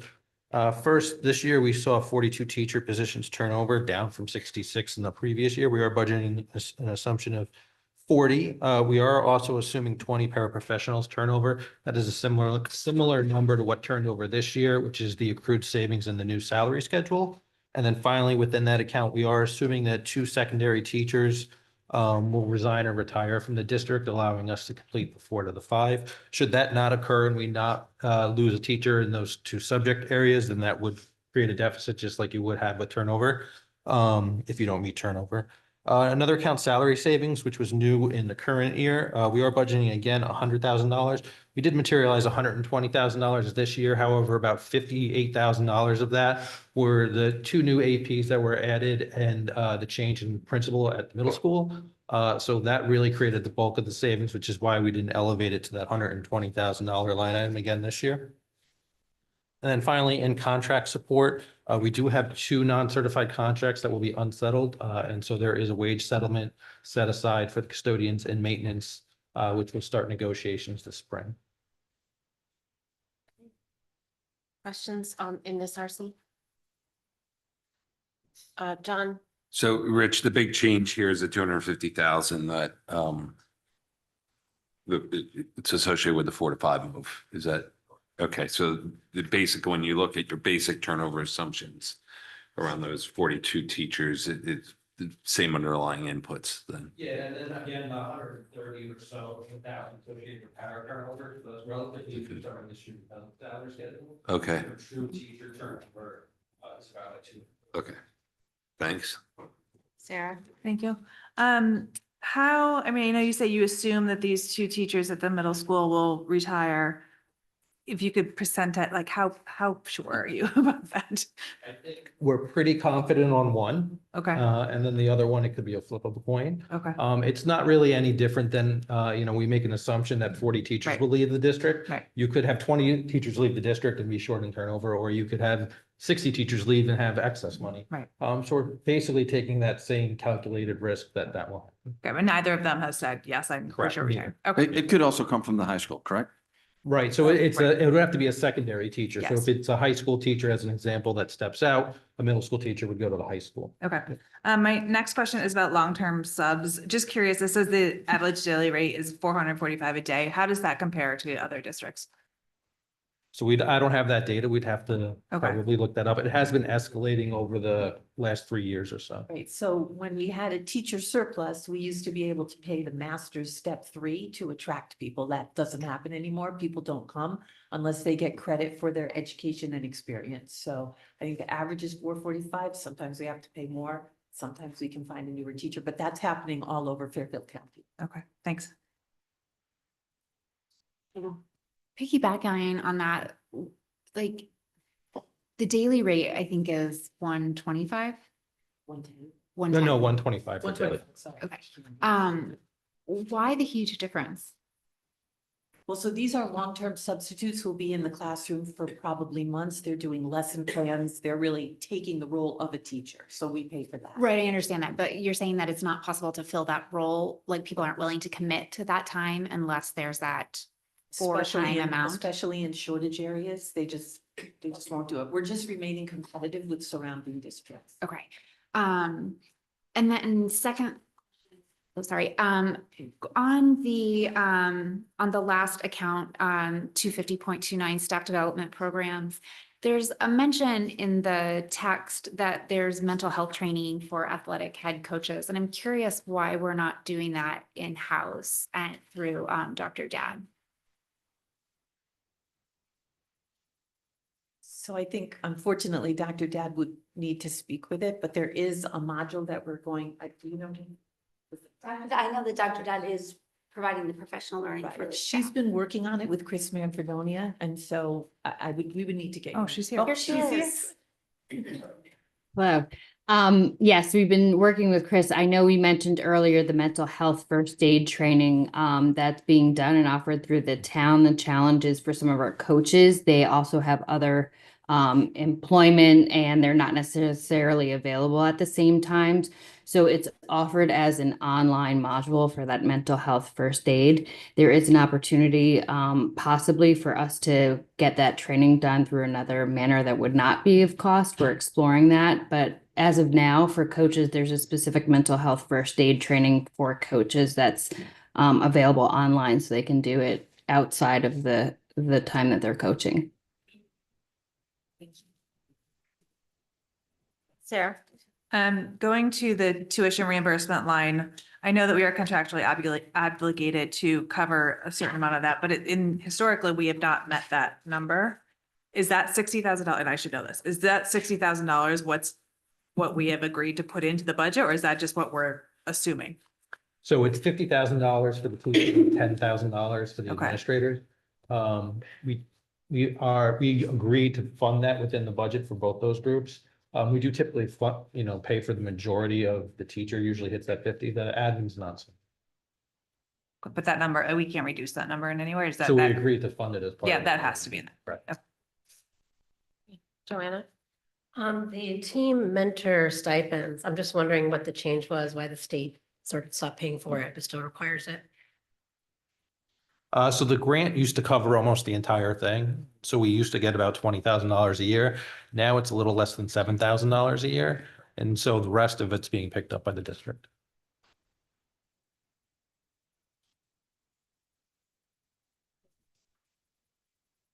Who else? Okay, elected officials with questions about this RC?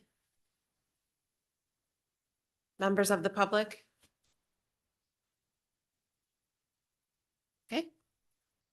So just as a follow-up, oh, we don't have any on this RC.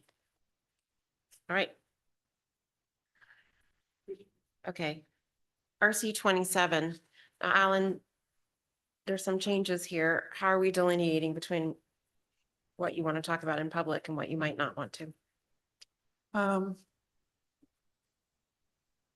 think any structural changes or otherwise, we can leave aside and go outside of the process and executive session, and also working with the town officials, as we said we would, for improvements in that. So Leon is here, our director is here to talk about the department. Those things can be left aside. He's going to talk about the personnel and the restructure. I think that is fine for here. Okay. Leon, thanks for being here. Yeah, of course. Good afternoon. So Dr. Adley's proposal is to eliminate our floating SSO, so elimination of one full-time employee, and restructuring my responsibilities. And that would result in an overall savings in this RC of $50,230. And that's the significant change in this RC. Okay, so if there are questions about any of the costs, that's fine. If there's questions about how this is going to work, we'll take them in exec session. Joanna? So when you average out what the SSOs make right now, and then you average out just salaries as an aggregate, what they would be making when they're just 5.5 instead of 6. Is it that everyone is getting a $5,000 raise, or are they all paid different amounts?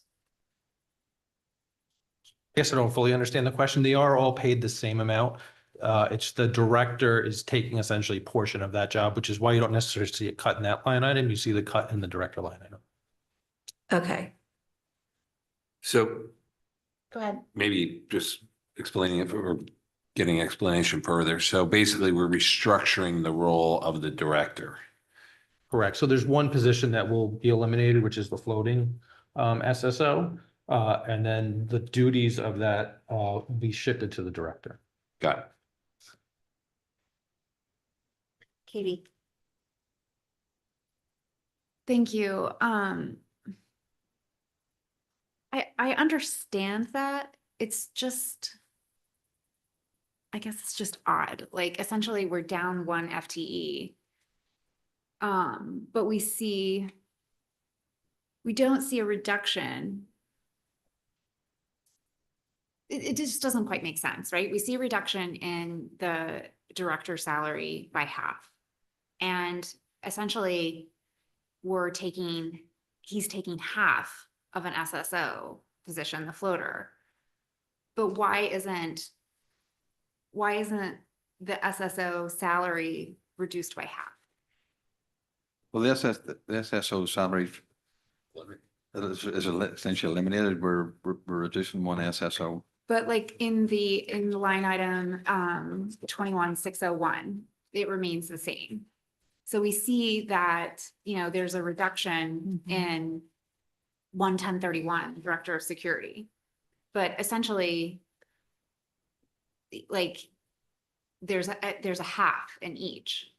Why are you accounting for it that way? versus the other way, Rich, I guess is a question, right? Sorry, I don't mean to. Look at it as the net cut is the SSO.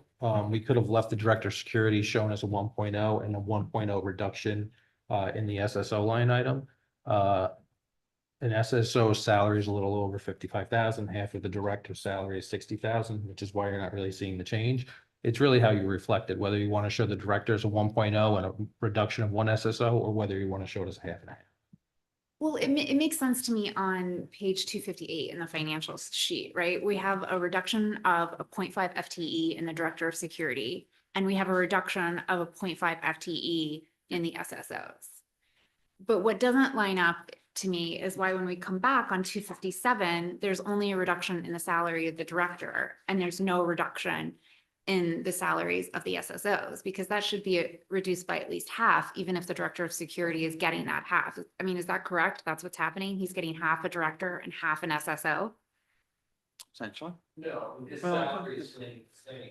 Right, and we're expecting him, and I don't want to speak for Leon, but we're expecting him to still do all of the functions of the director of security job. Okay, so sorry, that was material information, what you just said, Rich. Okay. So what, if this is my new understanding, is that the director of security's responsibilities are changing, and that half of his working time will now be dedicated That is correct. as an SSO, and we will eliminate one SSO. That's correct. However, there is no reduction to his salary. So his responsibilities change materially, but there's no reduction to his salary, which is an issue I will set aside. But that makes no sense why we have accounted for it in this financial explanation when we show his salary at $61,800. Like, I mean, that's very misleading. So how would you'd like to see the SSO ARM 21601 go down by one full FTE and the corresponding, and then maintain So what 11,031? what this sounds like to me is we are eliminating an SSO, and we are changing the scope of the responsibilities of the director of security. That's correct. Correct. That is not what is written here. Well, it's not meant to be deceiving, that's for sure. Well, thank you, and I appreciate that. I don't think that's the intention. However, that 0.5 SSO time that's being spent is now significantly more expensive. So we just increased the marginal cost of that SSO by a lot. No, he Yeah, just said it yeah. was 60 versus 55. No, so he's making his exact salary, right? But half of his time is an SSO. So you take half of his salary, that's more than an SSO is making. It's 61 to 55. There is a marginal difference, but it's not.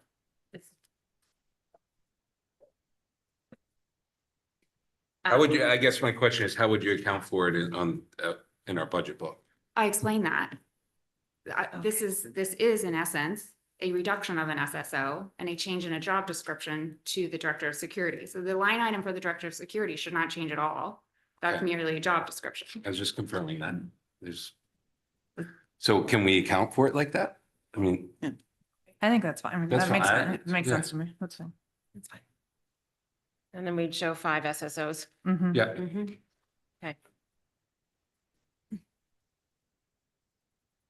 Jill? Yes. I know that we initially, and tell me if this is an exact selection question, we initially had the floater in case of absences. If you can probably see where I'm going with this question, is that an exec session? Yeah, that would be an executive Okay. section discussion. So can we put that for the 14th, please? Yes. Yes. I just want to make one point of clarification. And if I'm wrong, Rich, please correct me. But Jill, you said that it's 61 versus 55.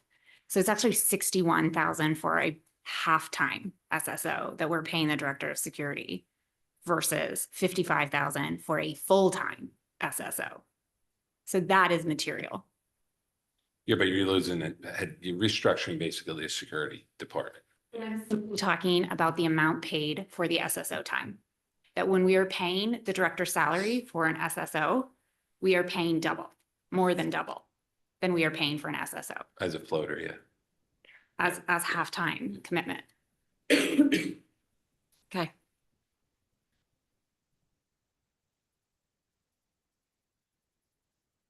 Dave, did you have a question? I mean, I'm just confused. I mean, I know we're not, are you suggesting we shouldn't cut anybody? Like, I'm not sure what the point. My suggestion stands from the presentation of the budget that this portion of security should be moved to the town budget so that we can focus on education. Okay, thank you. Yeah, we had a pretty in-depth discussion, I think, probably before you were on the board about why that wouldn't be appropriate. But we can cover that in exec session. SSOs are not SROs, and we talked about that in detail. I understand that, but half the board is also new. Happy to cover that at another time. I'm just clarifying for you. And I think in executive session, I can provide another wee bit of clarity around the issues that you're concerned about, Katie. Okay. All right, so this will be on the 14th, how this is going to work. In addition to some of the discussion about the facilities. Leon, I recognize you're sitting there in the middle of this discussion. And it's not your, to be honest, it's not Director of Security's ideal that he would recommend, but that's where we are now. Okay. All right. Comments from elected officials? Comments from the public on this RC?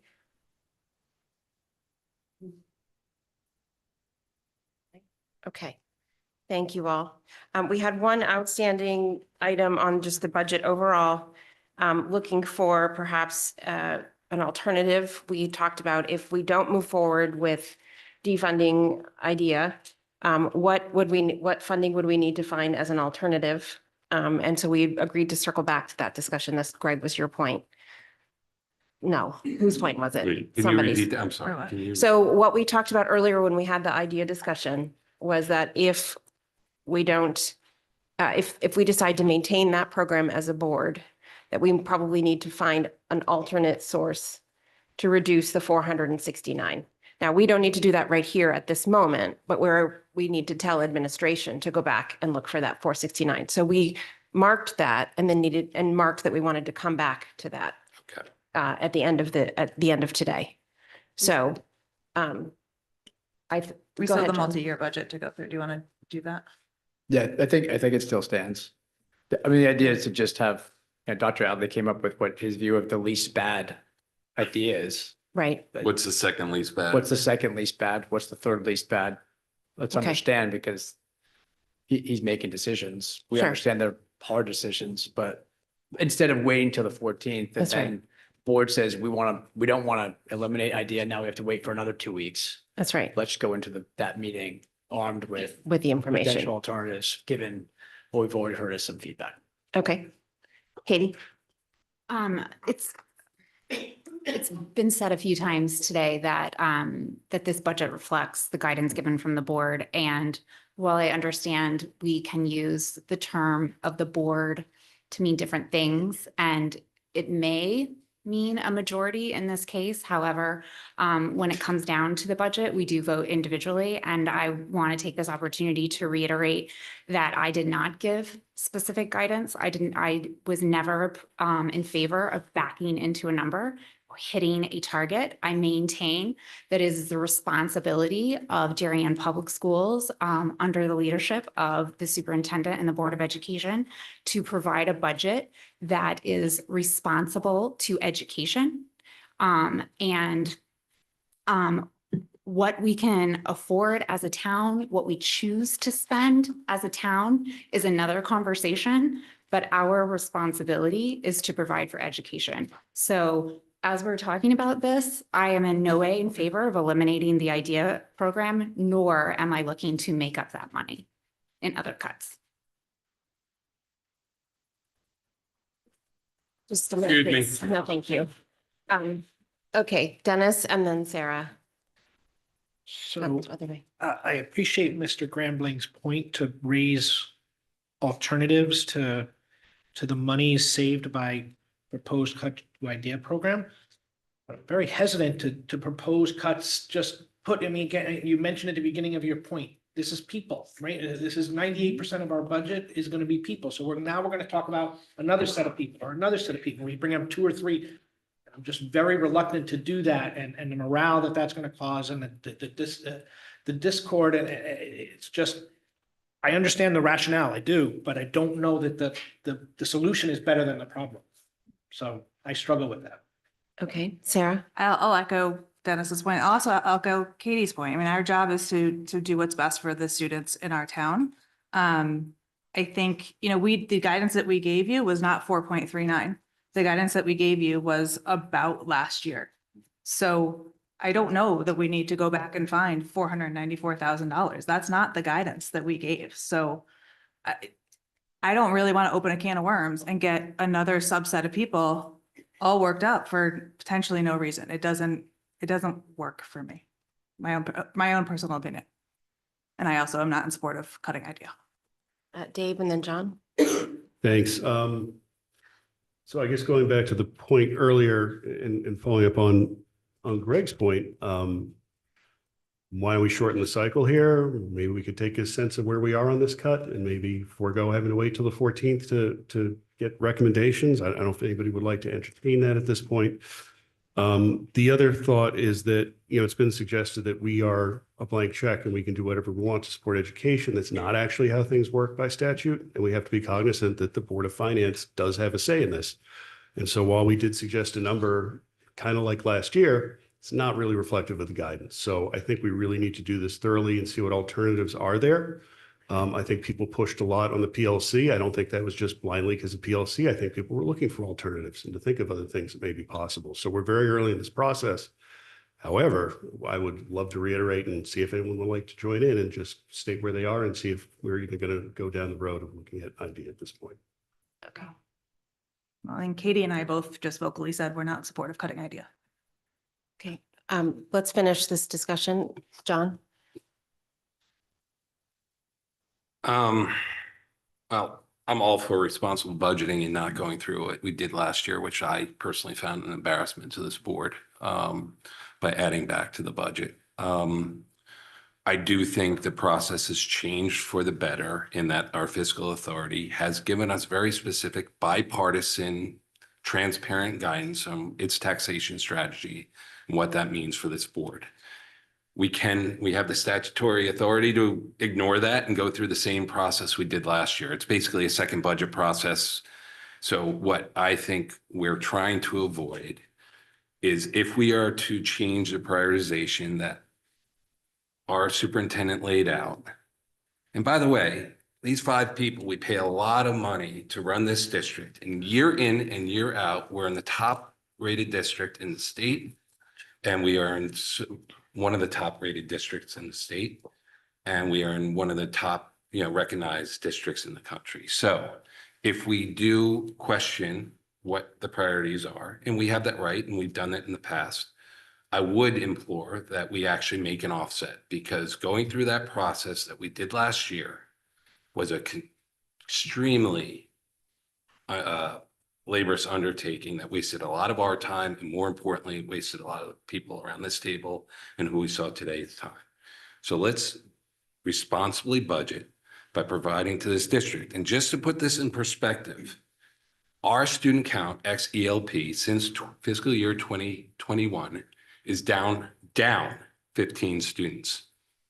Our budget is up 19.98% over that time period. So this notion, I think our DEA president said, have lost our way as a school district is insane. There's 800 people that work for this district. We support them. I'm totally supportive of the contract that we signed 3 years ago, and I look forward to negotiating the next contract. But we have to responsibly budget at this table. And I think, today went a lot better because we were kind of around the bounds of targeting an area of a budget increase. So I'll stop with that. Okay, Robin? I do not support cutting the IDEA program. I think it's a very integral part of our education, and it is also what helps to set Darien apart. And I'm worried about what that message would be if that program would be eliminated, because I do think that it kind of goes against the values of our strategic plan and even the vision of the graduate and the competencies we're trying to build in our students. As I had mentioned a number of times during this meeting, I mean, I do think that there is potential opportunity and it's probably unpopular, but the participation fees and looking again at the analysis that the administration had provided to us for athletics, clubs and councils. And again, these are kind of nominal fees. And I hate to say that because it is essentially a tax, but at the very least, I think it would be helpful to look at that as a board and rather than having to eliminate programs, allow our district to continue to provide programs and provide new programs as well, and maybe with a different way of going about that. So I don't want to go down a path of having more personnel being cut because I agree that that would be extremely detrimental, and I don't want to have that kind of thing going on in this process. So that's where I stand. Okay, Joanna, did I see your hand? Yeah. Just to start, John, with what you said that we are down 15 students, but up 19% in spending over the last 5 years. Was that, I can't remember exactly what you said. Roughly 19.98%. So 5 years ago, things did cost a lot less than they do right now. So just to give that one comparison, I think is a very specific lens to look I at. can adjust it for CPI if you wish. But generally speaking, I also keep coming back to the idea that we are no longer qualified for the Title I grant because we are not impoverished enough. So to be, boxing ourselves in so much due to these, I understand everyone has a taxing policy, but I think we can go before the Board of Finance and say to them, it's 4.8 or it's 5.1 because X, Y, and Z, we need this and here's why. I don't think as a board, we don't have any agency. So I just want to put that out there to begin with. I don't support cutting the IDEA program. I also don't support a couple of other things that are potentially being cut, but I don't know if this is the right time to get into that. So. Does anybody else want to say anything? I'll go ahead, Dave. So the CPI, John, following up is consumer basket. It's not reflective of our budget. So I know it's been suggested that we should model off that, but it's not actually a good benchmark. I'll keep it quick because I think the idea people are pretty smart. I think you guys know where I'm standing on this one.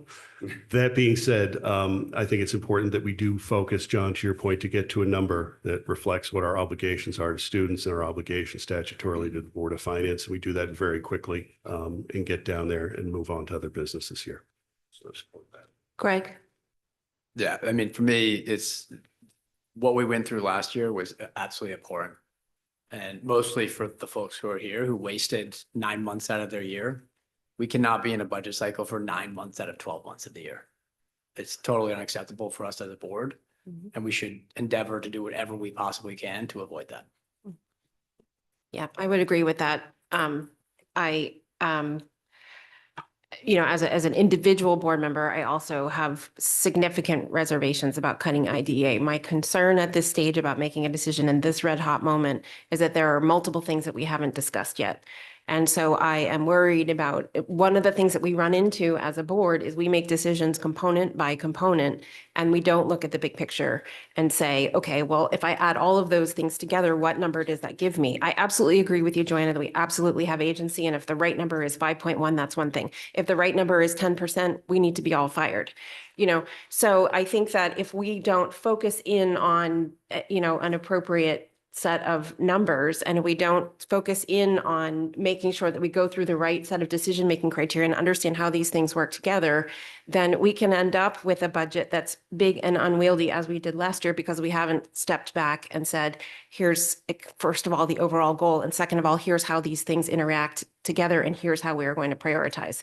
So, again, I've no desire to cut any programming, frankly, and pretty much anything I've looked at, I don't love. But I also recognize that we do have to come up with a budget that is reasonably fiscally responsible, and we are 2/3 of the town budget. So I personally, while I hate that it causes any distress to the community, I personally like the plan that we put forward, understand what is the actual structure that the administration is proposing for IDEA. or for gifted children, what does that look like? Is there a crosswalk? If there is not a crosswalk, it's a different discussion. If there is one, then, then we need to have that discussion and decide whether or not it meets the standard that we're looking for in terms of the education that we want to provide. So that is where I stand. Again, not because I like this exercise, but because I think this exercise is a necessary part of the job. Katie. Thank you. I think this is a really valuable discussion, and I appreciate everyone that's participating in this because we do need to think big picture about our work. There's a couple of things that I just want to hit on. One is that I've had quite a bit of conversations with Board of Finance members, as well as I'm sure most of you had, about what happened last year. And the message that I really took away was that, like, what we bring to them has to be defended. And I don't think that was last year, and that's on us. So if we are asking them for dollars, we absolutely need to be confident that we need those dollars and to communicate why. That is the direct message that I have heard from Board of Finance members across parties. So we need to take that to heart, that our responsibility doesn't end with passing a budget, but it's also defending a budget. Secondly, we are hamstrung by the budget that we receive. So in terms of the process, it's already started by the time we receive a shrink-wrapped budget that's not even public yet. And when time and time again, we get a budget that has surprises in it, what are we supposed to do with that?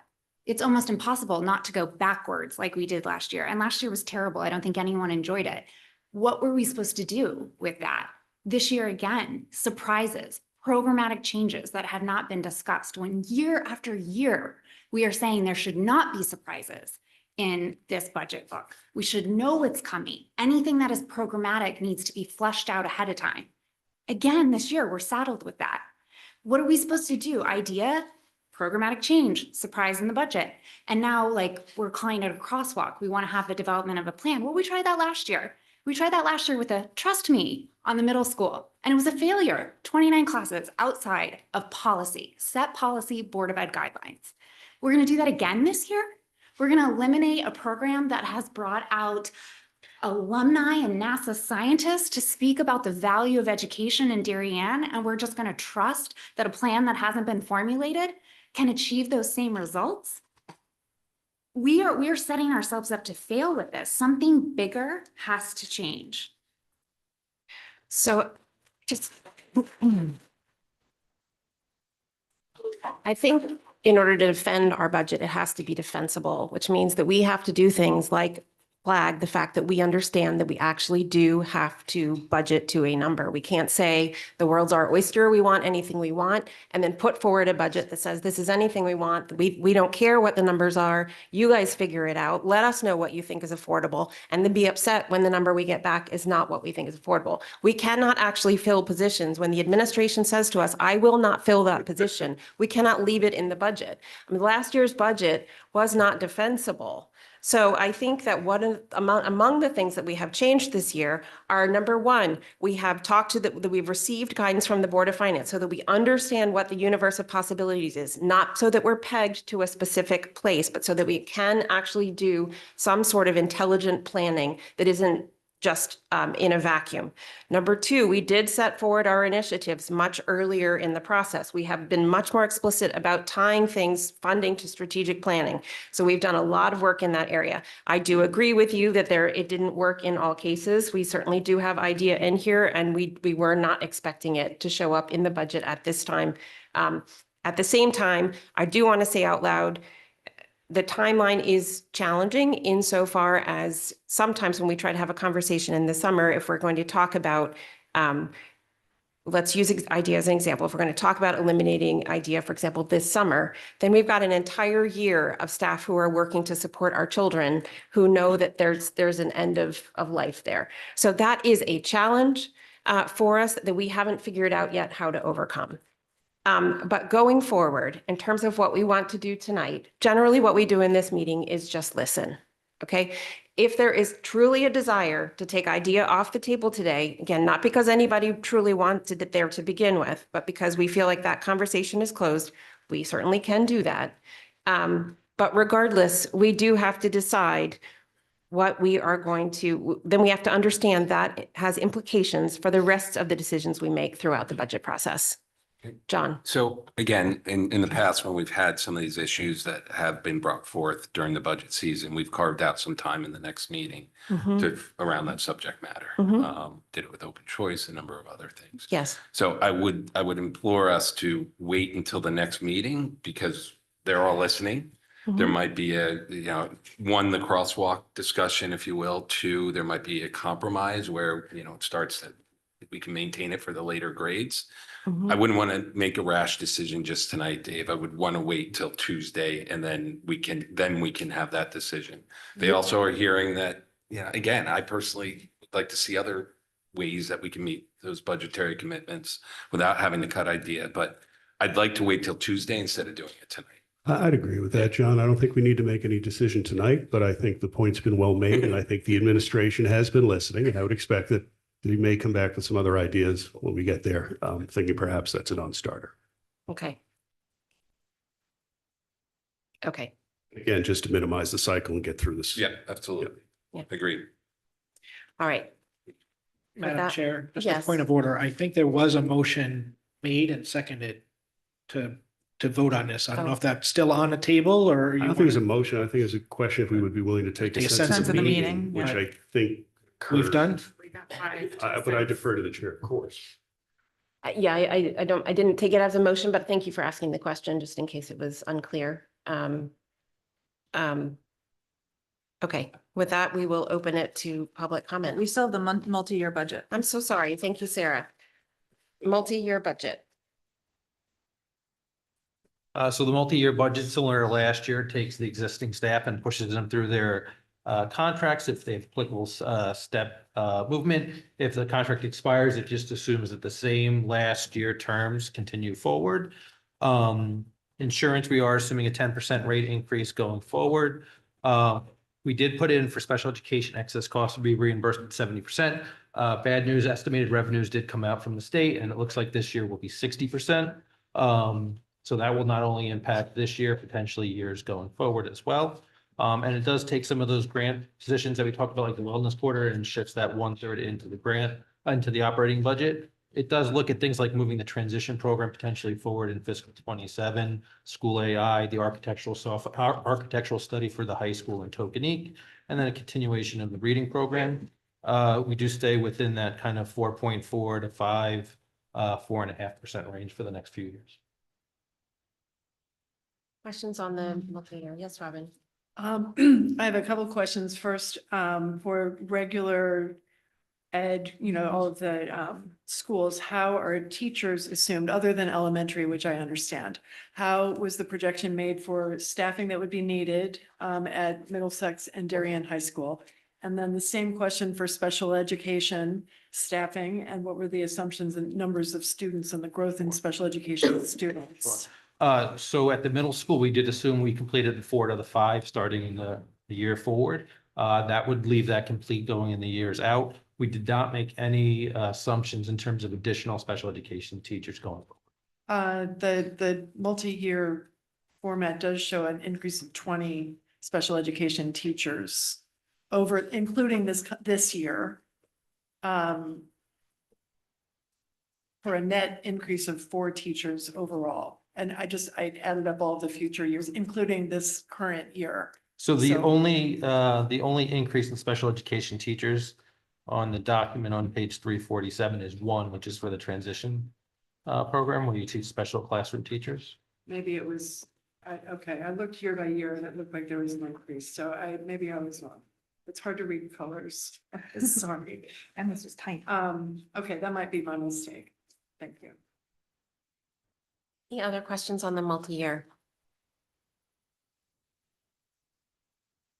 You have one. Just, I guess, we shared this out with Board of Finance in advance or discussed, or what their thought is on this run forward number, or would we hear from them at some point on this? On this, that's a good question.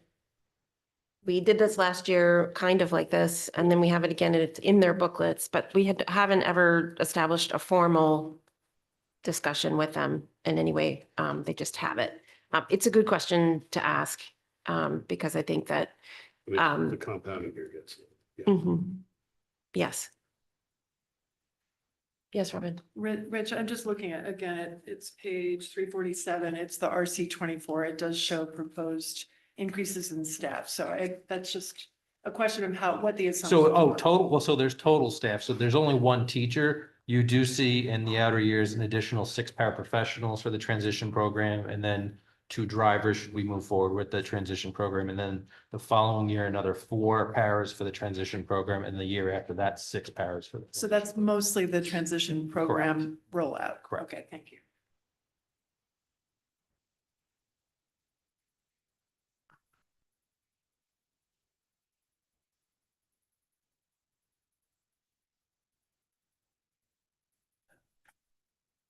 Any other questions? Okay. With that, I'll move to public comment. Good evening. If anybody in person or online would like to participate in public comment, please come up to the podium or use the raised hand icon and wait to be recognized. Once recognized, please state your name and address for the record and note that you will have up to 3 minutes to comment. My name is Jack Davis, 197 Waite Street. For those in the audience who do not know, I'm also the chair of the RTM Finance and Budget Committee. And I was actually debating whether or not I was going to make this comment. Yes, you have the right to determine what we need for the education of our children. You also have a fiduciary responsibility to do it within a wise budget. During the course of this year, we're going to see $2 million less probably in our investment income. We have been benefited by 1% growth in our grant list, which has generated incremental revenue. We're not going to see that this year at 11 billion versus 8.5 billion. There are other financial aspects of what's going on. We've also going to be investing $160 million in debt for our schools. And by the way, we're still paying off Tokenese. And Middlesex is probably going to come in at someplace in the $50 million range. Don't think this town has not been supporting our education. Now, I'm fortunate. When it comes to the RTM, and the same with the Board of Finance, we're giving you a whole number. So whether or not you keep IDEA, whether or not you keep certain paras, that's not our decision. We do not have line item veto on the Board of Ed budget. But we do have a decision on what the total budget is. So yes, there's been some good discussion, but it really comes down to what your core is and what we've seen in growth. I've had a conversation with Jill. If you really go to core, the Department of Education for the state says you need to teach a language. That's one language. That's your core. The other languages that you're choosing are high priority, but not core. Now, I use that as an example. I'm not suggesting that you cut the other languages. What I am suggesting is that when you're looking at this budget, you start looking at it with what your core is, what's the high priorities, what are non-priorities that are still believed to be essential. Whether or not it's athletics, whether or not that's para, that's your decision. What the final budget is going to be the Board of Finance and the RTM. And so all I'm asking is be reasonable, because not everybody in this town is making the $250,000. Not everybody in this town can afford a 5% or 6% increase in the mill rate. So there are constraints here. And that's the only thing I'm asking, that's part. If you're going to take one thing, you may be looking for something else. Thank you. Thank you, Jeff. Anyone else for public comment? Come on up.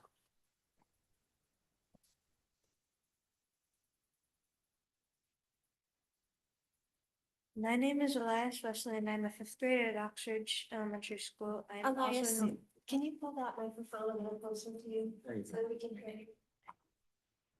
My name is Elias Wesley, and I'm a 5th grader at Oxfordge Elementary School. I'm in the IDEA program and my family supports full funding for Darien schools, including IDEA.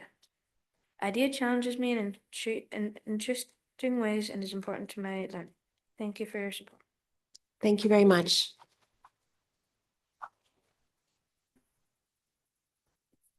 Hi, I'm Lizzie Rieger and I live on 4 Apple Tree Lane. And I don't think you guys realize how much it would hurt me and other students if you cut the IDEA program. Because without the IDEA program, I wouldn't know about so many other challenging things after school and before school. And also, I would be not challenged and I wouldn't be getting the best out of my education, which you all say that we should be getting the best out of our education. And cutting the IDEA program isn't helping a lot of people, including me, get the best out of it. Thank you.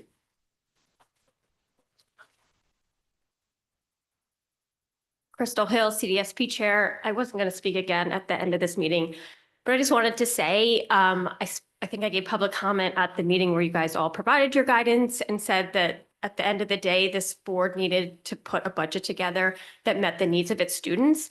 And I understand this idea of core and what's provided. This is a town that just bought a $100 million island. That's not a core priority. So if we're going to ask our schools to dwindle to core priorities or just a bit more, that's a bit absurd.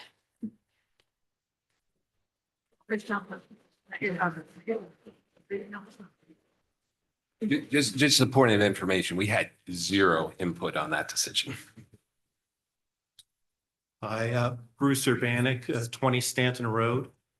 I joined the meeting on Thursday and I've been monitoring today's discussion by YouTube. Thanks for making that available. It's really valuable.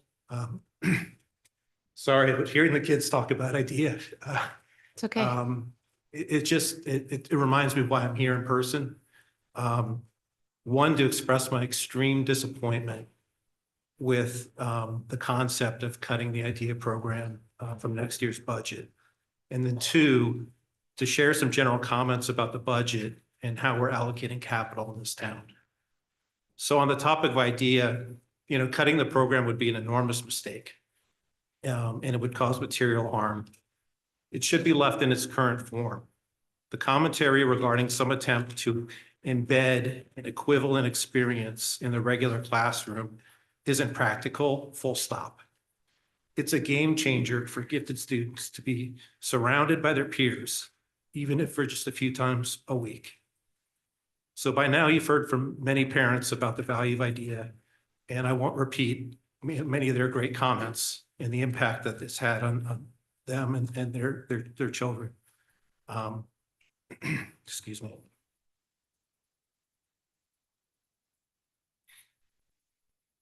If I was in an elevator ride with you last year and you had 2 minutes to pitch me on the Darien school system, one of a number of things you would cite is the presence of gifted educational programming. It's on the landing page of DarienPS.org. And in fact, it's actually one of the 8 notable attributes shown in the horizontal scroll. 1/8 of the accolades for only 0.39% of the budget. Why are we talking about cutting it? Regarding the budget, as per the numbers you provided on Thursday, after adjusting for end-of-year givebacks, you have managed to an average annual spend increase of just 3.57% per year since 2020. That's an amazing job, and maybe too good, as you haven't given yourself any room trying to do this after multiple years of keeping expenses artificially low. We need to remind our town leaders, our family didn't vote for, nor did we move here for the great island. We moved here for great education and great schools. 4.6% isn't realistic, and we need to adjust for more. Please go to the Board of Finance and ask for more than that. Thank you.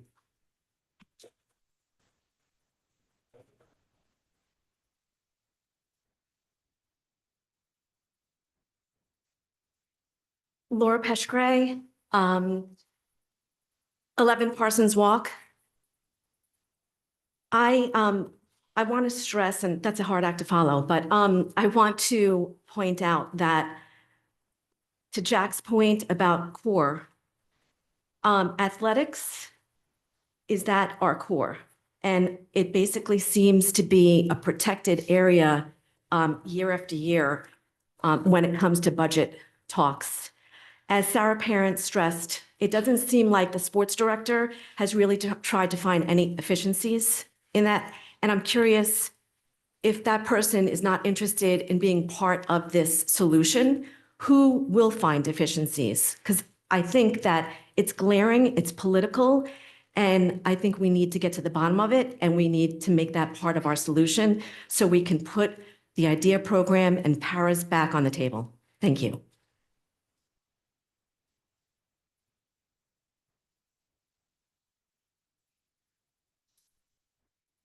Hi, my name's Kate Lyden, Doc Stater. I'm at 4 Concord Lane. I'm the parent of 2 children in the IDEA program and a DHS alum class of 96. Thank you all for being here. I know what a long day it must have been. I've been in and out on the YouTube and here in person. I'd like to just echo everything that everyone else has said about in support of the IDEA program. My 2 children, just speaking anecdotally, have absolutely lit up this year. One in particular, an incredible improvement in behavior, coming home with a twinkle in her eye about all of the group projects that she's working on, and really just couldn't be more excited on an IDEA day to go in and work on challenging mythology projects or go head to head with some of her like-minded peers. Thank you for reconsidering it for the next turn. Appreciate it.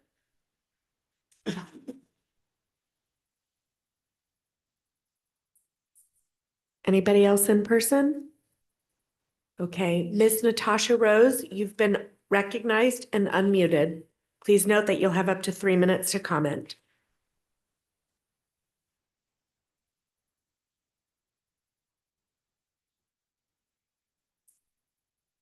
Ms. Natasha Rose, last chance. Hi, apologies. My name is Natasha Tomai. I live at 6 McLaren Road South in Darien, and I am the mother of an IDEA student. I wanted to speak tonight to oppose the idea of cutting this program and also to echo some of the things that I heard from the previous speaker, Jack, regarding cutting the budget as a whole. I think the guidance is sound.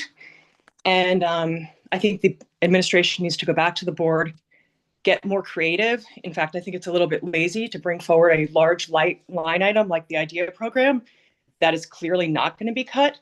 So I think the work needs to be done on the side of the administration to figure out how to get efficiencies and maintain a reasonable, responsible budget. That's it. Thank you. Mr. Justin Rainey, you have been unmuted and recognized. Please note that you'll have up to 3 minutes to speak.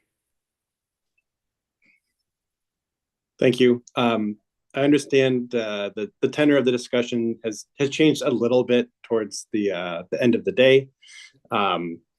And so I'm submitting these comments just a kind of, again, to weigh the weight of the evidence of how we're viewing all of this. And some of these comments, you know, to the extent they're relevant to finance and any of those discussions, they can be viewed in that vein.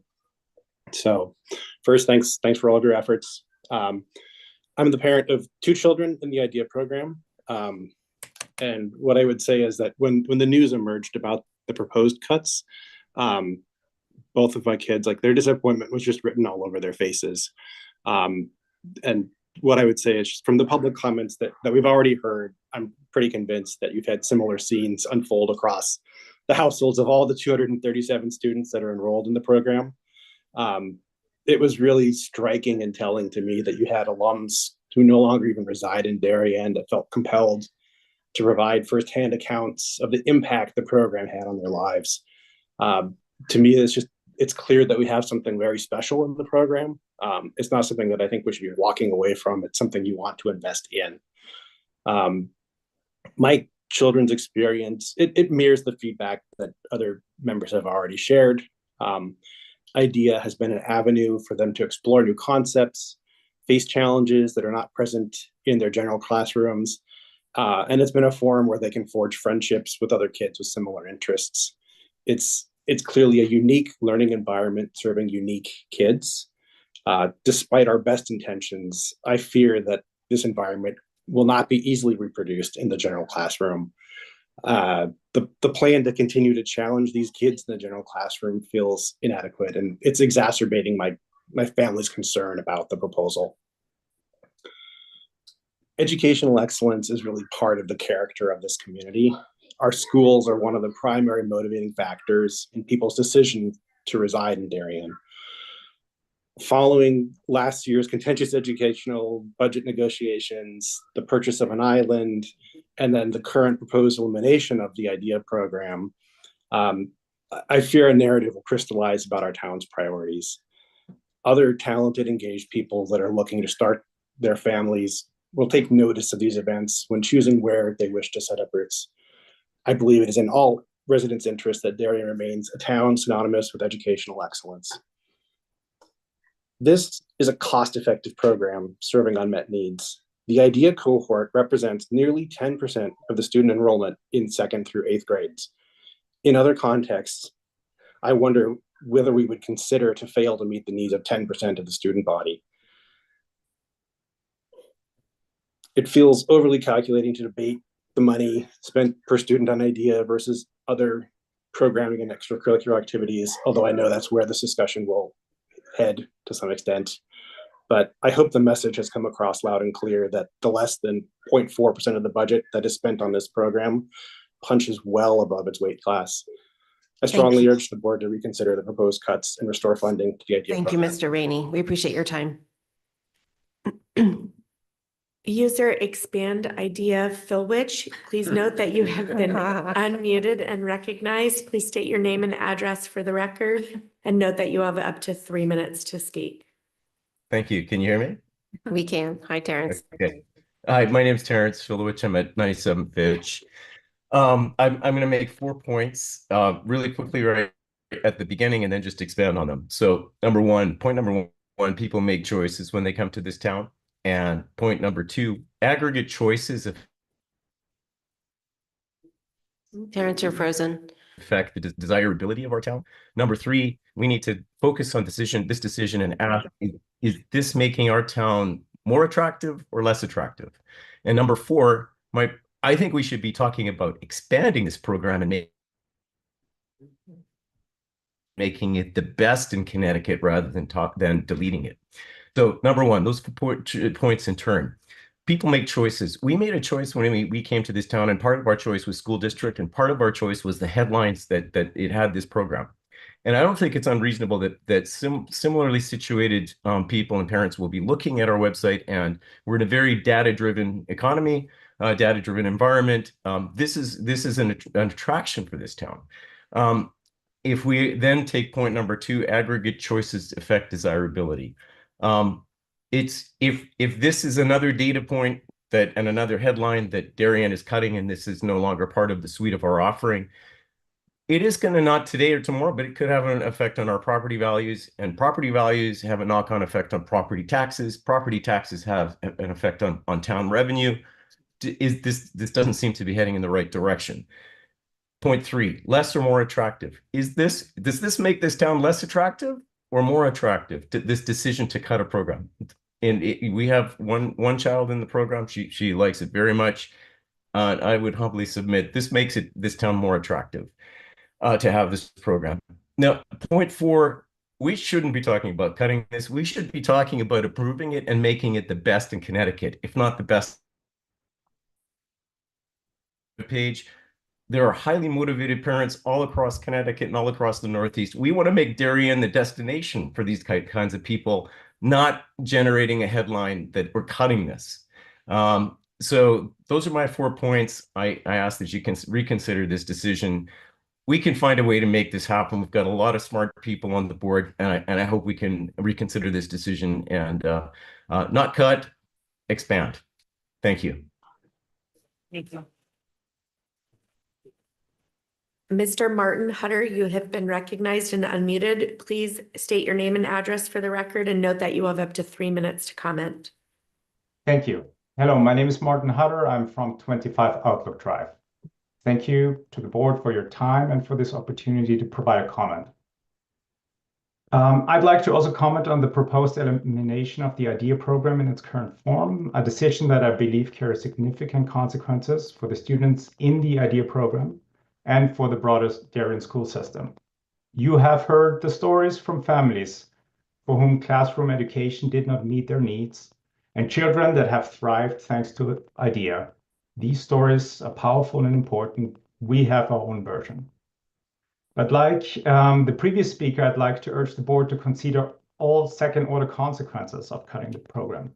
For example, did you get a good understanding from Dr. Adley of how cutting IDEA would impact the district's reputation? And did you get a good understanding of the impact of these decisions on measurable outcomes, such as SAT scores and college placements, stats that I heard you mention earlier? Many families with children in the IDEA program are already on the edge. The classroom education isn't serving their needs. Should I put my kid into another school? Can I supplement? My family has been wrestling with those questions, and I'm sure you know families who have decided to take their kids out of Darien public schools for those reasons. Cutting IDEA will push more families out of the system, and with it, high SAT scores in children that contribute to an environment of academic excellence. Those are hard decisions to make for families with kids currently in the system. I think the greater risk lies in losing new families. Will families with talented kids and high academic aspirations opt for towns like New Canaan or Westport, where gifted programs remain intact? You can't make a decision without understanding these dynamics. And some harm has already been done. Today's headline in Darien Times, Darien superintendent's proposed school budget cuts gifted program, sends a signal to current and prospective family. Finally, I encourage the board to evaluate why this specific proposal is on the table in the first place. A proposal that's not well fleshed out, not evidence-based, not in line with the values of our community, and apparently not well triangulated with you. Often the answer to these things is sloppy work by people who are paid to do better. But I would also suggest to the board to remain vigilant against more ideologically motivated decisions, to dismantle programs that support meritocracy and academic excellence. I'll trust that you weigh this feedback and make a decision that reflects the value and priorities of our town. Thank you. Thank you. Mr. Andrew Singer, you have been recognized and unmuted. Please state your name and address for the record and note that you have up to 3 minutes to comment. Hi, my name is Andrew Singer. I'm at 25 Bailey Avenue. Our son, James Neri Singer, is a participant in the IDEA program, and it has been absolutely amazing for him. We would be completely devastated if it were taken away. He's extremely nervous right now. He loves it. He talks about it every week. We love meeting with the instructors and learning that they'll be with him for years. They can watch him grow over the years. That's such a rare case.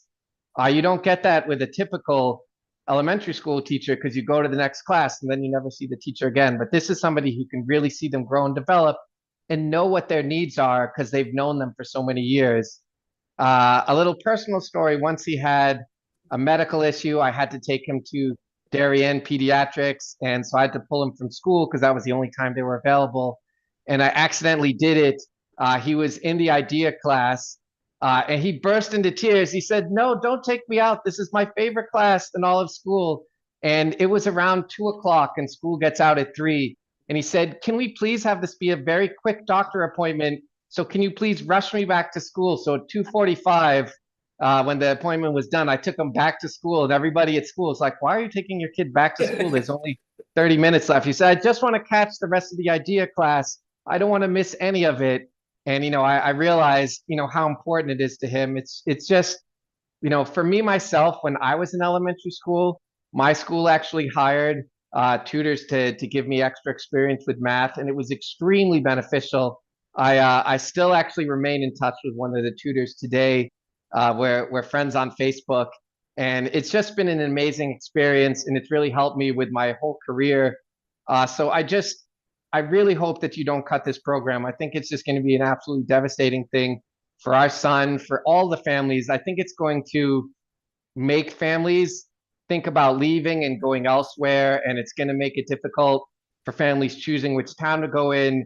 to know that this program doesn't exist. They'll be more likely to choose programs that have other, similar idea programs out there. So I really hope that you choose to not cut it and that you choose to let the idea program remain so that, our son and possibly other children of ours later on will hopefully be able to take advantage. Thank you. Miss Octavia Mulkenthin, please Point of note. order. Yes. Can we just ask people to say that they support what's been said already? We're working on how many hours right now? Exactly. Yes. Yes, if you are here to speak about something that's already been spoken about this evening, we love to hear from all constituents. But it is okay to just say, if you just support, again, idea or something else that's been said earlier, that's an okay thing to do too. It's helpful for us to see names and faces, but it has been quite a long day. I would like to say a few things from a personal perspective. I'm Octavia Mulkenthin. Sorry, I live on 195 Hollow Tree Ridge Road. I just graduated this past May from college. I'm 22, and I was in IDEA through all of my Darien public school education. As I said, I graduated and I now work with children with autism. My opinion, I agree with everyone else. IDEA should not be cut. I've struggled with anxiety and ADHD since birth. And as a student who didn't see, sorry. It's okay. As a student who didn't see the purpose or value of school and didn't know how to escape feeling different than others in academic classes, IDEA gave me a space to grow and be myself. I used to struggle to identify with the Darien identity. And after graduating college and coming back home to rejoin the Darien community, the fact that IDEA is even being considered to be cut instead from any other area in the budget, I cannot feel any other way than to continue to struggle to fit the Darien identity. I also just want to quickly personally thank the IDEA kids who spoke and shared their thoughts and feelings. And I want to apologize to them that this is happening because I could not imagine the impact it would have on me if the highlight of my school day, my week, and my year was taken away. Mr. Kyle Masters, you have been recognized and unmuted. Please state your name and address for the record and note that you'll have up to 3 minutes to comment. Yes, good evening, everybody. Thank you for all the efforts and time in putting together this budget and presenting it. I want to say that I support all of the people, families, and students, both current and former, that support the IDEA program. I did want to ask, there was a potential to have a motion to go ahead and table it and have the conversation or the vote on IDEA tonight. And there was a discussion by Jill to potentially talk about a crosswalk prior to the next meeting. I would like to have a little bit more understanding of what that crosswalk is, and where we can find more information on it, because we're trying to get an understanding of how this budget was presented, what was discussed, what was thought, so that we can adequately provide commentary or questions as we evaluate the options that may be presented before us for our children. Mr. Masters, the board has the same questions. That's why we've asked for a crosswalk. And so that information will be presented at the January 14th meeting. So can you just provide the timeline if we're not going to get that information until the 14th meeting? You will, the what would be information, public information board materials are published on our website at 3 p.m. on Monday, the day before the meeting. So that'd be 3 p.m. Monday, the 13th. It'll be on our website. Thank you. One last question. So it's presented the 13th, discussed at the 14th, and the timeline for voting would be when? Yeah, so there's Our traditionally, we vote on the budget on February 11th. So what was described tonight is untraditional. We're working our way through this process. So I would just recommend you on the 13th, if you'd like to see the materials. On the 14th, please watch our meeting, and that would be the best way to follow the conversation. Yeah, thanks, everyone. Nico Johnston, you've been unmuted and recognized. Please state your name and address for the record. Please note that you only have 3 minutes to comment. Hello, Darien Board of Ed. Thank you all for being here. I just wanted to say there's been a lot of sad news recently, and I just wanted to say I love you all. I've had the pleasure of shaking Dr. Edley's hand and would like to recognize how much of an honor that is to me and how much I respect you all before I start.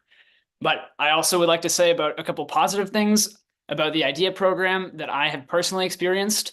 Both of my teachers in the past, Mrs. Matera and Martin, have been very important people in my life and have really shaped who I've become. A lot of the curriculum in the IDEA program, a lot of short stories based around things like time travel and space travel and just general philosophy are things I always sought after through my teachers, because sometimes I wasn't fully, I feel like not everything I learned was fully enriching. And then when I entered high school and found a lot of teachers I connected with a lot more, I realized that Miss Martin and Matera in my earlier years were people who I could connect with a lot more, just like I can in high school now, and how important they were in my life. I hope you all have a great night, and didn't want to keep you too long, but that's what I have to say. Thank you so much. Amal Doifoyd, you've been recognized and unmuted. Please state your name and address for the record, and please note that you'll have up to 3 minutes to comment. Yeah, thank you. Thank you for the time. This is Amol Doifoode. I live on 19 Maple Street. So quickly, right? I have my elder daughter is in 5th grade in Hindley.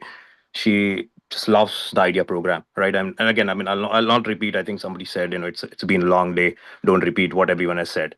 But I think to make the point, right, it's important to understand that in the first place, this should not be on the cutting list, right? I mean, I think you don't take out the best parts of your education system and keep and keep yourself in the reckoning, in the sense that be the top schooling district, not just in the Fairfield County, but in the state as well as in the country, right? So I think the thought has to be given to why we had this program for last 50 years and why suddenly we are even thinking about cutting it, right? I think doesn't make sense. Somebody really pointed out well earlier, saying that this should not be even on the list, right, of discussion. I mean, don't how do I say it, right? I mean, don't impact the best and the brightest in your education system by removing this program.